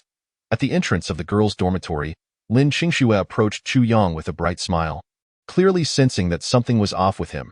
Since that night, Chu Yang's demeanor had not improved, and she could distinctly feel it. She had witnessed the spirited, fearless Chu Yang, not the one who now seemed burdened despite maintaining a relaxed appearance. This was not him. What's wrong? Lin Qingxue gently laughed as she took Chu Yang's arm.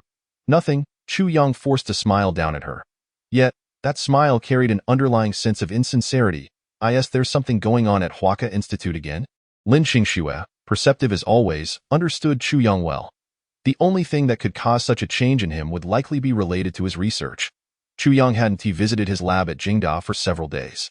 After a moment of silence, Chu Yang finally nodded slowly. Is it serious? Lin Qingxue asked, concerned. Chu Yang slightly nodded. More serious than any problem I've encountered before. It could even lead to international turmoil. And with such bizarre abilities, the world could descend into chaos. Lin Qingxue fell silent. Once, Chu Yang had been that boy who slept during class and needed her to keep watch. Yet in the blink of an eye, he had come into contact with such profound matters. It is as if the newborn monkey from Flower and Fruit Mountain has instantaneously transformed into the great sage, who wreaked havoc in heaven. But what is the root of his hesitation? Is it due to himself, or perhaps the weight of his inner responsibilities? She has always been aware of Chu Yang's sense of duty, which far exceeds the superficial displays he exhibits. Is he afraid? Afraid that he cannot bear such a responsibility? Contemplating these thoughts, Chu Yang finds himself momentarily taken aback. Are we not going to the amusement park today? Fool! Lin Qingxue chuckles, we have a long time ahead of us. What difference does it make whether we go today or another time? Lin Qingxue gently takes Chu Yang's hand. Although I may not fully grasp what you are involved in, you have been doing remarkably well up to now, haven't you? You must believe that you are not merely my son. With your abilities, you can also shine brightly for many others. After a brief pause, Lin Qingxue playfully smiles again. Of course, you can illuminate everyone with your sunshine, but in your heart, there is only room for me, the only girl. I'm a bit possessive about that. In the next moment, admiration flickers in Lin Qingxue's gaze as she looks at Chu Yang. I have always believed that the man I have come to admire before me will forever be that unparalleled hero. Clad in golden armor, treading upon clouds of vibrant hues, proud and unafraid. Chu Yang's eyes subtly shift as he tenderly squeezes Lin Qingxue's small hand, his gaze gradually solidifying with resolve. Can he truly become that unparalleled hero? Proud and unafraid. Perhaps he can. An hour later, a military helicopter swiftly ascends from the front of the Kyoto University laboratory. On the school's playground, Lin Qingxue sits dazedly on the grass, watching the helicopter fade into the distance. And suddenly she cannot help but laugh. This is the purest version of Chu Yang. I hope that my most beloved boy can ward off all evils and fear no obstacles. Chapter 94. The possibility of immortality. The armed helicopter directly transports Chu Yang to a secret genetic laboratory in Kyoto. Surrounding the laboratory are heavily armed SWAT officers on vigilant patrol. After verifying his identity, Chu Yang is escorted into the laboratory. He raises his gaze to find a luxurious biological lab, where 3 sealed transparent tanks filled with a pale yellow viscous liquid stand in the center. Within this liquid, 3 bodies of various colors, resembling insects yet vastly different from earthly insects, are submerged. Each body is nearly the height of an adult human, featuring menacing jaws, antennae seemingly capable of penetrating steel, and razor-sharp limbs with an extraordinarily dense exoskeleton, truly a sight out of a science fiction film. What is most astonishing is that, despite being deceased for an unknown duration, these peculiar creatures still appear remarkably lifelike, as if they are still alive. Where was this discovered? Chu Yang's expression tightens. Wang Weimin replies solemnly, our armed police officers traced the remnants of these mutated hunting dogs to a clandestine laboratory found in the Silver Triangle region, located beyond the border. Given that the Silver Triangle is a lawless area, it is not surprising to find such a secretive biological lab there. Wang Weimin continues, all personnel in the laboratory were found dead. Based on our conjecture, they were likely all killed by these mutated hunting dogs. We have also obtained surveillance footage from the lab. Please brace yourself, the images may be quite gruesome. Chu Yang nods slightly. Wang Weimin promptly opens another video, a compilation of surveillance footage. The footage features several researchers in white lab coats alongside armed personnel. The recorded time coincides with the day the mutated hunting dogs appeared. The lab personnel are seen extracting a vial of blue blood from one of the tanks using a special syringe. The scene then shifts to a sealed glass chamber where several ordinary hunting dogs, restrained and barking incessantly, are kept. The researchers, using instruments, inject the blue blood into these ordinary dogs. Instantly, the dogs' eyes turn a fiery red. However, they soon cease their barking. Their bodies begin to shrink, as if they have not eaten for an extended period, becoming so emaciated that their skeletal structure is visible. At this point, the experiment proceeds smoothly. Yet, in the later stages, these once quiet dogs suddenly become frenzied. Despite their emaciated forms, their strength is astonishing, easily breaking free from the chains that bind them. After leaping from the testing platform, these mutated dogs begin to assault the glass chamber that confines them. In the next moment, chaos ensues as researchers frantically shout. The precise meaning of their words is unclear. But soon after, a thick green fog appears at the top of the glass chamber. After a brief period, once the commotion within the chamber subsides and the fog is extracted by air circulation devices, several researchers clad in protective gear cautiously enter the chamber. Inside, the dazed mutated dogs lie on the ground as if unconscious. However, as the researchers step in, the seemingly unconscious dogs suddenly open their crimson eyes, pouncing upon the researchers and viciously devouring them. The footage concludes with the glass chamber stained with pools of thick blood, while the mutated dogs gradually regain the size of normal hunting dogs.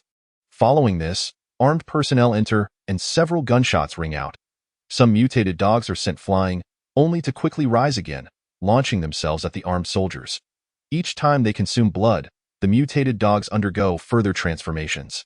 Their bodies grow larger, and their organs enhance in tandem with their size. The steel-like armor that Chu Yang previously observed is not something artificially attached. Rather, it is a natural evolution they undergo during their mutation, resembling the exoskeletons of the peculiar creatures in the tanks. With that, the video concludes. Chu Yang takes several deep breaths. Wang Weimin, perceiving the situation, kicks a nearby trash can toward Chu Yang. The next moment, Chu Yang squats down and begins to retch violently. After nearly expelling his bile, he gradually calms down. Wang Weimin hands him a bottle of water to rinse his mouth, slowly rising, with a pale face. Chu Yang gazes at Wang Weimin and inquires, "What are the results of the genetic testing?" Wang Weimin switches to another video. This one, an animated simulation.it, features a normal DNA strand contrasted with a blue special DNA strand.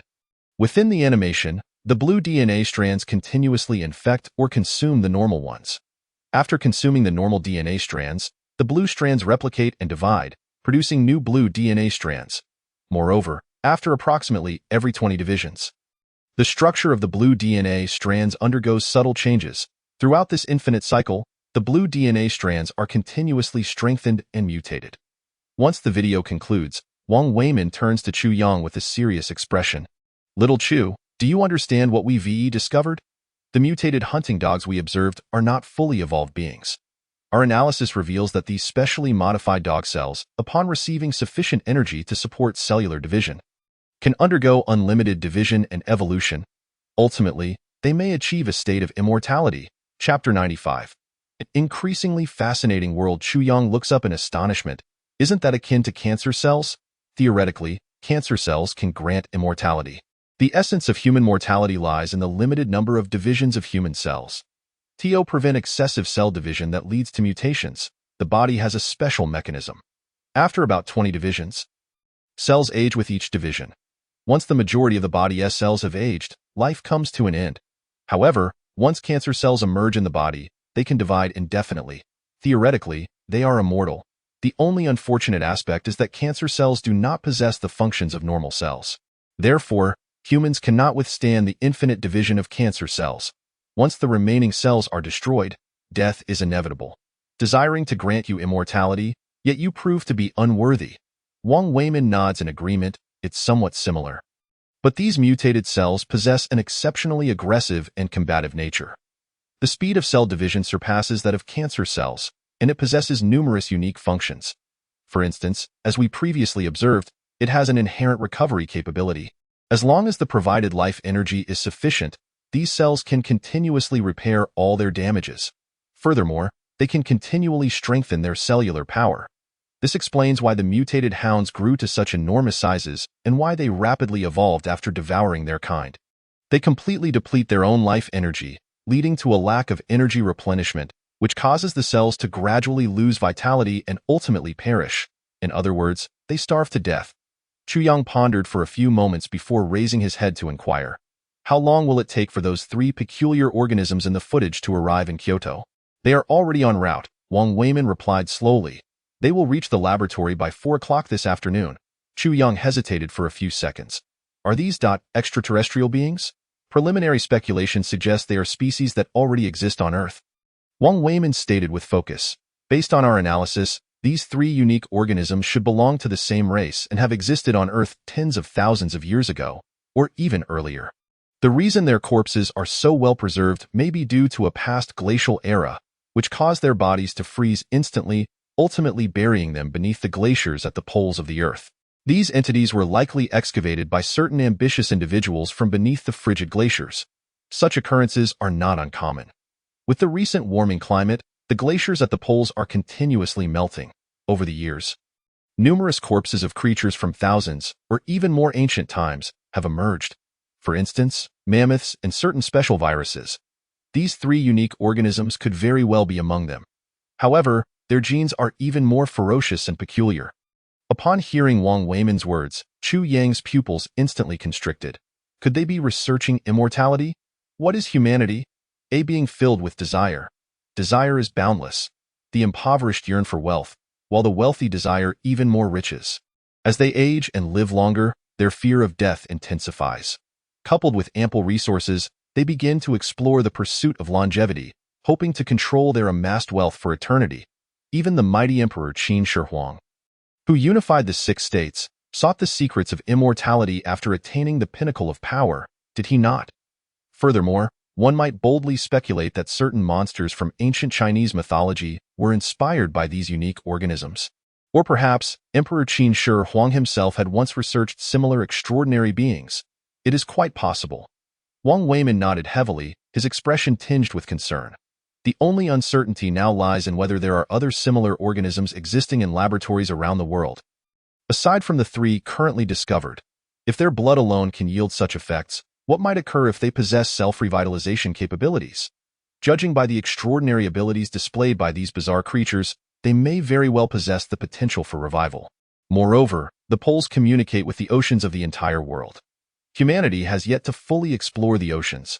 Should these unique organisms emerge from the seabed and begin to infect marine life, it would undoubtedly spell disaster for humanity. Chu Yang fell silent. However, he soon broke into a smile.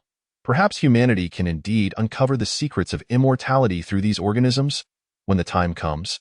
If you could extend your life by another 1,000 or 2,000 years, I would certainly pay my respects on your 1,000th birthday. You? Wang Weimin was momentarily taken aback.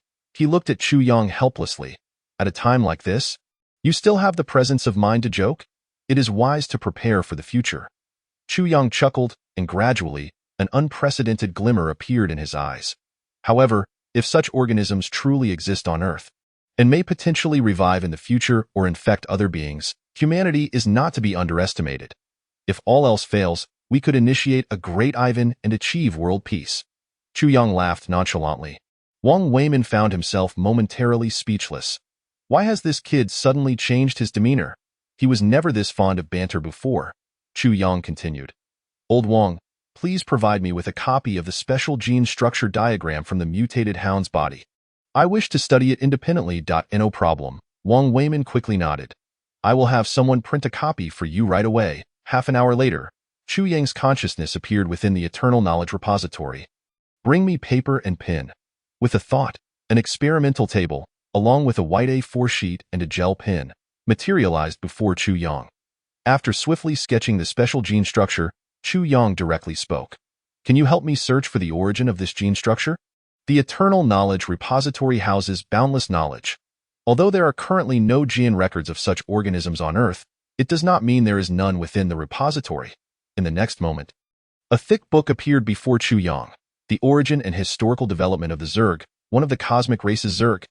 As Chu Yang had anticipated, the Eternal Knowledge Repository indeed contained records on this subject. He then opened the book and began to flip through its pages rapidly. Observing the descriptions of the Zerg, Chu Yang took a deep breath, and the brilliance within his gaze gradually intensified. This world is becoming increasingly fascinating. Chapter 96. The protein content is 600 times that of beef. The Zerg is one of the advanced civilizations in the universe. Due to their intense vitality and mutation capabilities, they once held a dominant position in the cosmos. However, the threat posed by the Zerg is immense. Their emergence is a result of genetic mutations in ordinary insects, which, through constant evolution, acquired a unique evolutionary gene. As long as they continuously devour various organisms, they can absorb a small amount of the life genes from the cosmic beings they consume. The integration of these life genes accelerates their evolutionary process.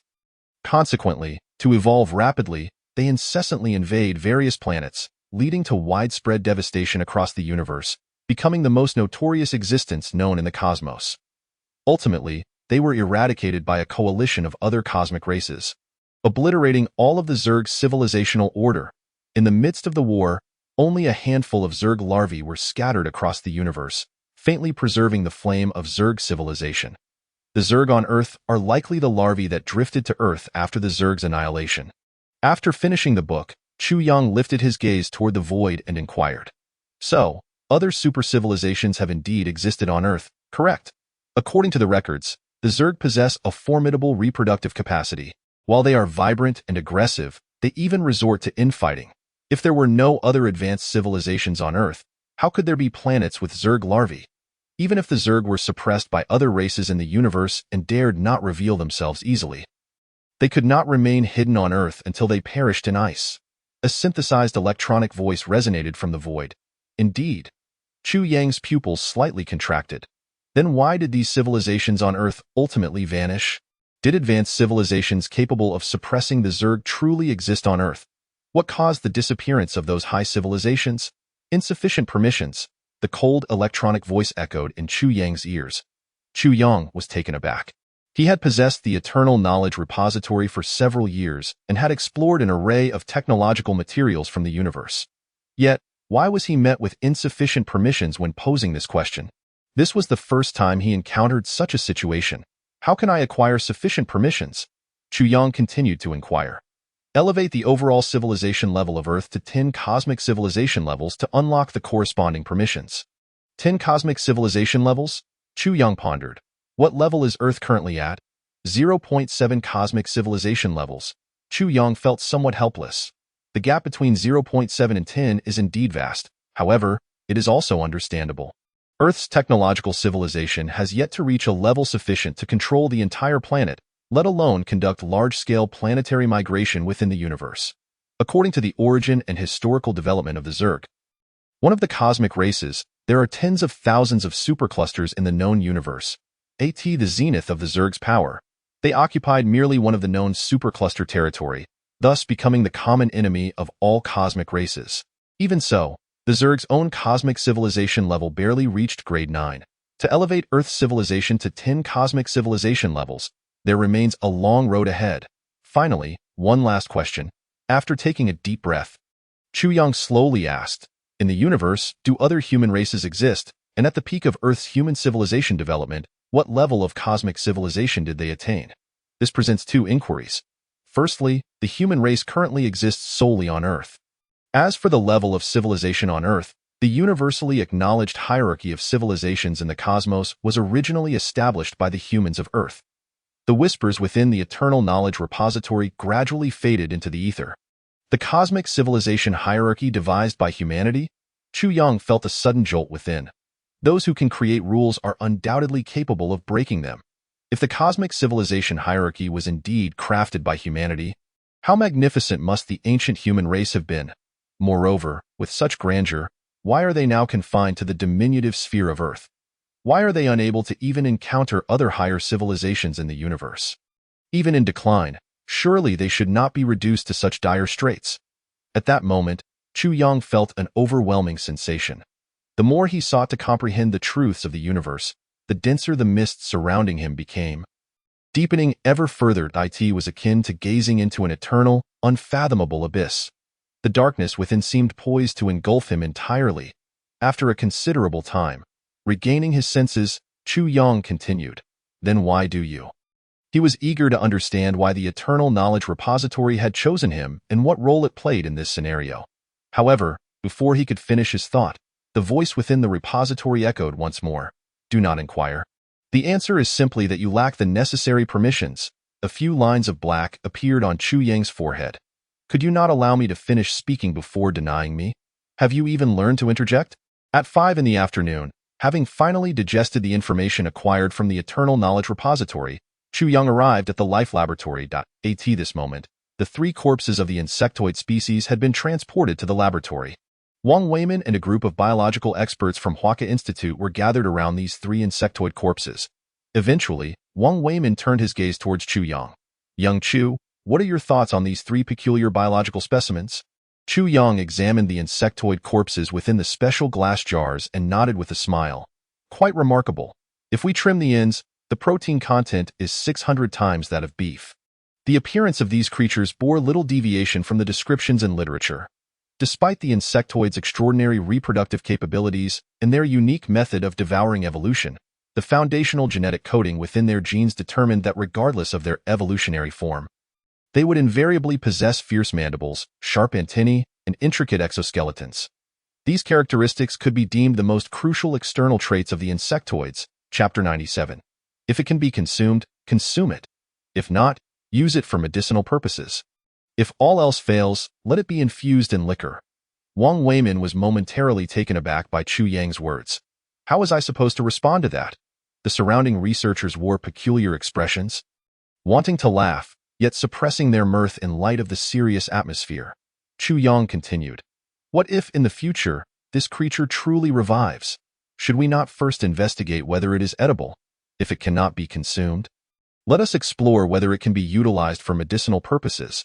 If that fails, perhaps we could use it to make liquor.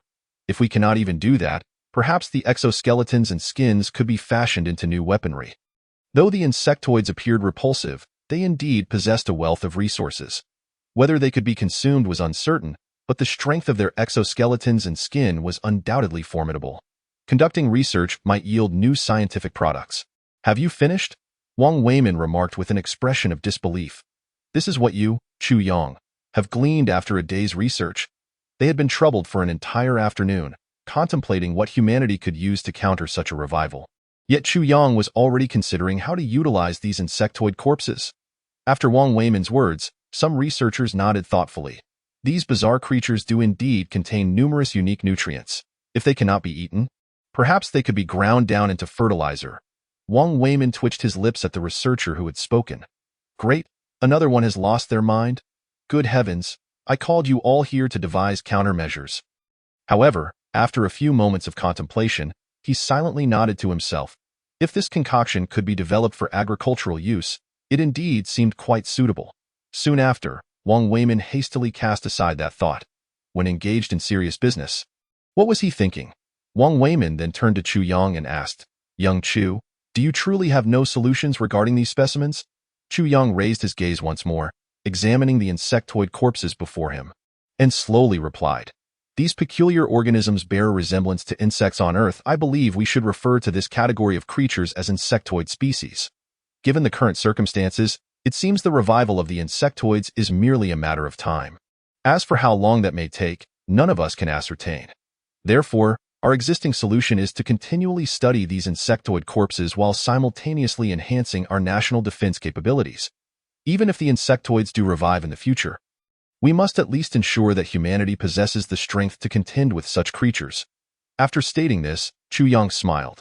"In truth, we need not be excessively pessimistic. Did we not eliminate all the mutated hunting dogs infected by the insectoids? Additionally, we have rocket launchers, mortars, missiles, and even nuclear weapons at our disposal. All fear stems merely from a lack of firepower. Since the insectoids failed to dominate Earth in the past, they shall not dictate the future of humanity today." Several researchers nodded contemplatively. Chu Yang then beamed at Wang Weimin. "All right, old Wang, it seems you will have to toil again. I require a complete insectoid corpse for research, just as we did with the mutated hunting dogs. Furthermore, if possible, I need the most advanced genetic equipment available globally, as well as a wealth of literature and documents pertaining to genetics. Are you truly planning to delve into the field of genetic engineering from scratch?" Wang Weimin was astonished. To his knowledge, Chu Yang had not previously studied genetics. His invitation for Chu Yang to join was to gauge his research abilities and see if he could devise alternative weapons against the insectoids or upgrade the second generation of nano battle armor. Not to mention mass production, at the very least, they needed to hasten the manufacturing of nano battle armor to establish a fully equipped mech combat unit to resist future insectoid invasions. Chu Yang chuckled. "Why not? Is it too rushed?" Wang Weimin hesitated. Had the insectoid crisis not arisen, he would have considered Chu Yang's shift from mechanical engineering to genetic engineering entirely reasonable. However, now, with no foundational knowledge in genetics, plunging headlong into that field left him feeling uncertain. Wang Weimin shook his head. "No. How old are you?" 78. "And how old am I?" "I recall celebrating my 20th birthday this year." "Who invented the 1 nanometer lithography machine?" "You did." "Why all the questions? What is going on?" "Old man, I know you're a prodigy, but there's no need to flaunt it. I'm fine. But what about those researchers in their 30s with little to show for their work? Should they just throw themselves under a bus?" Chu Yang laughed. "So, please don't worry about me. Within a year, I will certainly find a way to produce something worthwhile. The culmination of science is metaphysics." That statement holds true. When fundamental sciences reach their zenith and all biological avenues for enhancement become exhausted, the study of genetic mysteries will commence. Once upon a time, when I encountered materials on supergenetic engineering, I felt those concepts were distant from me. Little did I know that I would soon be diving headfirst into research on such matters. It seems it is indeed fate. After conveying these thoughts, Chu Yang prepared to leave. Wang Weimin called out to him. "Where are you off to?" Wang Weimin's lips twitched.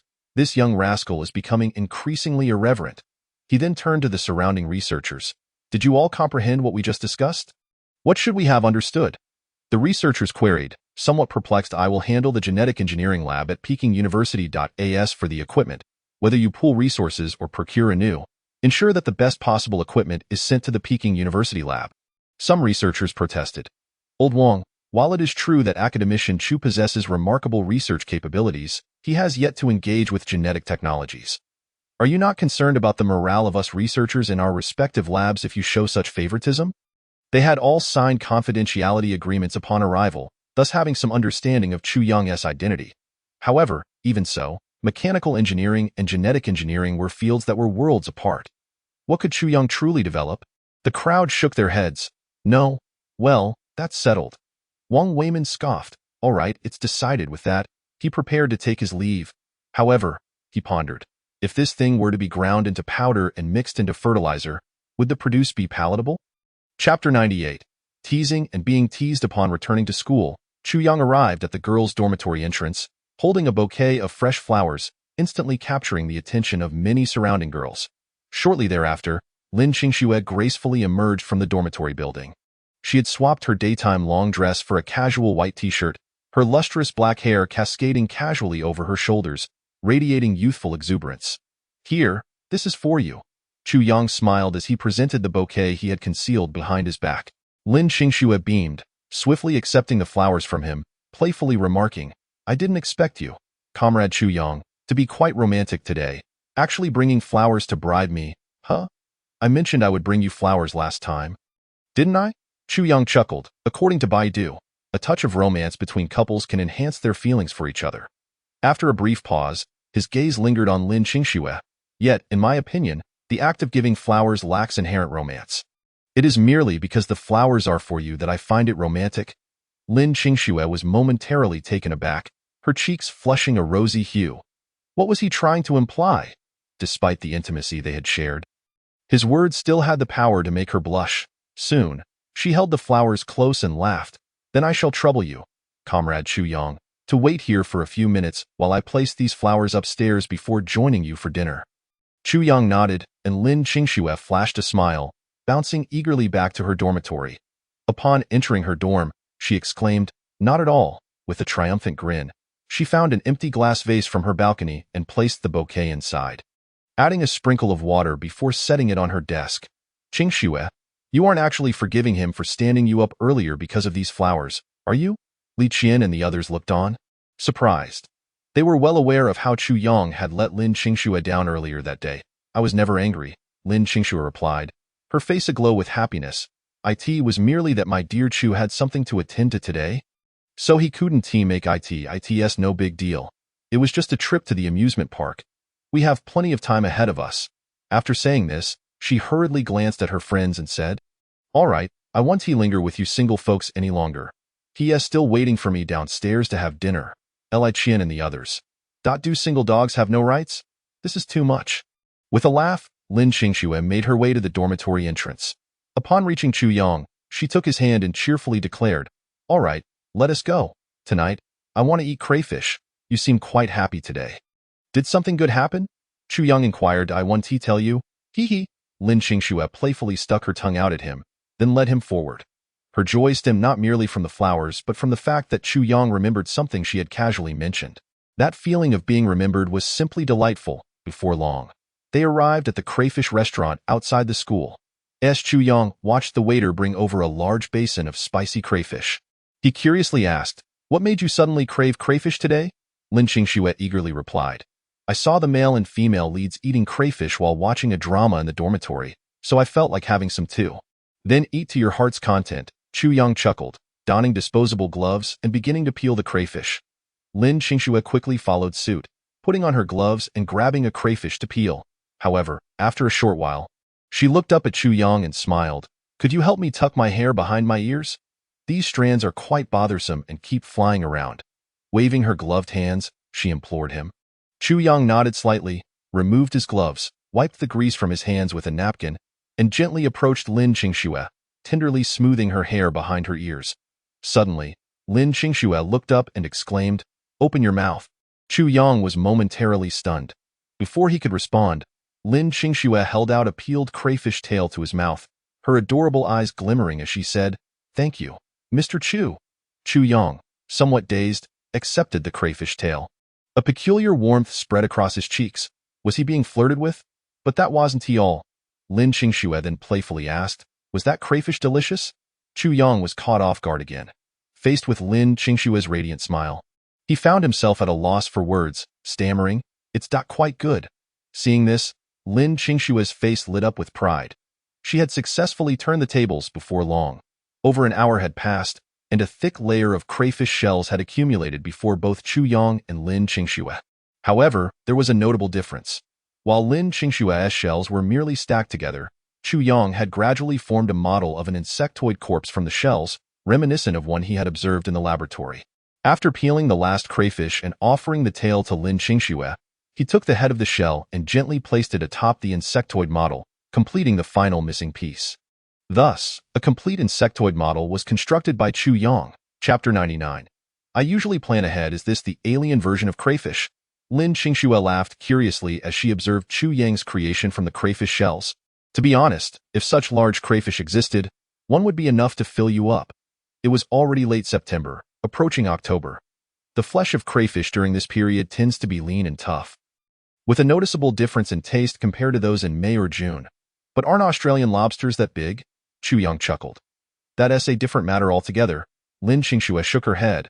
Australian lobsters are so expensive. I'd rather have crayfish. She then looked at the model in front of Chu Yang and mused. What if we buried your crayfish shell model underground?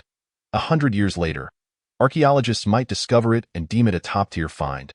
Lin Qingxue surveyed the surrounding tables, noting that everyone else had merely piled their shells haphazardly. In contrast, Chu Yang's creation was distinct. She smiled and gave him a thumbs up.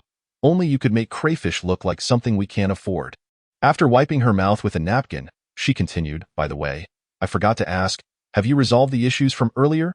Chu Yang nodded slightly. For now, it seems there are no major problems. He glanced at the insectoid model on the table. And recalling Lin Qingxue's earlier comment, he couldn't help but chuckle. If all goes well, we might soon have a new dish to add to our dinner table. Huh? Lin Qingxue looked intrigued. Does Huaca Institute still develop new dishes? Chu Yang seemed to have envisioned a certain possibility for the future, stating, just wait. When the research is complete, I promise to bring you a taste. What if they really managed to make it edible? Would it lead to a ban on insectoids in China? He had no doubt about the extraordinary appetite of the food enthusiasts in China, nor the remarkable skills of Chinese chefs. The crayfish on the table had originally been introduced as an invasive species in China, causing significant headaches for the populace. Yet, once its edibility was discovered, it ultimately became reliant on artificial breeding for survival. Perhaps the insectoids could follow the same path. Of course, this was contingent upon confirming whether they were indeed edible. After finishing their meal, the two decided not to wander aimlessly outside. They called the restaurant owner to prepare 4 portions of spicy crayfish for takeout before leaving the establishment together. As for Chu Yang's insectoid model, it was promptly and humanely dismantled. Until new food research was completed, the existence of insectoids must remain concealed. Upon reaching the entrance of the girls' dormitory, Lin Qingxue reluctantly turned to Chu Yang and said, I'll head upstairs now. Go ahead. Chu Yang nodded slightly. Just as Lin Qingxue was about to leave, he called out to her, wait a moment. There's something I almost forgot to tell you. Chu Yang chuckled as he affectionately tousled Lin Qingxue's fragrant hair. There's nothing of great importance, just that I forgot to mention to you that you are the second woman to feed me. Today is a day worth commemorating. Lin Qingxue immediately shot him a jealous glare. Are there other girls who have fed you? Quickly tell me, who was the first woman to feed you? My mother. Chu Yang replied with a laugh, leaning closer to Lin Qingxue's ear and exhaling a warm breath. She did it quite well, but next time, I would appreciate it if you could use your mouth directly. Feeling the warmth brush against her ear, Lin Qingxue's cheeks flushed a bright red. She quickly retreated a couple of steps and stammered, why you? What's wrong? Chu Yang laughed. You're being a rogue. Lin Qingxue shot him a disapproving look. Do you speak to other girls in such a lewd manner as well? Chu Yang chuckled. What are you talking about? How is this being lewd? Isn't this just a display of affection between lovers? He then ruffled Lin Qingxue's hair again and continued, besides, even if I were being lewd, it would be only in front of you. Please don't go spreading this around. It could tarnish your aloof school beauty image. Lin Qingxue's lips twitched. Just speak plainly, devoid of those mundane desires. Meanwhile, upon returning to the dormitory, as soon as he pushed open the door, he heard Zhang Mingyang's exclamation, wow, guys, come quick, it's a stormy sea. Is there such a good thing? Wang Lei, closest to Zhang Mingyang, rushed to his computer. Zhu Pengfei also quickly approached Zhang Mingyang, eager to observe, let me see. How grand is it? Seeing the 3 heads crowded together, Chu Yang couldn't help but feel his lips twitch. What are you watching? He casually glanced at Zhang Mingyang's computer screen. From the visuals, they were clearly watching an anime from a certain island nation. The next moment, he cleared his throat and said, I heard Lao Zhang mention a stormy sea, and I thought you were watching the ocean. As soon as he finished speaking, Lao San interjected, if you're not pretending, we're still good friends. As an adult, hearing stormy sea and you still think of the ocean? I don't believe it. However, in the end, Zhang Mingyang's comment proved to be the most astute. Just be honest, do you want to join us? Chu Yang pondered for a few seconds. It seemed he had little experience in this area. Perhaps he should learn a bit. A few minutes later, Zhu Pengfei and others hurried to the bathroom for a shower. Not long after, Lin Qingxue sent a message. What time do you plan to sleep tonight? Hey, my temper. Lin Qingxue was taken aback. This guy could still send a dog emoji now. Upon seeing the message, Chu Yang felt the primal energy he had just subdued surge back to life. Old Zhang, your wretched anime is causing trouble.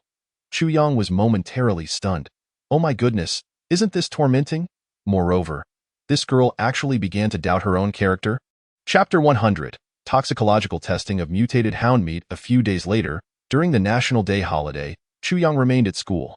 With the arrival of a truckload of sophisticated biological instruments from the military, a specialized laboratory dedicated to the study of life genes was quickly established on the second floor of the laboratory where Chu Yang previously worked.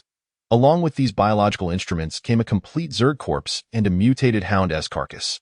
Chu Yang intended to utilize these 7 days of holiday to thoroughly investigate whether the Zerg meat was edible. On the first day of the National Day holiday, in the laboratory, the Zerg corpse was neatly set aside. The liquid used to preserve the Zerg corpse in a transparent glass container had been analyzed. It was a specially formulated nutrient solution that ensured the Zerg corpse would not decay and maintain the stability of the blood within.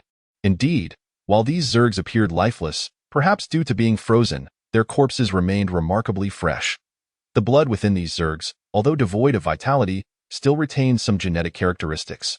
This explained why previous researchers opted to extract the Zerg's blood and inject it into ordinary hounds, resulting in their mutations. The Zerg's genetic makeup inherently surpassed that of the hound species. Under the potent destructive power of the Zerg genes, as long as their life genes retained even a fragment of hereditary coding, they could swiftly breach the entire genetic chain of an ordinary hound and proceed to alter it. Alternatively, they could directly seize control of the ordinary hound's body at the genetic level. In the short term, Chu Yang would refrain from tampering with the blood within the Zerg corpse. Currently, only 3 Zerg corpses had been discovered nationwide, and using them for experiments would mean one less for future research. He had been diligently studying genetic knowledge from the Eternal Knowledge Repository for several days. When he felt prepared to genuinely research the Zerg genes, he would then contemplate utilizing the Zerg blood. For now, his priority was to conduct viral testing under ordinary conditions. Both the Zerg corpse and the mutated hound were treasures in themselves. Failing to study them rigorously would be a disservice to the unique species genes they contained. The mutated hound's corpse was stored in the freezer. Upon entering the cold storage, Chu Yang's hands were soon covered with a multitude of nanobots. Ultimately, the mechanical arm enveloped his hand, and within it appeared a nanoscopic scalpel. Utilizing the scalpel's razor-sharp edge, combined with the strength of the mechanical arm, Chu Yang successfully sliced off a small piece of meat from the mutated hound. After obtaining the meat 3 hours later, the toxicological testing concluded in the mutated hound's tissue, aside from a small number of parasites carrying trace toxins, no lethal toxins were detected. Upon seeing these results, Chu Yang's eyes lit up. This thing is non-toxic? Does that mean it's edible? However, Chu Yang was not bold enough to consume the mutated hound's meat merely after ordinary toxicological testing. He needed to conduct further experiments. Subsequently, he returned to the cold storage, cut a larger piece of meat from the mutated hound, and prepared samples of various cooking methods: steaming, boiling, and different degrees of doneness: rare, medium, and well done. Afterward, Chu Yang proceeded to the area where he kept the white mice for experimentation. Before him stood a cage made of alloy, robustly wrapped in enough nanomaterials to form a complete set of nano armor, ensuring the cage's sturdiness. Inside the cage were several adorable little white mice. Opening the cage, he placed the different preparations of the mutated hound meat into the mice's feeding bowls. Soon, the delectable aroma of the cooked mutated hound meat wafted through the air, quickly capturing the attention of the white mice. Additionally, the little mice had been hungry for several days prior, so when the delicious food appeared before them, they immediately began to scramble for it. 10 minutes after all the white mice had finished eating, Chu Yang took out a notebook and began recording observations. First, mouse number 1, which had eaten the raw meat, exhibited frantic behavior, jumping around wildly within the cage. Then, mouse number 2, which consumed the boiled meat, remained calm after eating. Although it seemed to have gained considerable energy, the remaining white mice, having eaten the thoroughly cooked meat, displayed no significant issues. However, those that had consumed undercooked meat exhibited varying degrees of agitation within 10 to 20 minutes post-consumption. The mouse that had eaten the raw meat experienced ruptured blood vessels and died within the cage after 15 minutes of frenzy. Those that had consumed the medium-rare mutated hound meat showed increased restlessness but did not perish. Their physiques appeared slightly enhanced compared to before. Witnessing this, Chuyang quickly prepared a syringe to draw blood from the white mice for further research. External changes alone were insufficient to draw conclusions. He needed to delve into their genetic makeup. Chapter 101. The misfortune of wasted Zerg blood. Soon, Chuyang had collected several blood samples from the white mice, as for the one that had exploded. It was disregarded.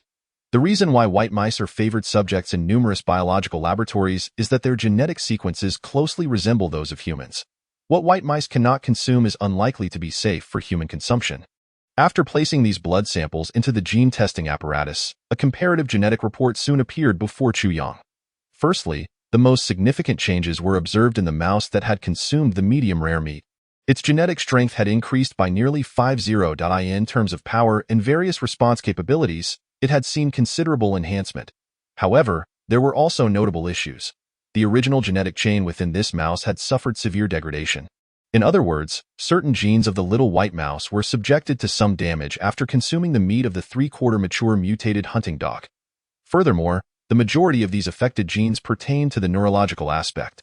Remarkably, additional mutated gene sequences have emerged within its body. A systematic comparison confirms that these alterations are also related to the nervous system. If this mouse continues to consume such meat, even if it does not undergo complete insectoid transformation, it will inevitably inherit the brutal characteristics of the insectoid race. To put it in the words of a martial arts novel, it may reach a point of going astray in its cultivation. Then there is the case of the 7/10 mature variant. The little white mouse that consumed the meat of the 7/10 mature mutated hunting dog did not experience significant enhancements in its overall genetic composition. However, its original genes remained largely intact. Yet, it still exhibited an increase in gene sequences characteristic of the insectoid race, leading to potential issues with a volatile temperament. Lastly, there are the boiled and steamed variants.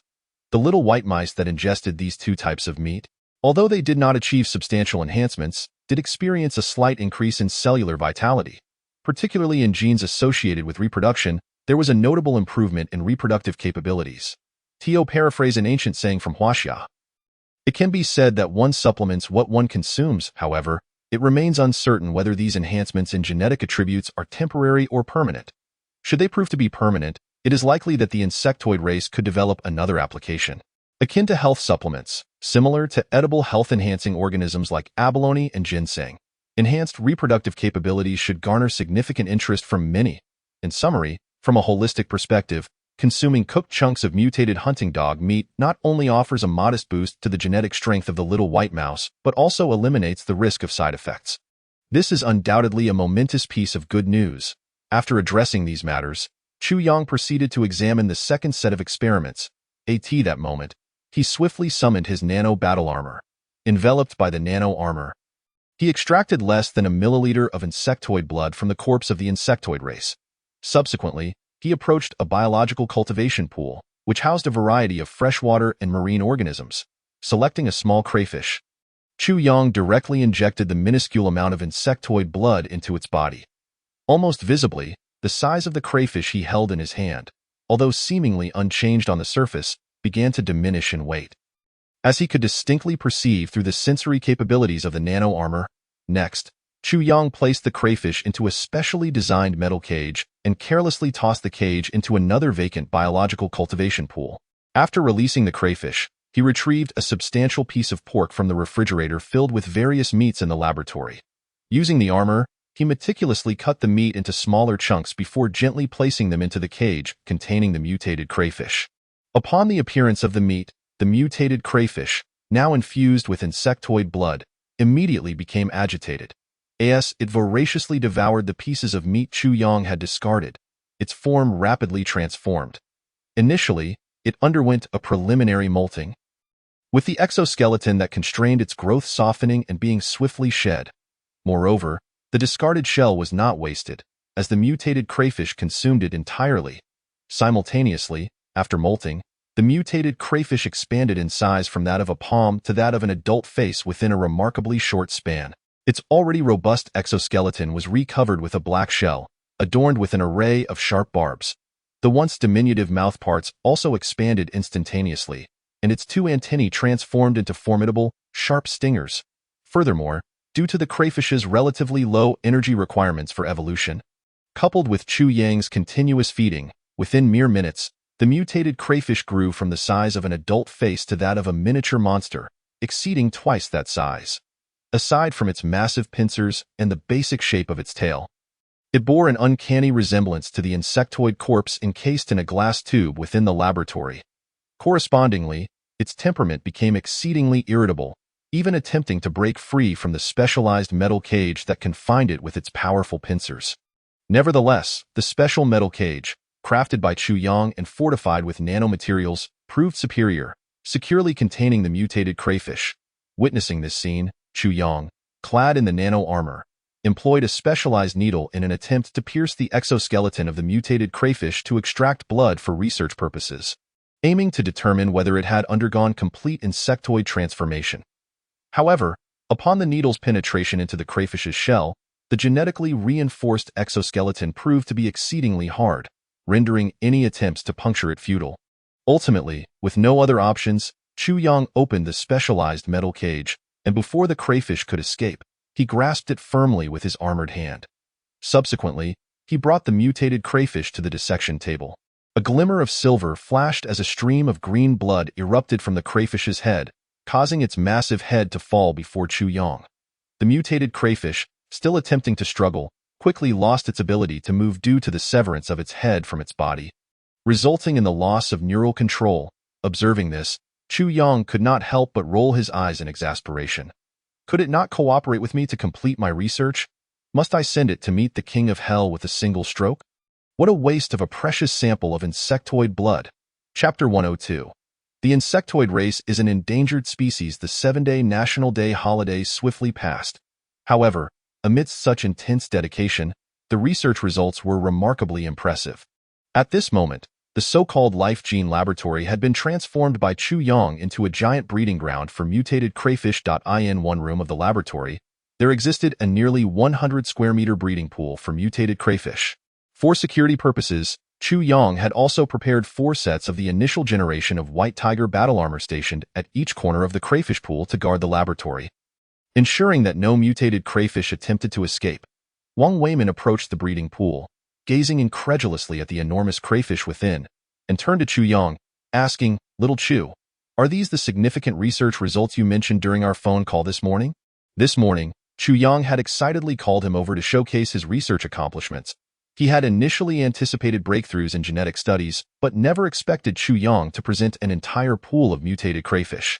Each of these crayfish was nearly the size of a football, adorned with intricate exoskeletons, and their massive pincers appeared imposing.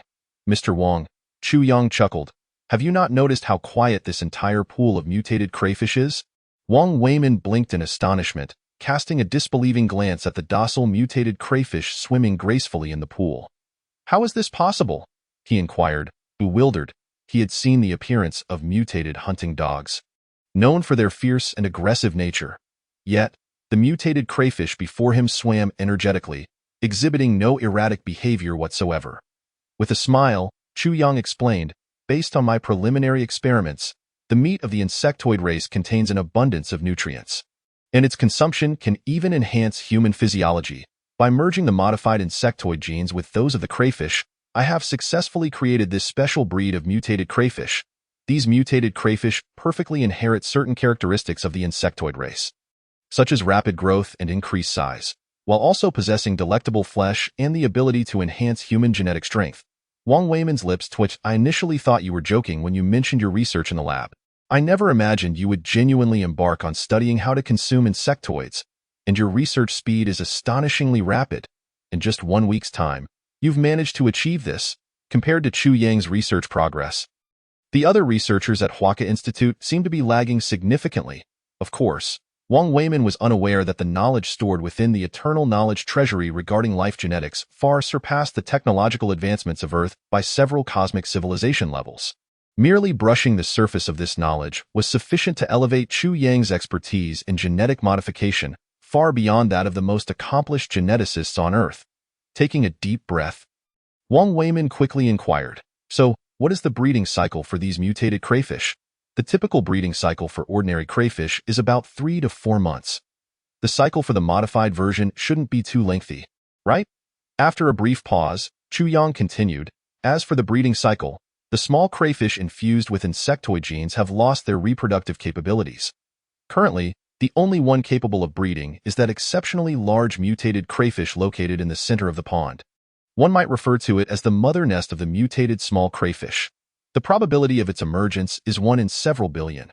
This solitary mother nest was created through a targeted gene mutation technique, utilizing gamma rays in the laboratory for a full 5 days, resulting in the demise of over 100 mutated small crayfish before this product was ultimately produced. Upon finishing, Chu Yang smiled at Wang Weimin and added, "Therefore, Wang Lao, we need not worry about an insectoid invasion in the short term. The insectoids possess formidable reproductive abilities, but only the mother nest has the capability to reproduce. The other insectoids lack any reproductive power. Thus, even if traces of insectoids still exist on Earth, without the appearance of a mother nest, they cannot stir any significant troubles."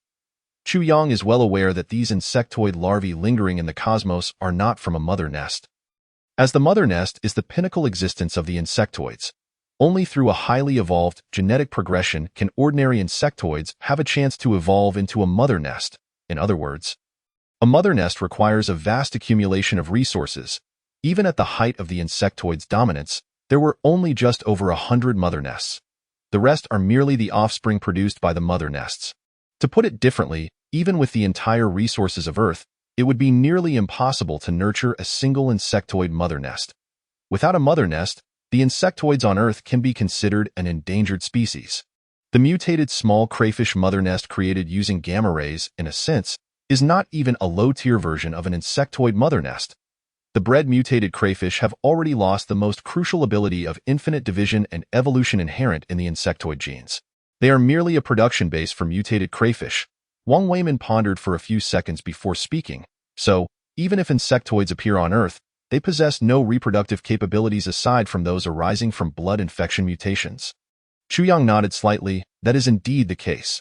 What can be confirmed is that the total genetic amount of insectoids on Earth remains constant. Even though they can transform other creatures into insectoids through blood, the transformed creatures are limited in number and far less threatening than those bred directly. By the time these insectoids pose a true threat to humanity, it will take at least 3 to 5 years. In that time frame, I am fully confident in elevating the defense capabilities of Huaxia to an alarming level.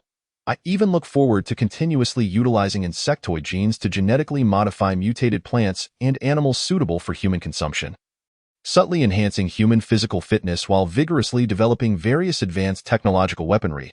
Eventually, I plan to gradually incorporate basic enhancements into everyday items used by the people of Huaxia, such as kitchen knives and hoes. When those insectoids lurking in the darkness finally emerge, will the food-loving citizens of Huaxia, accustomed to feasting on insectoids, chase after them with hose in hand? What a thought! Chu Yang chuckled. What do you say? Shall we try the flavor? Looking at Wang Weimin, he smiled. It's just around noon, and before your arrival, I prepared mutated small crayfish in spicy, garlic, and 13 spice flavors. You were ready all along. Wang Weimin was taken aback. Is this truly edible? Absolutely. Chu Yang nodded slightly. I have conducted numerous experiments, and as long as it is not consumed raw, there should be no significant issues. And if it is eaten raw? Wang Weimin inquired.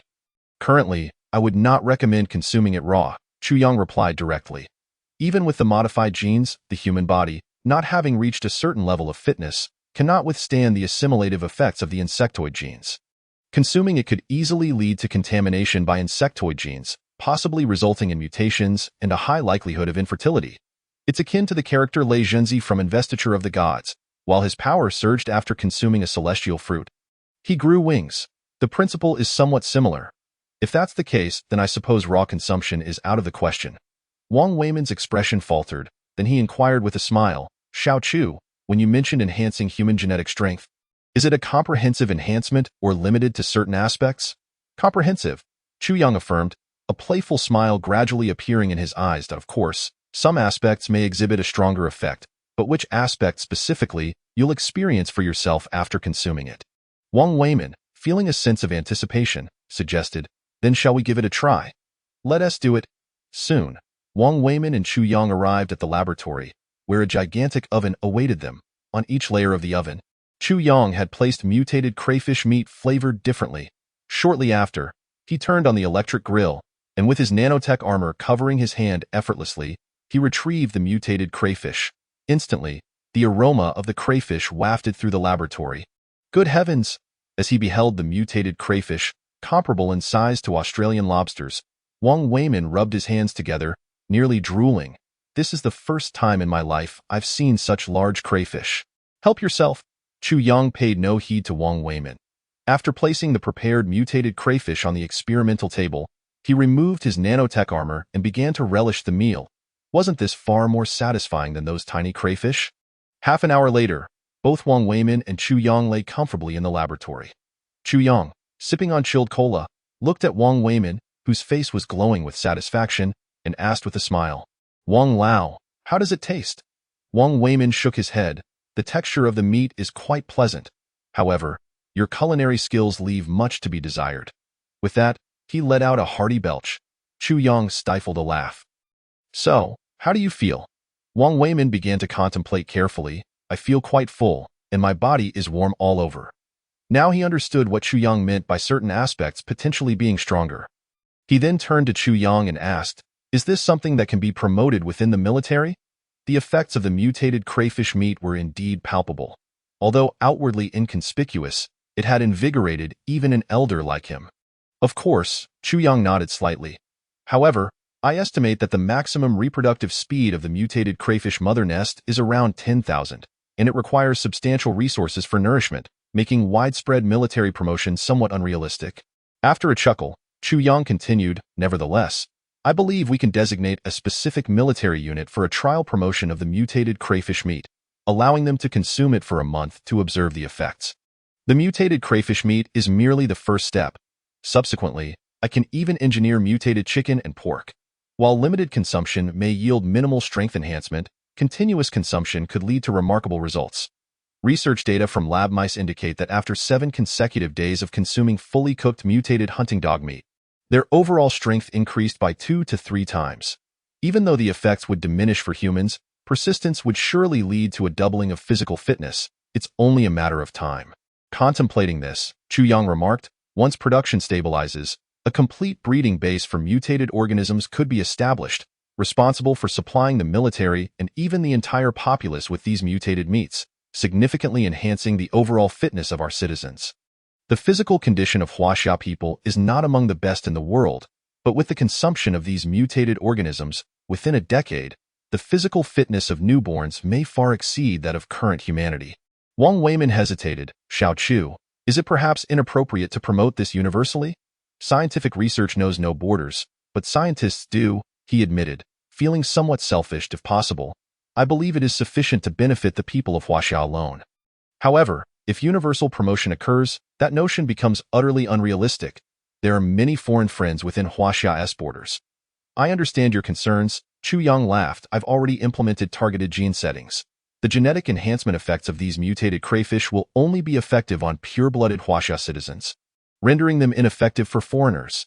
Different races possess different genes. Even among humans, genetic differences exist. Thus, while re-encoding the genes of the crayfish, I accounted for this factor. One day, I will ensure that every person of Huaxia stands as a dragon among men. As for other countries, let them do as they please. Chu Yang chuckled. Go on, go on. Wang Weimin promptly turned and left, the realization dawning that this delicacy should not be consumed in excess. Chu Yang's eyes brightened. How long until you arrive? I'll go to the airport to pick you up. It truly is sweltering today. How about I take you for some ice cream cake later? Hot. Lin Qingxue, just off the plane, looked a bit puzzled. Isn't it almost autumn now? Moreover, with the cold front coming in, where's the heat? In Chapter 104, let's get to the point. I'm not old. Lin Qingxue ultimately decided against having Chu Yang meet her at the airport, instead agreeing to meet at the school gate. After hanging up, Chu Young quickly changed his clothes and rushed to the private bathroom on the balcony, turning on the faucet to give himself a refreshing cold shower. After about 10 minutes, when he emerged from the bathroom, he finally felt calm. Half an hour later, at the entrance of Peking University, Lin Qingxue stood exactly where Chu Young had first stood when he arrived at the university. She clutched a large suitcase, scanning the surroundings with a hint of confusion in her gaze. Chu Young had clearly promised to meet her at the school gate, yet she had been there for several minutes without seeing him. Just as she was about to pull out her phone to message him, a pair of large hands suddenly covered her eyes. Startled, Lin Qingxue let out a gasp. The next moment, she heard Chu Young's voice, slightly husky yet imbued with charm, whispering in her ear, "Don't move. I'm a heart-stealing thief. You're just too adorable. Quickly stretch out your hand so I can hold it." In that instant, upon hearing Chu Young's voice and catching a whiff of his unique scent, Lin Qingxue's initially stiff body relaxed. Instead of pushing his hands away, she nimbly turned around and wrapped her arms tightly around him, giggling triumphantly, "Now, you are surrounded by me. Surrender and lay down your weapons." "I surrender, I surrender." Chu Young chuckled. Releasing his hands, as the light returned, and he beheld Lin Qingxue, whom he hadn't seen for a few days. His heart swelled with joy. "Have you missed me?" "I have." Chu Young nodded slightly. "How much?" Lin Qingxue's cheeks flushed. "I merely asked how much you missed me. Why does it lead to this? Can we not have a proper conversation? It's only been a short while since we got together." Lin Qingxue teased, laughter dancing in her eyes. "By the way, I'm glad you spoke just now. Otherwise, I was ready to give you a shoulder throw." "A shoulder throw?" Chu Young's lips twitched. "When did you learn that?" "It doesn't seem to match your demeanor at all. Besides, I don't recall you ever studying martial arts." Lin Qingxue proudly replied, "You'd be surprised at how much you don't know. The year I graduated high school, my father worried I might be bullied in Kyoto, so he enrolled me in a martial arts class for the summer." She flexed her arms, showcasing her small muscles. "I might not be able to take on others, but throwing a seemingly gentle, handsome boy like you should be a piece of cake." Chu Young laughed. "So, your flexibility must be quite remarkable then?" "Moderate." Lin Qingxue nodded, grinning. "I can barely manage a split or a backbend." Chu Young smirked. "That's sufficient. No need for overly challenging poses." "What do you mean by that?" Lin Qingxue scrutinized Chu Young's mischievous grin, suddenly feeling something amiss. That smile seemed somewhat suggestive, however, having been influenced by her dorm mates, who, despite being single, were well-versed in theoretical knowledge, especially when it came to risky topics. She pondered for a few seconds before understanding. Her cheeks flushed crimson as she shot Chu Young a fierce glare. Playfully scolding, "Chu Young, you lecherous old man." Chu Young's expression turned serious. "Hey, what are you thinking? How did I suddenly become a lecherous old man? You can't just say whatever you want, darling," with skepticism etched across her face. Lin Qingxue retorted, "Between us, whose thoughts are truly impure? Asking about your flexibility, do you really think I don't know what you're getting at?" Clearing his throat, Chu Young replied, "Ahem, I just wanted to clarify that you misinterpreted some of my words." "Which ones?" "A lecher is a lecher, but I'm not old," Lin Qingxue exclaimed. "Help! Someone come quickly. There's a shameless person here." "All right, enough of that." Chu Young chuckled as he released Lin Qingxue. Ruffling her hair affectionately, he took her delicate, fair hand in one of his and picked up her heavy suitcase with the other, guiding her toward the school.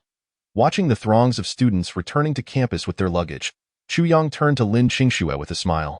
"How was your time at home these past few days?" "Pretty good." Lin Qingxue nodded obediently, then smiled at him. "On the first day, I slept comfortably all day. On the second day, I went shopping with my mom. And we even dined at that hot pot restaurant we used to frequent in high school. Unfortunately, it seems the owner has changed, as it didn't taste as good as before." Then on the third day, as they walked, Lin Qingxue eagerly recounted everything she had done during her National Day holiday at home. Chu Young listened quietly, and once she finished, he noticed he hadn't spoken a word, a bit nervous. She asked, "Did I say too much?" "Perhaps that's how it is when you genuinely like someone. You fear becoming dull, wanting to share every little thing, whether interesting or mundane, with them. You long to bare your soul to that special person, as if your entire being is inscribed with the messages, 'I'm fascinating, I'm interesting, and look at me.'" Chu Young tilted his head and smiled at Lin Qingxue. "Not at all. I think it's wonderful. I actually hope you share everything you do with me, whether it's exciting or trivial." After a brief pause, he continued, As long as it's about you. I want to know. Really? Lin Qingxue laughed. Really? So, what have you been up to at school these days? Chu Yang didn't need to think about it this time.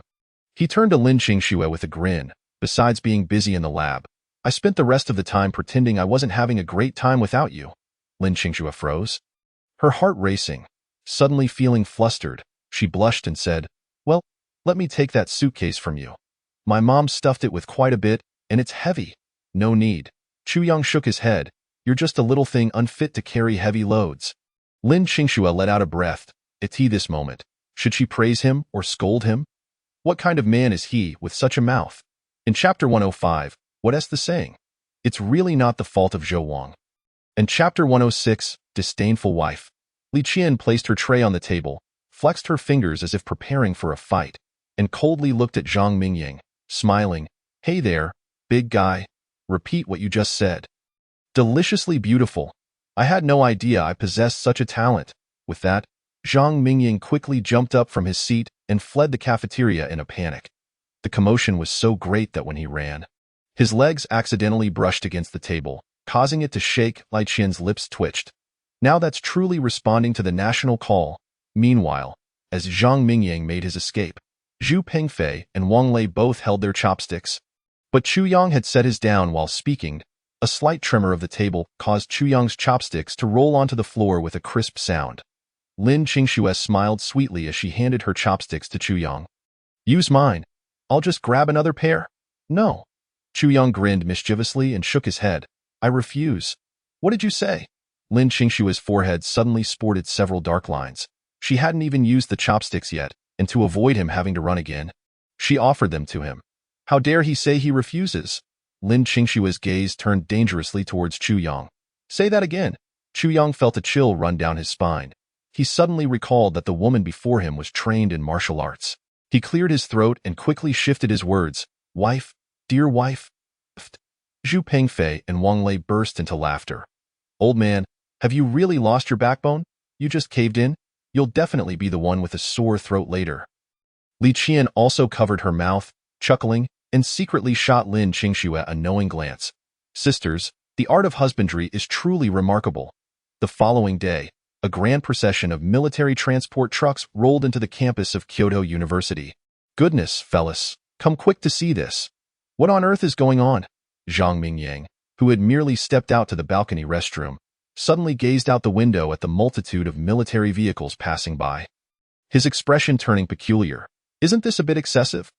Although they had grown accustomed to military transport vehicles entering the campus, this time felt somewhat outrageous, in addition to the several military trucks responsible for transportation.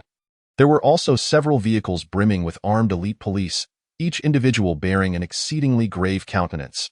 Are they filming a movie? Wang Lei, intrigued, edged closer and upon witnessing the scene, was immediately taken aback. My goodness. Such a grand display. Even in a drama depicting the transport of billions in cash, I have never seen such a spectacle. Zhu Pengfei also approached with curiosity. Let me take a look. Only Chu Yang, maintaining his composure, smiled lightly before joining the group. Little did they know, they were already aware of the situation. Last night, Wang Weimin had already informed him. After all, Kyoto University still fell within the realm of academia. Despite the presence of numerous personnel from the security administration and the military guarding the laboratory, what exactly was enclosed within? It housed mutated lobsters infused with Zerg genes. Although these mutated lobsters had become considerably docile under Chu Yang's genetic coding technology, they still possessed formidable strength. Just imagine if these mutated lobsters managed to escape the laboratory and clamped down on a student's hand or foot. Suffice it to say, Wang Weimin's name would be rendered backwards. Thus, after an urgent meeting between Huaki University and the military last night, a decision had been reached. All mutated lobsters must be transferred to a temporary military breeding facility by today. And all related live experiments must be conducted within military confines. This was also considering Chu Yang's current state. Having just returned after 3 years, it seemed inappropriate to have him leave once more for an extended period. Otherwise, such high-level experiments would necessitate relocation to the northern desert or other discrete military bases for research. If something were to go awry, it could easily lead to significant trouble. Zhang Mingying gazed at the procession of vehicles with envy. Which esteemed expert from our university has stirred such a remarkable commotion? If I could find out who it is, I would surely bow to them and ask them to take me under their wing. This big shot is simply too impressive. Zhu Pingfei and Wang Lei chuckled. Oh, Zhang, you might want to save that thought. Being in finance, do you really think they would take notice of you? This is undoubtedly a national-level expert, and a top-tier one at that. After a moment's reflection, Zhu Pingfei continued, however, I am quite curious. When did our university acquire such an extraordinary talent to create such a stir? As one of the top universities in the country, Kyoto University boasted an abundance of industry leaders, even among their law professors, some of whom had participated in drafting legal codes. Yet, despite this, never had a professor been so influential as to summon the military and cause such a ruckus. Zhang Mingyang and the others exchanged glances, a bold thought suddenly surfacing in Zhang Mingyang's mind. Do you think Lao San might also be involved in this research? He's always been so mysterious. And the moment military vehicles arrived, he had to step out. There's definitely something amiss. Zhu Pingfei laughed. Oh, Zhang, have you been reading too many sci-fi novels? I admit Lao San is exceptional academically. Otherwise, he wouldn't have been exempt from all subjects. But that project is tied to the military. Can anything of that caliber be simple? For people like us, ordinary folks, we likely won't ever have the opportunity to participate in such endeavors, as he pondered. Zhu Pingfei nodded. As for Lao San, if he weren't in our finance department and pursued scientific research instead, perhaps he might stand a chance in his lifetime. After all, throughout the history of Kyoto University, Chu Yang is truly the only student I know of who has been granted full exemption from all courses. Chapter 107. The stirring overseas. No one can resist the allure of eternal life. Surrounding the laboratory, armed special police stood vigilant, their eyes scanning the area for any signs of movement. Above, specialized drones monitored aerial conditions and disrupted satellite signals to ensure the safety and confidentiality of the mutated lobster transport. Chu Yang and Wang Weimin stood at the entrance of the laboratory, facing Yang Xinghua, clad in military attire. To demonstrate the military's commitment to Chu Yang's research, he had even canceled a planning meeting for an exercise to be here. Commander Yang, please ensure a few mutated lobsters remain in the laboratory, Chu Yang implored, eyeing the military personnel loading the mutated lobsters onto trucks with a hint of regret. Without the mother nest of the mutated lobsters, it will be challenging for me to produce more in this laboratory. I need you to leave me some supplies. Absolutely. Yang Xinghua chuckled and turned to Chu Yang, inquiring. So, Academician Chu, are the effects of these mutated lobsters truly so remarkable? Chu Yang smiled. What aspect are you referring to? Yang Xinghua glanced at the busy military personnel, winking at Chu Yang with a grin. You know, that particular aspect. As he spoke, he let out a sigh, directly stating, the one you are thinking of. Oh, is that so? Chu Yang pondered, smiling as he glanced at Wang Weimin, who was glowing with vitality. You might want to ask old Wang. He should have experienced the effects of the mutated lobsters yesterday. Sensing Chu Yang's gaze upon him, Wang Weimin's face flushed with rare embarrassment. He adjusted his trousers and straightened his shirt before adopting a serious demeanor. How would I know? I felt it was just average. Average, however, immediately after, a smile crept onto his face. The effects were indeed impressive. After this exchange, Wang Weimin turned to Chu Yang grinning. But you are truly remarkable. How long has it been since you obtained the Zerg bodies? And you have already managed to develop mutated lobsters. Curiosity piqued, he continued. But I wonder, why lobsters specifically, rather than other organisms? Chu Yang's face brightened with a smile. Well, it all started when I had dinner with my girlfriend. She remarked that the current lobsters have too little meat and aren't very tasty. I decided to use lobsters as my first experimental subjects. Laughing, Chu Yang added. Fortunately, the results were promising. These lobsters should be ample for her. Yang Xinghua was momentarily stunned. He had initially thought that perhaps lobsters' genes were particularly suitable for fusion with Zerg genes. Yet, it turned out it was for such a trivial reason. Wang Weimin, however, found it somewhat understandable. When Chu Yang hacked into the database of the Beautiful Nation, he had speculated whether it was an act of revenge against the Beautiful Nation for sending spies to kidnap Lin Qingxue. And now that Chu Yang mentioned this, it was entirely in line with his character. To control the number of mutated lobsters within the laboratory, Chu Yang had not provided the mother nest with excessive food, resulting in a relatively limited population of several hundred, each of considerable size. A few were retained for Chu Yang's sustenance. Naturally, he He also had to accompany the transport. Upon arrival at the breeding base established by the military, he would need to brief the cooks responsible for raising the lobsters on key breeding techniques, while also delivering several sets of nano-armor. Ordinary kitchen knives would be inadequate to breach the lobster's shells. Chu Yang even contemplated creating more powerful blades. On a larger scale, they could serve as primary weapons for the nano-armor, while smaller versions could function as kitchen knives for the cooks. Meanwhile, in a private biological laboratory of the beautiful nation, an elderly man in a lab coat was berating the staff inside. Useless, all of you. I instructed you not to establish a laboratory in the Silver Triangle region. Yet you still sent 3 specimens there for research, which have now been completely eradicated by the Huaxia people.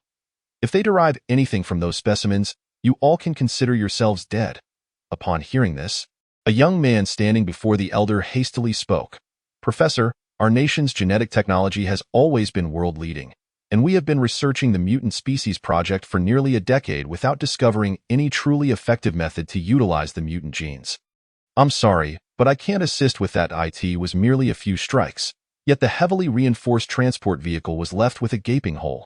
Although these mutated crayfish had undergone genetic modification by Chu Yang, their strength remained formidable. Perhaps they were provoked by some unique audio frequency. Chu Yang's expression grew serious. This should also be a weakness of the insectoid species, a fear of a certain special audio. In the grand scheme of existence, all things are interdependent and interrelated. The innate abilities of the insectoid race are undeniably powerful. Otherwise, they could not possibly attain the 9th-level cosmic civilization standard. However, they do possess vulnerabilities, one being their aversion to specific audio frequencies.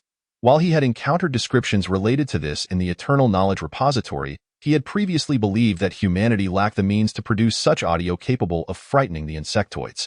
To his surprise, it seemed that merely striking gongs and drums would suffice. After a sigh, Chu Yang continued. Now, the pressing matter is to transport these mutated crayfish to the military base, as for the exposure of their appearance. It is merely a matter of time.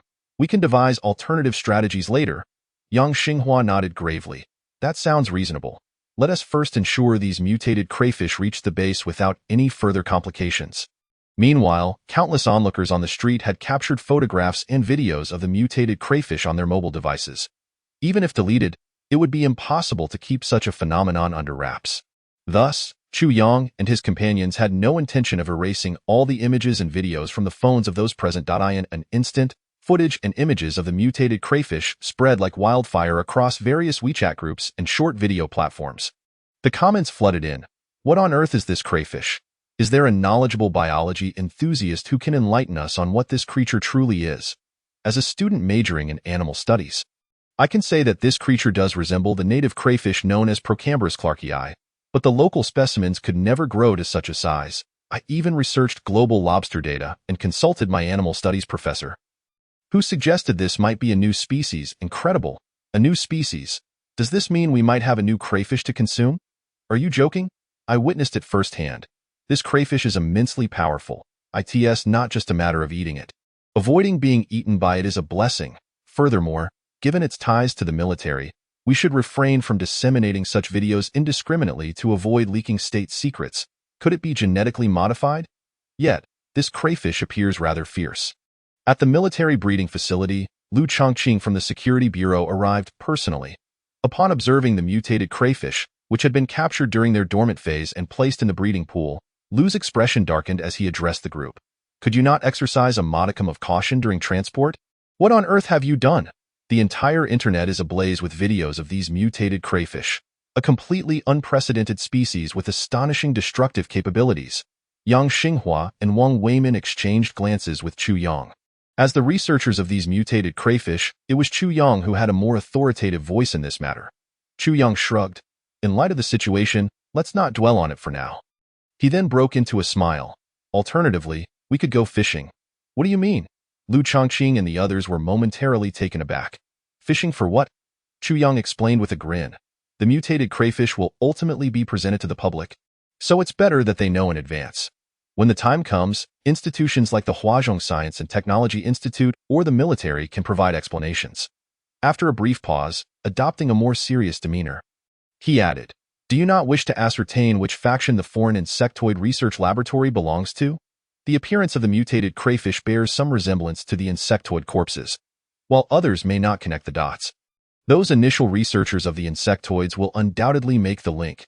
With even the slightest clue, they may come to Huaxia to trace the origins, potentially revealing the shadows of certain nations. Until now, the enemy has lurked in the shadows while we remained in the light. However, once curiosity about the connection between these mutated crayfish and the insectoids arises, they are bound to dispatch individuals to investigate. At that point, as long as the Security Bureau holds firm, not only can we bolster our performance metrics, but we may also expose those countries and organizations operating clandestinely. Why not seize the opportunity? Moreover, those nations and organizations, fully aware of the risks associated with insectoid matters, will feel compelled to investigate. Wang Weimin silently nodded, then looked up at Chu Yang and inquired, "So, is this your newly conceived strategy?" "Not quite," Chu Yang replied, shaking his head. "I had intended to pursue this course of action the moment the mutated crayfish were exposed." "Impressive," Lu Chongqing exclaimed, astonished by Chu Yang's insight. "You researchers certainly possess a wealth of creative ideas." He chuckled. "However, I must say, I quite like it. Who could refuse an opportunity to enhance performance metrics?" In a biological laboratory across the ocean, an elderly man with a shock of white hair stood coldly before a large screen, exuding an indescribable aura of fury. The screen displayed footage of the mutated crayfish escaping from the military transport vehicle. At that moment, the previously encountered young man with blonde hair and blue eyes approached the elder. Visibly anxious, "Professor, the results of the biological comparison tests are in. The similarity exceeds 80.it. Is highly probable that these are the mutated organisms developed by that group from Huaxia using alien corpses." "No kidding," the elder retorted, turning in anger. "Oh, you think I am blind? Such a resemblance is undeniable. How could I not see the connection to the alien species?" The young man, feeling somewhat aggrieved, replied. "But, Professor, you were the one who instructed me to investigate." The elder sighed in exasperation. "I merely wanted to vent my frustrations on someone. Do you have a problem with that?" After taking a deep breath, he looked at the young man again. "Have you communicated with the Central Intelligence Agency?" The young man nodded. "Yes, they will find a way to acquire samples of the mutated organism's cellular tissue. But they need some time. Following the previous leak of intelligence, their nation's intelligence operations in Huaxia were still being restructured. Gaining access to internal military biological data would be a challenge." He added with a smile, "Professor, do you think those Huaxia researchers are truly that formidable? It's only been a short time since they obtained the alien corpses, yet they have already developed controllable mutated organisms. They have spent 10 years barely managing to utilize some of the alien biological genes to achieve modest success, but they could never have created such docile mutated beings as seen in the video." The elder's voice erupted in fury. "Absolutely impossible. Those Huaxia individuals must have obtained the alien corpses long ago. Otherwise, they could not have achieved such results. In fact, they may have procured the alien corpses even earlier than we did. I am the foremost authority in the field of biological genetics in this world. They merely have had more time to conduct research than I have. Given the same research time frame, I would undoubtedly surpass them." The young man shrank back. "Yes, Professor, you are indeed the greatest expert in biological genetics in the world. But I still cannot comprehend why the Huaxia researchers were able to develop controllable mutated organisms first." "What did you say?" The elder's gaze sharpened. The young man nervously shook his head. Professor, I thought I misspoke. My apologies." The elder took a deep breath, a seductive figure flashing through his mind. Never mind, let us give some face." He then pointed angrily toward the laboratory door. Get out of my sight. This is infuriating enough without you adding to it." Meanwhile, within the offices of the Security Bureau, the door was suddenly knocked upon. "Come in." Lu Chongqing lifted his gaze and soon saw a young man anxiously entering, holding a tablet. "Director, you need to see the current online comments. This is very detrimental to us." Lu Chongqing accepted the tablet. The topic of the mutated crayfish had already ignited a frenzy on social media, with malicious comments flooding in. "What the hell? Is this not a bioweapon they are researching? Huaxia is truly terrifying. Insanity. They are actually studying genetically modified organisms. This looks incredibly ominous. Is it safe to consume such a thing? Even the largest lobsters shouldn't be able to break through steel plating. Is this definitely not a bioweapon?" Shouldn't the public be given an explanation about what is being researched here? What kind of deranged researchers could create something like this? The manipulation of biological genes for the purpose of developing biological weapons. Has this strayed far from the original intent of scientific research? Will the next step involve human experimentation? Why has no one emerged to provide us with an explanation regarding this situation? Do civilians not deserve the right to know? After Lu Chongqing perused these comments, a young man standing beside him let out a sigh. Director, rumors are rampant online that we are delving into biological weaponry, and it's causing quite a stir. What should we do? Should we suppress these discussions directly? First, let's ascertain who our adversary truly is. After saying this, Lu Chongqing rubbed his temples in frustration. War has begun anew. The war of attrition. This is an unavoidable conflict. It seems almost absurd that food we have developed could be labeled as biochemical weapons. Chu Yang had anticipated such developments. Otherwise, he would not have allowed the situation to escalate to this extent. Now, it remains to be seen what the confidentiality plan that Chu Yang mentioned entails. Will it truly bring about a surprise? On the other end of the line, Chu Yang chuckled. I've seen the happenings online as well. Just wait for about 10 minutes, and you'll be in for a spectacle. The internet is not a lawless realm. Other countries best not meddle in the affairs of Huaxia. Otherwise, they may find themselves with broken hands. Chapter 111. The Internet in shock. IP exposed upon returning to his dormitory, Chu Yang powered on his computer and directly issued a command through the Xuanwu portal. Are you ready? This time, let the domestic netizens witness the true nature of those who disparage Huaxia. All social media servers within the Huaxia Internet experienced a slight pause. In the next moment, all applications underwent a mandatory update at an astonishing speed, completing the transition in mere seconds. Soon, a voice of astonishment erupted from behind Chu Yang. Wow, while I was browsing Weibo, how come I can see so many people's IP addresses? Zhang Mingyang immediately turned around, holding his phone up to the others. Seriously? Look, I was just about to check out the news about the mutated crayfish, and then my Weibo was forcibly updated. When I logged back in, I saw that many accounts displayed their IP addresses. As he scrolled through various comments, the peculiar smile on his face grew more pronounced. What on earth are these comments? One account claiming that Huaxia was researching biochemical weapons had its IP address traced back to the beautiful country. Another claimed that Huaxia was secretly conducting human experiments, and again, the IP address was from the beautiful country. Furthermore, I also checked the IP addresses of domestic bloggers who claimed to live abroad. And they were all from Xiangnan. After saying this, Zhang Mingying looked at Chu Yang and remarked with a grin. Old 3, who would have thought that the self-media industry in Xiangnan was doing quite well? Chu Yang chuckled. Perhaps so.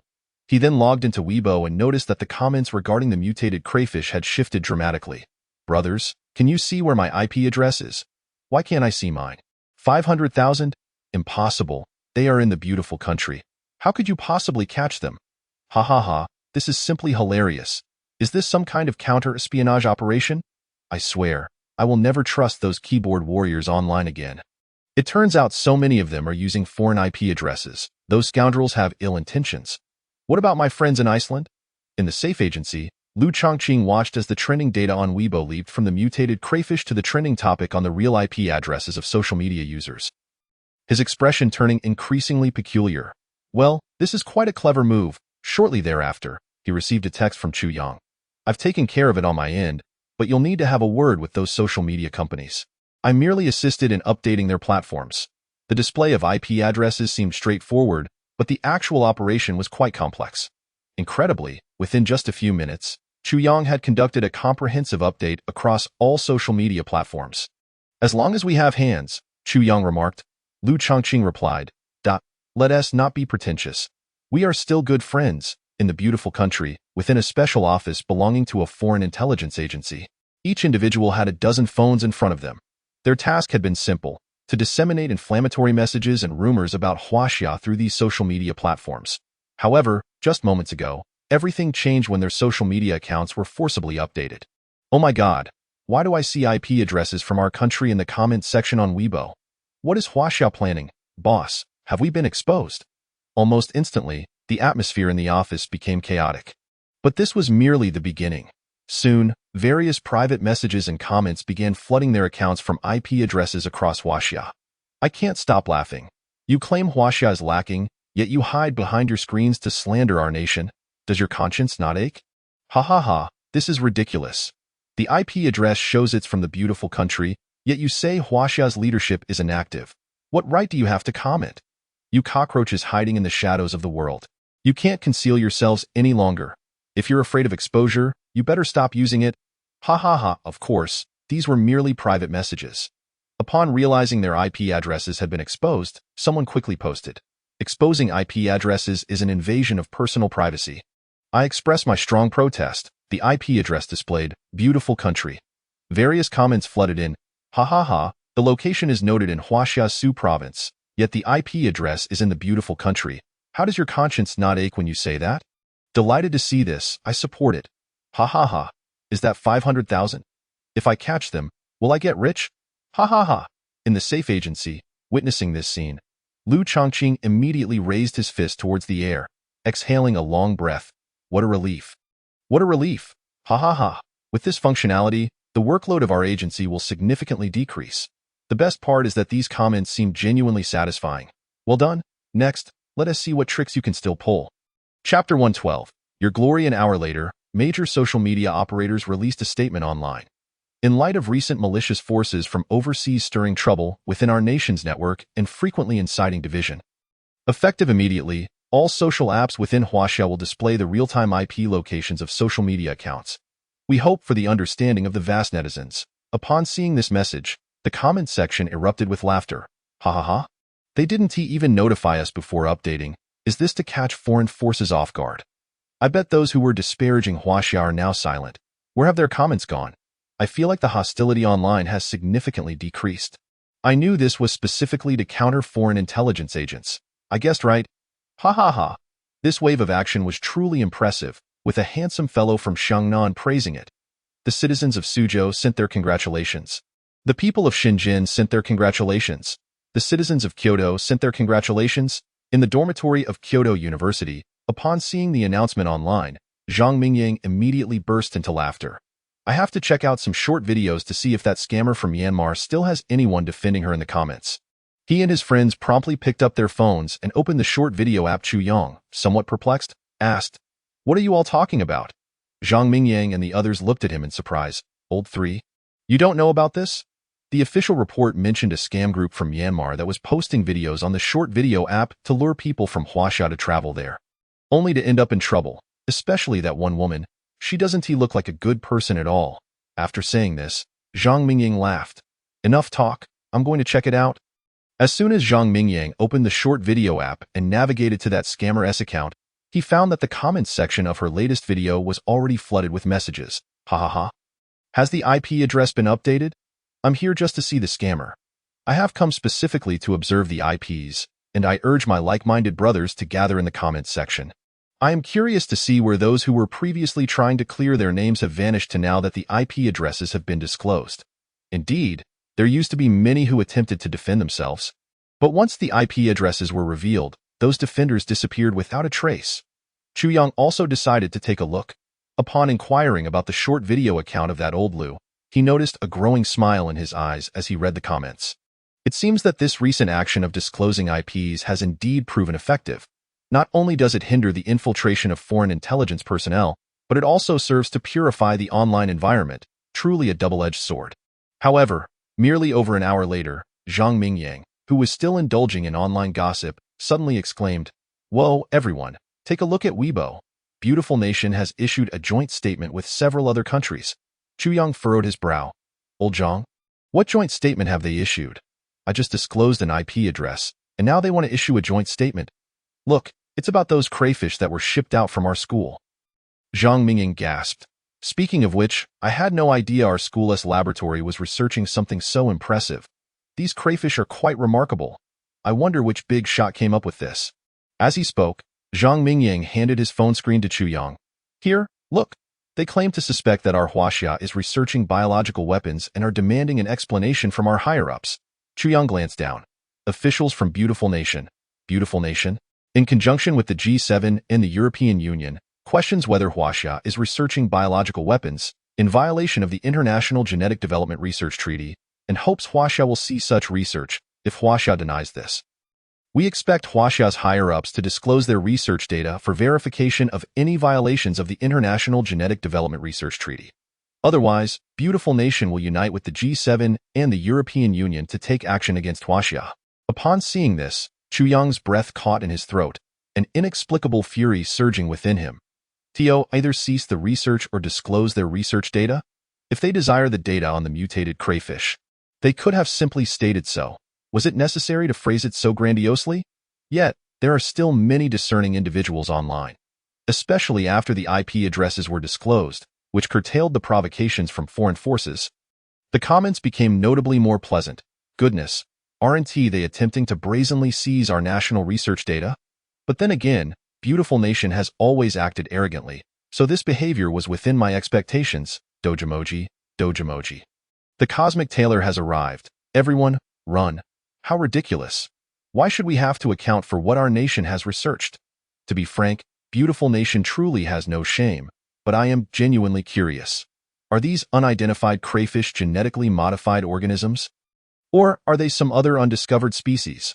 This is the biggest joke I've encountered this year. Beautiful Nation's biological laboratories are distributed globally. Who knows which country is truly violating international treaties? Dogemoji, Dogemoji. And just after the declaration from Beautiful Nation, Huaca Institute swiftly issued a statement. Announcement. The unknown crayfish currently trending online are a new type of health food jointly researched by our Huaca Institute and the Kyoto University Laboratory. They boast tender meat, low farming costs, and certain health benefits. We are preparing for targeted consumption testing within the military, which will take approximately 3 to 6 months. Once the final clinical tests are completed, we will significantly increase production to serve the broader populace. Should other countries have objections, Huaxia will invite representatives from various nations to Huaca Institute this Sunday to attend our internal press conference. Additionally, Huaca Institute is preparing to conduct a public survey regarding the naming of the new genetically modified crayfish. The name receiving the most votes will be selected as the designation for this variety of genetically modified crayfish. Upon seeing this news, the internet erupted. Ha ha ha, this is hilarious. What other countries perceive as biological weapons is merely food developed by our great Huaxia. To be honest, this is quite entertaining. Can I attend this press conference? Whether I eat or not is irrelevant. I am simply very curious about the so-called health benefits they mention. Dogemoji, Dogemoji. Genetically modified, huh? Is it safe to eat? They stated that the military is conducting clinical trials. If there are no issues, it will be promoted to the public. Let us salute our military personnel. Why prioritize the military? Shouldn't they be the ones to have everything before us? 12-year veteran reporting in. To be frank, many food or pharmaceutical products related to the populace are indeed tested in the military before being launched to the public. Salute to the military. 8-year veteran reporting in. This should be true. When researching a certain vaccine, all clinical tests started with our military first, and only after confirming there were no issues was it released to the public. Salute to the military. Salute to the military. While Chu Yang was perusing the comments below, Wang Weiman's call came through. After answering, Chu Yang immediately stepped onto the balcony of the dormitory and asked, "Old Wang, is there something you need?" Wang Weiman's laughter immediately resonated from the other end. "Xiao Chu, you might have to work hard for this week's press conference?" Chu Yang was somewhat curious. Regarding the Huaca Institute's press conference, it was indeed a part of their strategy. Wang Weiman continued, "Our research indicates that you will serve as the spokesperson for Huaca Institute at this press conference."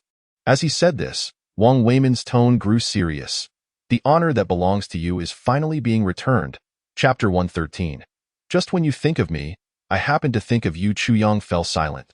In truth, ever since the development of the 1-nanometer precision lithography machine, he understood that such glory could only be hidden from the public eye. Applause, praise, and blessings may have to wait until one grows old and can no longer move. He both cares and does not care. Yet, much like the characters in the phrase, Yisho Yongchong, who wouldn't long to stand in the light and raise their own glory high. Now, that day has arrived.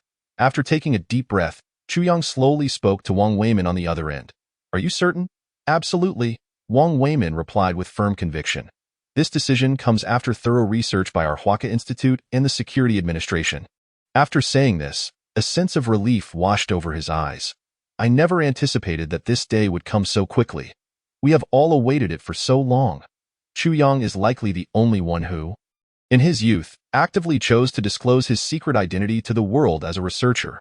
This marks a significant advancement in Huaxia's national defense research endeavors. It is also a major stride in the confidence of Huaxia's national defense. After all, as a defense researcher, who does not harbor their own pride? Who does not wish to stand in the light and openly acknowledge their research results? And who, truly, wishes to remain anonymous for a lifetime? Even after retirement in their later years, they should receive the glory that rightfully belongs to them. Yet this waiting can span decades. Moreover, for the majority, it is often only after death that they can finally unveil their glory. The reason for all this is the inadequacy of Huaxia's national strength. Have you not seen how many top researchers from various countries have met their end due to premature exposure of their identities? But now, Huaxia has risen. They possess their own exoskeleton mechs. They have achieved groundbreaking curvature drive technology. They are no longer beholden to others in chip technology. Indeed, in the near future, the strength of Huaxia's military personnel will reach the pinnacle of global standards. Huaxia now fears no challenges. This is precisely why, amid the rapidly changing international landscape, they opted to reveal Chu Yang's identity. Moreover, this is merely the first step. In the future, the nation will vigorously promote the visibility of researchers. More and more researchers will have the opportunity to receive the glory that rightfully belongs to them during their most spirited years. Chu Yang smiled, a genuine pride swelling within him. The lion of Huaxia is gradually awakening. He then nodded and smiled into the phone. I will follow the organization's arrangements. After hanging up, Chu Yang burst into a joyful laugh. Zhang Mingyang and the others in the dormitory looked on in confusion. Old 3? Have you lost your mind? What do you mean by following the organization's arrangements? Are you one of our party's underground informants hiding in the crowd? What on earth are you talking about? Chu Yang chuckled helplessly. I just received some good news. After saying this, he took out his phone and sent a message to Lin Qingxue, inviting food enthusiasts online. All expenses covered. After sending this message, Chu Yang conveniently shared a dancing emoji to express his excitement. While chatting with Lin Qingxue, he had also pilfered one of her emojis. However, at the very moment he sent his message, Lin Qingxue's response arrived as well, consisting of a series of screenshots, dozens of photos showcasing various items, including clothing, shoes, wallets, and watches, essentially encompassing a plethora of items that a young man might require. Accompanying these images was a message. Can you guess which one of these gifts I plan to give you for your birthday? Yet, upon seeing the message Chu Yang had sent simultaneously, Lin Qingxue quickly followed up with another message. Ha ha ha, what a coincidence that we sent messages at the same time. Do you think we share a special connection? Chu Yang first examined each of the images Lin Qingxue had sent. Ha ha ha, Lin Qingxue, in her dormitory, burst into laughter. Oh my goodness. Is this guy really a researcher from Huazhong University of Science and Technology? How can someone from such a technical background casually say something like this? After sending that message, Lin Qingxue continued to ask, Come on, have you thought it through? Which birthday gift do you really want? You jinxing? Staring at the text Chu Yang had sent, Lin Qingxue was momentarily baffled. What does that mean? After typing those letters into her phone's keypad, the words you jinxing appeared before her eyes. Flowers? Lin Qingxue paused for a moment, then directly inquired. You can't possibly want me to send you a bouquet of tulips as your birthday gift, right? Chu Yang chuckled. Guess again. Lin Qingxue, puzzled, replied. I genuinely can't figure it out. Huh? Lin Qingxue felt confused. Could it really be flowers? Soon, a mischievous smile crept into her eyes. After clearing her throat, she sent a voice message to Chu Yang. Oh dear, big brother, I really can't guess. Could you just tell me directly? Please, I beg you. Chu Yang hesitated for a few seconds upon receiving Lin Qingxue's message. Then he decided to play the voice message aloud. In an instant, a soft and melodious voice filled his dormitory. Zhang Mingyang, who had been happily watching beautiful girls on a short video app, suddenly felt as if he had been struck dumb. Dude, are you out of your mind? This is excessive even for you. Seriously, is this how you derive joy? To think that the seemingly aloof Lin Daxiaua has such a soft and sweet side behind the scenes. Thus, it seems that a woman who knows how to be coy truly has the upper hand. Zhang Mingyang and Zhu Pengfei couldn't help but twitch their lips. Dude, I can't take this anymore. I feel like I'm going to melt. Can you please refrain from blasting Lin Daxiua's voice messages in the dormitory? This is just too much, Chu Yang laughed. I promise, next time. After that, he quickly typed a message. Tulips can't compare to the fragrance of your bath towel. Chapter 114. Why not a maid outfit? Wow. This guy, Lin Qingxue, wasn't he a naive child anymore. Upon seeing Chu Yang's message, her cheeks flushed deep red. Goodness, brother. You're a confirmed pervert. Oh no. Chu Yang was taken aback. Has he inadvertently shot himself in the foot? Well, would you believe me if I said I don't have such a preference? Chu Yang. Having a unique taste is nothing to be ashamed of, but don't worry, I'll help you correct it. Chu Yang. Well, given the situation, it seems he can no longer justify himself regardless of what he says. Subsequently, Chu Yang sent another message. Forget it. I want need a bath towel. Just send me whatever you think is appropriate for a birthday gift. After all, what truly matters is not the gift itself, but the person who gives it. Lin Qingxue pouted and sighed helplessly. After all that talk, they still hadn't settled on a birthday gift. As she passed by, Li Qian suddenly approached her. Qingxue, why are you sighing during the day? What's wrong? It's all because of Chu Yang. Lin Qingxue replied helplessly. His birthday is coming up in a few days. But I still haven't thought of a suitable gift for him. It's so frustrating. A gift? Li Qian's eyes lit up. I'm quite adept at this. Immediately, she leaned closer to Lin Qingxue, asking, does Chu Yang enjoy playing video games? Lin Qingxue shook her head. Not really. What about basketball? Didn't he play basketball on the court before? After pondering for a few seconds, Lin Qingxue shook her head again. He doesn't seem particularly interested in sneakers or basketball-related items either. While it's true that Chu Yang enjoys basketball, he doesn't seem to care much about the superficial aspects. Sneakers, basketballs, and such are not within his scope of interest, I see. Li Qian mused for a moment. Suddenly, a spark of inspiration illuminated her eyes. I've got it. This gift will definitely be awesome. What is it? Lin Qingxue's interest was piqued. Surely it can't be something inappropriate. Lin Qingxue. She realized she truly had no counterargument to Li Qian's statement. I'm at a loss for words. Meanwhile, on Chu Yang's side. What should I give? I want to present you with the most unique gift in the world. That might be impossible. Lin Qingxue. She felt as though Chu Yang had completely killed the mood. This morning, he had messaged her, stating that he was quite busy today and wouldn't be able to join her for lunch. How is it that the day isn't even over, and he has already finished his tasks? After sending that message, Lin Qingxue inquired, have you resolved that matter? The matter she referred to was the issue regarding the mutated crayfish. As an online spectator, she had come across numerous videos regarding the mutated crayfish, coupled with what Chu Yang had previously mentioned about how future dinner tables might feature an additional home-cooked dish. And the military transport vehicles spotted at Jing University today, she could deduce what Chu Yang was likely working on in the laboratory. His mood seems particularly buoyant. Lin Qingxue's lips twitched. After sending that message, the two individuals on the other side of the screen burst into laughter. Perhaps the happiest thing in the world is having someone to share in your antics. As the sun began to set, Lin Qingxue, dressed to the nines, happily emerged from the dormitory. Today, she wore a blue JK long skirt paired with a plaid short skirt, complemented by a shiny pair of leather shoes. Her strikingly fair legs were simply eye-catching. Ordinary people would envy such radiance. Chu Yang approached Lin Qingxue, taking her hand with a satisfied nod. Secretary Lin, you look stunning today. Lin Qingxue shot him a playful glance. Are you implying that I didn't look pretty before?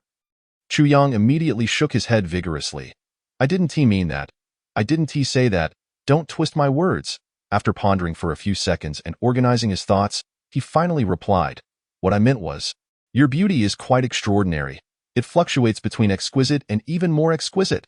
Lin Qingxue wrinkled her adorable little nose. All right, I'll let that slide. Chu Yang chuckled. But I'm still curious. Why did you suddenly decide to wear JK today? It seems like I haven't seen you wear it before. I wear it rarely. Lin Qingxue smiled, then shot him a playful glare. Isn't it for you? You wanted role-playing, right? The stunning secretary and the dashing CEO? Don't they make a perfect pair? Role-playing? Huh. Chu Yang suddenly grinned mischievously and wrapped his arm around Lin Qingxue's waist. Lin Qingxue's heart raced. In the next moment, she felt Chu Yang's warm breath whispering in her ear. If that is the case, why not a maid outfit? Chapter 115. I choose all of them a maid outfit. Lin Qingxue was momentarily stunned upon hearing Chu Yang's words. Goodness, I'm just trying to engage in roleplay. And you're seriously getting into character? A maid outfit? Do I look like I belong in one? Without uttering a word, Lin Qingxue lifted her hand and playfully pinched Chu Yang's arm with a dramatic flair. After pinching him, She gritted her teeth and quietly said to Chu Yang, "Are you being a tad too optimistic?" Chu Yang immediately gasped in surprise. "This girl is strong." He quickly put on a conciliatory smile and said, "If I'm already unattractive, shouldn't I at least dream a little?" After saying that, he began to tug at Lin Qingshue's fingers resting on his arm. "Come on, let go." "Ouch, that hurts. How can such a small hand have such strength? Just a simple pinch feels like it could incapacitate me." Lin Qingxue gleefully laughed. "Let us see if you dare to speak carelessly again." However, after she finished speaking, Lin Qingshue's voice softened immediately, and she sweetly continued to link her arm with Chu Yang's. With a smile, she looked up at him and asked, "Do you really want to see me in a maid outfit?" After pausing for a few seconds, Lin Qingxue continued with a grin, "Or perhaps, would you prefer the maid outfit or black stockings? You can only choose one." Chu Yang was taken aback. Was there truly a choice involved? How delightful. Such decisions are for children. Adults simply seize both options. As for what exactly he was grasping at, cough, cough, he couldn't dwell on that thought any longer. It was too enchanting, and he might just end up with a nosebleed. Now it was Lin Qingshue's turn to be surprised for a few seconds, after which she playfully punched Chu Yang's chest, saying, "Oh, you? Wanting both?" Lin Qingxue laughed. "Do you really want it all?" Unconsciously, her fingers slipped from the cuff of his short-sleeved t-shirt and gently ventured inside. Softly pinching his arm a few times, it wasn't painful. Rather, it ignited a warmth within Chu Yang. In public, was it truly this stimulating? His breath hitched momentarily, and he quickly took a few deep breaths, forcing himself to regain his composure before he tremulously replied, "I want them all." These two words were uttered with unwavering conviction. As a man, sometimes one must make choices, yet at times, principles must be upheld. With integrity, "I admire you." Lin Qingxue laughed and then leaned closer to Chu Yang, enticingly whispering warm breaths into his ear. "Whenever you manage to please me, I shall wear it for you." "No problem." Chu Yang nodded immediately, but after speaking, he quietly leaned down and softly asked, "But could you please remove your hand from my sleeve?" Lin Qingxue blinked innocently, tilting her head in confusion. Why must it be taken out? Chu Yang inhaled sharply. "It tickles." This little temptress, was she being a touch too provocative? Who could withstand such teasing? Lin Qingxue immediately broke into a triumphant smile, made a cheeky face at Chu Yang, and slowly withdrew her hand from his sleeve. "Where did you learn these tricks?" Chu Yang was somewhat bewildered. Just the other day, she had fed herself shrimp after tying her hair up. Now she dared to boldly slip her hand inside his shirt. What would happen the next time they met? Would she ascend to the heavens? Lin Qingxue playfully chuckled. "Does Baidu teach such things?" Chu Yang was stunned. "Does Baidu also instruct on how to kiss?" Lin Qingxue teased. "My dear Mr. Chu, didn't you learn how to kiss from Baidu the first time?" In an instant, Chu Yang's cheeks flushed a deep crimson. How did you know?" After all, everyone has their first time. Hence, he had been studying this long ago. But soon, confusion struck him. "But how did you know I searched on Baidu?" "Because you never clear your browser history." Lin Qingxue rolled her eyes lightly. "Last time at the hotel? When my phone was charging, I took the liberty to check your phone and stumbled upon your search history. In this day and age, there are still those who neglect to clear their browser history." Chu Yang found himself at a loss for words. He then pulled Lin Qingxue tightly to his side, exclaiming, "You, of all people, learn the bad things but not the good." Lin Qingxue giggled. Chu Yang added, "So, in the spirit of reciprocity, should I not take a look at your browsing history?" Lin Qingxue's body stiffened momentarily. Browsing history? Is that something one can just share? Especially with Chu Yang? Absolutely not. Thinking of this, she quickly shook her head. "No way. You can look through my phone freely, but one thing is non-negotiable. You cannot look at my browsing history." This was something she wouldn't dare reveal, not even in the last 30 seconds of her life. She would crawl up to delete it. "I'll just take a peek." Not even a glance. Throughout their playful banter, they soon arrived at a modest restaurant near the school. After ordering a couple of home-style dishes from Xiangnan, Lin Qingxue turned to Chu Yang with a smile. "By the way, I haven't asked you yet. When you texted me to join you for dinner today, you seemed particularly happy. Did you win the lottery?" "You could sense that?" Chu Yang was slightly astonished. "Who do you think I am?" "I'm your most adorable girlfriend," Lin Qingxue laughed. "I can always feel when my boyfriend is in good or bad spirits. That's basic operation, isn't it?" She then continued, "So, what good news do you have? Do share." Chu Yang paused for a few seconds, organizing his thoughts before looking at Lin Qingxue earnestly. This weekend, I would like to invite you to a party. What kind of party? That's a secret for now. A secret makes it less interesting. Lin Qingxue pouted. I want to know what to wear if I don't know what kind of party it is. Will you agree to come? Lin Qingxue nodded. I can accompany you, but you must tell me what type of party it is so I can coordinate my outfit. It's just a simple gathering. You'll see when you get there. Chu Yang smiled slowly. Besides, you look good in anything. Just wear something casual and you'll dazzle everyone. Is that so? Lin Qingxue pondered for a few seconds, then I will pick out my outfit. However, after saying this, she suddenly burst into laughter. Do I really look good in anything? Chu Yang shook his head slightly. Not quite. Chu Yang glanced around the restaurant and then held up his phone in front of Lin Qingxue, quickly sending her a message. You look best without wearing anything. Chapter 116. Teaching me this when I don't even have a girlfriend. Lin Qingxue picked up her phone and glanced at the message Chu Yang had sent. Upon reading its contents, her expression instantly froze, staring at Chu Yang in shock, unable to speak. You. What's wrong with me? Chu Yang smirked mischievously. Lin Qingxue immediately pouted. You naughty boy, however. She then looked up at Chu Yang and asked, But why are you suddenly thinking of taking me to some banquet? She had never heard of Chu Yang attending such events before. Chu Yang paused for a few seconds, various images from the last banquet for the 1-nanometer lithography machine flashing through his mind. In the end, his thoughts coalesced into a few succinct sentences. When the crowd is at its loudest, I feel you should be by my side. This upcoming banquet holds great significance for me. Thus, I sincerely hope you can be there. Previously, at the celebration banquet, he had imagined how it would feel to have Lin Qingxue beside him. However, at that time, it was merely a thought. Now, this would mark his first public appearance. Though his parents could not witness it in Kyoto, he could still bring a family member along. Soon, the restaurant staff began serving the dishes. Lin Qingxue eagerly started to serve food to Chu Yang. He found himself somewhat unaccustomed to ITI in the past. When they dined together, Lin Qingxue had occasionally served him, but today felt excessively enthusiastic. After a few moments of contemplation, Chu Yang nervously looked at Lin Qingxue. Qingxue, why are you suddenly serving me so much food? You should eat too. Lin Qingxue chuckled lightly. This is a reward for your sweet words today. A reward. Chu Yang's lips twitched, but he dared not say more. Serving me food is nothing compared to maid outfits and black stockings. Yet, as that thought crossed his mind, he immediately began to berate himself internally for several seconds. Chu Yang, how has your thinking become so skewed?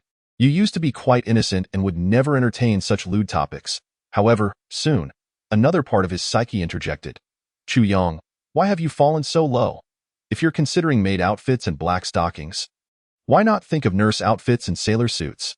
In no time, Chu Yang decisively silenced that part of himself.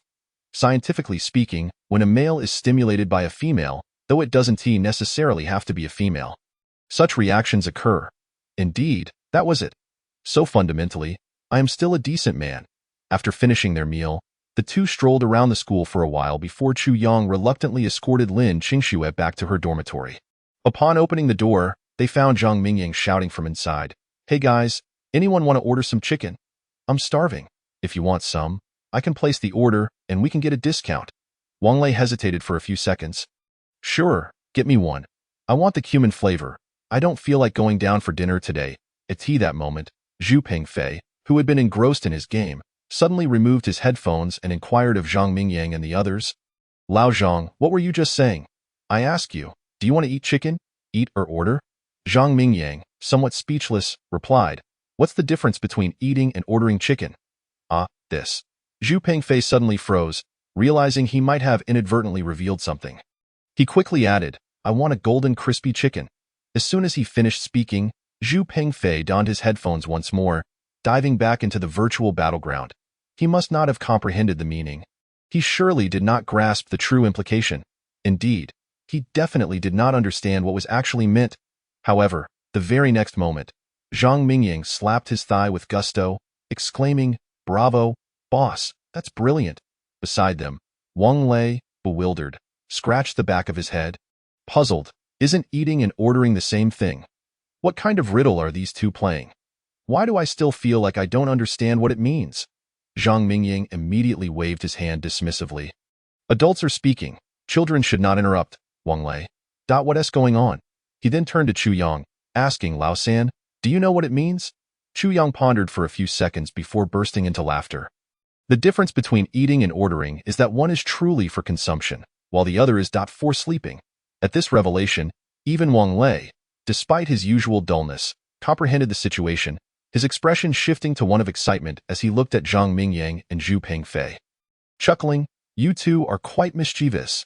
Zhang Mingyang, adjusting the fringe that had fallen onto his forehead, affected an air of nonchalance, saying, keep it low-key, basic operation, don't overdo it. Zhu Pengfei laughed but said nothing further. Soon after, Zhang Mingyang turned his attention to Chu Yang, a playful glint in his eye. Lao San, speaking of this, I'm quite the veteran. Would you like me to teach you a few tricks? Teach me? Chu Yang gave Zhang Mingyang a sidelong glance. Someone without a girlfriend is going to teach me this? Zhang Mingyang. That he suddenly felt like a dog kicked inexplicably while walking down the street. Subsequently, Chu Yang chuckled and took a seat, relaxed and ready to speak his mind. However, he couldn't help but wonder how long these carefree days would last once his identity was revealed at the upcoming press conference days later. Chapter 117. A simple gathering a few days later. Wow, Lao San, why are you dressed so formally all of a sudden? Are you going on a blind date? Zhang Mingyang curiously glanced at Chu Yang, who had changed into a suit. Typically, at school, Chu Yang was seen in casual attire. The last time he donned a black suit was for a small event. I need to dress more formally for this gathering. Chu Yang replied with a faint smile. Oh. Zhang Mingyang casually nodded before asking, is the school beauty Lindy accompanying us? Yes. Chu Yang slightly nodded. After a moment of contemplation, he added, most likely not. He had missed the celebration banquet at Huaka University last time. And after this press conference, he felt he ought to join in for a couple of drinks. Despite it being an internal event, there would still be numerous media representatives present, and his identity would inevitably be exposed. Let things unfold as they may, Zhang Mingyang grinned, adopting a knowing demeanor as he said to Chu Yang. It seems tonight will be a night of festivities, remember, if there are oysters or chives. Indulge a bit more to replenish your energy and avoid running low later. If the service is lacking over time, Linda will surely have complaints. Upon hearing this, Zhu Pengfei and Wang Lei burst into laughter. What Lao Zhang said makes sense, I agree. Chu Yang's forehead instantly bore several black lines. How could you tell that I might not be up to par? How can a man not be capable? Yet, he chose not to argue but instead walked over to the balcony mirror to adjust his sleeves before leaving the dormitory. Zhang Mingyang and the others? What are you shouting about? What do you mean we shouldn't be too surprised? Are you participating in some flaunting activity? I'm laying it all out, no more pretenses, I'm a super rich second generation?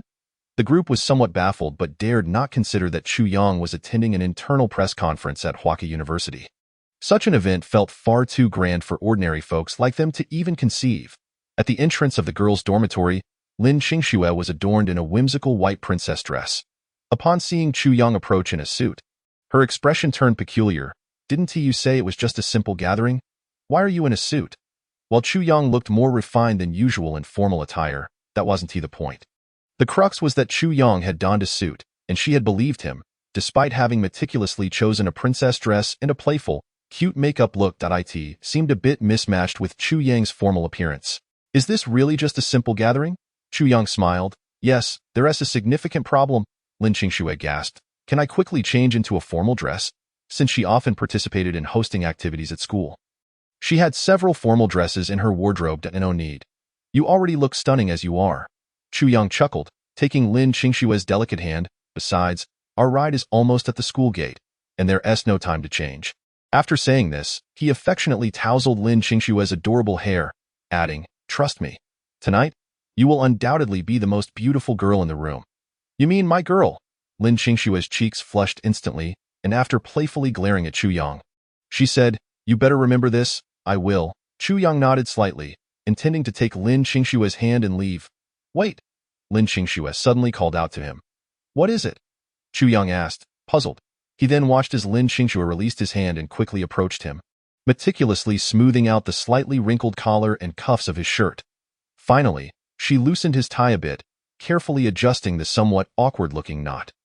Once satisfied with the neatness of his tie, she smiled brightly at him, taking his hand again, saying, if you can't even tie a tie correctly, what will you do if I'm not around in the future? Chu Yang paused for a moment and then smiled back at Lin Qingxue. That's a false premise. What false premise? Because in the future, I will always be by your side. In other words, when I go out, how could I possibly not have you with me, you charmer? Lin Qingxue playfully rolled her eyes at him. Chu Yang chuckled, however, I'm quite curious. Your technique for tying a bow tie is quite proficient. Have you secretly practiced? I want to tell you. Lin Qingxue giggled mischievously. I want to reveal it. I thought your bow tie looked strange last time you wore a suit, so I watched a few videos on how to tie a tie, just to be prepared. After saying this, Lin Qingxue beamed proudly. See, now it comes in handy. Chu Yang smirked. So, it turns out you've always had me in mind. Haven't you? Lin Qingxue's cheeks flushed instantly, and she covered her ears. Hurrying ahead. I'm not listening, you silly. As they walked to the school gate, after waiting a few seconds, a black sedan slowly approached them. A pass was visibly hanging from the front window. Once the vehicle came to a halt, a familiar figure from the security administration emerged, respectfully glancing at Chu Yang before opening the rear door. Smiling at them, Mr. Chu, Miss Lin, please get in. Thank you for your hard work. Chu Yang nodded slightly, then took Lin Qingxue's hand as they entered the car. Meanwhile, Lin Qingxue, who had joined Chu Yang in the back seat, remained in a state of disbelief. Who am I? Where am I? Although the car appeared ordinary, the pass and the license plate number Jing A00009 were undeniable indicators of its significance. With those two elements, who could claim this car was ordinary? Was this truly just a simple gathering? Chapter 118. Chu Yang.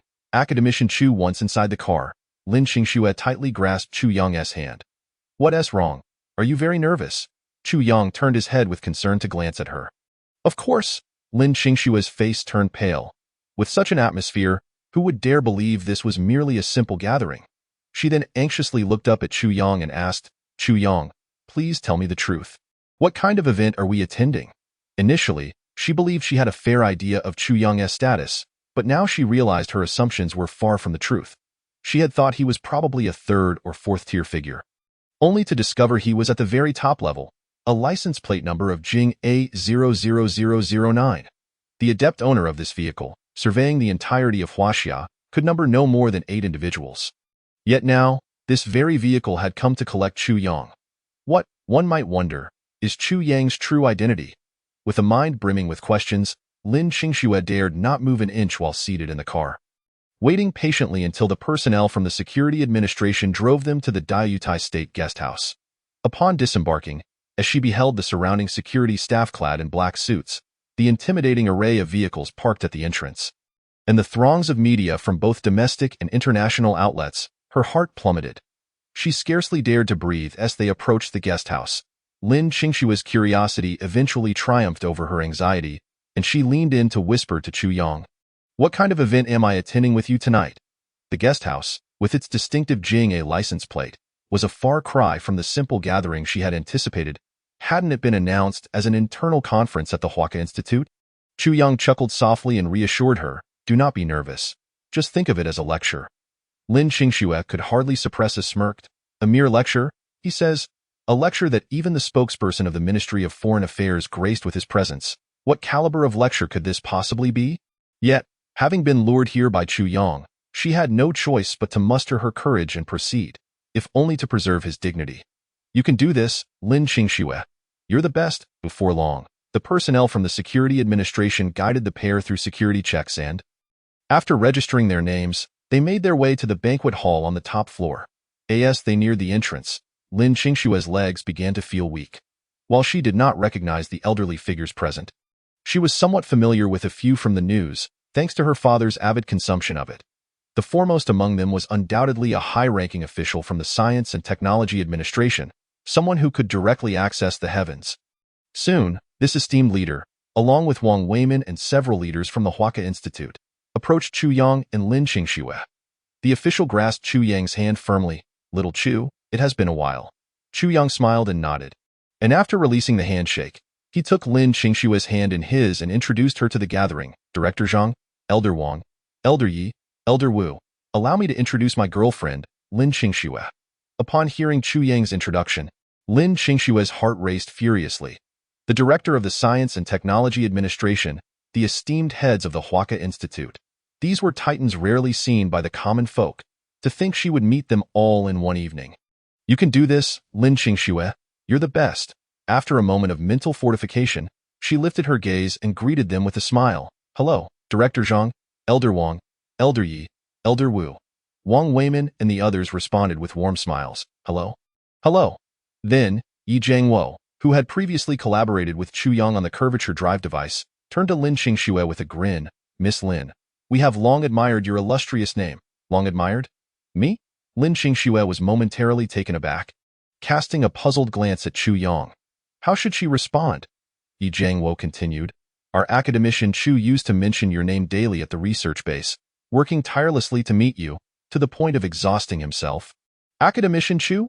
Lin Qingxue felt a wave of unease wash over her. She understood some of the rules and systems within Huaxia. One could not attain the title of academician without significant research accomplishments. Yet here was Chu Yang, apparently an academician himself? And what did he mean by exhausting himself? However, with so many people around, she opted to hold her questions until after the event, at that moment. The director of the Science and Technology Administration chuckled. Now that everyone is here, let's not linger at the entrance. Let us proceed into the banquet hall. The group nodded in agreement, and Wang Weimin led them into the hall. Unlike previous press conferences, this event was an internal briefing concerning mutated crayfish, attended primarily by personnel from the Huaca Institute, alongside various foreign media representatives. With a tasting session planned, the banquet hall was already adorned with tables set for a feast. And other personnel from the Security Administration were making final preparations. However, as Chu Yang and Lin Qingxue entered the banquet hall alongside Wang Weimin and the others, they immediately captured the attention of the foreign media present. My God, who are that man and woman, and why are they here? Are these two young individuals researchers from the Huaca Institute? How remarkable that the director accompanies this young man. Some foreign journalists discreetly raised their cameras, capturing images of the group as they walked. Internal personnel from the Huaca Institute were equally intrigued. While many had seen Chu Yang before, particularly during the last Qinglong chip launch, his youth set him apart amidst a sea of middle-aged figures. But now, who was this young woman by his side? And why was the director of the Science and Technology Administration accompanying them? Such prominence was astonishing. Even those still unaware of Chu Yang's true identity could hardly fathom that he might be a researcher or an academician. It was simply too shocking. Before long, the group found their way to a prominent banquet table, each seat marked with the name of its occupant. Besides Chu Yang and Lin Qingxue, the table was filled with high-ranking officials from the Huaca Institute and the Science and Technology Administration. Lin Qingxue felt a flutter of nerves. She had nearly reached 20 years of life without ever attending an event of such magnitude. Even her most formal role at the Jing University freshman inauguration paled in comparison to the grandeur of this occasion. Once they were settled, Wang Weimin smiled. You two sit tight. The chief will be stopping by shortly, and we need to greet him at the entrance. This decision for Chu Yang to appear had been sanctioned by the chief himself. Otherwise, the identities of national secret research personnel would never be disclosed at such a time. The chief? Lin Qingxue's eyes widened in disbelief. Just when she thought she had witnessed enough, now even the chief was making an appearance. Who am I? Where am I? This was not the first time she had posed such questions internally. Was it truly appropriate for someone of her stature to attend an event of this caliber? She gently squeezed Chu Yang's hand, a nervous expression crossing her face. Chu Yang, I suddenly feel as if this is all unreal. Like the world's most luxurious automobiles, some things are simply unattainable from birth. Perhaps she would never encounter individuals of such stature as the chief in her lifetime. Pinch yourself and see if it hurts. If it does, then it is indeed very real, Chu Yang replied with a smile. Lin Qingxue shot him a glare. This was hardly the moment for jesting. Among the internal personnel at the event were several who recognized Chu Yang, including Lu Chongqing, the director responsible for maintaining order, and other high-ranking leaders from the Huaca Institute. Upon seeing Chu Yang seated at the table, they flocked to greet him. Without exaggeration, Chu Yang had become a rising star in the domestic research field, achieving accomplishments that many could only dream of. Given that he was now the primary speaker for this conference, it was clear that he was being groomed for greater things at this moment. Mingling with these individuals was essential. Who would wait for another opportunity? In the light of Chu Yang's illustrious presence, even the most notable achievements seemed somewhat dimmed. His name would undoubtedly be etched into the annals of Huaxia and the global research community. Should Lin Qingxue have the chance to participate in a research project led by Chu Yang in the future, it would be a tremendous honor. as Chu Young engaged in conversation with the numerous attendees. He continued to introduce Lin Qingxue to those around him. Although she felt a bit flustered, she maintained her composure and smiled alongside him until the last of the guests departed. Lin Qingxue, accompanied by Chu Young, took her seat at the table, her expression inexplicably tinged with melancholy. She had previously thought that no matter how formidable Chu Young was, he was merely a blazing sun, radiating brilliance across the sky. However, everything had changed. He was no longer just a radiant sun, but rather a divine being, resplendent and awe-inspiring from the heavens above.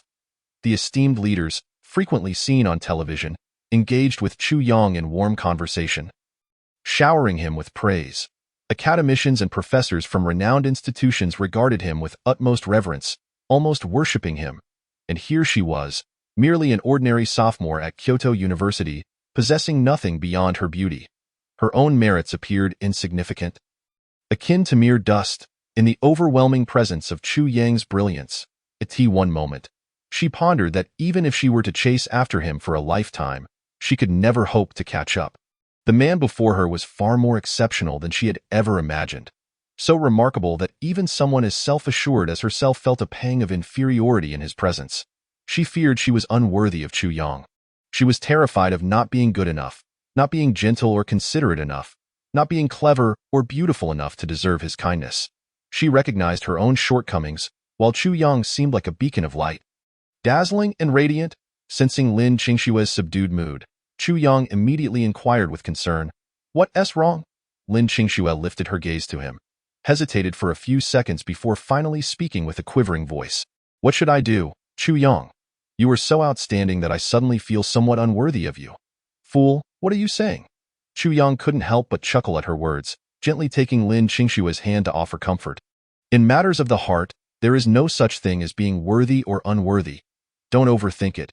After saying this, he leaned closer to Lin Qingxue, a playful smile gracing his lips. "Besides, just based on your looks, you are more than enough for me to cherish for a lifetime."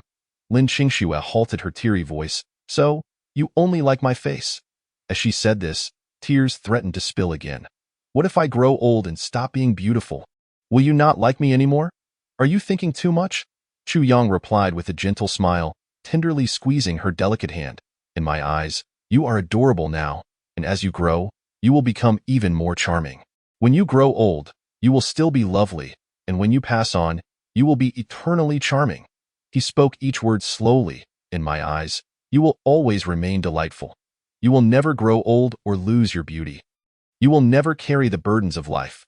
You will always be that youthful girl in a floral dress, vibrant and radiant." With that, he disregarded the surroundings and softly embraced Lin Qingxue, soothing her. "Just know that the girl I adore is gentle, generous, sunny, kind, and full of life. That girl is you, and only you. You need not become anyone else. Just be yourself. You need not fret about being good enough or dwell on your flaws. Strengths and weaknesses coexist, and I will always love you." Chapter 120. National Treasure Submission. Chu Young nodded slightly. "Yes, last time I was so engrossed in research that I stayed up late for several days and ended up sleeping in the hospital for a few days. It wasn't a significant issue." He glanced nervously at Lin Qingxue. "I'm really sorry for having deceived you earlier." "Humph." Lin Qingxue huffed, quickly pushing Chu Young away. "Do you think I'm such a petty person? If you had explained the reason to me back then, would I not have understood?" She looked at Chu Young with reproach. "Your body is your own. Even in scientific research, you must take care of yourself. Just because you're young doesn't mean you can be reckless." The mere thought that he had exhausted himself to the point of fainting made it clear how dedicated he had been to his research. "I just wanted to see you sooner," Chu Young explained. "That doesn't matter." Lin Qingxue immediately chided him. "No matter the time, you must prioritize your health." Then she pouted, playfully admonishing him. "I'm at school. I want to go anywhere." Hearing this, Chu Young chuckled. "So, you're not angry because I lied to you?" "A little." Lin Qingxue pouted, continuing, "You must indeed deceive me again, and you must promise not to joke with your health." Chu Young looked at Lin Qingxue with an odd expression before bursting into laughter. Lin Qingxue, puzzled, asked, "What are you laughing at?" "Just imagining your serious lecturing face made me think of what it would be like after we get married." Chu Young replied, "Our child misbehaving. sitting with their head down waiting for you to lecture them while I snack on seeds nearby. Just thinking about it is quite delightful. Lin Qingshua's cheeks flushed red. Who said I would have children with you? You can have them yourself, that one do. Huh. Without land, how can seeds germinate? Time passed, and gradually, the attendees in the banquet hall took their seats. The last to enter was an elder, accompanied by Wang Weimin and the director of the Science and Technology Administration. As he entered, reporters from various media outlets raised their cameras, snapping pictures frantically. The elder, accustomed to such scenes, paused briefly at the entrance, waiting for the photographers to finish before being guided by Wang Weimin to the table where Chu Yang and the others sat. Chu Yang immediately stood up quickly. Chief, Xiao Chu, no need to be so formal. The elder replied with a warm smile. Today is your stage. I am merely here to accompany you. You flatter me, Chu Yang responded, bowing slightly with a smile. The elder wielded immense influence over the nation's fortunes. Who would dare to let him accompany them? The elder then glanced at Lin Qingxue beside Chu Yang. This must be your girlfriend? Lin Qingshue's face turned crimson as she nervously shrank back slightly, gathering the courage to look at the elder and smile. Hello, Chief. Hello, the elder replied with a smile. He then turned to Chu Yang. Xiao Chu, Xiao Lin is a good girl. You must hold on to her tightly. Ha, absolutely, Chu Yang nodded vigorously. Seeing this, the elder looked back at Lin Qingxue with a smile. Xiao Lin, after today, Xiao Chu will have even more responsibilities, so I hope you can understand. This is something the country owes you. Laughter erupted among those present. Lin Qingxue slyly stuck her tongue out at Chu Yang, having gradually come to understand Chu Yang's significance. While China could have countless Lin Qingxus, there would only ever be one Chu Yang. She could discern the weight of importance. Witnessing this scene, the media representatives present could hardly contain their curiosity. Who was this young man?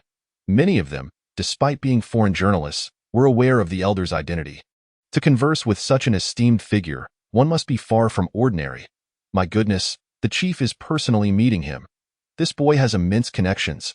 Who is this boy? Has there ever been such a figure in China? Quick, take more photos.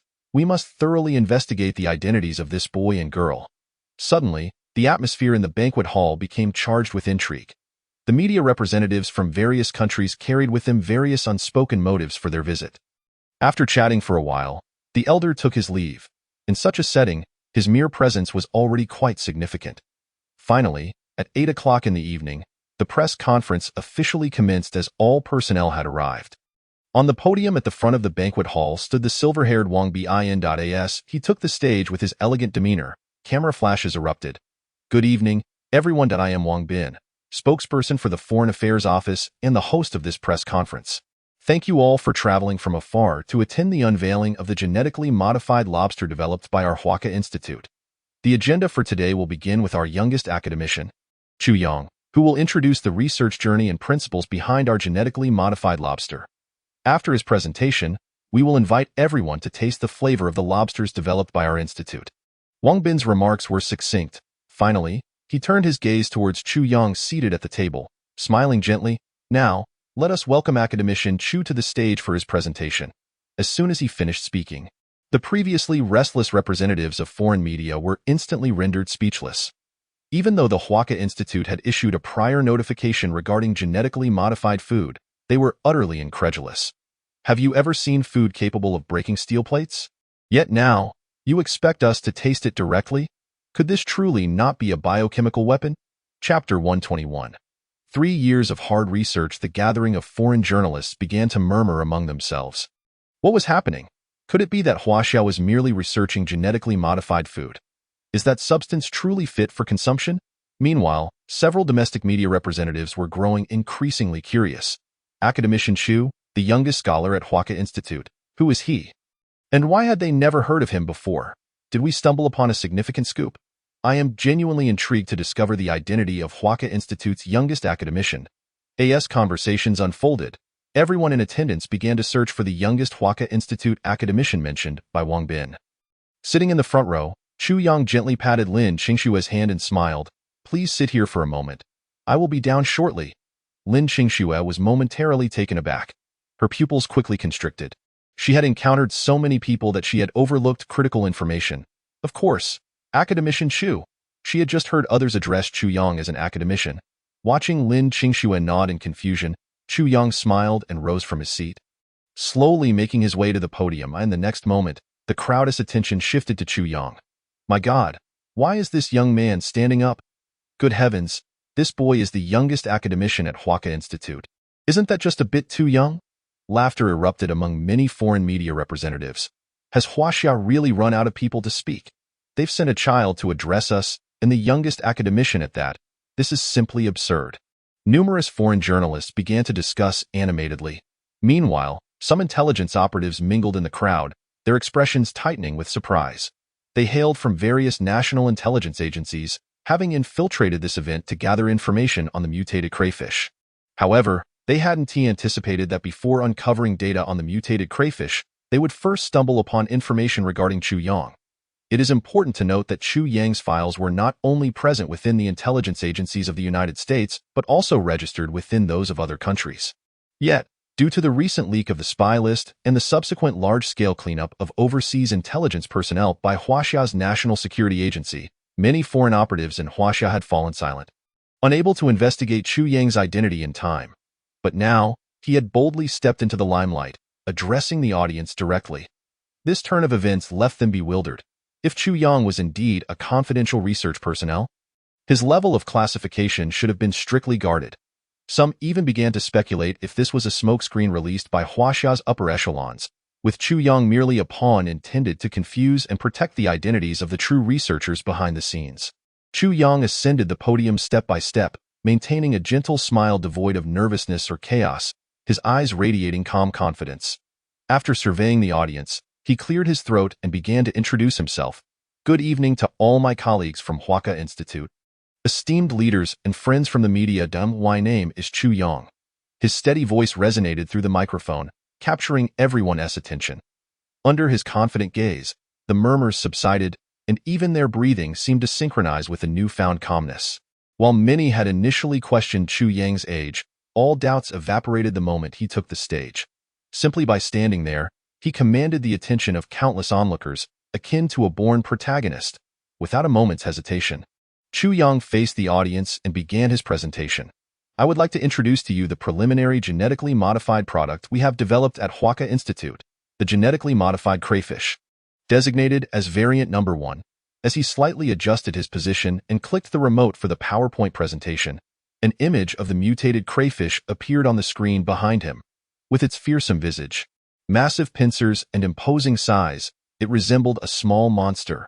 Upon witnessing this, many researchers from Huaca Institute huddled together, engaging in hushed discussions, while overseas media representatives were utterly stunned. Oh my God, what kind of creature is this? Huaxia claims this monster is edible. This is nothing short of a biochemical weapon. Absolutely a biochemical weapon. Indeed, such an extraordinary crayfish was a first for them. Chu Yang continued with a smile. The genetically modified crayfish we have developed at Huaca Institute was created under my leadership over the course of 3 years. We integrated various biological genes into the genome of the Procambarus clarkii through thousands of genetic experiments, ultimately producing this entirely new variety, which I am temporarily calling variant number 1. Compared to ordinary Procambarus clarkii, our variant number 1 has significantly enhanced meat quality, a shorter growth cycle, and a rapid reproduction rate, along with a wealth of essential nutrients for the human body. Our scientific studies demonstrate that long-term consumption of this crayfish can yield certain health benefits. Meanwhile, Wang Weimin and Lin Qingxue sat together at a banquet table. Listening to Chu Yang's words, despite the solemn atmosphere, Wang Weimin, one of the few in the know, couldn't help but glance at Lin Qingxue, who seemed unaware of the situation and chuckled. 3 years of hard research. You can say that with a straight face. Not even 3 weeks have passed, let alone 3 years? Lin Qingxue blinked curiously. Although Chu Yang had not explicitly detailed what he had accomplished over the past 3 years, she found it hard to believe that he was merely a simple computer research personnel. However, perhaps due to a woman's intuition, she felt that something about Chu Yang's words was slightly off. Had he truly spent 3 years researching these mutated crayfish? Chapter 122. My rules are rules. A throng of foreign media personnel gathered before Chu Yang.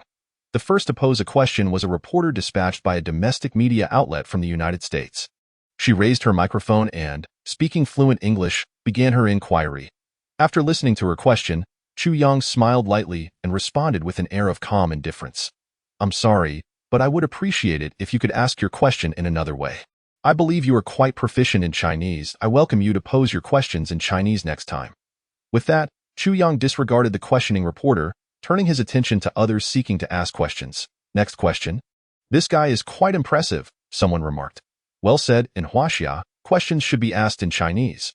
For reasons unknown, many domestic media reporters felt an inexplicable sense of satisfaction watching Chu Yang ignore the English-speaking reporter. In Huaxia, questions should indeed be asked in Chinese. Wang Weimin and several senior leaders from Huaca Institute, along with high-ranking officials from the Science and Technology Bureau, wore smiles. Wang Weimin did not hesitate to praise Chu Yang. This young man is remarkable.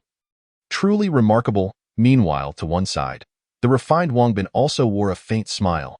He was aware of Chu Yang's background.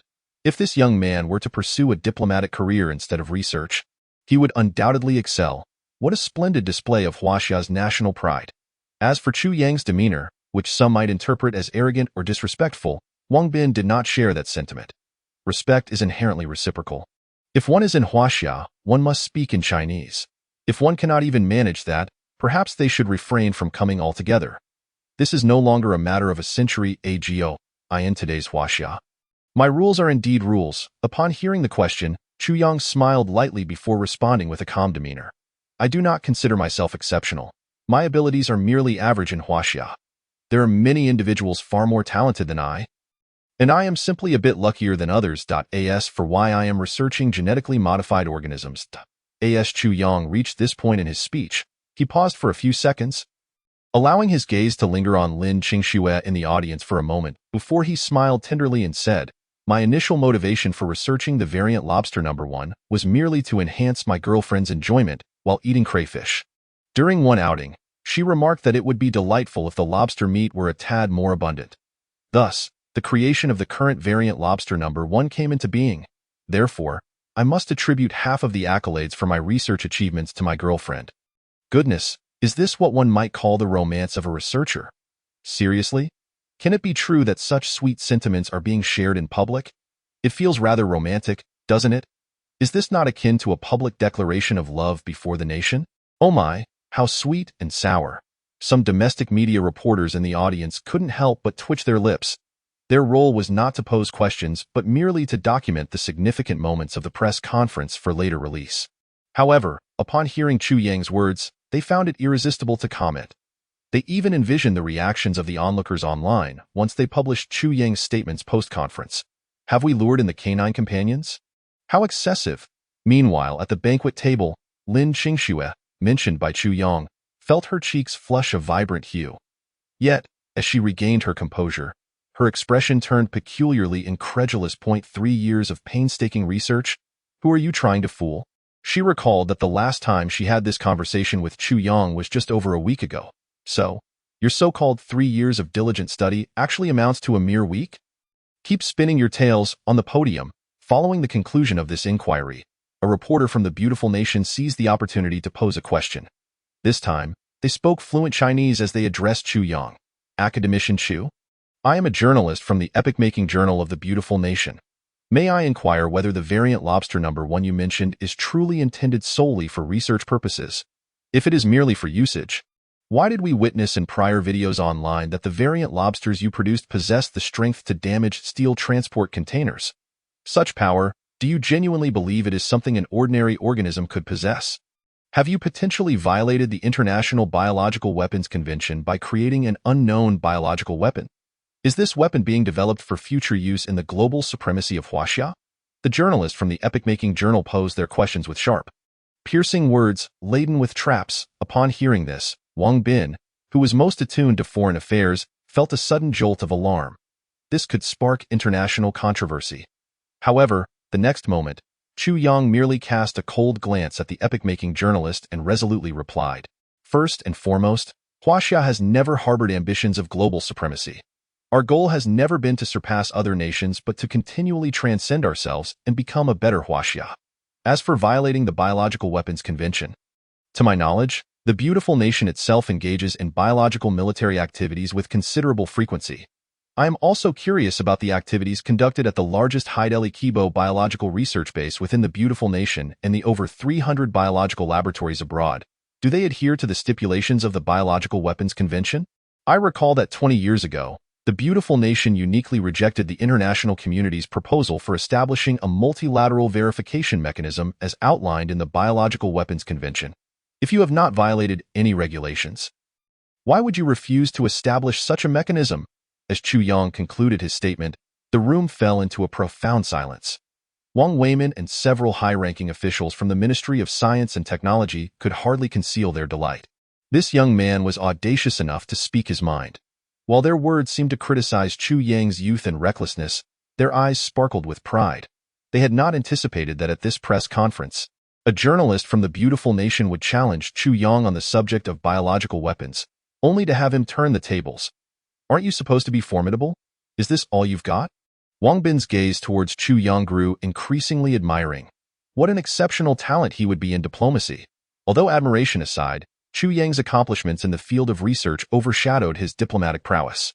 Otherwise, by the end of this press conference, he would surely be recruited into the Ministry of Foreign Affairs. The beautiful nation's journalist was left somewhat speechless by Chu Yang's retort. This was not how the script was supposed to unfold. I ask you a question, and how is it that you've turned the tables on me? With a grin, Chu Yang looked at the reporter before scanning the other attendees. Next, instantly, reporters from various other countries flocked to Chu Yang. Eager to pose their inquiries. As for the journalist from the beautiful nation, they were left as an afterthought. Unsurprisingly, they were all well-trained. While they might have been meek during domestic interviews in Huaxia, they adopted a particularly incisive tone. Seemingly intent on extracting details regarding the research process of the variant lobsters and subtly hinting at their potential use as biological weapons, they awaited a slip from Chu Yang to criticize Huaxia's scientific research on variant lobsters in the media. However, learning from the beautiful nation journalist's misstep, none dared to be so overt in suggesting that Chu Yang was researching biological weapons. After all, few nations could claim to be entirely innocent in such matters. Even if the research is meant for consumption and has certain health benefits, anything beyond that is off the record. If there are further inquiries, then best keep them to yourself. As for complaints, you shall endure them. Huaxia is no longer the Huaxia of yesteryears. It can be said that this interview, solely through Chu Yang's performance at the podium, showcased Huaxia in a grand light, effectively conveying to those overseas media figures attempting to engage in underhanded tactics what it means to embody the dignity of a great nation. Soon, after Chu Yang's presentation and the inquiries from foreign media concluded, following some introductory remarks from Wang Bin, a procession of chefs pushing carts entered from the other side of the banquet hall. Each cart bore dishes crafted from the meat of the variant lobsters, including steamed variant lobsters, garlic-flavored variant lobsters, and pepper salt shrimp tails. Upon witnessing the enormous lobsters presented at the table, several foreign media reporters were momentarily taken aback, unsure of how to proceed with their chopsticks. Although the cooked variant lobsters had a reddish hue, their grotesque appearance deterred some reporters with weaker psychological fortitude from taking a bite. Yet, the enticing aroma wafting from the variant lobsters was irresistible, stirring their appetites. After some mental deliberation, everyone soon began to eat. Some even devoured the lobster meat without chewing, gulping it down voraciously. Chu Yang's table also received some variant lobster meat.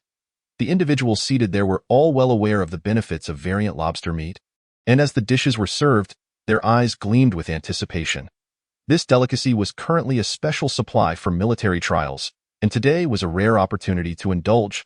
Lin Qingxue leaned in closer to Chu Yang, glancing at the lobster meat before her, and quipped, "Is this the result of your 3 years of hard work?" With an air of calm, Chu Yang shrugged and replied with a smile, "What's the issue?" He continued with a grin, "We call this strategic deception. If the truth were revealed that it only took us a little over a week to produce genetically modified variant lobsters, the foreign biological research labs studying insectoids would surely be in an uproar." Deception? Lin Qingxue rolled her eyes in resignation at Chu Yang.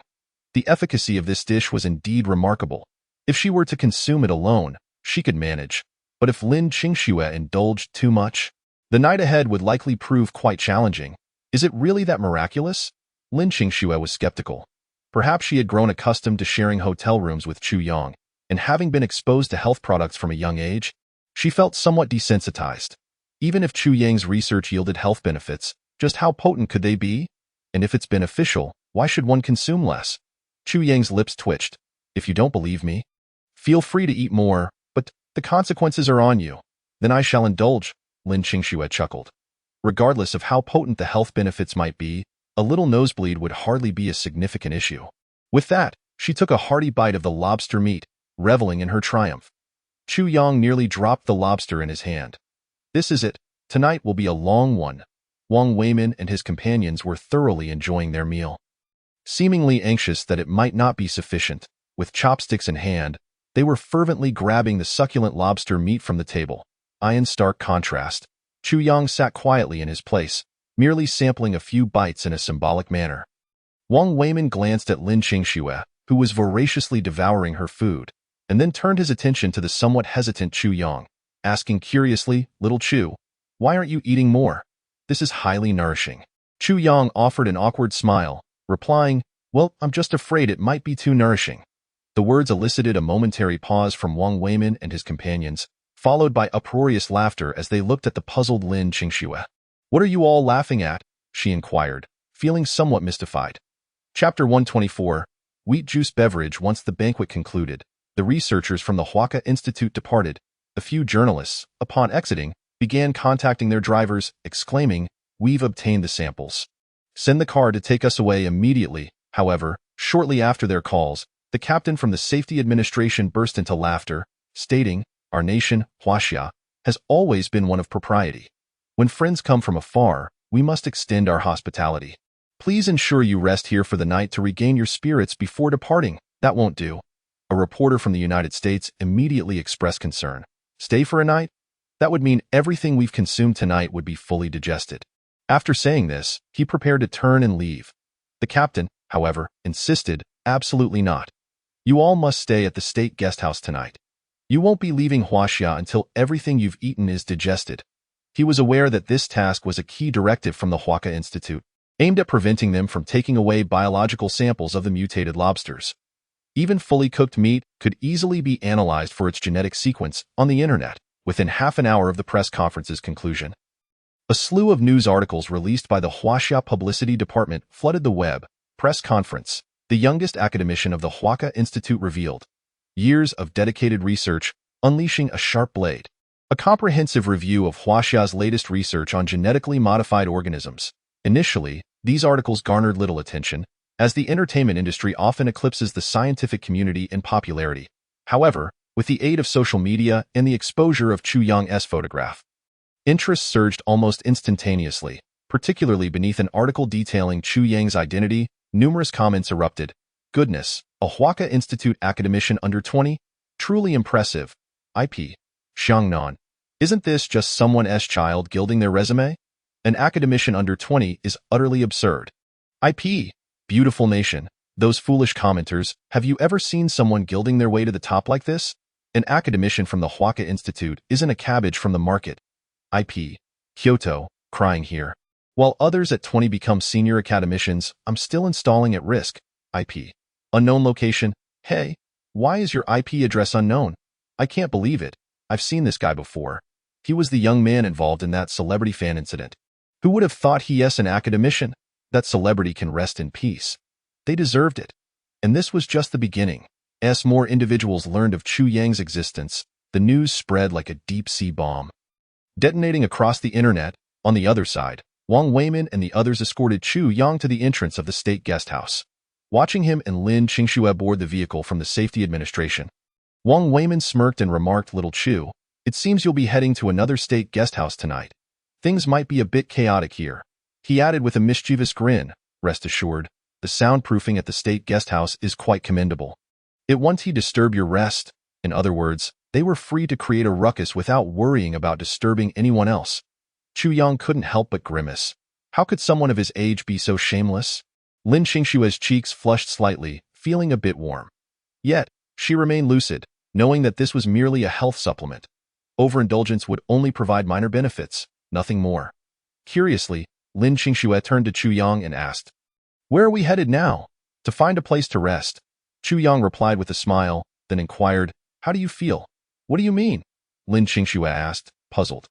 About the mutated lobsters. Oh, Lin Xingxue chuckled. It tasted quite delightful. Better than any lobster I've ever had. Though I do feel a bit warm afterwards. I'm not sure why, she then added. Once we reach the hotel, I'd love to have something cold to drink. It's just too hot. Sure, Chu Yang nodded. What would you like? I'll get it for you. After pondering for a few seconds, Lin Xingxue suddenly exclaimed, wheat juice beverage. Chu Yang, is there even such a drink on the market? Chapter 125. The academician is actually my roommate inside the car. Observing Chu Yang's bewildered expression, Lin Xingxue couldn't help but laugh. Are you really that clueless? Wheat juice beverage is just beer. She continued, never mind. It's clear you've been cut off from the internet for years. I want to tease you further. After saying this, she began fanning herself with her fair hands, repeatedly muttering, so hot, so hot. Seeing her actions, Chu Yang burst into laughter. Are you feeling invigorated now? I told you this stuff is quite replenishing. Just try the taste. Who knew it was this potent? Lin Xingxue playfully retorted. I feel so warm all over. Once we get to the hotel, I'm definitely taking a cold shower. The weather was already a bit stifling, and the addition of the mutated lobster had made her feel extraordinarily warm, as if a furnace resided within her. Now, she felt an abundance of energy, eager to find an outlet for it. Observing this, Chu Yang promptly reassured her that it's perfectly normal. After a few more meals, you'll adapt. Having learned about the enhancing effects of the mutated lobsters, he had conducted thorough research on its principles, even drawing a sample of his own blood for experimentation. The results confirmed that while consuming mutated lobster meat indeed enhanced certain abilities, it was merely a side effect of its other benefits. The effects of the mutated lobster amplified overall vitality. However, individuals are naturally sensitive in certain areas, leading to the perception of enhanced capabilities. Eventually, as one becomes accustomed to consuming the mutated lobster meat and their physical condition improves, the discomfort will dissipate and the enhancement effect will gradually weaken. The optimal effects are experienced during the first consumption, diminishing with the continual strengthening of the body's genes. Lin Xingxue merely hummed in response and fell silent, leaning against Chu Yang as she quietly scrolled through her phone. However, upon opening her social media, she was taken aback by the trending topics surrounding Chu Yang, including phrases like the youngest academician of Huaca Institute and latest research from Huaca Institute. Feeling a bit flustered, she clicked on Chu Yang's topic and soon found herself inundated with personal anecdotes about him, where he attended elementary school, middle school, and high school. The comments were endless, with the most popular being the top pinned comment. Is this what they mean by born to be useful? What about us waste individuals? Dog emoji. I might just be here to fill numbers. Without us waste people, how could the elite stand out? Dog emoji. Bro, I'm breaking apart here. I've read everything about this guy. And he was dating in high school and still became an academician? Meanwhile, I'm nearly 24 and still single. Is it possible that you didn't become an academician because you lacked a girlfriend? But isn't it more accurate to say he has the ability to be an academician, which is why he dared to date in high school. Note, the news reported that 3 years ago, his girlfriend craved lobster, prompting his research. I'm convinced this guy is a time traveler. I feel like an NPC. My purpose here is just to fill numbers in the game. The brothers upstairs? Could you please refrain from being so heart-wrenching? Surely you do not intend to convey that I am leading such a miserable existence even in this virtual realm. After perusing these comments, Lin Xingxue could not help but burst into laughter in Chu Yang's embrace. Chu Yang, look, the netizens' comments are simply delightful. Is that so? Chu Yang raised an eyebrow slightly and leaned closer to Lin Xingxue, quietly observing the comments on her phone. Meanwhile, in the boys' dormitory of Jingda University, Zhang Mingyang had just emerged from the restroom by the balcony, wearing only his shorts and scratching his backside. He glanced at the content pushed to his phone and could not contain his astonishment.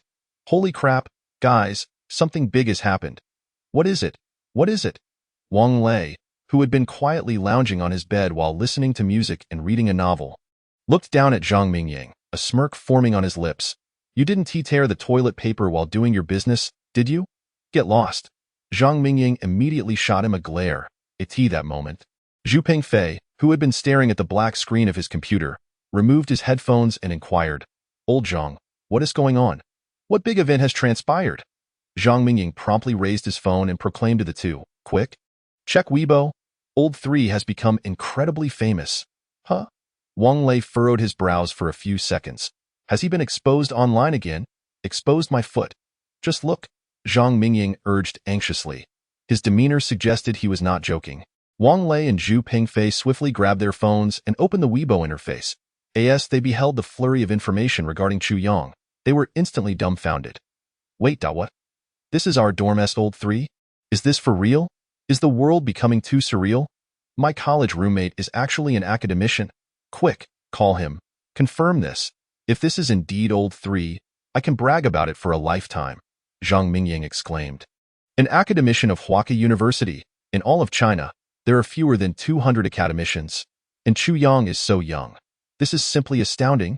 In a hotel room, as soon as Lin Qingshu entered, she flopped onto the bed, preparing to undress. It's so hot after this meal. Hurry, turn the air conditioning down. All right. Chu Yang nodded slightly. The next moment, when he turned around, he found Lin Qingshua's clothes already discarded on the floor. Upon witnessing this scene, Chu Yang's lips twitched uncontrollably. Can you imagine? A stunningly beautiful girl, her face flushed, shedding her clothing before you, gazing at you with doe-like eyes. Who could possibly withstand such a sight? In the next instant, Chu Yang felt the blood rushing through his veins. Coughing a few times, he swallowed hard, his voice trembling as he said, Darling, do you realize you are tempting me to commit a crime? Am I? Lin Qingshu scrutinized him, instantly noticing his predicament. She leaped off the bed and, with a playful glint in her eyes, approached him, cornering him against the wall. Leaning against the wall with one hand, she teased him, letting out a warm breath by his ear. Then tell me, what crime do you wish to commit? Bang, bang, bang. In that instant, Chu Yang's heart raced wildly, his throat constricting, even daring not to exhale. Don't mess with me. I can barely hold on. He swiftly pulled Lin Qingshu closer, his voice quivering as he warned, if you keep this up, don't blame me for going wild too.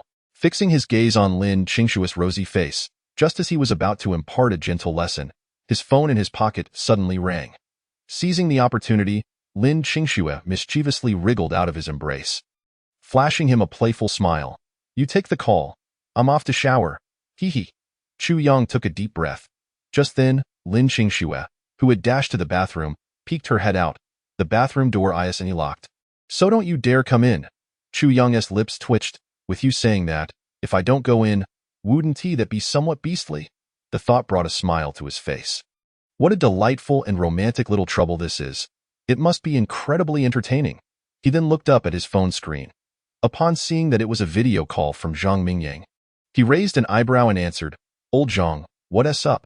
Through the video, upon glimpsing Chu Yang's surroundings, Zhang Mingying immediately asked with curiosity, Old 3, where are you? Realizing the implications, Zhang Mingying exclaimed in surprise, the youngest academician of Huaka University. Old 3, you've been hiding this quite well. Zhang Mingying continued, this is a matter of great pride. You could have mentioned it sooner. Our fathers would be proud. Chu Yang paused for a moment. Prior to the call, they had already considered that once his identity was revealed, he might have to distance himself from them. After all, the title of the youngest academician at Huaka University, while bringing immense glory, also carried its share of troubles. I might need to change dormitories, but I'll still be at the school. After his identity was revealed, staying in the dormitory would be impossible. However, he could still remain on campus. After saying that, Chu Yang continued, if it's just because of this, I'll talk to you all when I get back to school. I have a few things to attend to right now. Holy cow, you can't be serious. Upon hearing this, and considering the backdrop of Chu Yang's surroundings, Zhang Mingying teased with a laugh. You're not out at a hotel with Lin, the campus flower. Are you? Why not? Chu Yang replied with a faint smile. Instantly, a series of coughs erupted from Zhang Mingying's end. Cough, cough, cough. Zhang Mingying grinned mischievously. We won't intrude on your little world any longer. Continue with that. He hung up the call. Chu Yang set down his phone, a smile gradually appearing in his eyes. Though some things might change after his identity was revealed, some would remain the same. These boys sure are bold. He then heard Lin Qingshu humming a tune in the bathroom, accompanied by the sound of running water. Should he go in or not? Then his gaze fell upon 2 bottles of water in the room. Thirsty, he took a sip. Oh no, how did this water get on my clothes? They're wet. How about we shower together to save water? It's not that I want to. It's just that the water soaked my clothes. It's perfectly reasonable, right? With that, Chu Yang swiftly removed all his clothing and made his way to the bathroom door, gently knocking. The sound of running water ceased, and Lin Qingshue's slightly anxious voice echoed. "What's wrong?" Chu Yang opened his mouth, hesitating for a few seconds before resolutely replying with a smile. "I accidentally got my clothes wet while drinking water." Lin Qingxue. Saving water? Do you expect me to believe that? Yet, the next moment, her heart raced a bit faster. "Well, you can come in to shower, but that you mustn't act recklessly." Chu Yang nodded vigorously. "Rest assured, I absolutely won't." Lin Qingxue was taken aback. Did he agree so readily? It felt somewhat unimaginable. Taking a deep breath, she nervously said, "Then you come in." Before she could finish her sentence, Chu Yang pushed the door open and entered. In an instant, Lin Qingshue's shrill scream reverberated throughout the hotel room. "Why did you come in without any clothes?" 20 minutes later, after finishing up, Lin Qingshuo shooed Chu Yang out of the bathroom. Before leaving, he gazed playfully at her as she showered, a teasing smile on his face. "Don't you want me to join you for a little longer?" While brushing her teeth, Lin Qingshuo pouted, her cheeks slightly flushed. "No need. Hurry up and go out. I'll be out after I finish washing my hair." This man, claiming it was primarily to conserve water? He had spent so long in the bathroom, wasting how much water? And saying he wouldn't act recklessly? Nonsense. She thought that this saying should be supplemented, not only in bed, but also in the bathroom. One should never easily trust a man's words. Although Chu Yang had indeed adhered to what he had previously stated, while it appeared as though he hadn't acted recklessly, it certainly felt as if he had. Reflecting on this, Lin Qingshuo quickly shook her head, dismissing the embarrassing images from her mind as she resumed brushing her teeth. Chu Yang stood at the bathroom door, and upon hearing Lin Qingshue's words, a smile immediately graced his lips. There is a saying that goes, "It is hard to articulate what makes you so appealing, yet I simply wish to see you bathe." Indeed, that statement is quite astute. He then fell into a moment of contemplation. If he were to practice the skills of a young warrior in a martial arts realm, would he be able to perfect them? He chuckled to himself. However, his amusement was short-lived. The air conditioning in the hotel room was rather chilly. A sudden gust of cool air caused goosebumps to rise on Chu Yang's skin. He hurried to the wardrobe and retrieved a hotel bath towel, wrapping it around himself with utmost propriety. Subsequently, he lay down on the bed. Just moments after reclining, his phone rang. It was a call from his parents. Glancing at Lin Qingshuo, who was still in the bathroom, he hesitated for a few seconds before answering the call. In the video feed, a youthful and radiant middle-aged woman appeared, undoubtedly well-preserved and exuding a youthful vigor. Beside her was a refined man wearing gold-rimmed glasses, his father, Chu Tianxiang, along with his mother, Ding Sufan. The couple had previously owned a modest company worth millions, but upon learning of Chu Yang's secret admission to Huaka Academy and the provision of a spacious family residence in Kyoto by the authorities, they sold their business. They invested the proceeds with a financial institution, now living comfortably in Kyoto on the interest. Upon seeing their familiar faces, Chu Yang couldn't help but chuckle. "Mom and Dad. Have you finally remembered you have a son?" Chu Tianxiong laughed. "What do you mean by finally? Do you think we ever forgot about you?" Ding Sufan interjected, playfully slapping her husband's hand before turning to Chu Yang. "Son, your father and I saw the news online. Is it true that the youngest academician at Huaka Academy is you?" "Indeed." Chu Yang nodded slightly, smiling. "I apologize, Mom and Dad, but I had to keep it under wraps due to confidentiality regulations." "No worries at all," Ding Sufan replied, her face beaming with joy. "This is wonderful news. If it involves higher-ups, it's understandable that you couldn't say anything. But I'm curious about your girlfriend. Do you have a photo to share with your mother?" Clearing his throat, Chu Yang stammered, "Mom, must you be so nosy?" Yet after a moment's hesitation, he added, "Let me check with her first. If she is okay with it, I'll send you a photo, of course." "That sounds perfectly fine," Ding Sufan said, her smile widening. "But you've been quite secretive, managing to keep your parents in the dark. Is it that girl from the Lin family, the one who sat next to you in class? How did you know?" Chu Yang was taken aback. Ding Sufan chuckled. "A mother knows her son's thoughts. In high school, you mentioned her name so often that I could recite it in my sleep." Chu Yang pressed further. "If you know who it is, why do you need a photo?" "Well, it has been years since I last saw her, and I'm simply curious," Ding Sufan replied with a laugh, playfully swatting at Chu Tianxiong, who was trying to take the phone to be patient. "I want to chat with our son a bit longer." Chu Tianxiong rolled his eyes. Seeing this, Chu Yang remarked, "All right, Mom, Let Dad take the call now. Fine, Ding Sufin said, handing the phone to Chu Tianxiong. Here, your son wants to speak with you. Chu Tianxiong finally connected the call. We can discuss this later, he said with a slight nod. Although his expression remained stoic, a glimmer of pride shone in his eyes. Just now, your second uncle called to inform me that our family has produced an illustrious figure. He is considering holding a family gathering at the end of the year to present you with a plaque in recognition. Having been in business for many years, he understood the significance of the title of academician in the family shrine. Chu Yang's name would take a prominent place. All his hard work had not only been for providing a better life for his wife and children, but also to bring glory to his ancestors. Chu Tianxiong nodded, falling silent for a moment, lost in thought. After a long pause, he finally looked at Chu Yang and said, All right, continue chatting with your mother. Take care of yourself and avoid staying up late. No matter how important things may seem. Your health is paramount, understood? After saying this, he passed the phone back to Ding Sufin. Chu Yang simply nodded, acknowledging the unspoken bond that characterized the father-son relationship in contemporary China. Fathers may lack eloquence, but their straightforward words are often laden with genuine affection. Perhaps lacking in tenderness and occasionally stern, their love is nonetheless profound. Regardless of age or status, a father treats his child with unwavering equality. Chapter 128. No one will come to your aid, no matter how loudly you call son. Son. Ding Sufin took the phone and immediately beamed at Chu Yang. Tell me, how far have you and that girl progressed? Chu Yang replied, Mom, could you not start with such an explosive question? Is that even appropriate? Before he could finish, the bathroom doors swung open, and Lin Qingxue, clad in a white bathrobe and towel drying her still damp hair, bounced over to the bed and hugged Chu Yang, cheerfully saying, Help me dry my hair in a bit. However, she soon sensed the tension in Chu Yang's body, and the atmosphere turned awkward. What's wrong? Lin Qingxue asked, puzzled. The moment her gaze fell upon the phone in Chu Yang's hand and the video feed, the air in the room became thick with tension. This is my mom, Chu Yang said, his expression stiffening. After a brief moment of hesitation, he forced a smile and said, Say hello. Ah, Lin Qingxue squealed, quickly jumping away from Chu Yang, her face flushing a deep crimson. Taking a few deep breaths to compose herself, she nervously leaned closer to Chu Yang, addressing Ding Sufin on the video. Hello, Annie, hello, Xiao Lin. It's been a while, Ding Sufin greeted warmly upon seeing Lin Qingxue. After a few awkward laughs, Lin Qingxue continued. Hello, Auntie, it's been a long time. At that moment, Ding Sufin finally took in the surroundings of where Chu Yang and Lin Qingxue were situated. You two are in a hotel? She asked with surprise.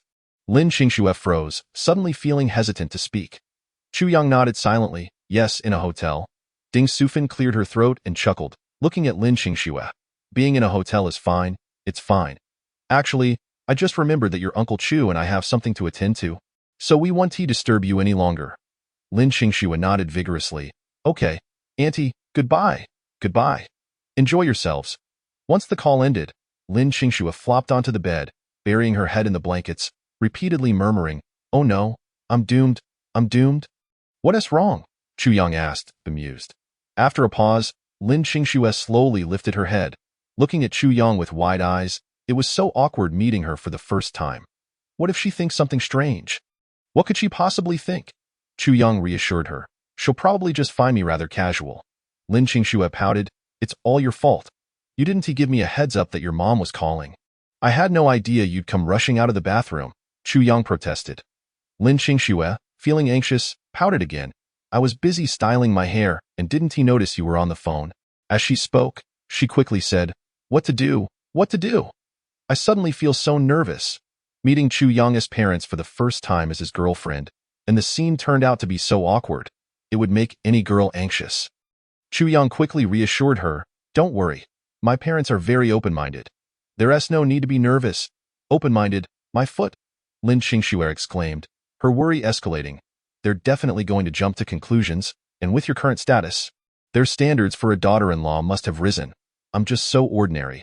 How could I not be afraid? Lin Qingxue slowly raised her head, asking, Really? Chu Yang solemnly declared, Indeed. Lin Qingxue immediately burst into laughter, playfully leaning in to plant a quick kiss on Chu Yang's lips. Just remember what you said today, and of course, Chu Yang nodded slightly, then suddenly broke into a mischievous grin. However, I have an additional condition. Lin Qingxue looked puzzled. What more do you want? Call me daddy and let me hear it. You? Lin Qingxue was taken aback, recalling how he had taken advantage of her in the bathroom just moments ago. And now he wished to exploit her again. She quickly retorted with a smile. There's no way I would call you that. Besides, I remember I'm a few months older than you. So technically, you should be calling me sister. As she spoke, she playfully pinched Chu Young's handsome face. Come on, say sister for me. Always with the retorts, huh? TSK TSK. Lin Qingxue immediately made a cheeky face at him. I am indeed retorting. So what are you going to do about it? TSK. Chu Young chuckled. Retorts won't help. When it truly comes down to it, you'll only end up whimpering. You? Lin Qingxue shot him an indignant glare, her cheeks flushing. The next second, Chu Young lunged and pinned her onto the bed. Whimper, whimper. After a lengthy moment, Chu Young finally released Lin Qingxue, grinning smugly at her. See? You can only whimper. Lin Qingxue's face turned crimson. You're cheating, you scoundrel. Chu Young replied with a laugh. I've been far more unscrupulous before. You've seen it, haven't you? At this, Lin Qingxue fell silent, though her eyes still sparkled with defiance. You have thick skin and no shame. I can't out-argue you, but I shall never concede. Just then, she noticed Chu Young slowly inching closer to her. Recalling the earlier events in the bathroom, Lin Qingxue instinctively took a step back, watching him warily. What do you intend to do? Don't get carried away. Chu Young's grin widened as he replied, Go ahead and scream. This hotel has excellent soundproofing. Even if you scream your lungs out, no one will come to your rescue. Chapter 129. How about we discuss sensitive topics? Seeing the unhealthy expression on Chu Young's face, Lin Qingxue instinctively curled up under the covers, tightening her grip on her small blanket, and warned him, You, don't come any closer. You big bad wolf. Chu Young's laughter grew bolder as he swiftly approached Lin Qingxue, gently tilting her chin and grinning devilishly. My dear lady, what do you think about all day in that little head of yours? Wasn't it you who asked me to dry your hair just now? Have you forgotten? After sharing a laugh, Chu Young lightly brushed his finger across Lin Qingxue's nose. Little one, your thoughts aren't very wholesome. Humph. Lin Qingxue huffed at this remark. Who in this room has unhealthy thoughts? Especially considering what just transpired in the bathroom. But as that scene flashed through her mind, she quickly shook her head, trying to cast it aside. No, I mustn't think about it. It's far too embarrassing. All right, come out. I'll go get the hairdryer to dry your hair. Chu Young grinned as he stood up from the bed. After finding the hairdryer in the room, he walked back to the bed and beckoned to Lin Qingxue. Come here, and let Daddy dry your hair. Daddy, my foot. Lin Qingxue puffed her cheeks adorably and shot him a playful glare before obediently inching closer to him like a dutiful little wife, allowing him to style her hair. Once the hairdryer was plugged in, Chu Young began to gently dry Lin Qingxue's hair. She gazed up at his sharply defined features and the tenderness in his eyes as he looked at her, unable to suppress a smile. They say serious boys are the most handsome. It certainly appears to be true. My taste is quite good. What are you laughing at? Chu Young asked, noticing her sudden amusement at you. Lin Qingxue replied candidly, What's so funny about me? Because you're handsome. She couldn't deny the truth in her words. Chu Young nodded seriously in response, I think I'm quite handsome too. He then smiled at Lin Qingxue and added, If our future son or daughter inherits our genes, they'll surely be exceptionally good-looking. However, he paused for a moment, and Lin Qingxue, curious, asked, However what? Chu Young suddenly grinned mischievously. Do you know what serious question I pondered back in high school? What question? I remember during our midterm exams, you filled out the answer sheet incorrectly, resulting in a 0 for all your math multiple-choice questions. Do you recall that? Upon hearing this, Lin Qingxue immediately began to flail her arms dramatically. Of course. Chu Young smiled faintly. I remember everything about you from high school. Humph, that's more like it, Lin Qingxue replied, somewhat appeased, though she still felt a twinge of embarrassment about those old school days. Why bring that up? You still haven't finished what you were saying, she prompted. That? Chu Young pondered for a moment before saying, Back then, I was just wondering if us being together in the future would affect our children's intelligence. I could just bite you? Lin Qingxue exclaimed, suddenly unable to stay seated. How could he even think of such a thing? Admittedly, she and Chu Young might have a disparity in intelligence, but she was the top science student in Xiangnan province during the college entrance exams. How much worse could her intelligence really be? Chu Young raised an eyebrow. What was that about biting? Lin Qingxue looked puzzled. Isn't it just one bite? How many could there be? literally speaking, or are you asking for another meaning? Aren't they the same? Lin Qingxue grew increasingly confused as she struggled to understand Chu Yang's recent comments. Never mind. Chu Yang chuckled, and after drying Lin Qingxue's hair just a bit more, he said, that's enough for now. It's still a little damp. Just let it air dry. It's better for your hair. You know about this too? Lin Qingxue asked, intrigued. Of course, Chu Yang casually nodded. You don't know? When I was young, my dad was a total devoted husband. Every time my mom finished washing her hair, either my dad would dry it for her, or if he was too busy, he would call on me to do it. He would say, Mom is Dad's favorite person, so you need to help her out when I can't. It became a family rule. As he spoke, a rare warmth glimmered in Chu Yang's eyes. Since my dad was often busy, I gradually became my mom's designated hairdryer. Your family is like that too? Lin Qingxue couldn't help but laugh, her eyes sparkling with joy. After a moment of thought, she added with a smile, this family rule can definitely continue. However, as soon as she finished speaking, she noticed Chu Yang's gaze was fixed intently on her. Feeling her cheeks flush slightly, she shyly asked, why are you looking at me like that? Chu Yang couldn't resist reaching out to pinch Lin Qingxue's soft cheek. I was just thinking, it's enough for a person to have a little beauty. They don't need to be perfect. Lin Qingxue's mouth twitched at this. Such sweet words were delightful to hear. Yet coming from Chu Yang, they carried a different flavor. She couldn't help but laugh. So, is this some form of mutual flattery? Chu Yang nodded slightly. You could say that. After all, you just complimented me on my looks. So it's only fair I return the favor. You? Lin Qingxue burst into laughter, finally collapsing onto Chu Yang's bed, her eyes shimmering with delight. This life is truly beautiful. I hope it remains so in the future. After enduring the swift passage of time and traversing the hardships of life, I long to be cradled in his arms at sunset, becoming a charming and enchanting old lady. Before long, as if struck by a thought, Lin Qingxue leaned against Chu Yang's thigh, gazing up at him as she slowly asked, Chu Yang, how about we discuss some sensitive topics? Chapter 130. I'm not old, just to reiterate. Sensitive topics. Upon hearing Lin Qingxue's words, Chu Yang momentarily froze before cautiously glancing at her and asking, well, what do you think about the situation in Syria? Huh? Lin Qingxue was taken aback. Academician Chu, are you being serious? The situation in Syria? Was there something amiss in her previous expression, prompting Chu Yang to associate it with the issues in Syria? Chu Yang chuckled. Did you not say you wanted to discuss sensitive topics? Upon discovering Chu Yang's true identity, Lin Qingxue had secretly researched some information online.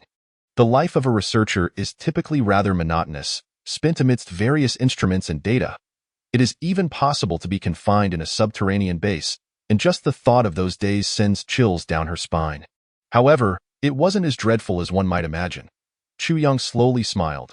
At that time, we were in the northern desert, but I won't go into the specifics of the project. Suffice it to say, the sandstorms were frequent, yet the food was quite decent. That's it? Lin Qingxue was taken aback.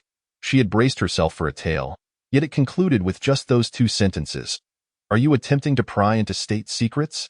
Chu Yang's gaze gradually turned playful. Lin Qingxue quickly shook her head. No, I merely wish to know how you fared during those years. If it involves state secrets, I shall refrain from asking. Chu Yang laughed, gently ruffling Lin Qingxue's cheek, and then slowly spoke. In scientific research, enduring a harsh environment is quite normal. However, it is considerably better than what our predecessors faced. In those days, they toiled in the Gobi Desert, relying on abacuses and computers to develop nuclear weapons with little technological support. Their lives were truly arduous. So, how did you endure these past few years? Lin Qingxue suddenly looked at Chu Yang with a twinge of sympathy. 3 years of isolation, and back then, Chu Yang was merely a 15 or 16-year-old child. How arduous must it have been for him in such a place, day after day, gazing at your photograph. Enduring it all, and eventually it passed. Chu Yang slowly smiled, a resolute gleam emerging in his eyes. Moreover, the light we follow is the starlight of the Pentagon. The brilliance of the 5 stars signifies faith. Sometimes, the power of faith can be formidable. At this point, Chu Yang suddenly turned to Lin Qingxue with a smile. Have you heard that saying? It is now the time for the nation and the people to test you. I have read Mr. Qin's biography. I hold great admiration for him. During a time of crisis for China, he stepped forward, becoming the swordsmith of our nation. With that, Chu Yang's tone grew increasingly serious. Now, I wish to become the next. Lin Qingxue suddenly burst into laughter, her delicate hand quickly grasping Chu Yang's broad palm, her gaze firm yet tinged with admiration as she exclaimed, "I believe in you. You will undoubtedly succeed. Rest assured, I know you belong first to the nation and then to me. But that is of no consequence. You shall protect the country, and I will protect you. One day, you will wholly belong to me." Accepting Chu Yang's identity also meant accepting his subsequent busyness, sudden disappearances, and even months of silence. Lin Qingxue was prepared for all of this after learning of Chu Yang's identity. She felt proud of his status and admired him as a hero. Yet, she understood his lack of freedom and remained loyally devoted to him for life. This, perhaps, encapsulated her entire love for him. Even the wind seemed to be directed towards him. Upon hearing this, for some reason, Chu Yang suddenly felt a pang of emotion in his nose. He then tightly embraced Lin Qingxue, gently smiling as he said, "I suddenly recalled the 3 most fortunate events in the world. Do you know what they are?" Lin Qingxue looked up curiously. "What are they?" Chu Yang articulated each word slowly. "The first stroke of fortune is when your father met your mother. The second is when my father met my mother, and lastly, the third stroke of fortune is when I met you." Hearing this, Lin Qingxue immediately erupted into laughter. "Ha ha ha, did you just copy that from Baidu? The words of love were indeed borrowed, but my affection for you is genuine." Chu Yang smiled faintly. After pondering for a few moments, he suddenly looked at Lin Qingxue with a mischievous grin. "Do you know what the 2 most wonderful things in the world are?" "What might they be?" Lin Qingxue asked softly. "Sleeping in you, abbreviated as sleep with you. You. Lin Qingxue immediately bolted from Chu Yang's embrace. Her face flushed as she glared at him. "Himph, I must expose you. The youngest academician of Huaka Institute, secretly a lecher." "Huh." Chu Yang raised an eyebrow. "Did I not say before that I am not old? Close enough."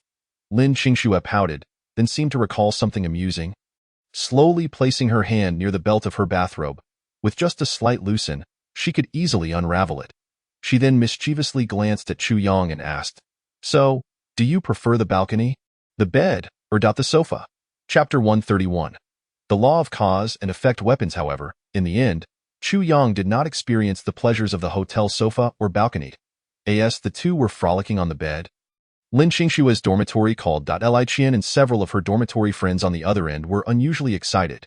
Qingxue, we just saw the information online. The academician Chu in the news, is he really your Chu Yang?" Upon seeing the information on the scarf, everyone in her dormitory was completely stunned. This is an academician from Huaka Institute. Even though they attended classes at Jingda, they had encountered many academicians. However, who would have thought that their roommate's boyfriend is actually the youngest academician in all of China? It felt as if they were living in a web novel. "Young master, the 3-year period has ended. Your identity as an academician can now be revealed." Just the thought of it was exhilarating. Lin Qingxue raised an eyebrow, then glanced at the Chu Yang nestled in her embrace, smiled, and said into the phone, "Yes, that's him. Ah, it really is him." Instantly, Lin Qingxue's phone echoed with the excited squeals of Li Qian and her friends. "He is indeed an academician right beside me?" Then, Li Qian continued, "Could you possibly get us Chu Yang's autograph? Ha ha ha, to actually witness someone close to us becoming an academician in our lifetime is simply astounding." "An autograph?" Lin Qingxue paused momentarily, casting an inquiring glance at Chu Yang. He nodded slightly, prompting her to smile once more and slowly respond, "Sure, no problem." On the other end of the line, the group huddled around Li Qian's phone suddenly wore peculiar expressions. What on earth are they doing over there? They dared not utter a word. After a while, Chu Yang mischievously released Lin Qingxue. At that moment, her cheeks were as red as apples, nearly glistening with dew. Normally, a simple kiss would be harmless, but the key point was, this was during a phone call. "Chu Yang, what are you doing?" In an instant, Lin Qingxue shot him a playful glare, softly chastising him. "You naughty boy." After saying this, she turned back to the phone screen still in conversation and cleared her throat before addressing them. "Ahem, Qian, are you all still there?" On the other end, Li Qian and the others collectively breathed a sigh of relief. "Yes, we are here." They wouldn't dare to speak up. "Hooray!" Li Qian and her friends immediately burst into laughter. After quickly finishing their words, they hung up the phone. From their tone, it was evident what was happening on the other side. They had enough awareness, however, soon after, Li Qian couldn't help but giggle. An academician is still an academician. Yet now it appears that, Even the youngest academician of Huaca Institute behaves just like an ordinary person. In the hotel, after the call ended, Lin Xingxue set her phone down and playfully pounced into Chu Yang's arms. You naughty person, I was on the phone, and you dared to disrupt me. That is utterly outrageous. Chu Yang laughed mischievously. Next time I make a call, you might want to try it. I absolutely refuse. Lin Xingxue proudly pouted. At this moment, Chu Yang gradually enveloped her in his embrace, gently stroking her nearly dried hair, and then slowly smiled. All right, let us not cause any more trouble. I see it's getting late. Let's prepare to rest early. Is the sleep you mentioned proper? Lin Xingxue cast a wary glance at Chu Yang. After this series of events, she had to carefully consider every word that came from him. Chu Yang nodded emphatically. A proper sleep. That will suffice. Lin Xingxue slightly nodded, swiftly retreating beneath the covers. After a brief moment of movement, she tossed aside the bathrobe she was wearing and, with a hint of blush, looked at Chu Yang and said, You may come in, but remember, no mischief. All right, Chu Yang replied with a smile. After shedding his own garments, he climbed into the bed and turned off the lights in the room. In the next instant, Lin Xingxue, resembling an octopus, nestled close to him, pressing herself against Chu Yang's side. She leaned in and whispered playfully into his ear, Mr. Chu, good night. Chu Yang, affectionately kissing her forehead, responded, Good night. Soon, the room was enveloped in silence. The following day, the horizon outside gradually brightened with a lovely white light. As the sun streamed through the hotel room window, Lin Xingxue, somewhat dazed, rubbed her eyes and leisurely rose from the bed. Upon noticing Chu Yang sitting beside her, engrossed in his phone, a radiant smile instantly graced her exquisite features. She quickly leaned over and planted a kiss on his cheek before sweetly saying, Mr. Chu, good morning. Chu Yang chuckled. What do you mean by morning? Say you love me, Ham. Lin Xingxue, still waking up, looked momentarily puzzled. After a few seconds of contemplation, she obediently nodded and smiled at Chu Yang. I love you. Good girl. Chu Yang beamed. At that moment, Lin Xingxue suddenly climbed onto his chest, lifting her head to smile at him. Mr. Chu Chu Yang leaned down slightly. Happy 20th birthday. Lin Xingxue giggled softly and asked, Do you have any plans for today? Today marked Chu Yang's 20th birthday, and she had been preparing for this occasion for quite some time. Thank you. Chu Yang smiled slightly, placing his phone down and gently embracing Lin Xingxue. As of now, there are no special arrangements. I will follow the leader's instructions, then let us follow my plans today. Lin Xingxue said with satisfaction, First, we'll have breakfast, then we'll go to the arcade to catch some plush toys. In the afternoon, we'll shop for clothes for you. And finally, in the evening, I have a mysterious surprise prepared for you. Chu Yang, intrigued, chuckled. What kind of mysterious surprise? Having spent the past few birthdays at the research base, he didn't feel particularly attached to his birthday. However, with Lin Xingxue by his side, he found himself eagerly anticipating the surprise she had prepared. Lin Xingxue giggled, If I tell you, it won't be a surprise anymore. Just wait until tonight. All right, Chu Yang nodded slightly. However, just as he finished speaking, his phone, which had been placed aside, suddenly rang. The screen displayed Wang Weimin's name. Upon seeing it, Chu Yang's heart leapt. Anytime Wang Weimin called, it was rarely for good news. It was reminiscent of the character Conan from those island animations. Trouble seemed to follow him wherever he went. Lin Xingxue noticed the incoming call and, after blinking in surprise, smiled at Chu Yang. Why are you dawdling? Answer the phone. Chu Yang shook his head. I don't want to. What if it's something important? Lin Xingxue pouted and snatched the phone from him, answering the call. Hey, Xiao Chu, are you awake? Wang Weimin's voice came through. Lin Xingxue smiled slightly, glancing at Chu Yang and said, Wang Lao, this is Lin Xingxue. Chu Yang is still asleep. Is there something you need from him? Isn't today his birthday? Wang Weimin chuckled. I just wanted to wish him a happy birthday, and also to inform you that our institute has prepared a birthday surprise for him. Please let him know that he must come to the institute at 2 o'clock this afternoon for a meeting. There's an important appointment regarding him that requires his presence. Since the phone was on speaker, Chu Yang could hear Wang Weimin's voice. Frowning slightly, he took the phone from Lin Xingxue and asked, Wang Lao, what is so important that I must be there in person? Indeed. Wang Weimin nodded, then added with a smile. Happy birthday, Xiao Chu. The decisions to be made in this afternoon's meeting require your personal attendance, so you must come. Chu Yang exchanged a glance with Lin Xingxue, his expression uncertain. Lin Xingxue whispered, I'm fine. If it's something important, You should attend the meeting. We can celebrate your birthday later. Reluctantly, Chu Yang nodded. All right, I will be there on time.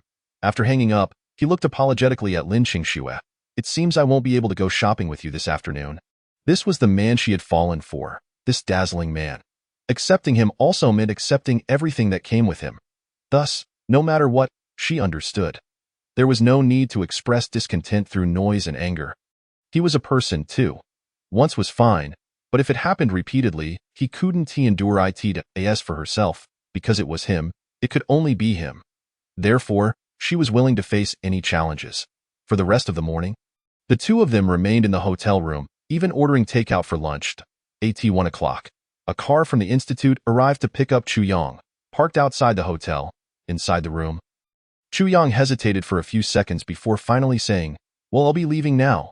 Go on, Lin Qingxue replied nonchalantly. Just as Chu Yang turned to leave, she suddenly called out to him. Wait! Chu Yang turned around, and Lin Qingxue swiftly pressed her lipstick-stained lips against the corner of his mouth. Afterward, she waved her hand. All right, is that good? You can go now. I'm really leaving. Go on. Lin Qingxue smiled and nodded. Soon, with a resounding bang, the door closed behind Chu Yang, leaving Lin Qingxue alone in the room. She sat quietly, gazing at the bed where they had lain together the night before, lost in thought. At the Huaca Institute, in the high-level conference room, Wang Weimin and several senior academicians from the institute, along with leaders from the Science and Technology Administration and other departments, were seated. Eventually, Chu Yang knocked on the conference room door. Come in. Wang Weimin, seated at the head of the table, nodded slightly. Chu Yang entered the room, surveying the attendees before finding an empty seat to sit down. Seeing this, Wang Weimin smiled. All right, now that our key figure has arrived. He then turned to Zhang Tianyu, the director of the Science and Technology Administration, and said, Director Zhang, please read the latest red directive from above. Zhang Tianyu, sitting next to Wang Weimin, nodded and opened the folder in front of him. After glancing at the attendees, he began to read, by decision of the upper echelons of Huaxia, we hereby establish a new joint department. The joint department will be led by the Huaca Institute in collaboration with the Armed Research Institute, the Huaxia Aerospace Development Group, the Security Administration, the Science and Technology Administration, and several other top military research institutions in the country. This newly created joint department will receive maximum support in terms of manpower and resources from the upper echelons. Where the law does not prohibit, we may proceed. Upon hearing this, aside from those who were already aware of the decision, including Wang Weimin, everyone in the conference room, including Chu Yang, was taken aback. It was not merely the establishment of the joint department that shocked them, nor was it Chu Yang being appointed as its highest leader. Rather, it was the phrase, where the law does not prohibit, we may proceed, which essentially granted this joint department the highest level of authority. Furthermore, it promised substantial support in terms of manpower and resources. This meant that as long as it was not illegal, they could do as they pleased, be it financial backing or personnel, they could operate freely. In the history of Huaxia since its founding, no individual had ever been granted such an honor. In similar circumstances, only the likes of Emperor Wu of Han had ever enjoyed such favor in relation to Hua Zubing. Though everyone was astonished, no one opposed the decision to establish the joint department. This decision was a crucial step forward for Huaxia's scientific community, particularly in the realm of national defense weaponry. The significance of Chu Yang is undeniably evident. Whether it be the Military Armament Research Institute or the Huaxia Aerospace Development Group, virtually all of the nation's top research institutions, aware of Chu Yang's achievements, are eager to recruit him from the Huaca Institute. A talent of Chu Yang's caliber deserves to be treated with utmost regard. His exceptional nature warrants special consideration. At the very least, he should be appointed as the highest leader of this newly established joint department. And within the meeting room, not a single individual opposed this notion. In fact, there was widespread approval. This department has been meticulously crafted for Chu Yang, providing him with a platform capable of adequately harnessing his extensive knowledge and allowing him to exert his abilities to the fullest. Once the murmurs of discussion subsided, Wang Weimin turned to Chu Yang with a smile. Young Chu, congratulations. Henceforth, you will be considered one of our direct leaders. Whenever you have needs, whether from the Huaca Institute or the Military Armament Research Institute, they will all serve as subordinate entities of this new department, working diligently to support you. Chu Yang's expression slightly stiffened. Old Wang, I am still quite young. Is it truly appropriate for me to assume such a role? After all, He had just celebrated his 20th birthday. Tio suddenly be placed in charge of a newly established department, which would see both the Huaca Institute and the Military Armament Research Institute as subordinate organizations.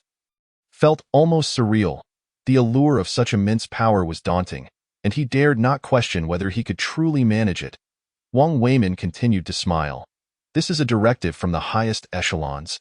One you cannot refuse. Moreover, the upper authorities have placed their utmost trust and support in you, rendering any concerns about appropriateness irrelevant. As long as it is you, it is appropriate. At this juncture, he gradually adopted a more serious demeanor. Should I discover anyone daring to speak ill in private? I assure you, I will not let them off lightly. The establishment of this latest research department was a project propelled by Wang Weimin, in collaboration with the Military Armament Research Institute and several high-ranking officials from the Ministry of Science and Technology. They were well aware of their own capabilities. However, Chu Yang's potential was even more pronounced. He might very well be the singular figure capable of elevating Huaxia's scientific research to unprecedented heights in a century. After all, astounding technological breakthroughs had already emerged, setting a precedent. Thus, they were willing to champion Chu Yang, even engaging in a gamble with the fate of the nation at stake. At this moment, Director Zhang of the Science and Technology General Administration, seated on the opposite side, also broke into a smile. Young Chu, or shall I say Director Chu, rest assured, this position is meant for you alone. As for other matters, you can confidently entrust them to us.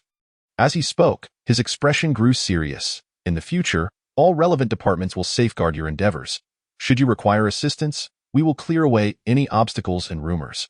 Our only request is that you embody the role of Huaxia's swordsmith and, ultimately, its wielder. I hope this newly established department can become the strongest shield and the sharpest sword for our Huaxia. Chu Yang's body trembled with realization. It was clear that the higher authorities had high expectations for him. He finally understood the implications behind the statement made during the press conference at the Huaca Institute last night, where it was suggested that his burdens would increase. When one is treated as a national hero, one must reciprocate with the same honor. The next moment, he swiftly rose from his seat, his face solemn and serious as he addressed the group. Chu Yang guarantees the completion of the task. In an instant, the meeting room filled with applause as the attendees exchanged glances, the sound echoing like thunder. Chu Yang hesitated for just a moment. He could now ascertain that there must have existed a remarkably advanced technological civilization during Huaxia's ancient period. Although the reasons for its decline remained unknown, it was undeniable that present-day Huaxia represented a new generation of civilization inherited from that bygone technological era. With the support of his vast reservoir of eternal knowledge and the collective power of the nation, he might indeed propel contemporary Huaxia towards the technological heights of ancient times. With these thoughts, Chu Yang gradually smiled and finally looked up at Wang Weimin and the others, declaring, "Let us call it 9 heavens." He then turned to the attendees, adding with enthusiasm, "Since this is primarily a research-focused department, let it be named 9 heavens. The results we produce shall even borrow names from the deities of ancient mythology." This, too, is a unique romanticism of our Huaxia culture. Wang Weimin pondered the name for a few moments before nodding and laughing heartily.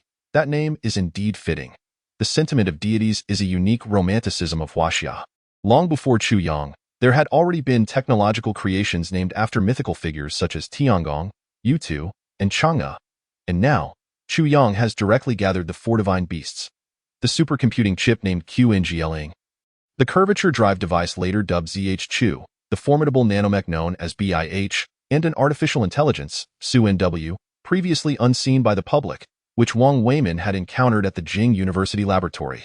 Excellent, Director Zhang of the Science and Technology General Administration nodded slightly, then smiled. Let us designate this new department as the 9 Heavens Technology Research Institute. This afternoon, we shall announce it across the entire network and within various administrative systems.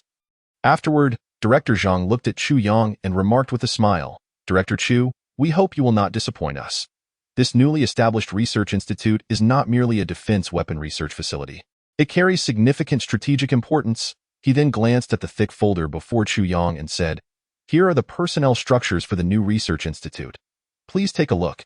If any adjustments are needed, we can address them during today's meeting." Chu Yang nodded slightly. Upon opening the folder, a plethora of names of principal researchers appeared before his eyes. First, there was the logistics department, headed by Wang Weimin. This meant that in terms of research, Chu Yang would have complete authority, while all matters concerning equipment, materials, and personnel allocation would fall under Wang Weimin's purview. Then there was the arm department, represented by an old acquaintance of Chu Yang, General Yang Xinghua, stationed in Kyoto. The primary responsibility for the research department would rest with Chu Yang himself, while the secondary roles would be filled by the directors of the Military Research Institute. Additionally, all technological personnel from various fields across the nation, including senior researchers from secret research institutes and academicians from the Huaca Institute, would be at his disposal. In essence, this assembly comprised the elite of Huaxia's scientific community, with their singular mission being to assist Chu Yang in specialized research. As Chu Yang reviewed the names in the documents, Director Zhang turned to him and spoke.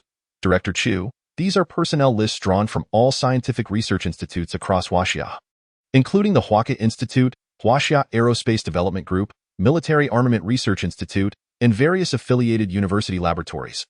All individuals listed here possess the requisite research capabilities.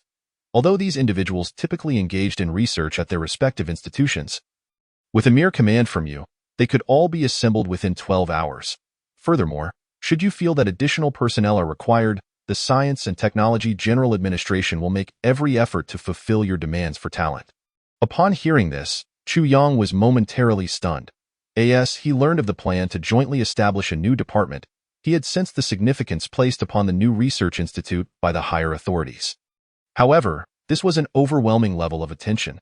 The phrase where the law is silent, anything is permissible was clearly no idle boast. In the list he had just seen, every name belonged to academicians from the Huaca Institute and senior researchers from the Military Armament Research Institute. Even the least experienced among them had received notable awards in their respective fields. Anyone's name plucked from this list, while not necessarily the pinnacle of expertise in their disciplines, would certainly belong to that elite echelon. The notion that he could summon any one of them within 12 hours was astonishing. Indeed, this was a remarkable privilege. However, this was merely how Chu Yang perceived it, from the perspective of the strategic department above. The configuration provided to Chu Yang was hardly excessive. In fact, the combined achievements of these individuals may well pale in comparison to Chu Yang's own accomplishments, particularly given that he was the genius behind the curvature drive and nano-armor technology. With the present situation as it stood, what kind of terrifying technologies could he potentially develop in the future? Hence, it was evident that providing him with ample research personnel was entirely warranted. Their greatest fear was that Chu Yang would be reluctant to shoulder this responsibility. After slightly calming his astonished emotions, Chu Yang smiled at Director Zhang of the Science and Technology Bureau and said, Director Zhang, after all that you've shared, could you enlighten me about the research functions of this newly appointed institute, as well as the strategic significance you just mentioned? Hearing this, Director Zhang promptly replied with a smile. The primary research functions are entirely at your discretion. There are no specific directives from above. In other words, you are free to pursue any research you deem fit, as long as you possess the capability. Whether it be a Mars colonization plan or the Southgate project initiated by the Hua Science Institute, our Science and Technology Bureau will provide unwavering support. After a brief pause, he continued with a smile. However, since this institute is essentially composed of the nation's top researchers from various fields, if there are demands from other units, the new institute will need to allocate some of its resources to study other minor projects. Of course, participation in these projects is entirely voluntary.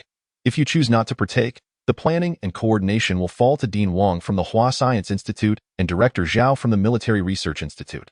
Furthermore, the research scope extends beyond just national defense and military applications. It encompasses projects related to the China Aerospace Development Group, the Security Bureau, the China Life Gene Research Institute, and even the Meteorological Bureau. Among others. In essence, it represents an integration of China's technological efforts, pooling resources and manpower. Any technological product that benefits our nation falls within the research purview of this newly established Jichangshan Research Institute. Chu Yang chuckled, looking at everyone in the conference room, and remarked, So, I've become a nurturer for China. Or perhaps I'm just a brick. Wherever the people need me, that's where I'll go. Wang Weimin laughed. You could interpret it that way. He then shifted his tone slightly, adding with a gentle smile, However, I prefer to think of this institute as the largest military supply research department in all of China. Indeed, it is the largest military supply research department in China. Director Zhang of the Science and Technology Bureau joined in the laughter, and after a moment of preparation, He turned to Chu Yang and said with a smile, "As for the strategic significance, I believe you have already deduced it." Chu Yang paused slightly, then asked, "Is it related to the insect race?" "Indeed."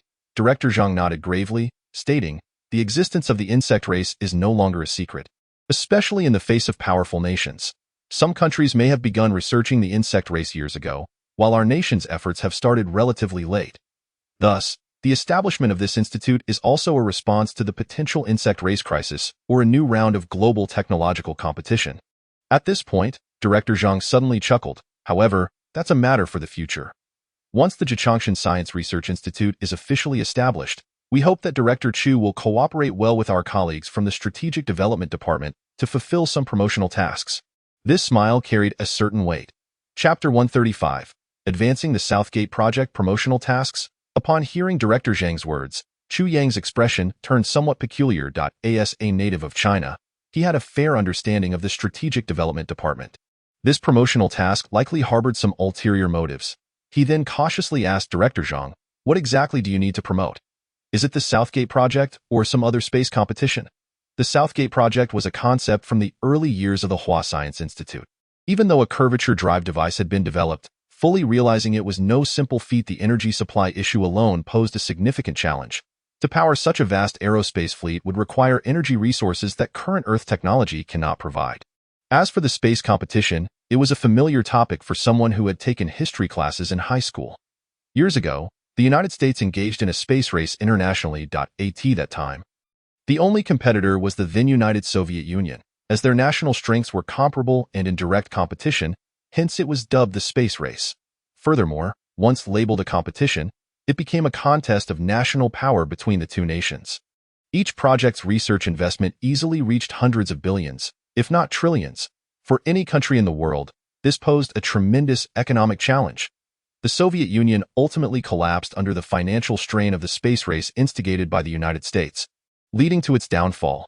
The true nature of whether the United States was genuinely pursuing a space race or merely using it as a facade to weaken the Soviet economy remained a mystery to all but the two nations involved. This exemplifies the intensity of competition between national powers. Even if both countries realized it was a scheme initiated by one, they were compelled to participate, fully aware of the risks. It's a classic case of overt deception. Just as when the United States announced its intention to develop electromagnetic weapons, all other major powers had to start researching electromagnetic weapon technology, regardless of their resources, lest they fall behind and face dire consequences. Fortunately, China eventually succeeded in developing electromagnetic weapons, while many other nations failed to even grasp the foundational theories. The resulting disparity was self-evident. Upon hearing Chu Yang's remarks, Director Zhang chuckled, "The Southgate Project." He then continued, "Once the Jichangshan Research Institute is established, we will promptly announce the initiation of the Southgate Project to research and develop the Luanbird aerospace platform, the Xian'an-V aerospace fighter, and the Chang'ing aerospace mech, among others.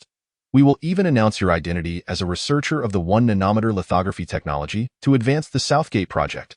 China had never actively raised the issue of technological competition before, partly due to the lack of suitable projects and technologies to engage in such a competition, and partly due to the absence of a leading figure in the technological field to spearhead the initiative. Thus, even if China broached the topic of technological competition, other nations might not believe it. However, now, by revealing Chu Yang's age and status and beginning an online promotional campaign for the Southgate Project, coupled with the achievement of developing mutated lobsters, they had an arsenal of impressive credentials to ensure the credibility of the project. Upon hearing this, Chu Yang smiled knowingly. "So, are we truly going to develop it? Or is it merely a fade?" "Of course not," Director Zhang laughed. "If we were to genuinely pursue the Southgate Project, it would require at least trillions in investment, and the outcomes remain uncertain. So, we will feign development. Once the Jichangshan Research Institute is officially established, we will uniformly promote it as a means to advance the Southgate opportunity." At this point, Director Zhang's mischievous smile returned. "Regarding the issue of controllable nuclear fusion, I believe you experts understand it better than we do. However, there are indeed theoretical frameworks that can be implemented. Thus, in terms of deception, the technology of controllable nuclear fusion is the most representative. We have indeed invested significant resources into researching related materials. In this interplay of reality and illusion, it would be difficult for them not to believe. As for subsequent matters, It would depend on the promotion efforts of our Science and Technology Bureau, the Publicity Department, and the Strategic Development Department. Chu Yang pondered for a few seconds before looking at Director Zhang and smiling. You must have started planning this project long ago. The Southgate project had already garnered some exposure online even before his identity was revealed. He now understood the implications behind it. With a slow smile, he remarked, "You people are truly adept at administration, with far-sighted vision. This intricate web of strategy ensures that regardless of whether it's the United States or any other leading nation, once the Southgate project is announced, those countries will undoubtedly invest substantial financial and human resources into related research. Once funds are allocated, the outcome will be left to fate. On China's end, the only requirement is to manage some promotional aspects. As for research funding for the engine, that is merely a matter of budget allocation, essentially a change in form rather than substance. Furthermore, once all nations redirect their attention to China's Southgate project, the true nature of what Chu Yang and his team are researching within the institute will likely escape the scrutiny of foreign intelligence agencies. This can be viewed as a win-win situation. It aligns perfectly with the strategic significance sought by the Strategic Development Department. In those years, the contributions made by the esteemed figure in this field were indeed remarkable, deftly maneuvering other nations with great finesse. However, upon reflecting on this, Chu Yang tempered the smile upon his face and, with a grave demeanor, addressed the assembly in the conference room. "I have a suggestion that I would like to propose for your consideration." "What suggestion?" The eyes of Wang Weimin, seated at the forefront, gleamed with intrigue. This young man seemed poised to hatch yet another audacious idea. If anyone believed that Chu Yang was merely a straightforward researcher, they were bound to be taken aback, perhaps even regretting their underestimation when they found themselves outmaneuvered. After all, the orchestrations of the press conference were entirely his brainchild, yielding impressive results. Just last night, preliminary reports indicated that the Security Bureau apprehended no fewer than 20 intelligence operatives from various countries in the vicinity of the state guest house. Additionally, several overseas intelligence agents were captured among other attending researchers, unveiling a multitude of networks forged through coercion and bribery by foreign spies. This dealt a significant blow to the arrogance of foreign intelligence operatives. With a smile, Chu Yang continued, "I believe that the project on controllable nuclear fusion need not shy away from earnest efforts." Coincidentally, he had some thoughts on this matter. His insights into the technology of controllable nuclear fusion were not baseless. During his research on nano battle armor, he had already conceived certain ideas and conducted preliminary studies on relevant technical data. With a sufficient investment of time and resources, he was confident in his ability to develop genuine controllable nuclear fusion technology. The limitations of lithium-air batteries in energy applications were quite significant.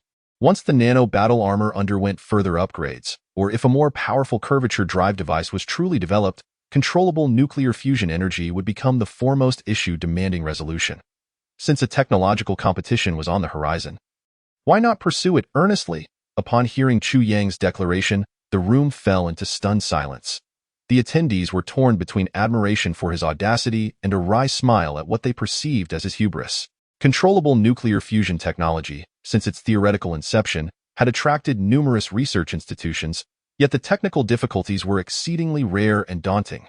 Should anyone truly succeed in developing controllable nuclear fusion, it would undoubtedly elevate the civilization of Earth to unprecedented heights, akin to Watt's invention of the steam engine or Faraday's discovery of electricity, a monumental leap for human civilization. Zhang, the director of the Science and Technology Bureau, turned to Chu Yang and remarked, "Young Chu, the Nantianging Plan is merely a strategic move by the Development Department in response to future global dynamics. You need not invest excessive concern in it. Your primary focus should be on other research projects, upgrading nano battle armor technology, or enhancing the power of curvature drive devices. There is no need to fixate on controllable nuclear fusion devices." Wang Weimin, remaining silent for a time, pondered deeply before finally addressing Chu Yang. "Young Chu, to what extent do you believe you can successfully research controllable nuclear fusion technology?" As the person in the conference room most familiar with Chu Yang, he understood that if Chu Yang spoke with such confidence, there must be a substantial basis for it. Given his current standing in the scientific community of China, once the Nine Heavens Research Institute was officially established, even if everyone present opposed him, they would find it impossible to thwart his resolve. After a brief pause, Chu Yang raised his gaze to the assembly and stated, "I would say a 30-70 chance. However, the Research Institute may require a longer time frame, potentially 6 months to a year for the research to bear fruit. Currently, there are only two methods to achieve controllable nuclear fusion. One is focusing energy using ultra-strong laser beams, and the other is the tokamak device. In terms of lasers, the technology in the United States is the most advanced, yet it still falls short of achieving commercially viable controllable nuclear fusion. This technology necessitates the use of numerous laser beams to concentrate energy at a single point, where even the slightest deviation in energy input across all angles presents a formidable challenge. Compounded by the stringent requirements for optical equipment. As for the tokamak device, it has made steady technological advancements, and internationally, it has reached a level where output energy exceeds input energy. China's own artificial sun has also achieved considerable progress.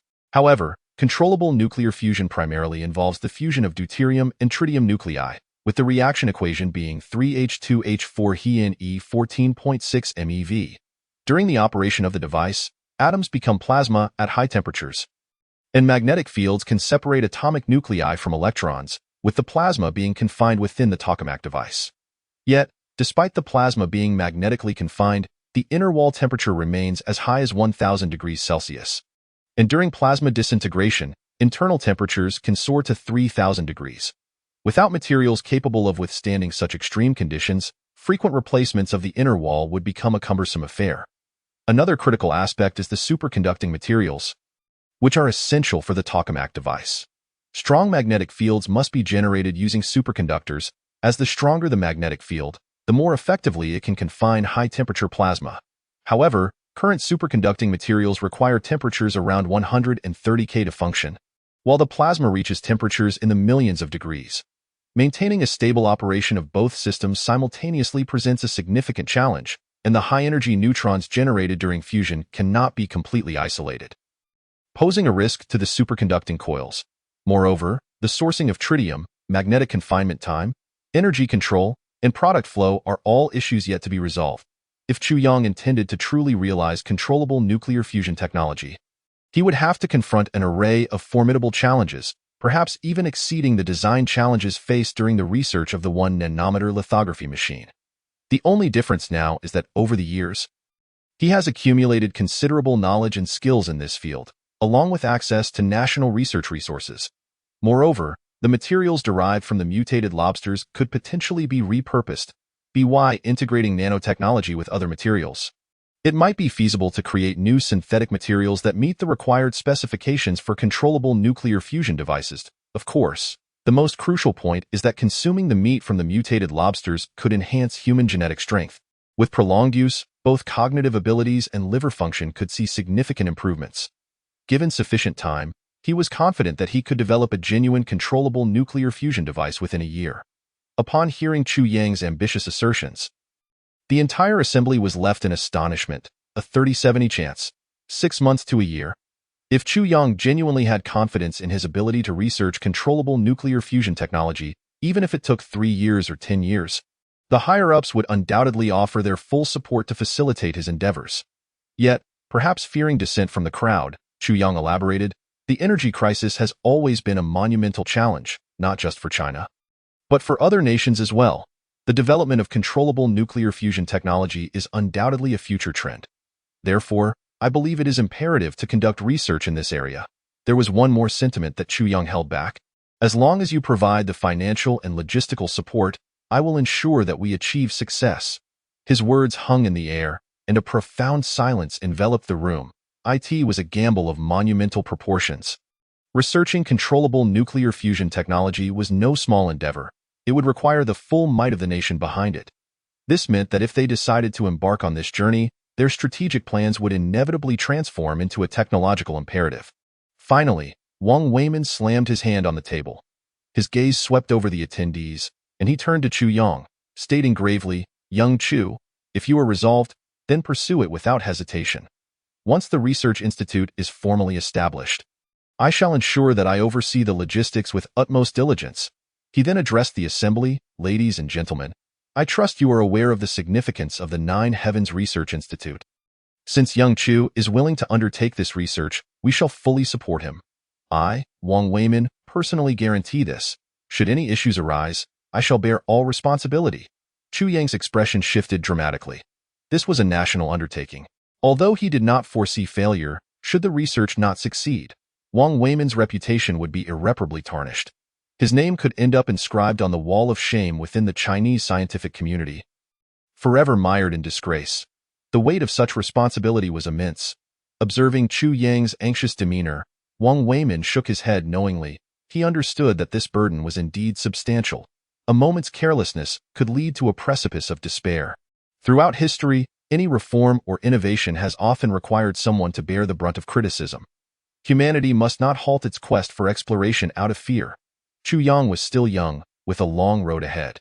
This responsibility, let him, as a member of the older generation, take on this responsibility, to pave the way for future generations. This is indeed the mission of those veteran researchers. Chapter 137. Who insists on committing this disgrace? The meeting concluded.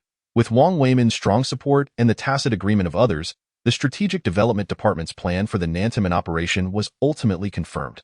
Moreover, during the meeting, Chu Yang directly presented a preliminary outline for the controllable nuclear fusion project. Consequently, by the time the meeting adjourned, it was nearly 7 in the evening.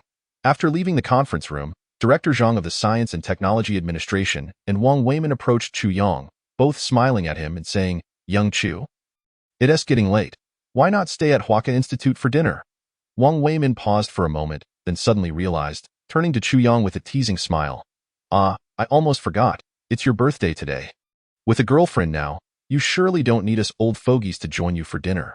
With that, Wang Weimin waved Chu Yang off. Go on.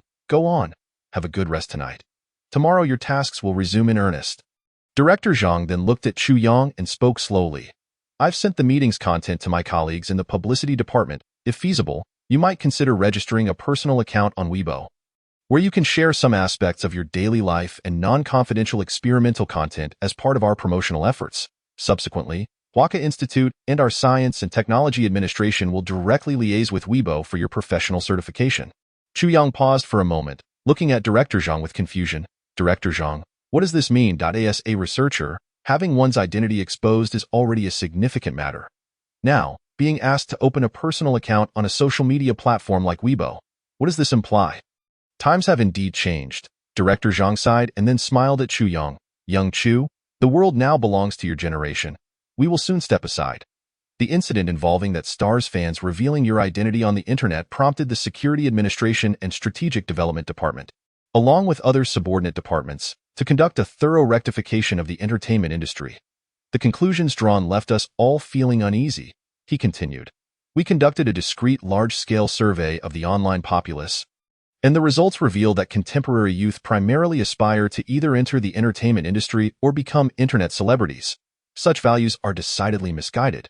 The nation's prosperity in the future will indeed rely on young individuals like you to take the helm. Therefore, we devised additional plans, and considering your age aligns with that of the youth, it would be easier for you to resonate with them. Thus, we collectively decided to promote a scientific star, and the chosen individual is you. In the future, our publicity department will conduct extensive promotion of your personal account, hoping to achieve considerable results. In their era, most people regarded serving the country and enhancing national strength as their primary life goals. Yet now, amidst the bizarre trends of the entertainment industry and the distorted values regarding money and life, we witness the emergence of influencers devoid of vitality, such as those who are utterly lackluster. While this may seem harmless in the short term, it is unquestionably not a sustainable path in the long run. Upon hearing Director Zhang's words, Chu Yang hesitated for a few seconds before nodding resolutely. "I understand. I will ensure that I complete the tasks assigned by the organization." At Kyoto University, the girls' dormitory. The door to Lin Qingshue's dormitory was tightly locked. Inside, Li Qian and a few others rearranged their chairs, sitting in front of Lin Qingxue with eager curiosity. "Qingxue, aren't you going to share what it feels like to date an academician? It's no different from dating an ordinary person." Lin Qingxue replied with a slight pout. "The only difference is that he might be busier." As she spoke, she waved her phone, looking at Li Qian and the others with a wry smile. "For instance, since he left at noon, it's now nearly 7 in the evening, and I haven't received a single message from him." Then she paused for a moment, glancing at the tightly shut door of her dormitory. "I finally understand what it feels like to be a celebrity." After Chu Yang left the hotel, he had gained some notoriety online. As his girlfriend, They had been inundated with curious girls visiting their dormitory from morning until now. Fortunately, Li Qian had been keeping them informed. This was utterly insane. Their school had hosted top stars from the entertainment industry before, yet it had never stirred such a commotion. Those who needed to go to the lab still went, and those who were diligent in attending class continued to do so. Unlike the current frenzy, cough, cough. Hearing Lin Qingshue's words, Li Qian and the others burst into laughter. After exchanging glances, Li Qian raised her fist as if it were a microphone. Leaning toward Lin Qingxue with a smile, "Then could you objectively evaluate whether your feelings have changed upon discovering Chu Yang's identity? What is it like to date an academician, especially such a young one?" Lin Qingxue is truly in a league of her own. There's nothing much to say. Lin Qingxue shook her head, laughing. There might be a bit of pressure, perhaps a little more admiration, but nothing beyond that. Li Qian and the others were momentarily taken aback. Just that? Just that? Lin Qingxue nodded emphatically. It's challenging to give an objective evaluation because I subjectively like him, Li Qian and the others. Who was it that proposed asking this question? Just had to poke fun? Chapter 138. Showing affection isn't a crime, however. Just as they were idly chatting in the dormitory, Lin Qingshue's phone suddenly rang. Upon seeing that it was a call from Chu Yang, her eyes lit up, and she quickly told Li Qian and the others, "Wait a moment, I'll take this call." "Whose call is it that's so urgent?" Li Qian and the others exchanged knowing smiles. After finishing the call, Lin Qingxue asked, "So where are you now?" "Of course, I'm at school," Chu Yang replied with a soft chuckle on the other end. "Aren't I still waiting for you to give me my birthday gift?" "You're downstairs in our dormitory?" Lin Qingshue's voice rose in surprise. "Isn't anyone looking for you? Is it okay?" Chu Yang glanced around, noticing people discreetly watching him, some even taking pictures. However, no one approached him to say hello. Lin Qingxue nodded repeatedly. "All right, wait for me. I'll be right down." With a click, she ended the call and rushed to the full-length mirror in her dormitory to tidy her somewhat disheveled hair. After a moment, Lin Qingxue opened the door and left at Li Qian and the others gasped, quickly getting up to call after Lin Qingxue, who was already in the hallway. "Aren't you going to eat with us?" "Not anymore. What is going on? You're leaving just like that?" The other two roommates moved closer to Li Qian. Li Qian rolled her eyes and, glancing at the two roommates, slowly asked, "Do you feel like ever since Qingxue started dating, we are on the verge of being abandoned?" That makes sense. Yet, as soon as the words left her mouth, one of the roommates posed a curious question. "But how are we going to cover for her during the dormitory inspection tonight?" Previously it was fine. Although Lin Qingxue was well known at Kyoto University, the dormitory management wouldn't specifically monitor which dorm she was in. But now, that truly poses a problem. Outside the dormitory, Lin Qingxue hurriedly ran to Chu Yang. After glancing at the curious gazes surrounding them and confirming that no one approached to chat, she directly linked her arm through his shoulder, smiling. "So, how does it feel to be a star? My esteemed academician Chu?" "It doesn't feel like much," Chu Yang replied nonchalantly, attempting to downplay his status. Just as he was about to say he wasn't really a star, he recalled Director Zhang's earlier words and turned to Lin Qingxue, saying, "Whether an academician or a star, we are all just ordinary people, nothing special. Merely a bit more attention from the public. I'm quite content as it is. I just hope it doesn't turn into a situation where I'm besieged by fans everywhere I go. That would be quite troublesome." Lin Qingxue glanced around and realized that there were indeed people taking photos or looking in their direction, some even wearing eager expressions. Yet, no one dared to approach them. Observing this, Lin Qingxue immediately looked up at Chu Yang and smiled, saying, "Could it be that, in the eyes of others, you are simply too extraordinary? After all, you are an academician, which might create a sense of distance or even intimidation for us ordinary folks. Have you not noticed that many people wanted to come over and strike up a conversation? But they were too afraid to move," she continued. "Celebrities often appear in front of the public, making them seem more approachable, which is why many people feel bold enough to ask for their autographs or take pictures with them." Hearing Lin Qingxue's words, Chu Yang chuckled. "So you mean, even an ordinary person like you feels a sense of distance or intimidation towards my status as an academician?" Lin Qingxue fell silent for a few seconds.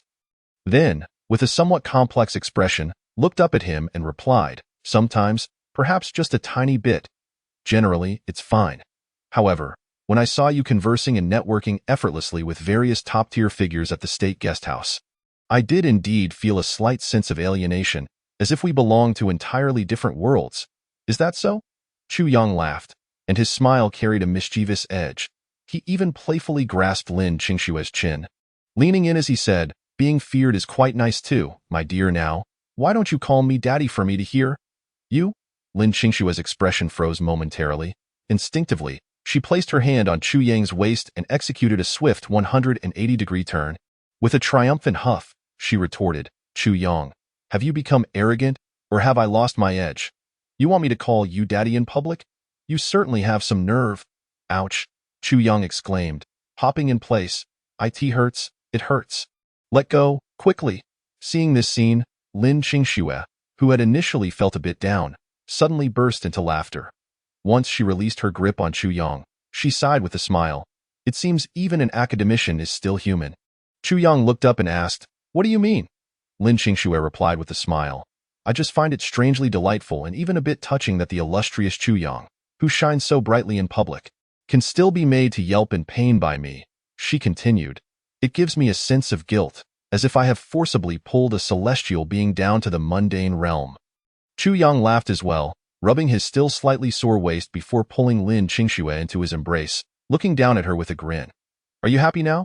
"Well, it's all right," Lin Qingxue nodded slightly. "Now, how about we take a photo together?" "What do you want to do that for?" Lin Qingxue paused, surprised. "For my Weibo." Lin Qingxue looked puzzled. "Why do you suddenly want to post on Weibo?" "To fulfill a task assigned to me. And by the way, to show off our affection." What?" "Showing off affection isn't illegal. Hurry up and take the picture." Fine, fine. Just let me take the picture." Lin Qingxue rolled her eyes at Chu Yang and obediently took out her phone. She raised her head slightly, directing the front camera at the two of them against the backdrop of the fiery sunset. However, just as she struck a cute pose and was about to press the shutter button, Chu Yang suddenly called out, "Wait." Lin Qingxue turned, puzzled. "What's the matter? Is there a problem? Can we take a picture where I kiss you?" Chu Yang grinned mischievously. Whether it was the glow of the sunset or Chu Yang's slightly cheeky remark, her cheeks instantly flushed. She lowered her head, her gaze inadvertently drifting to the ground, mumbling, "If you want to kiss, then just do it. I never said you couldn't." In the next moment, Chu Yang leaned in towards Lin Qingshue's ear. She quickly shut her eyes. However, after a few seconds of silence, she opened her eyes, puzzled, and asked, "What's wrong? Aren't you going to kiss me?" Chu Yang chuckled and said, "Forget it this time. I'll let you off the hook." Lin Qingxue felt a twinge of disappointment, pouting slightly, but then smiled at Chu Yang, saying, "All right then, let's take the picture." Before she could finish her sentence, Chu Yang swiftly leaned in and planted a quick kiss on her lips. The sudden kiss left Lin Qingxue momentarily stunned, her finger accidentally pressing the shutter. The click captured the moment of their gentle kiss, framed against the backdrop of the dusky sky adorned with vibrant hues of red. The leaves danced in the wind, and both of their faces radiated sheer joy. After the kiss, Lin Qingxue wore a dazed smile. She glanced at her phone, and upon seeing the captured image, her expression became somewhat peculiar. Chu Yang also looked down at Lin Qingshue's phone screen and, upon seeing the photo, laughed triumphantly. "I think this picture is quite good. Why not post it?" "No way. No way." Lin Qingxue immediately shook her head, blushing. "This photo turned out a bit blurry, and my expression looks so silly. Let us take another." "Ah, come on." Lin Qingxue hesitated for a few seconds before finally agreeing. "All right then, I'll edit the picture a bit and send it to you. I think it looks perfect as it is. No, it definitely needs some enhancement." "Actually, you can just send it to me.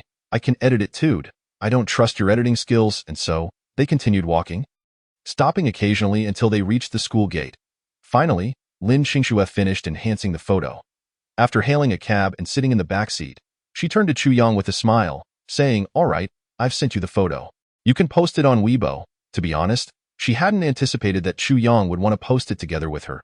If that photo went public, it would essentially announce to the world that she was Chu Yang's official girlfriend.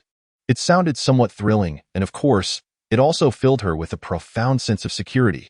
What girl wouldn't want such treatment? Chu Yang glanced at the photo Lin Qingxue sent, then turned to her and asked, "I'll post it shortly, but where are we headed now? Didn't you say you had a surprise prepared for my birthday?" "You'll find out when we get there. First, let's grab a bite to eat," Lin Qingxue said with a mysterious smile. Chu Yang nodded slightly, then picked up his phone to save the picture Lin Qingxue had sent him before entering the Weibo interface. However, when Lin Qingxue saw Chu Yang's Weibo username, her expression turned strange. "Are you sure you want to use this username? and you've even gotten a professional certification. On Chu Yang's Weibo profile, the username read, Chu Yang LQX, with a simple professional certification stating, Director of the Nine Heavens Scientific Research Institute. The initials behind the username were none other than her name. Curiously, she then asked Chu Yang, by the way, what is this title of Director of the Nine Heavens Scientific Research Institute? Aren't you an academician of the Chinese Academy of Sciences? Chu Yang explained, this research institute is a new establishment that is about to be founded, and I will be its first director. He paused for a moment before continuing. As for the functions of this research institute, the announcement will be made online tonight, so I can't elaborate right now. Just wait for the official notice. Having said that, Chu Yang clicked to post on Weibo. After uploading the photo of the two of them, he suddenly looked up at Lin Qingxue and asked, by the way, I remember you have a Weibo account too. Could you share your username with me so I can you? Are you sure? Lin Qingxue felt a bit anxious. Chu Yang was now a public figure, and while she had no issue, if their photo went public, it could really bind their futures together. Chu Yang nodded naturally. But what if we break up in the future? Lin Qingxue looked at him, asking, have you thought this through? I've thought it through, Chu Yang replied slowly, then looked at Lin Qingxue and asked, what's wrong? Are you scared? Saying this, he comfortingly took Lin Qingxue's hand and smiled. Didn't I tell you before? Dating me means marriage is on the horizon. Are you getting cold feet now? Of course not, Lin Qingxue pouted defiantly, but then nervously added, but what if we argue in the future? Or if you meet someone better than me?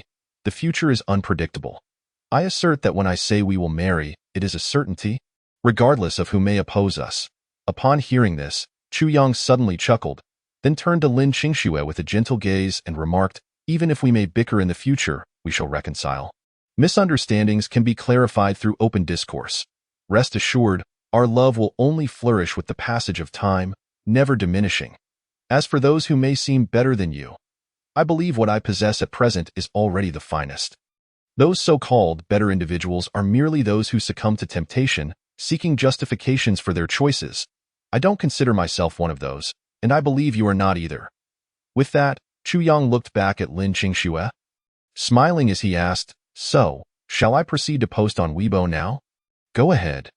Lin Qingxue nodded enthusiastically. And what shall the name of your Weibo account be? Ah, just a moment. I'll tag you directly. Chapter 140. A year of bountiful harvest. Lin Qingxue took Chu Yang's phone and, after a flurry of activity, promptly tagged her personal Weibo account. The name, the fairy of Mr. Chu's household. Upon seeing this moniker, Chu Yang raised his head and laughed. What a delightful name you've chosen. Lin Qingxue playfully tapped his chest a few times. All right, hurry and post. Very well. Chu Yang nodded vigorously. After pondering for a few moments in the back seat of the car, he composed a post, accompanied by a photo of the two of them, and published it on Weibo. Though wise men may refrain from love, I wish to build our homeland together. Upon hitting post, Chu Yang eagerly presented his phone to Lin Qingxue. Take a look. How is the quality of this post? Lin Qingxue, with a serious demeanor, took the phone and, after glancing at the text and the photo, couldn't he help but burst into laughter. However, she quickly regained her composure and critically assessed. The text is quite fitting for your esteemed position as an academician. Devoid of any superfluous words or typos. Commendable. Is that a compliment? Chu Yang raised an eyebrow, feeling that something was slightly amiss. Lin Qingxue nodded solemnly.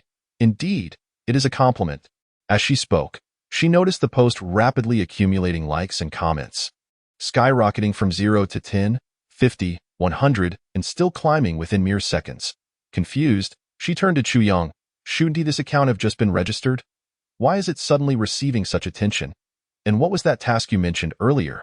Having been engrossed in editing photos, she had completely forgotten to inquire about it.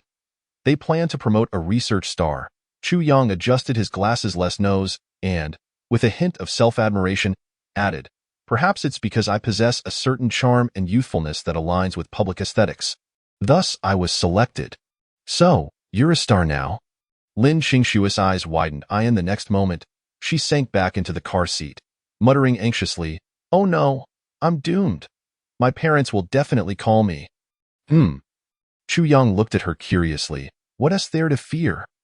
After all, a handsome son-in-law must eventually meet his in-laws. I have no qualms about it. Not everyone has your thick skin, she retorted. Although Chu Yang was indeed presentable, the prospect of her parents' probing questions made her uneasy. Ah? This Chu Yang was taken aback. I was just joking. Are you serious? After a nervous swallow, he asked Lin Qingxue, Are you certain? Absolutely, she nodded. Ah, well then, should I prepare some gifts for the first meeting? What are your parents like? Seeing Chu Yang's earnest expression, Lin Qingxue couldn't help but giggle, looking up at him. My parents are quite simple. Something practical would be best. Practical, simple? Chu Yang scratched the back of his head and thought, how about I bring 10 kilograms of rice, 10 kilograms of flour, 10 kilograms of mung beans, and 10 kilograms of white sugar? Coughing loudly, Lin Qingxue was taken aback. Please, are you visiting them or conducting poverty alleviation? After a moment of realization, Chu Yang added, Oh right. And some peanut oil as well. Lin Qingxue couldn't contain her laughter. She nearly forgot that while this man was undoubtedly a genius in research, he lacked certain social graces. After all, since his second year of high school, Chu Yang had been living in seclusion, with minimal contact with the outside world.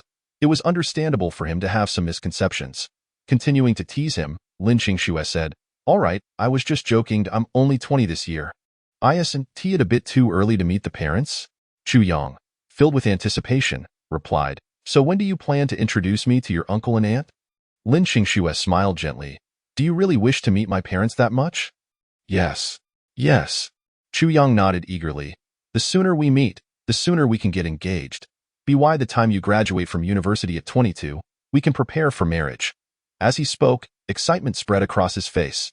Elders typically enjoy children. Once we're married, we'll strive for a bountiful year, aiming for 2 children. Startled, Lin Qingxue's cheeks flushed red as she playfully glared at him. 2 children in a year. What kind of girl can give birth like that?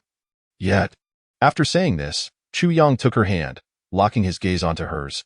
Of course, if you prefer to wait a little longer to have children, that's perfectly fine, as long as you remain a part of my future. That's all that matters. In that moment, a palpable warmth enveloped them. Suddenly, Lin Qingxue's phone, nestled in her pocket, began to vibrate incessantly. Chapter 141. The harem cannot interfere in politics. Upon unlocking her phone, Lin Qingxue was greeted by a plethora of private messages on Weibo, alongside a multitude of comments on her previous posts. To think, academicians have tastes just like us regular folks. Dog emoji, though I'm unsure of Chu Yang's research capabilities. I will forever trust his aesthetic judgment. Sisters, are you interested in writing a book titled 100 Secrets I Must Share with the Academician? The inquiries continued, with many tech companies reaching out to her. Hello? Ms. Lin, I'm Sun Min, the executive director of Huawei Group. May I add you to discuss potential collaboration over tea tomorrow in Kyoto? Hello, Ms. Lin. I'm Zhang Mingyu, the executive president of Biati. Could I have your contact for a business discussion with Mr. Chu? Hello, Ms. Lin. I'm Lu Yu, executive president of Lianxiang Group. We admire your talents as a second-year finance major at Kyoto University and would like to offer you the position of Deputy General Manager in our tech department. With a competitive annual salary. If convenient, we can discuss further in person. My contact is. In addition to tech firms, numerous entertainment industry giants also extended various invitations to Lin Qingxue. Hello, Ms. Lin. I'm Wang Jinhua, an agent at Huawei Group. We noticed your photos on Weibo and believe your charm and image align perfectly with the entertainment industry. I assure you the best contract, guaranteeing you become a top-tier star within 3 years. The messages continued to pour in, with many promising lucrative contracts and various media resources to entice Lin Qingxue to sign with their companies. Overwhelmed by the sheer volume of messages, Lin Qingxue skimmed through them before handing her phone to Chu Yang. Gesturing for him to take a look, Chu Yang tilted his head, and upon reading the messages, he chuckled. Is this what they call the troubles of fame? What do you think? Lin Qingxue shot him an exasperated look before shutting off her phone. Without further ado, let us delve into the private messages wherein various leading domestic conglomerates have extended an array of enticing propositions to Lin Qingxue, including offers boasting annual salaries in the tens of millions, or even exceeding 100 million. Such circumstances would undoubtedly compel any ordinary individual to take action. Having studied at Jingda for 2 years, she is acutely aware of her own capabilities. If she genuinely believed that her talents and appearance had captivated the attention of those from talent agencies and tech firms, she might indeed feel a sense of elation. However, The crux of the matter lies in whether they are truly interested in her as a person. This is something she perceives with remarkable clarity. Yet, Lin Qingxue then turned to Chu Yang with a playful smile, remarking, "But I must say, I never realized that a scholar of your caliber could be so valuable." Following this, she pouted slightly and continued, "However, from my observations of the professors and academicians at our university, I wouldn't categorize them as particularly affluent. They all seem rather modest." "That's quite normal," Chu Yang replied, his expression serene. "The majority of researchers, especially those engaged in academia, spend most of their time engrossed in their laboratories, delving into their own projects. They scarcely have the time to pay attention to external affairs, rather than chasing after the glitz and glamour of life. They prioritize the tranquility of their inner selves. Of course, I do not deny that the pursuit of elegance in attire is inherently flawed. Each individual harbors their own aspirations. As human beings, we all possess desires. Even the thirst for knowledge is a form of desire. He too is not exempt from this, maintaining a perpetual curiosity about the world and an insatiable desire for exploration is vital. Should he successfully develop controllable nuclear fusion technology, the sense of achievement derived from that would undoubtedly eclipse the satisfaction of winning 50 million in the lottery by an immeasurable degree. At this juncture, Chu Yang looked at Lin Qingxue and continued, "As for wealth, many eminent researchers can effortlessly sell their patents for sums reaching hundreds of millions. Take, for instance, that distinguished figure from our university's mathematics department. While he may appear exceedingly unpretentious, if he were in need of funds, he could easily generate considerable income if he were to lower his pride. However, these examples pertain only to a select few top-tier scholars. The majority toil away in laboratories as junior researchers, laboring tirelessly on their studies, often merely scraping by. The remarkable researchers we admire are ultimately a minority." This reflection stemmed from Chu Yang's sudden epiphany.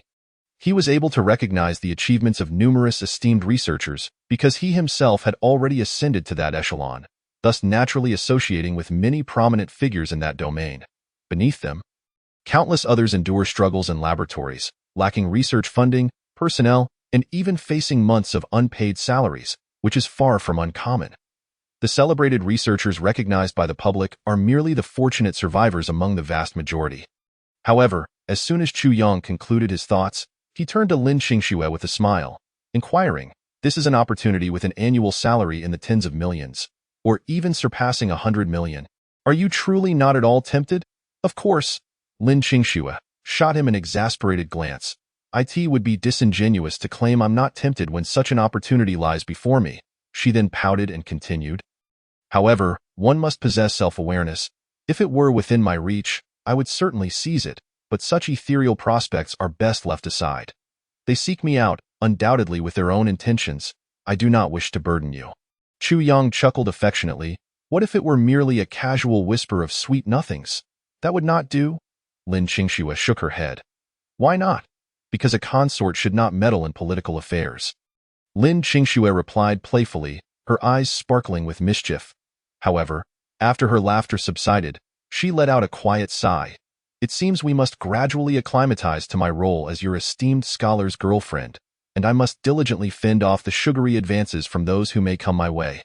Upon hearing this, the driver, who had been quietly focused on the road ahead, couldn't help but twitch the corners of his mouth.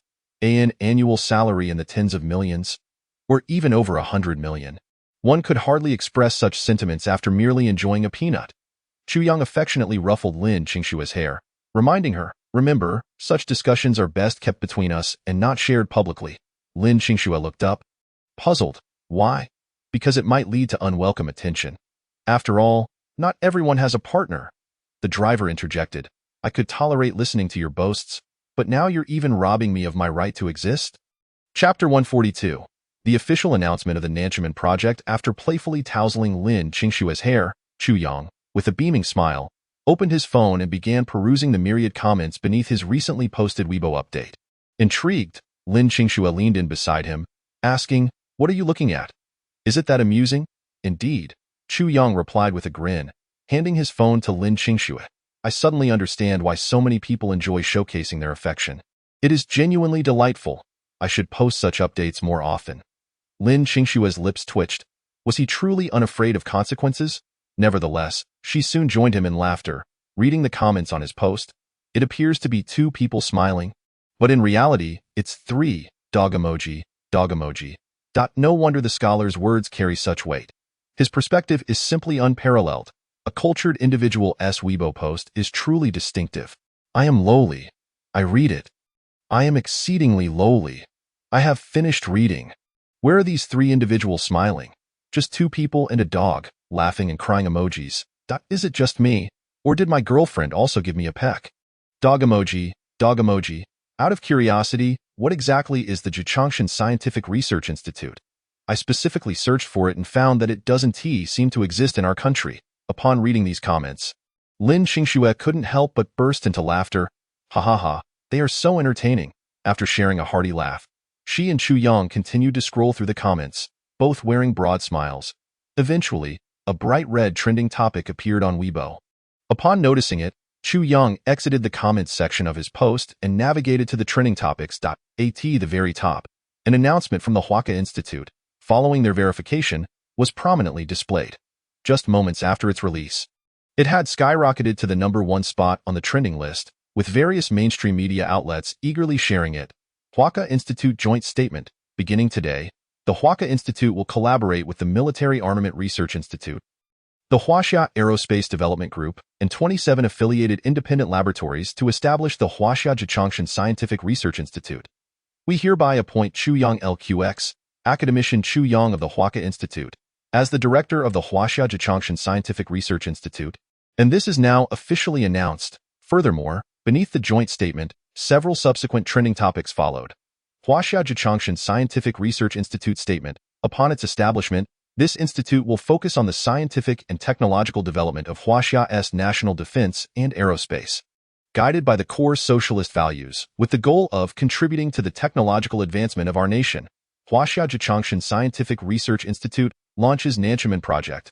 After careful deliberation, the Huaxia Jichangshan Scientific Research Institute will initiate the Nanchaman Project, aiming to establish a comprehensive global strategic defense system within 20 years, featuring large-scale strategic aerospace vehicles such as the Wanbird, aerospace fighters like Xiannu, and tactical robots such as Qingying.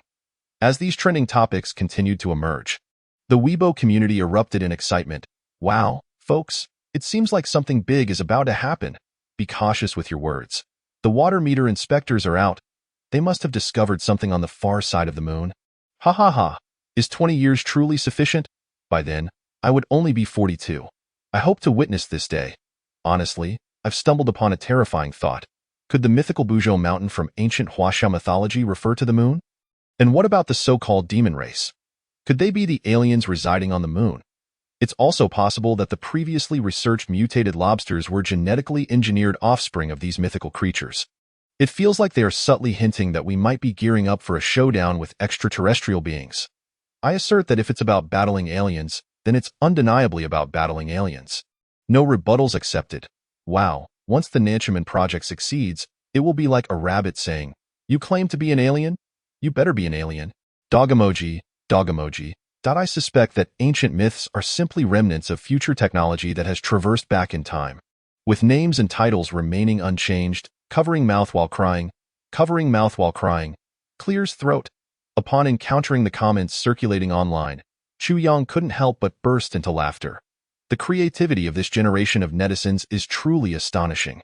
They can even conceive of traversing time and technology to the future. It would be a shame if they didn't channel this imagination into writing novels. However, as soon as Chu Yang's words faded, the expression on his face suddenly froze. Future technology, time travel, wormholes? The levels of cosmic civilization? Goodness. Contemplating these notions, Chu Yang's expression morphed into one of bewilderment. In a way, no way. According to logic, this doesn't sound entirely unreasonable. Chapter 143. In a lowly position, yet unforgotten, is the country's woe. What's wrong? Lin Qingxue inquired, observing the abrupt change in Chu Yang's demeanor. He was reading the comments so intently, yet suddenly his expression altered. Could it be that something unexpected happened? Chu Yang quickly shook his head, chuckling, "It's nothing, just some thoughts that crossed my mind." After saying this, he set his phone aside and turned to Lin Qingxue, asking, "By the way, to be honest, I'm quite curious about what gift you have prepared for me." As his words fell, Lin Qingxue took hold of Chu Yang's hand and slightly turned her head to admire the scenery outside the taxi window. They continued their journey until the taxi arrived at the bustling city center of Kyoto. Upon stopping at the entrance of a shopping mall, Chu Yang promptly retrieved his phone and smiled at the taxi driver. "How much?" "I can pay you directly." The taxi driver glanced at the meter and then pulled out a QR code. Turning to Chu Yang, "That'll be 28. Just scan my WeChat." Chu Yang swiftly scanned the QR code and, after completing the payment, he and Lin Qingxue exited the cab.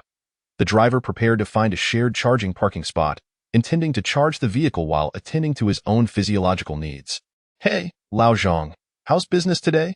The taxi driver who had previously ferried Chu Yang and his companion encountered an old acquaintance and immediately began chatting jovially. "You wouldn't believe it. I just had 2 young passengers. The girl was quite beautiful and the boy was passably handsome. At least half as charming as I am. But my goodness, he couldn't stop bragging. It was all about annual salaries in the millions or even billions. If he had that kind of wealth, how could he afford my ride? Ha ha. Young people these days, can they even be called young if they're not showing off?" The taxi driver chuckled in response. "And here in Kyoto, it seems like anyone can throw a brick and hit a department head or a CEO.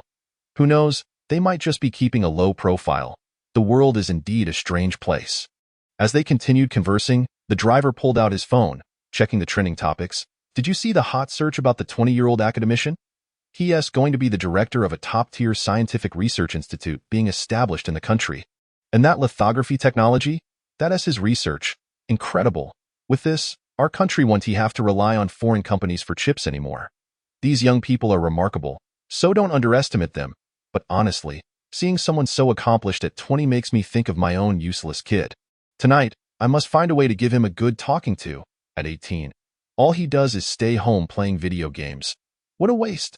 Lao Zhang quickly tried to soothe him. Calm down, calm down. Such individuals are the exception, and your child is already grown. There's no need for violence. If you were going to do something, you should have done it 18 years ago. Scram. The man laughed as he scolded him lightly, then added with a hint of nostalgia, "You really should check the hot searches. They just announced a plan called South Heaven Gate, intending to establish a large aerospace carrier platform, along with aerospace fighters and mechs. If that research comes to fruition, our nation will truly shine. To think that any country that dares to provoke us will face dire consequences. It would be truly remarkable. Alas, I didn't study enough in my youth. Otherwise, I would have crafted some eloquent remarks." At that moment, the 40-year-old female owner of a fast food restaurant nearby chuckled at the two men. "You two have had enough. With the time you spend chatting, you could finish your meal sooner and make more money. Why waste time worrying about national affairs? What do you two have to do with that?" The two men waved their hands in unison. "What do you know? This is called being in a lowly position yet unforgotten is the country's woe. Hey, you two heroes, are you going to eat dinner? I'll have a spicy stir-fried pork, extra meat." "Me too." After ordering their meals, Lao Zhang took out a thermos filled with goji and chrysanthemum tea, sipping as he murmured, "Let me check the hot searches. I heard about that 20-year-old academician, but I didn't get a chance to look yet." However, as soon as he opened the trending topics and saw a photo of Chu Yang, he spat out the last sip of tea in shock. "Goodness, it's him." "Huh. What's wrong with Lao Zhang?" Another man asked, puzzled. "My dear lord, it's that boy from earlier in the taxi," Lao Zhang exclaimed, laughing in disbelief as he slapped his thigh. "I've hit the jackpot. My car has transported an academician. Ha ha ha. When my son takes his college entrance exam, I must drive him in this car to share in the good fortune." Meanwhile, Chu Yang and Lin Qingxue had a simple hot pot dinner at the shopping mall before heading to their next destination. As dusk fell, Chu Yang held Lin Qingxue's hand, gently brushing back her wind-tousled hair, and smiled. "All right, dinner is done. Now, where's the birthday gift you mentioned?" "Just wait a moment," Lin Qingxue replied with a light laugh. Her cheeks slightly flushed as she opened her makeup bag and produced a hotel room card, swiftly waving it in front of Chu Yang. "Tada! Your birthday gift is right here. I booked a suite at a nearby hotel." Upon seeing the room card, Chu Yang's cheeks flushed, and he couldn't help but swallow hard, looking at Lin Qingxue and asking, "You don't mean to say that you plan to gift yourself to me as my birthday present?" If that were the case tonight, would he be treating her as a person? Or Chapter 144. A gift from the world. Lin Qingxue gazed at Chu Yang's whimsical expression, her cheeks turning crimson. With a playful glare, she teased, "You naughty boy. Is your mind only occupied with thoughts of what to do in a hotel?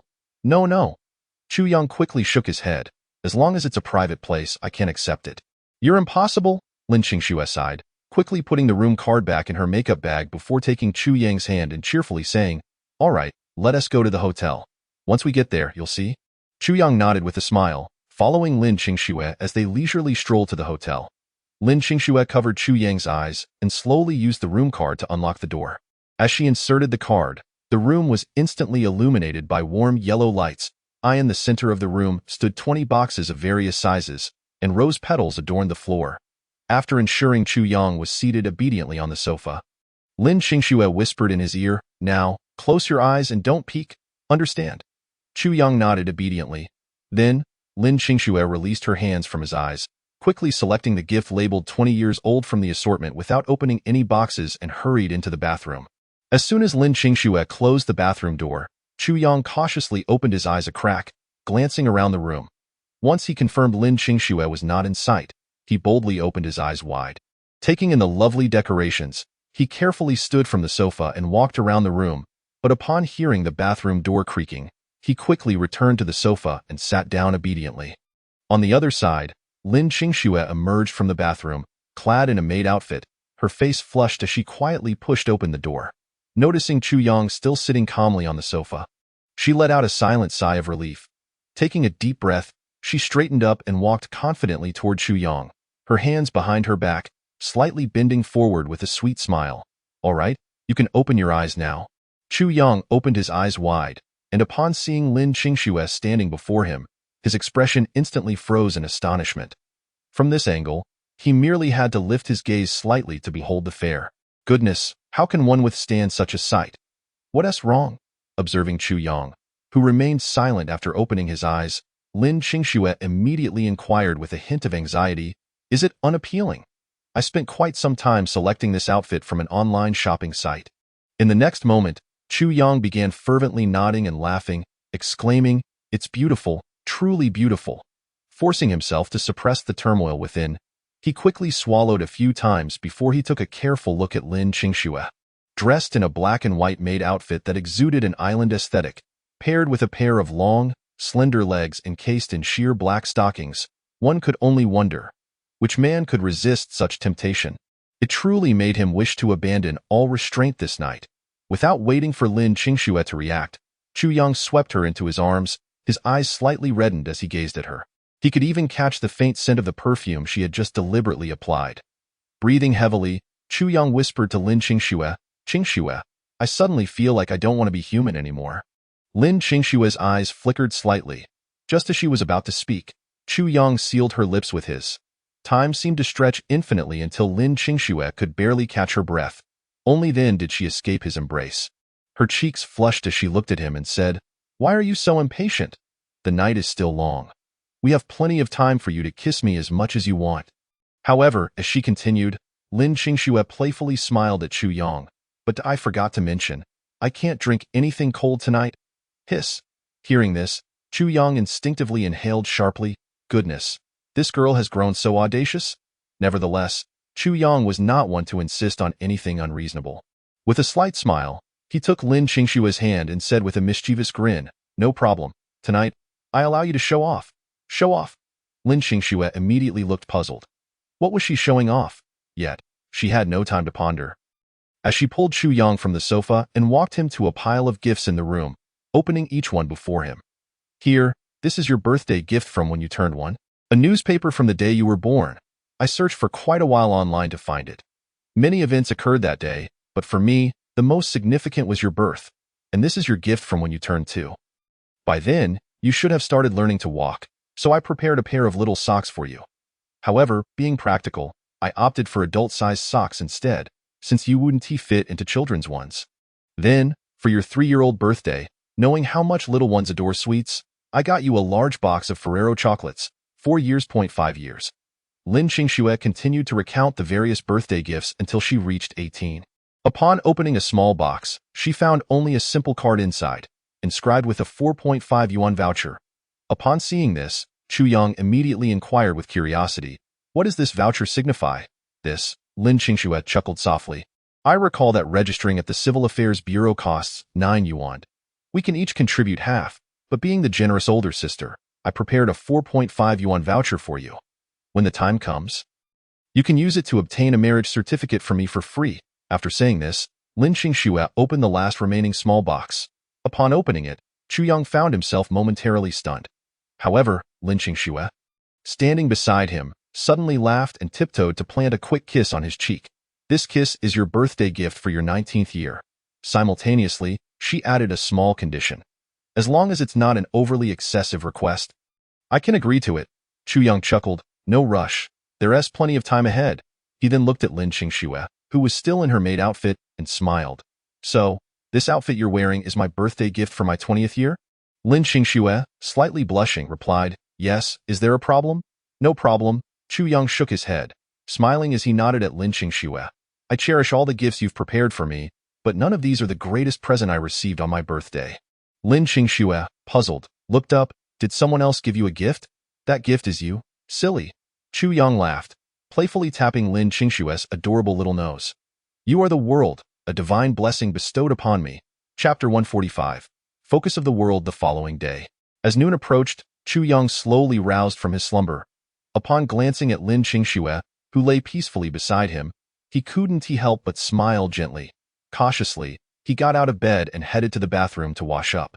The sound of running water echoed through the room. Meanwhile, Lin Qingxue instinctively attempted to lean towards Chu Yang, only to find herself missing him entirely. The next moment, she slowly opened her eyes. The curtains had been drawn by Chu Yang the previous night, and the room was now bathed in a soft, warm glow. Just then, the freshly washed Chu Yang emerged from the bathroom. Upon seeing him, Lin Qingxue's still drowsy eyes widened instantly, and she sleepily asked, What time is it? It feels like I've slept forever. Not long at all. Chu Yang chuckled, shaking his head. Our son is already in college. What? Lin Qingxue sat up abruptly in bed. Has time traveled? Witnessing this reaction, Chu Yang couldn't help but burst into laughter. Isn't it beautiful? All thanks to the power of imagination. He then approached Lin Qingxue with a smile. All right, time to get up. Do you really think you've slept for over a decade? Humph. Lin Qingxue huffed. I want to sleep for another 10 minutes. Wake me up in 10. It's nearly noon. How can you still be sleeping? Lin Qingxue shot Chu Yang a glance. Exasperated, I wonder which pig kept me up half the night. What could I possibly do? Chu Yang's lips twitched. I didn't ask you to do anything. It was just well, it was quite stimulating. Though, I must admit, my back is feeling a bit sore. Don't make me call out. Lin Qingxue pouted, ignoring him as she buried herself back under the covers. Chu Yang felt slightly helpless, but said nothing further. After lifting a portion of the hotel room's curtain, he settled onto the small sofa to peruse the news online. Recently, our country is set to establish the Ninefold Sky Technology Research Institute. This institute will focus on the research and development of future space weaponry. Its primary goal is to address domestic and global energy issues. Therefore, the first phase of the project will commence this year, with plans to successfully establish our nation's first controllable nuclear fusion power plant within 3 to 5 years. It is reported that the Ninefold Sky Technology Research Institute has collaborated with prestigious institutions such as the Huaka Academy, the Military Armament Research Institute, and the Huaxia Aerospace Development Group, mobilizing nearly 400 researchers for exploration and study in relevant fields. This marks our country's first independent research institution that integrates researchers from various domains. In terms of administrative hierarchy, it will surpass all other research institutions in the country. The establishment of the Ninefold Sky Technology Research Institute represents a preliminary exploration and attempt in our nation's scientific research endeavors and is a crucial component of our strategic plan for the future of technological development. On short video platforms, major media outlets were fervently promoting the Ninefold Sky Research Institute. Upon seeing these reports, a smile crept across Chu Yang's face. It appeared that the publicity team had already begun generating momentum for the Ninefold Sky Technology Research Institute. Regardless of whether they could draw other leading nations into this arms race, the enthusiasm among domestic citizens remained remarkably high. Furthermore, thanks to the previous disclosure of IP addresses, the online environment in Huaxia had significantly improved. Without further ado, I wonder if I might have the chance to visit Mars in my lifetime. So, is the renewable energy sector thriving? Fellow brothers, enough talk. Let us go all in. Let us do this. A strong youth equates to a strong Huaxia. After delving into the personal information of Chu Yang, the director of the Ninefold Sky Technology Research Institute, one could easily liken him to a modern-day Lu Xiu. In this era, Huaxia is destined for greatness. One might ponder, if the South Heaven Gate plan succeeds, will we see a space patrol equipped with Sky Mecha? I'm starting to feel a bit of a three-body vibe here. Simultaneously, various enthusiasts began swiftly disseminating knowledge about the South Heaven Gate plan online. Some created videos, while others hosted live streams. There are even individuals who have illustrated a myriad of striking concept designs pertaining to the various aerospace carrier platforms, mechas, and battle armors envisioned within the Nanximen project. Naturally, with the rising prominence of the Huaxia Jichangshan Scientific Research Institute, some international netizens have erupted in disbelief. My goodness, what are the Huaxia people up to? Establishing a controllable nuclear fusion power station in 3 to 5 years. This is undoubtedly the biggest joke I've heard this year. To be frank, I would willingly bear a child for Chu Yang. Without any need for a title, merely desiring his genes. This must be a fabrication. The Nanximen project is merely a whimsical notion by the Huaxia people. Given the current technological landscape, it is improbable that Huaxia could realize the so-called Nanximen project within 20 years. Let alone 50. This is undeniably a conspiracy, a grand scheme of the century. I hereby declare. If Huaxia manages to develop a controllable nuclear fusion power station within 5 years, I will livestream myself operating a ceiling fan. Nevertheless, while foreign netizens bickered, various overseas intelligence operatives confirmed that Huaxia is genuinely preparing to establish the Jichangshan Scientific Research Institute and initiate the Nanximen project. Subsequently, major global powers such as the Beautiful Nation, the White Bear Country, and the European Union began convening their domestic think tanks, tirelessly analyzing the situation. In a short span, the Nanximen project became the focal point of international attention. The global landscape is rife with undercurrents. Chapter 146. The Sword of Damocles hanging overhead due to the numerous matters related to the preparation of the Jichangshan Scientific Research Institute that required Chu Yang's attention, he entrusted staff from the Security General Administration to package and transport the birthday gifts prepared by Lin Qingxue to his newly assigned professor's dormitory at Jingda. After a simple dinner with Zhu Pengfei and others, he vacated his previous male dormitory, fully relocating to the professor's quarters at Jingda. Nonetheless, even so, his days at school were dwindling. Although he remained primarily responsible for the research affairs of the Jichangshan Scientific Research Institute, he also held the position of a director, necessitating his attendance at pertinent meetings. This included determining the location for the Jichangshan Scientific Research Institute, securing the initial funding for the controllable nuclear fusion project, and finalizing the researchers across various fields. All of these tasks required Chu Yang's direct involvement. While Chu Yang and his team busied themselves with the preparations for the Jichangshan Scientific Research Institute, the analysis from various national think tanks, coupled with intelligence gathered from multiple sources, revealed that Huaxia indeed intended to invest substantial funds into the Nanximen project. This revelation compelled these nations to take action. Almost simultaneously, numerous leading countries began voicing their positions on social media platforms. The Beautiful Nation announced the initiation of a high-energy armament program and the establishment of a high-energy technology research institute dedicated to pioneering high-energy technology for resolving global energy issues. With an initial investment of $100 billion and the recruitment of the world's finest researchers for sustainable energy development. Concurrently, they extended an invitation to other nations to participate in the establishment of this high-energy technology institute. The Cherry Blossom Nation declared its participation in the Beautiful Nation's high-energy armament program, pledging an additional $50 billion for preliminary project research. The director of the White Bear Country's Foreign Affairs Office planned a friendly visit to Huaxia within 3 days.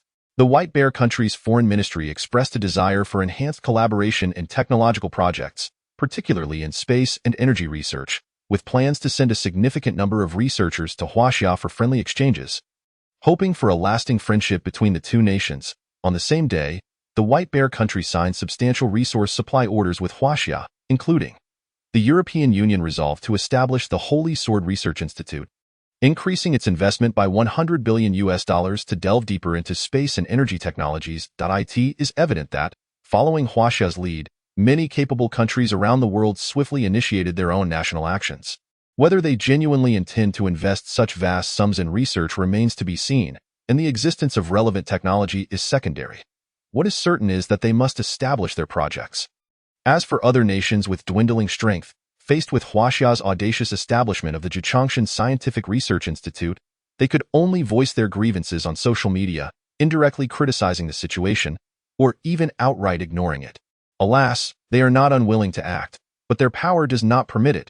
Meanwhile, within the Huaxia Academy of Sciences, upon witnessing the news circulating online, one could not help but secretly admire the strategic minds at work. Each of them possesses at least 800 cunning insights. Although the Jichangshan Scientific Research Institute is indeed earnestly preparing for research on controllable nuclear fusion technology under his guidance, if he had not proposed the idea of turning fiction into reality that day, he could have merely maintained a FAAD online, attended a few lectures, and promoted the Nanchaman project's launch, with the support of the publicity department subtly amplifying the message. This approach would likely yield similar results at a fraction of the cost. Perhaps merely a few million, a sum insignificant in the context of Huaxia's vast finances. In fact, Chuyang could cover that himself. However, other competing nations do not enjoy such comfort. The Jichangshan Scientific Research Institute looms over them like the sword of Damocles. No one knows when this sword will descend, or if it ever will. Yet, no nation dares to gamble their existence on that uncertainty. Unable to take risks, what other option remains? They must fight back. Invest money, pour in real capital, and procure loans with fervor. The objective is singular: to outpace their future adversaries.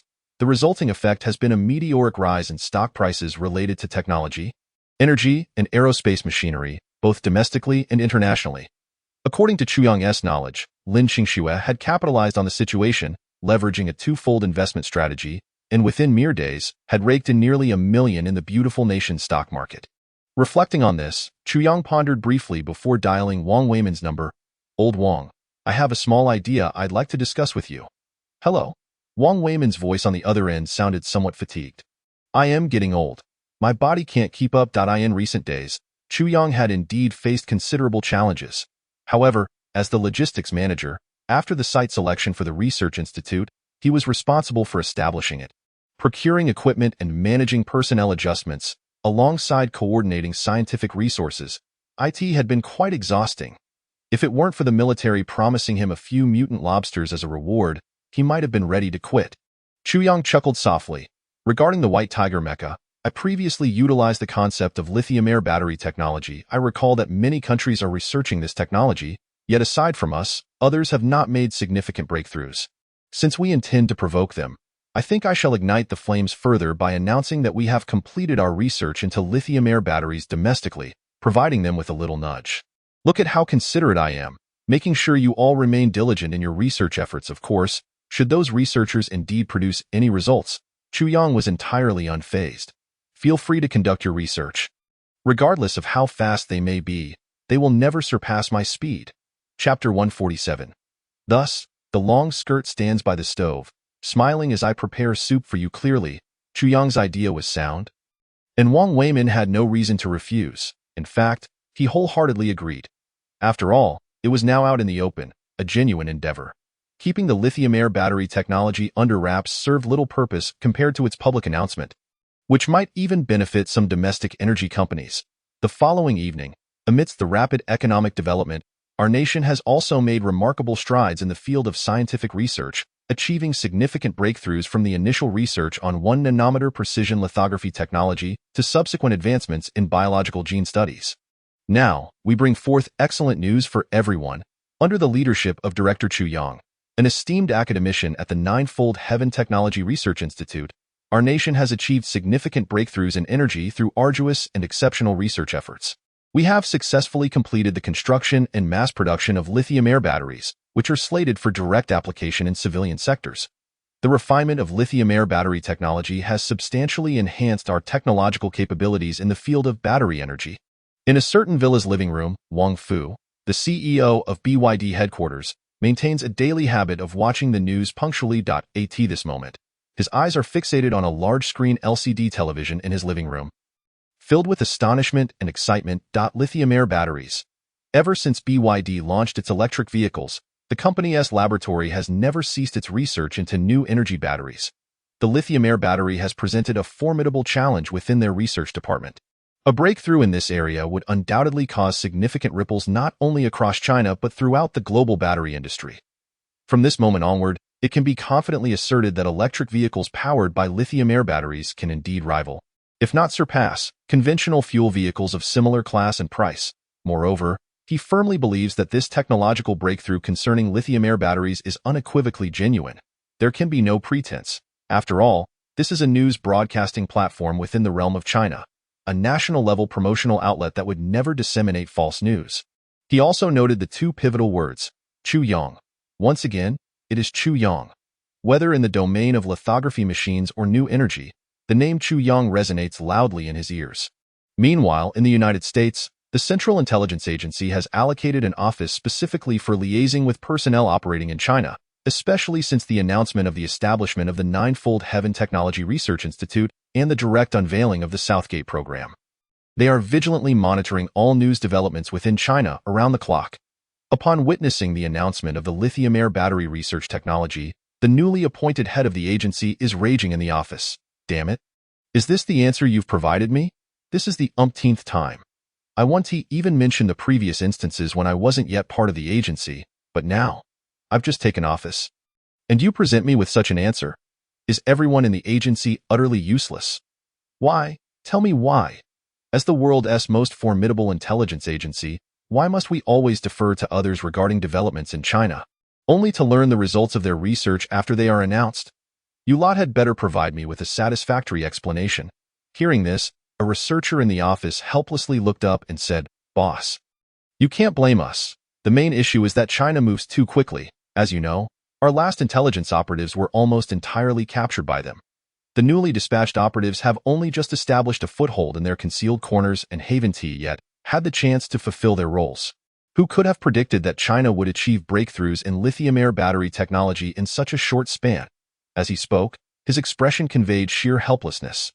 Their infiltration efforts in China have been ongoing for years, and apart from highly classified research projects, they have generally been aware of most scientific endeavors. However, in recent years, China's research pace has accelerated dramatically. They often leap from project initiation to completion without any prior information reaching them. Who could withstand such a scenario? In the professor's dormitory at Kyoto University, although Chu Yang's position is not officially at the university, they still extend generous treatment, providing him with an independent apartment. Compared to the male student dormitories he previously resided in, this space is considerably more spacious and imbued with a sense of warmth. For instance, in the bathroom, there are two mouthwash cups, one blue and one pink, alongside matching washcloths. At this moment in the kitchen, Chu Yang smiles and inquires, "What brings you here today? Didn't you say?" However, before he can finish, Lin Qingxue interjects with a laugh. "Are you daft? Today is Friday, and tomorrow is Saturday." Ever since moving to the professor's apartment in Kyoto, Chu Yang has been attempting to persuade Lin Qingxue to join him there. However, she has no intention of acquiescing to his wish outright. Although they have practically shared everything except for the final step, cohabitation feels too swift. Thus, she has only reluctantly agreed to spend weekends together, while during the rest of the week, she remains in her student dormitory. She then looks at Chu Yang and says with a smile, "All right, enough chit-chat. I've prepared chicken soup and a couple of small dishes for you. Go take a shower first, and then come enjoy the flavors." With that, she lifts her head to smile at Chu Yang and adds, "But this is my first time cooking, so don't mock my dishes." Chu Yang chuckles. "Understood." Satisfied, Lin Qingxue nods and rushes back to the kitchen to continue simmering the soup. Chu Yang stands at the doorway, watching the rising steam and the fragrant aromas wafting from the kitchen, alongside Lin Qingxue, who is somewhat clumsily but earnestly chopping vegetables. A gentle smile graces his face. In this cozy abode, with two individuals sharing meals across the seasons, the kitchen, with its curling smoke, is perhaps the most romantic place on earth. After finishing his shower, Chu Yang finds two small dishes and a bowl of still steaming chicken soup already set on the dining table. Upon seeing Chu Yang emerge, Lin Qingxue beams and gestures towards the food. "Come, taste and see how it is." Chu Yang takes a seat, encountering a plate of scrambled eggs with tomatoes, spicy stir-fried meat, and a bowl of chicken soup. Lin Qingxue then picks up an empty bowl to serve him soup while smiling. "Try this first. I've simmered it for over 2 hours. The soup looks promising." Chu Yang nods with a smile, accepts the bowl, blows on it gently to cool it, and takes a cautious sip. To his surprise, the flavor is quite delightful. Setting down his bowl, he looks at Lin Qingxue and laughs. Qingxue? Is this truly your chicken soup? According to the tropes of online novels, the first dish a female lead makes is usually overly salty, and the male lead has to force himself to eat it while showering praises. Yet, you've made this soup so delicious that my carefully prepared compliments during my shower have become utterly useless. This is not following the script. Lin Qingxue shoots him a glare. So? According to you, should I return to the kitchen and add more salt to make it inedible for you, you fool? She has put in considerable effort throughout the afternoon. Cooking is merely a matter of following the process. And while adding salt can be challenging, she meticulously calculated the amount based on recipes she found online, ensuring each dish was seasoned just right. Although the appearance might be a bit rough, the flavors are certainly edible. After their meal, Chu Yang graciously takes on the responsibility of washing the dishes, allowing Lin Qingxue to take her turn in the shower. Once the kitchen is tidied up, he calls Lin Qingxue into the small study of the apartment. I am preparing to establish a new energy group focused on producing lithium-air batteries for civilian use. I would like to allocate 20 of the technical shares to you and grant you the title of chairman.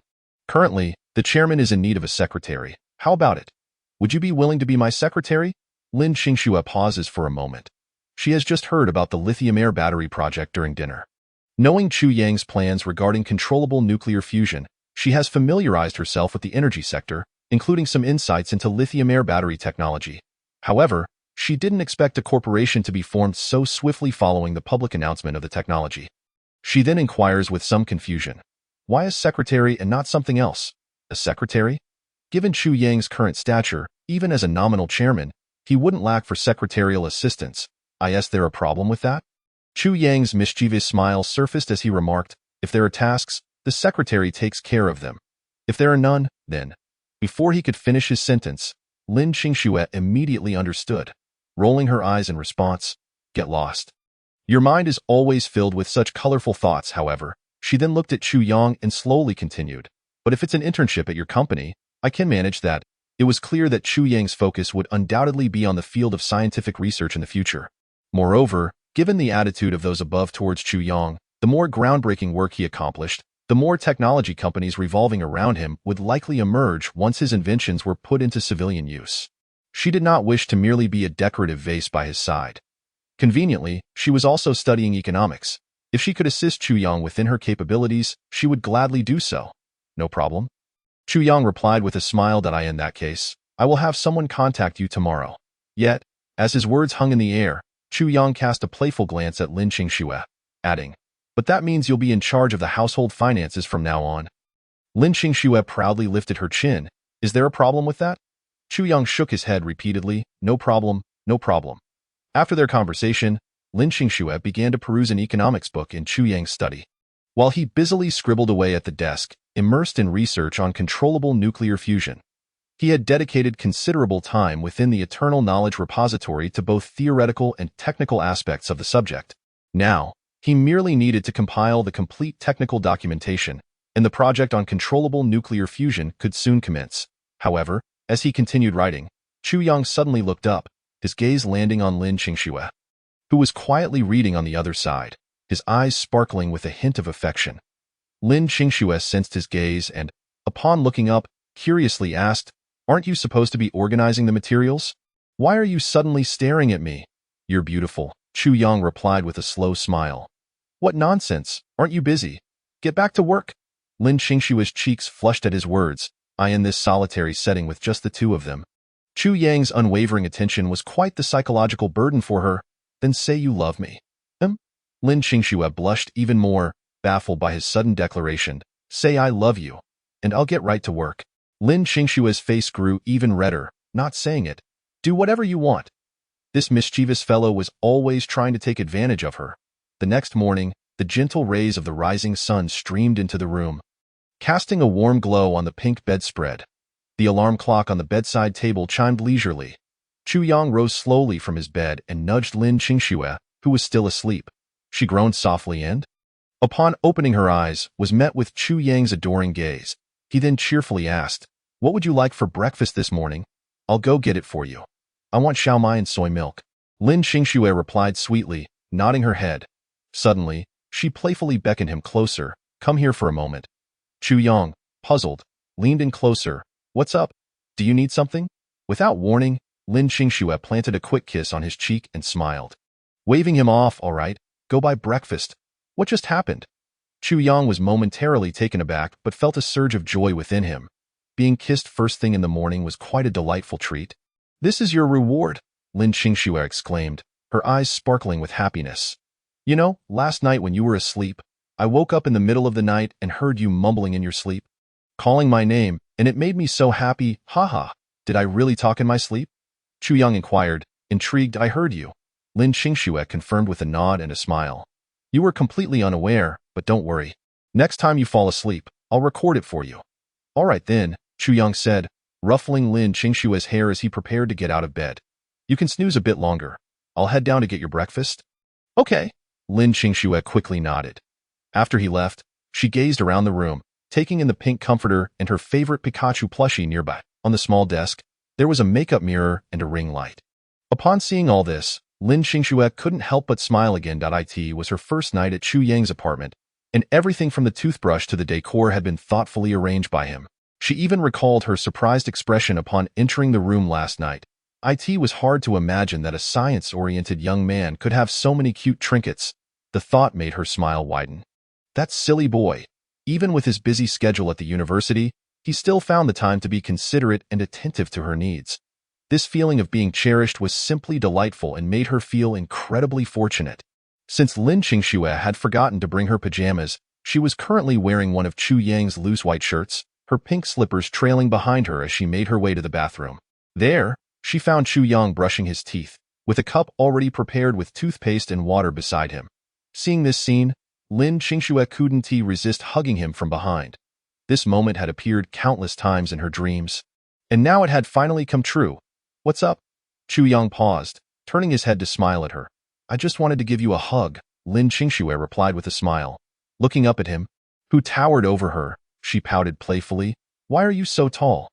Every time I want to kiss you, I have to tiptoe, which is such a hassle. I wish you were my height or just a little shorter. Chu Yang couldn't help but laugh. Don't worry, that day will come.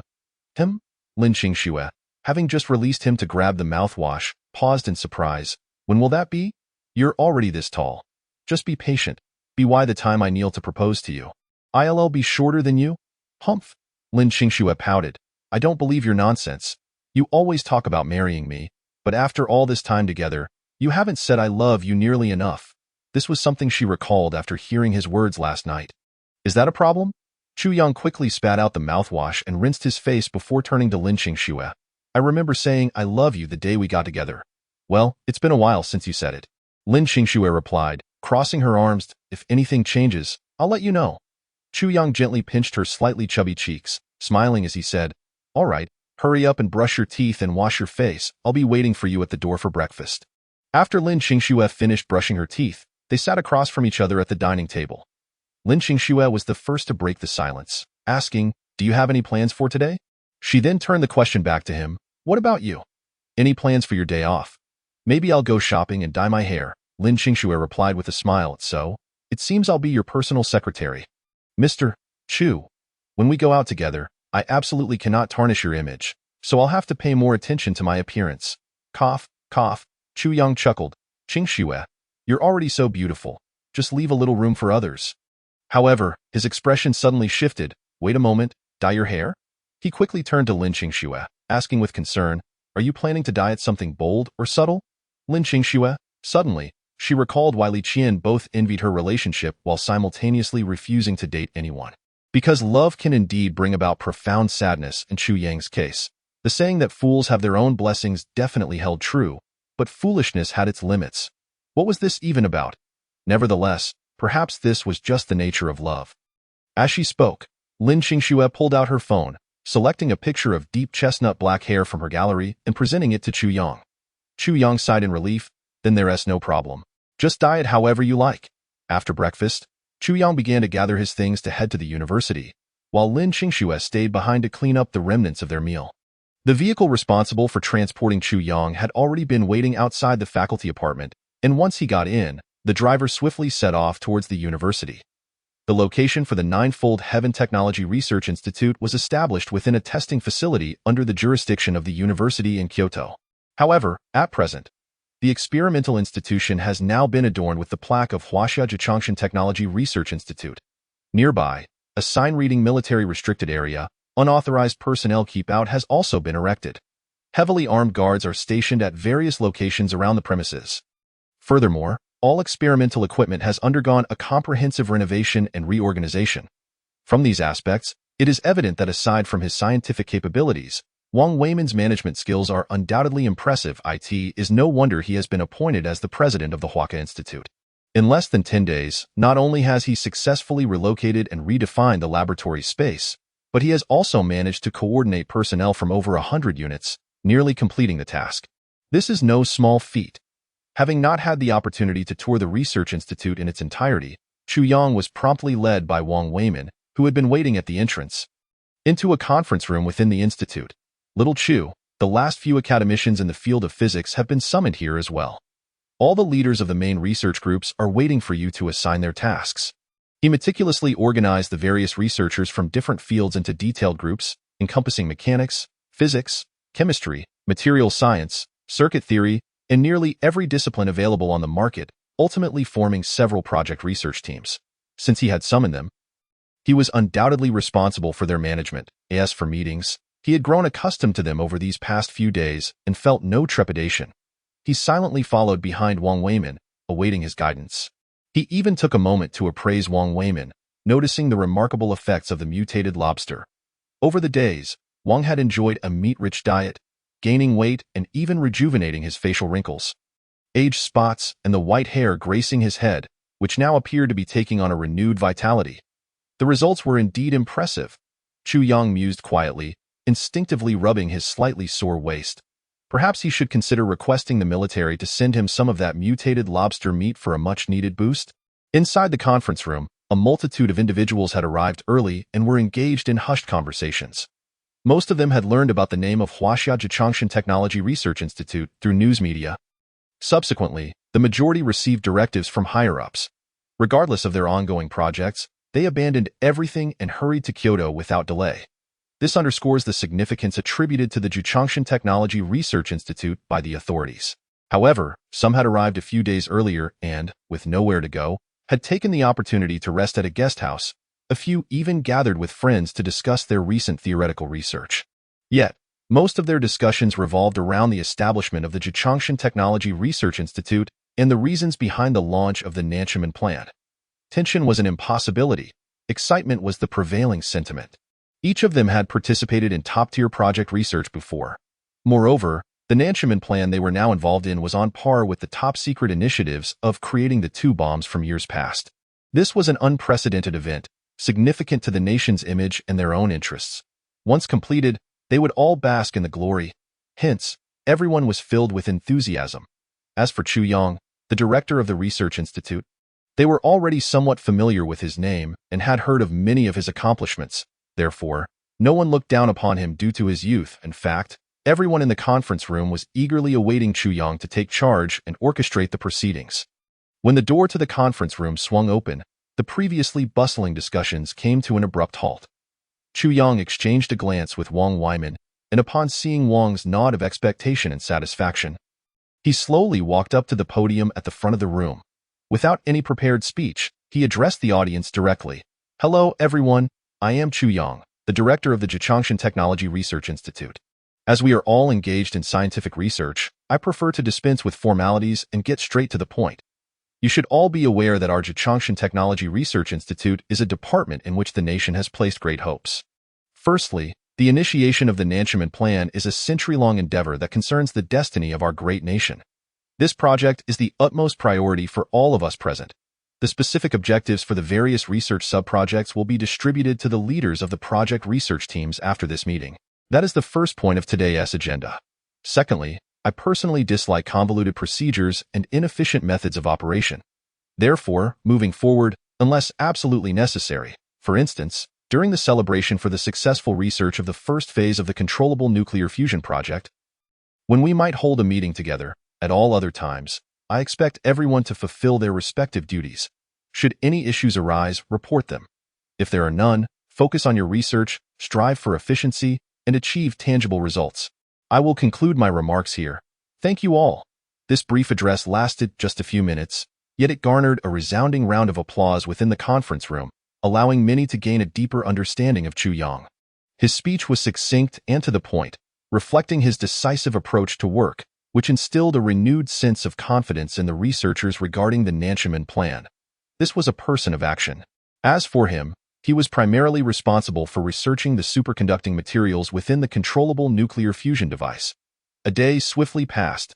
This moment, Chu Yang set down his pen, scrutinized Lin Qingxue with a thoughtful gaze, and smiled. "You look quite lovely, especially with your complexion." He then continued to inquire, "So, did you enjoy your day?" As she lightly patted her slightly protruding belly, she exclaimed, "Look at this. It's all Qianqian and the others' fault. They made my belly grow big today." After chattering away, she turned to Chu Yang with a smile and asked, "What about you? What did you do today?" Chu Yang pondered for a few seconds. "I attended a meeting with some researchers in the morning, planned our future project initiatives, and for lunch, I had braised pork. The chef that old Wang brought over is quite skilled. I've heard his Hunan cuisine is also exceptional. Next time you have some free time, I can take you over to try it, and in the afternoon." The setting sun cast warm rays into the study as Chu Yang spoke, while Lin Qingxue leaned against the doorframe, laughing and chiming in with amusing anecdotes from her day out. They both reveled in each other's company, brimming with enthusiasm. Chapter 151. The first cup of milk tea in autumn. The two continued their light-hearted banter, discussing the trivialities of their day with great interest. Soon, Chu Yang stood up from his desk and led Lin Qingxue to the refrigerator in the apartment, opening it to reveal 4 or 5 cups of colorful milk tea. Upon seeing this, Lin Qingxue froze momentarily, her expression peculiar as she asked, "What is going on here? You?" Lin Qingxue paused, then couldn't help but burst into laughter. "Are you silly? We just need to focus on living our own lives. We don't need to follow every trend online. It's meaningless." However, she quickly added, "That said, I truly appreciate this delightful surprise you prepared for me."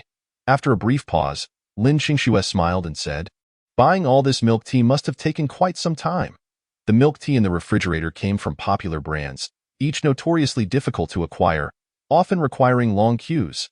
Chu Yang had been busy at the research institute all day, and yet he still found time to buy milk tea. "Indeed, I waited in line for quite a while," Chu Yang chuckled, "but as long as you're happy, the wait was worth it." He wasn't seeking praise. He simply wanted to express his thoughts openly. There was no need to hide his affections. The more fervently he could convey his love, the better. Missing someone meant sending a message without reservation. He was just an ordinary person, fond of such unpretentious romance. "You've worked hard," Lin Qingxue exclaimed with a joyful smile, rushing over to Chu Yang and playfully tousling his handsome face. Then she moved to the living room, bringing over several bags containing clothes. "By the way, I bought you a few autumn outfits. Come try them on and see how my taste is. I had Qianqian and the others help me pick them out after much deliberation. You'll look great in them." Chu Yang nodded with a smile and began to change clothes right in front of Lin Qingxue. "Hey, why are you changing here?" Lin Qingxue squealed, her face instantly flushing. "What is the problem?" Chu Yang replied with a teasing smile. Having engaged in far more intimate activities, how could one still blush over such trivial matters? No. Lin Qingxue immediately shook her head vigorously. "Hurry, go change in your room." She understood that such occurrences were quite normal in a romantic relationship. As time passes, the dynamics between two individuals tend to settle into a serene routine. The boy may begin to neglect his appearance, while the girl might grow indifferent to makeup. All the fervor of love gradually wanes under the mundane realities of daily life. Yet, love is loved. To her, romance should never transform into the commonplace affection of kinship with the passage of time.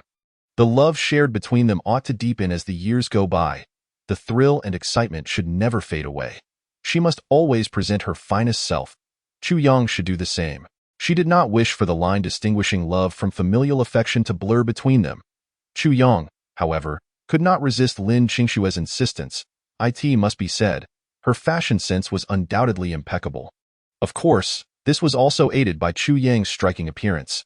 Every piece of clothing he donned fit him splendidly and accentuated his charm. When he emerged from the room wearing a new outfit, Lin Qingxue's eyes sparkled with delight. Ha, as expected of my boyfriend. The elegance in this outfit is simply extraordinary." As she spoke, Lin Qingxue moved closer to Chu Yang, meticulously straightening his slightly wrinkled collar and sleeves. She then dashed to the refrigerator, selected a cup of her preferred milk tea, and approached Chu Yang with her phone in hand. Come, let us take a picture together. What is the purpose of the photo? Chu Yang asked, puzzled. To post on Weibo. Lin Qingxue laughed brightly. Didn't you say you wanted to fulfill the organization's task of creating a research star? I'm helping to boost your visibility. Naturally, she had a little selfish motive as well. Although she claimed that Chu Yang need not concern himself with the trending couple memes online, who could truly resist the first cup of milk tea in autumn? Indeed, it was a classic case of saying one thing while meaning another. Lin Qingxue nestled beside Chu Yang, linking her arm with his, a cup of milk tea in hand, and a sweet smile adorning her face. After they finished taking photos, she gleefully settled onto the sofa, diligently editing the images to enhance their beauty. It was merely a matter of adjusting filters and tones. They both possessed striking looks, leaving little room for imperfection. Once the images were polished, Lin Qingxue sat on the sofa, pondering for a few seconds before posting a caption alongside the picture. Autumn is truly wonderful, wearing cozy sweaters, sipping sweet milk tea, watching the sunset together while feeling the gentle evening breeze. With you, everything is just right. As soon as Lin Qingxue shared her post, Chu Yang instinctively retweeted it. The next moment, the comment section erupted with excitement. Lin Qingxue was fortunate.